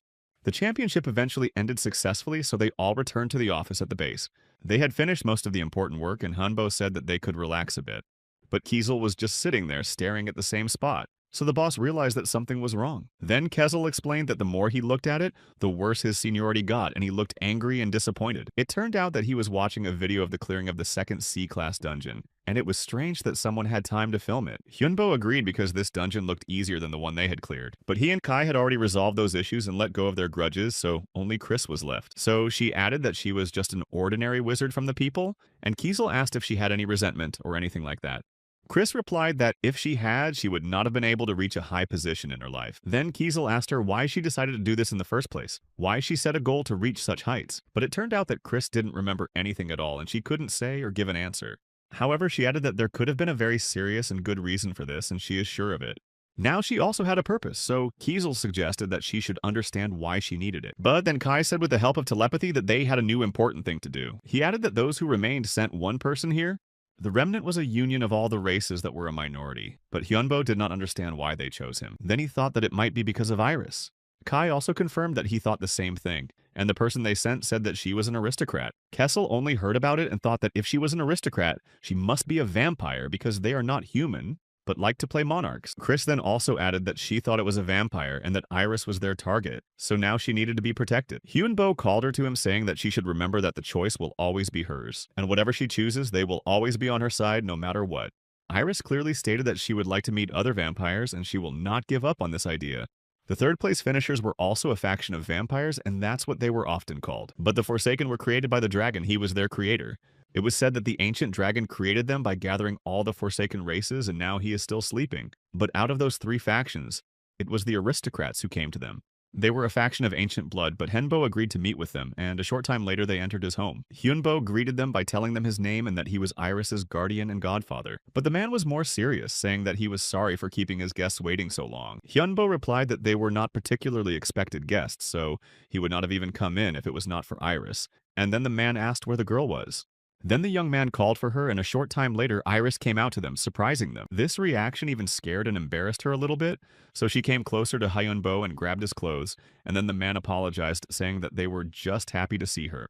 Hyunbo suggested that they get to the point and asked why they were meeting with Iris. The man replied that they needed to get her blood, and hearing this, the girl was even more frightened. It seemed that he did not know how to express his needs properly. Therefore, the man immediately apologized, saying that they only needed part of her blood and that their real goal was survival. He was the only one of the ancient blood faction to be able to awaken, and they are in a terrible state due to the decrease in mana throughout the earth. The concentration of mana in their blood has started to drop a lot lately, so their gene has also started to get much weaker. And Galleon found out that they could regain their power if they got the blood of another ancient vampire, which is why they came here. Kai was very angry that these people had come here to make Iris sacrifice herself for them, period. Kessel, in turn, along with Chris, were already prepared to fight, saying that in this case, it would be easier for them to just disappear, and for her it was a great chance to get materials for experiments.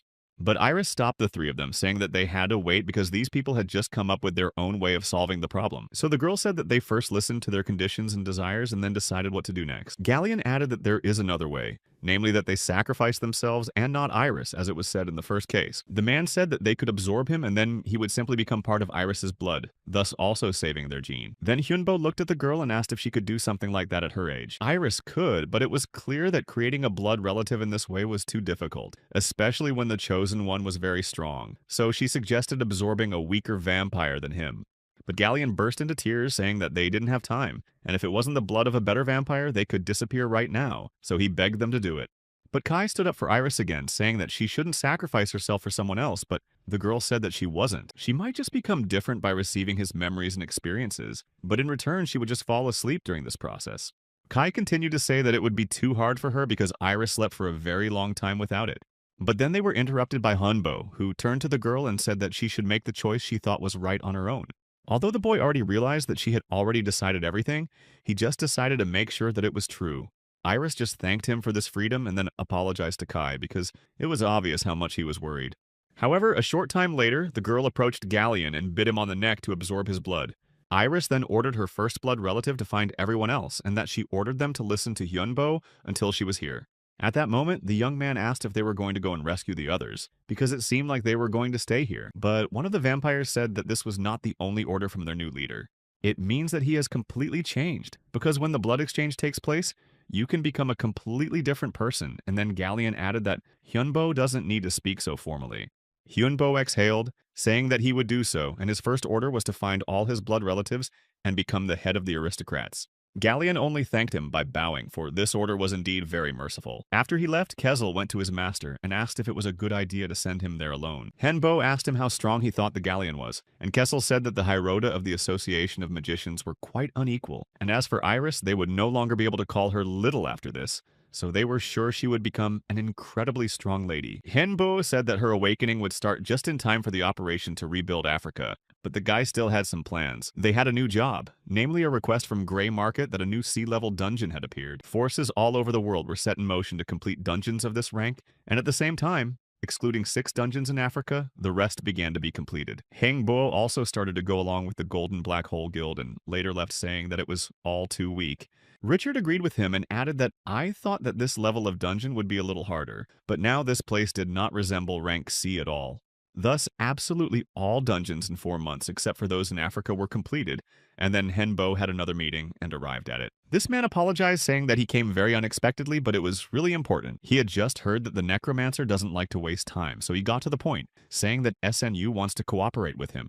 For some reason, the main character was very surprised by the words about such cooperation, and for some time he thought about whether he needed it. This man said that there are many factions in this organization, but theirs is engaged in body replacement through artificial genetic manipulation. That's why they decided that genetic and surgical modifications were not enough. So they wanted to ask him for help because a necromancer can artificially influence souls. Then he held out documents about unsuccessful cases of genetic manipulation and modification, and they encountered various results such as vegetative state, loss of consciousness, paralysis, and so on. Hyunbo was interested, but he realized that if he became a part of this project, the general opinion about it could become his weak point. So the guy apologized to him and said that he would have to refuse, although the representative of the organization was sorry to hear that. Therefore, Hyunbo said that he could help them to restore the injured patients. The man smiled again, thanking him and adding that it would be more than enough. The protagonist realized that in this way he could maintain good relations with this organization and not become an enemy for other forces, so it was the only right way. Subsequently, an operation to restore Africa began. The reason why this operation was called that and not a dungeon clearance was that Africa was not controlled by people.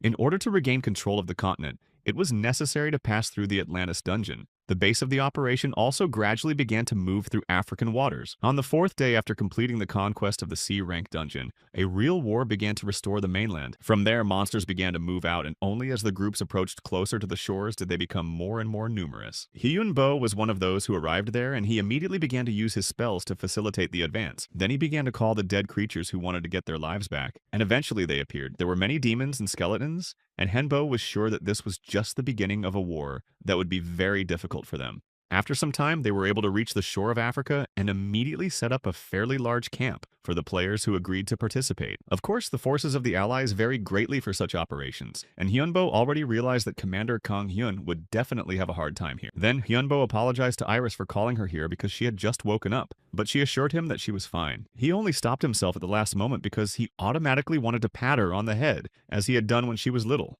Hyunbo thought that Iris was using the baiting abilities of vampires, but then added that she was careful about it because it could cause problems. After a while, she found herself among the monsters and was there when they tried to attack Iris and began to use their magic. The vampires were also there, and they watched her, saying that their leader was really beautiful and incredibly powerful, so they didn't regret having her as their leader.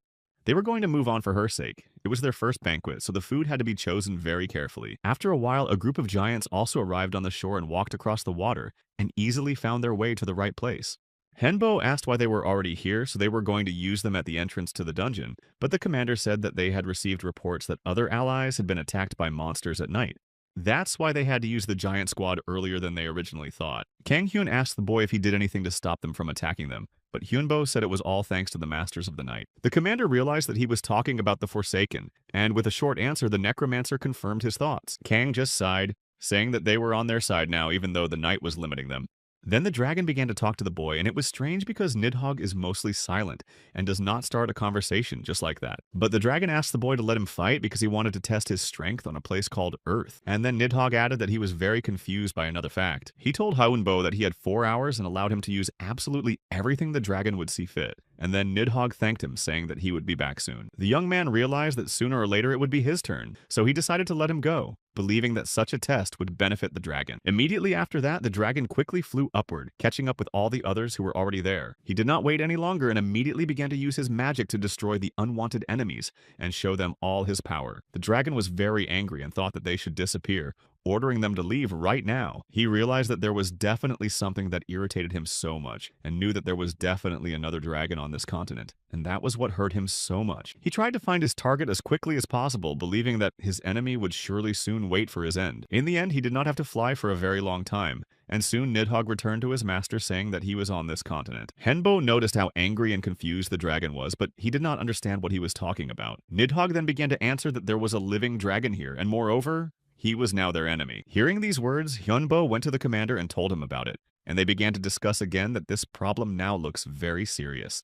So far, this is not accurate information because the dragon said that he relied only on his feelings, and he has no proof that this is true. But you can't just turn a blind eye to his intuition and premonitions, and Hyunbo should have realized that because he appears to be its master.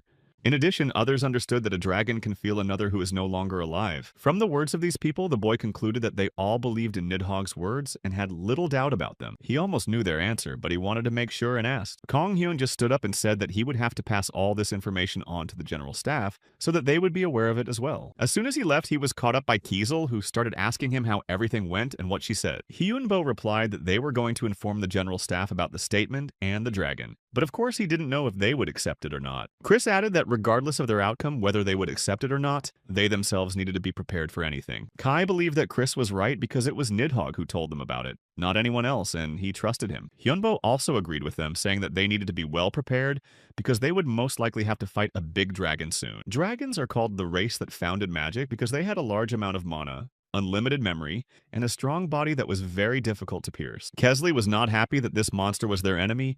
He sighed and said that he would not even want to fight it.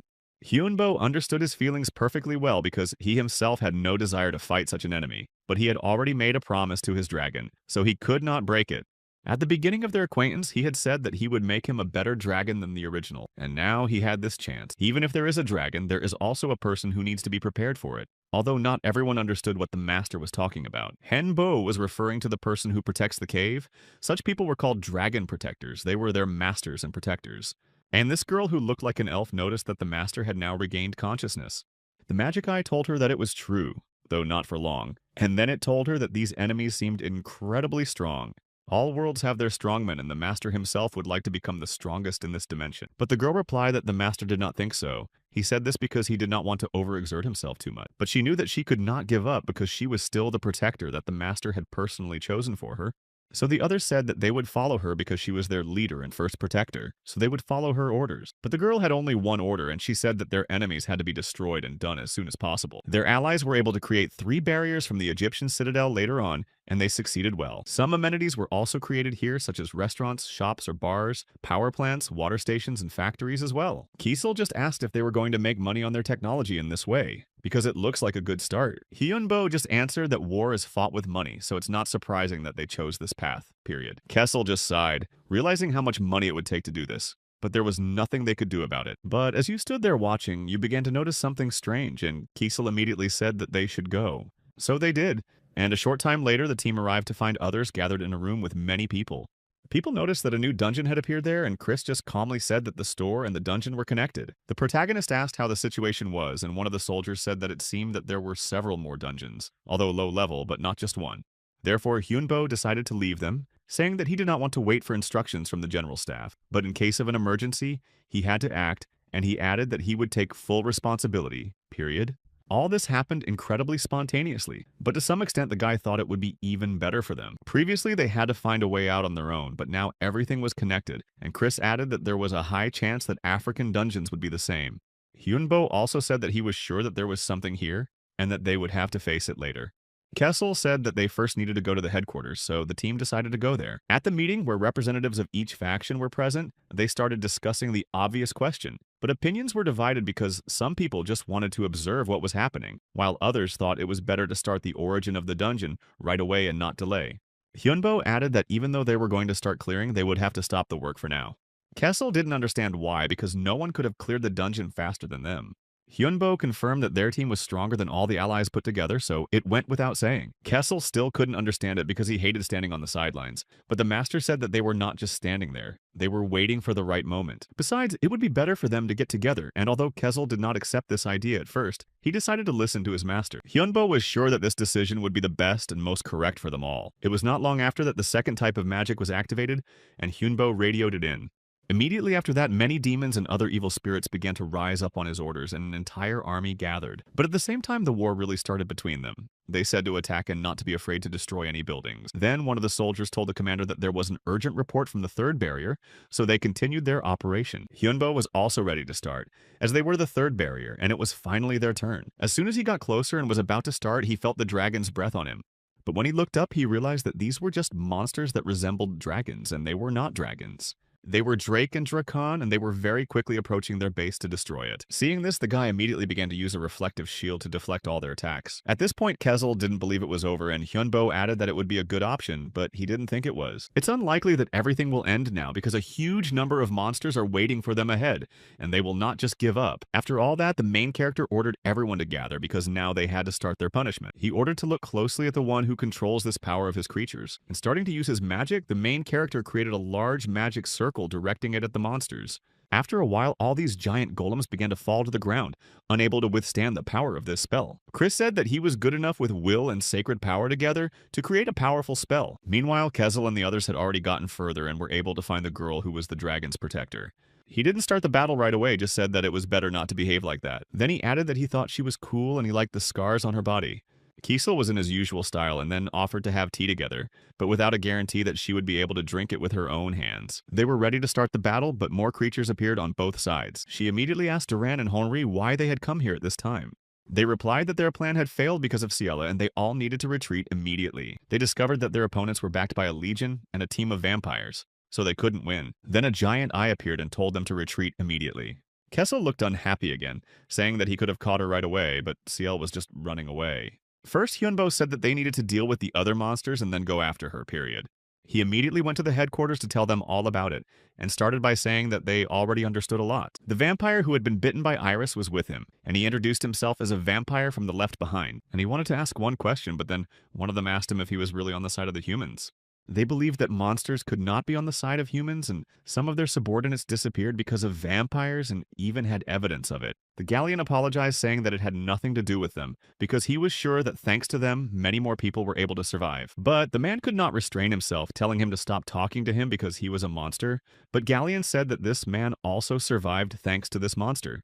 Then Hyunbo said that he understood why they were not believed, but vampires had existed since the creation of the earth. Therefore, he could guarantee that they were their allies, not their enemies, and it was much more important to work together now.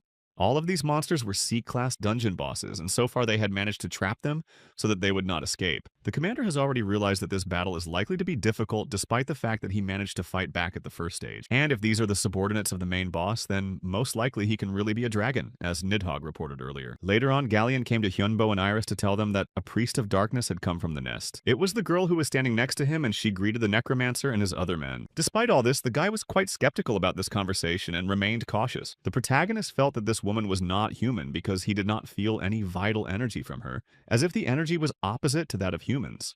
Then the girl said that she had stayed at the nest of the pitcher's maws by order of her master to take the boy there. Hyunbo decided not to refuse, but said that he would ask her one question first, and the girl agreed. The protagonist asked when he would be able to return back, and she replied that the fastest option would be half an hour and the longest one would be a whole day. Hearing this answer, he learned everything he wanted to know, so he said that he agreed and would go with her. Chris then spoke up, saying that she knew this woman was a robot, but she didn't think it would be an Autobot. Finally, she walked closer to the portal and invited Hyunbo to follow her so that they could go to the right place as soon as possible. Of course, he went there with his team, and in a few seconds they were on the other side of the portal. There, the girl approached her host, who had been playing video games all this time and didn't even pay attention to the new guests. She approached him, saying that the limit for the game was 6 hours, and according to the rules, now the limit would be halved to 3 hours. This child began to cry, saying that it was unfair and begged him not to take away this time, and Hyunbo noticed a silver dragon in front of him. But then the child stopped crying, saying that he had to see the guests off and saw several people behind him. Then this boy smiled and addressed the main character, saying that he really quickly felt his energy. Kessel noticed that if dragons do exist, then Gloria was unlikely to have used her full power, so she must be even stronger. Hai said that this was impossible because it was not a creature for a dungeon of this rank. It was much stronger. Then the boy said that in Africa there is a dragon, and they are the same creatures. That is why he felt it all so well. Chris was a little surprised to hear that he was also a dragon, and the boy replied with a smile, but added that he was still small. At the moment, he appears to be the only living dragon on the whole earth. Hyunbo then asked if all dragons were as strong as him, but the boy said that they were not, because he was special. The dragons left this world to survive, so he was left here alone, but his assistant added that he was still a child and not an adult dragon, so he could not do much. And then she explained that the people they had met were the dragon's guardians, and that they were not yet strong enough to defeat those creatures. But the boy said that he could give these people a chance to increase their strength if they became his guardian. Hyunbo returned to his team asking what would happen if they refused his offer. But the dragon replied that they should not worry about it because it was just an offer, not a condition or an order. There are many advantages to being a dragon. The first is an incredibly long life, as it can live 5 or even 20 times longer than humans. The second advantage Kesla likes because he can be physically stronger by about 5 times, and this is exactly what he is working on. Hyunbo had already guessed what the third advantage would be, most likely the treasures left by the dragons, and at this point Chris's eyes lit up as well. And the boy confirmed it, saying that if they became his guardians, he would be able to share this power with them all. However, he did not finish yet and said the fourth advantage, saying that he would be able to share the body of a dragon with them. Their blood and meat are the best ingredients for elixir, and their bones are the best ingredients for weapons, so they will most likely need it. And the last fifth advantage, the dragon was willing to share its defense magic with its defenders. Hyunbo was silent for a while and then said that they needed time to discuss and think about it, and the boy agreed, telling his assistant to guide them. Soon after, the whole team left his property and continued to discuss what they had heard from the little dragon for some time. Kessel would have been happy to sign such a contract because he believed that it could be the perfect chance for them to become stronger. Chris and Kai also thought that this offer was very good and beneficial for them, so they did not see any reason to refuse it. However, despite all this, the master sighed and said that he would have to refuse.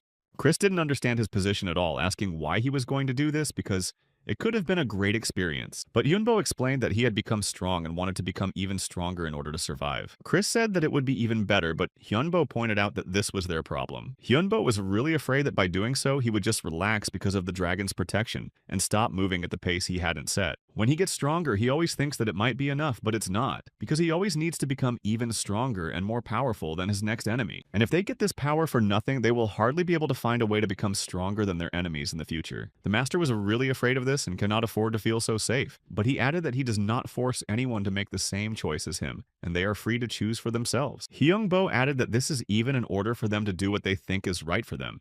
Kessel then started to speak first, saying that he was very loyal to his master, and he would like to keep their contact as it is now. Kai also said that his master had fulfilled his wishes, so he was going to follow him further.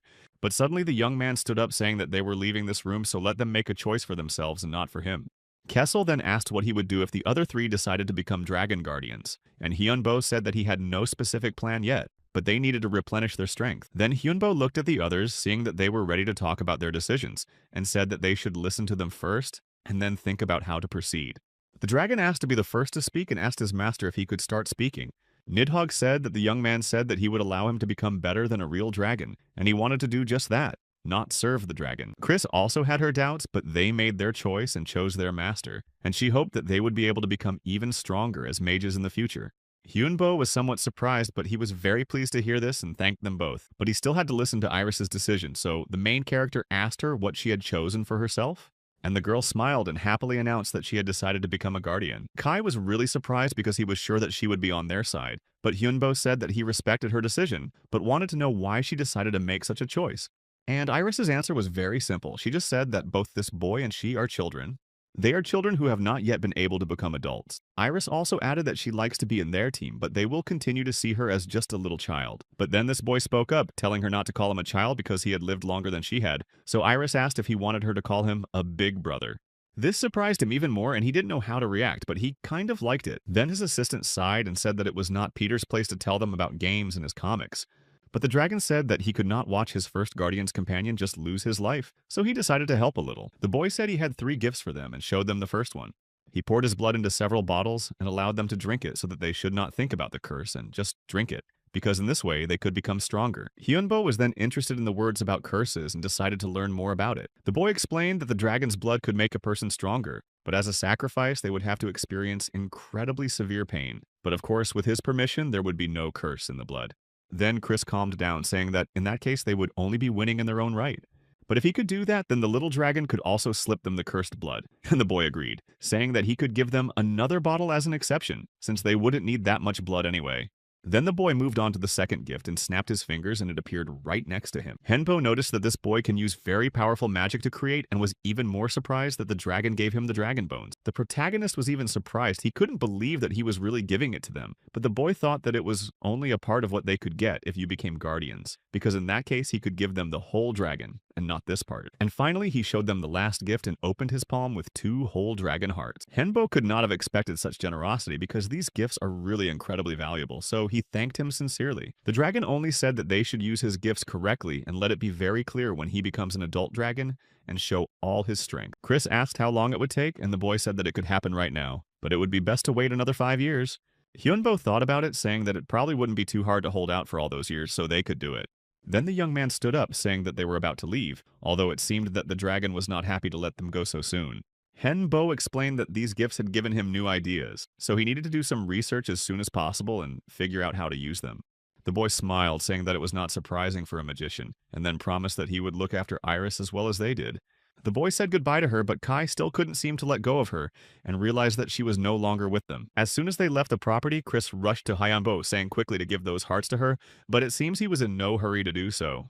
Kiesel decided to leave them to discuss, but asked that it not be for long. Hyunbo said that he would give all of them to Nidhogg because it could be very helpful, although the dragon did not expect it. The owner explained that it would make him even stronger, and Nidhogg thanked him for his generosity. Chris then began to investigate everything together with the master. They spent all the time in the laboratory, and several events have already happened. Firstly, the large-scale monster attack stopped, and many rumors about the military started to circulate. Many people became dissatisfied with the military, But there were also those who were against the war and those who wanted to stop the war completely and conquer the monsters in the human world. However, there were also people who benefited from the existence of monsters, which is why many people split into two sides, and conflicts began. And there was one more big nuance because everything went according to the plan of their enemies. After a while, the main character went down to the basement where the dragon was and asked how he was feeling. Nidhogg replied that he was feeling much better and could even move, but Hyunbo wanted to describe his condition right away. Although it sounds strange, the dragon was now half alive and half dead at the same time.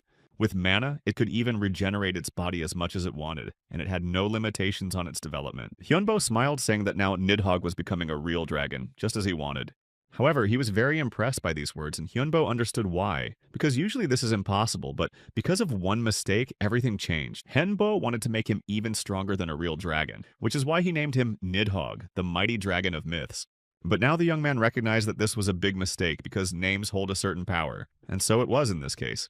Then, when they met the silver dragon, the main character asked if all the dragons had left this world, and the boy answered that most of the dragons had left this place, but some individual dragons could still be on the earth. Some of them became part of the forest of the mountains or the lake, and some of them even managed to become part of this galaxy. And the worst part of it all was that among those dragons that remained on Earth, there was a real Nidhogg. The dragon's soul has blossomed in space, and it will try to take his body, so there is only one way to protect Nidhogg. Hyunbo said that his dragon must become even stronger and defeat the one who will try to take his flesh. Nidhogg promised him that he would never lose, that he would become stronger and would be able to defeat any enemy, no matter how powerful. Hyunbo was pleased that his dragon was so serious and confident about this, so he said that it was time to begin. He wanted to test his body to make it stronger. It turned out that Hyunbo already had the 8th circle of magic, and according to Chris's words, the historical records of her home planet Idea were less than 30, which was very little folder. In addition, the dragon's blood raised his limits, and Chris Kai and Kesla's fortunes also increased remarkably. But there was still one who had not yet drunk the dragon's blood, namely Nidhogg. But Hyunbo didn't worry too much about it because the dragon still had the highest limit of them all. Chris then came to the master saying that she had a question, and asked if he should know everything about himself before reaching the 8th circle, and Hyunbo agreed. He then added that he had had enough of her questions as this was the 78th question she had asked him. But Chris really couldn't stop, because for her, the 8th circle of magic was a big dream. Meanwhile, Kessel told the host that they had most likely already arrived at the meeting place. They were told that they would be able to get to any place in this palanquin, and then the whole team got inside, continuing their conversation. They were really surprised by this transportation because they didn't have much hope for it, but it really surprised them. They had to fly for a really long time, and it was not until nightfall that they were able to get out under the full moon. There they met John, who even without looking at them felt their presence and greeted them because they had not seen each other for a long time. The man felt that the necromancer had already entered the 8th circle, although there was only a 90% chance of not getting it. After that, John led them to the laboratory, and they walked in silence and soon found themselves in the right place. John said that the guy was already where he needed to be and that he had to wait a little longer. He also congratulated him because the main character had made another big step towards becoming a top-level magician, and Hyunbo thanked him, but knew that it was not over yet. After that, Jan asked him what he thought about what would happen in the future world. Without even waiting for his answer, he assured him that it would only get harder, and he could not wait for any indulgences. Those who want the war and those who are against it are not enemies, because now everyone was for themselves. It turned out that it was because of all this that everyone was allowed to live with respect for each other, and at least such conflicts stopped happening. But now society needs to be governed by a strong minority, not by a weak majority, and the guy was in full agreement with his opinion. However, it will still be very difficult to accept it, and in any case, it can become a big problem in the current world. Of course, John added that there are those who will oppose any changes and will not be their biggest enemies. The man said that he would like to talk about this for a longer time, but they don't have much time, so they need to start right now. Hyunbo didn't speak out loud, he just thought about the sacrifices that need to be made on the altar. And if John goes up there himself, it is logical what the result will be. John said that the price for the opportunity to see the future was incredibly high. He tied his hand and turned to the boy, saying that he should do the same. The young man took hold of the rope, asking if they would have to stand in front of something big and strong. Youngbo only replied that it was better to do it if he was afraid that he couldn't pay the price. And then the man added that it wouldn't affect him badly and wouldn't hurt him, so he shouldn't worry. Hyunbo did as he said, saying he would believe him, and tied the rope. When everything was ready, Yang clapped his hands and said that it was time to start. And then they stood opposite each other. After a while, the boy saw a giant dragon in front of him, which began to roar at him and attack him. He began to make his enemies disappear and become part of his body and soul, continuing to attack the entire team. Hyunbo has already noticed that this is a destruction or absorption. He watched in horror as the dragon destroys absolutely everything in its path. For a moment, the protagonist was even afraid that there would be nothing left after the fight with Nidhogg. Hedgehog, who managed to take away the dragon's body. The guy continued to observe what was happening. He was in a great shock, but realized that this is the worst-case scenario for the future. Even after returning there and receiving the great power, it was not enough for them, and Henbo realized that he had to become even stronger. Then the whole team came up to the master. They were all very scared when he stopped moving, and were happy to see that he was okay now. However, Hyunbo himself did not remember the moment when he stopped moving, because all this time he was at least in minimal movement. He said that there was no need to worry because while his soul was looking at the future, it simply did not react to what was happening in the real world, and he hoped that Hyunbo would be able to learn from what he saw, because the price for that was damage to his internal organs. Hyunbo thanked him, saying that what he had seen with his own eyes would not be in vain. Drops of blood flowed down his face, but the man said that in any case, the future that the boy saw could always change. Then Hyunbo noticed that Jean was getting worse, so he asked Kiesel to help him, and added that they needed to go back and discuss the future he had just seen. They arrived home and put exhausted Jean on the bed to rest, and eventually the man fell asleep. While the team continued to discuss what had happened, they began to worry that they might all disappear after what happened. But the owner said that this future is not yet certain, but in any case, they need to prepare for the worst-case scenario. Chris said that they would have a lot of work to do, and that they should not waste time because anything could happen at any time. Hyunbo then suggested that they should first do the most important things that they had been putting off for so long, and he meant putting off the points they had received earlier. Realizing this, Chris came up to him saying that she would be the first. She added that she hadn't had as much of a breakthrough as Kessel and Kai, and in this state she would just be a hindrance to them. Hyunbo thought that this was true because now the weakest among them was the chair, even though she had been one of the strongest before. The owner turned on his phone and looked at her stats, seeing that she had 199 unused points left. But then Hyunbo informed him that she had received the 7th Circle of Magic, and Kessel immediately congratulated her like everyone else. However, Chris still thought that she was not as good as the others, although Kai and Kessel thought differently because she had gotten a high circle of magic, and there were almost no such powerful mages on the continent of Idea where she used to live. In any case, she was pleased to receive all these congratulations and was a little pleased with herself. Kessel was the next to call up, saying that it was his turn and he really wanted to improve his skills. After that, the master asked what he wanted to improve, and Kessel said that everything except sacred power and dark magic. He had 61 points left, but Hyunbo first drew attention to his race, namely the Gray Spirit, and the guy thought it was quite interesting. But his stats were really very high and it pleased both him and the rest of the team. Since he was finished, Kai said that he would be next and added that he wanted to increase only magic and nothing else. Hyunbo looked at his stats and said that in addition to his stamina, his stats had already increased. Kessel was immediately disappointed and emotionally exclaimed that he had lost and started swearing.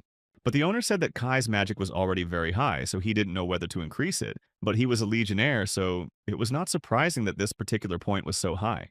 Finally, it was over and the master began to talk about what they all knew, although they didn't want to say it and admit it. But they had a good chance of losing to their enemy. That is why they need to prepare very well in order to win this fight, and above all, to survive. People still did not know that time was not on the side of humanity, which is why fighting with each other is the greatest tragedy, because instead of training and increasing their strength before fighting the enemy, they were destroying each other. At this point, Henbo began to think about whether it was worth becoming the guardian of the Silver Dragon, and whether he should have accepted Aristo's offer to become his disciple.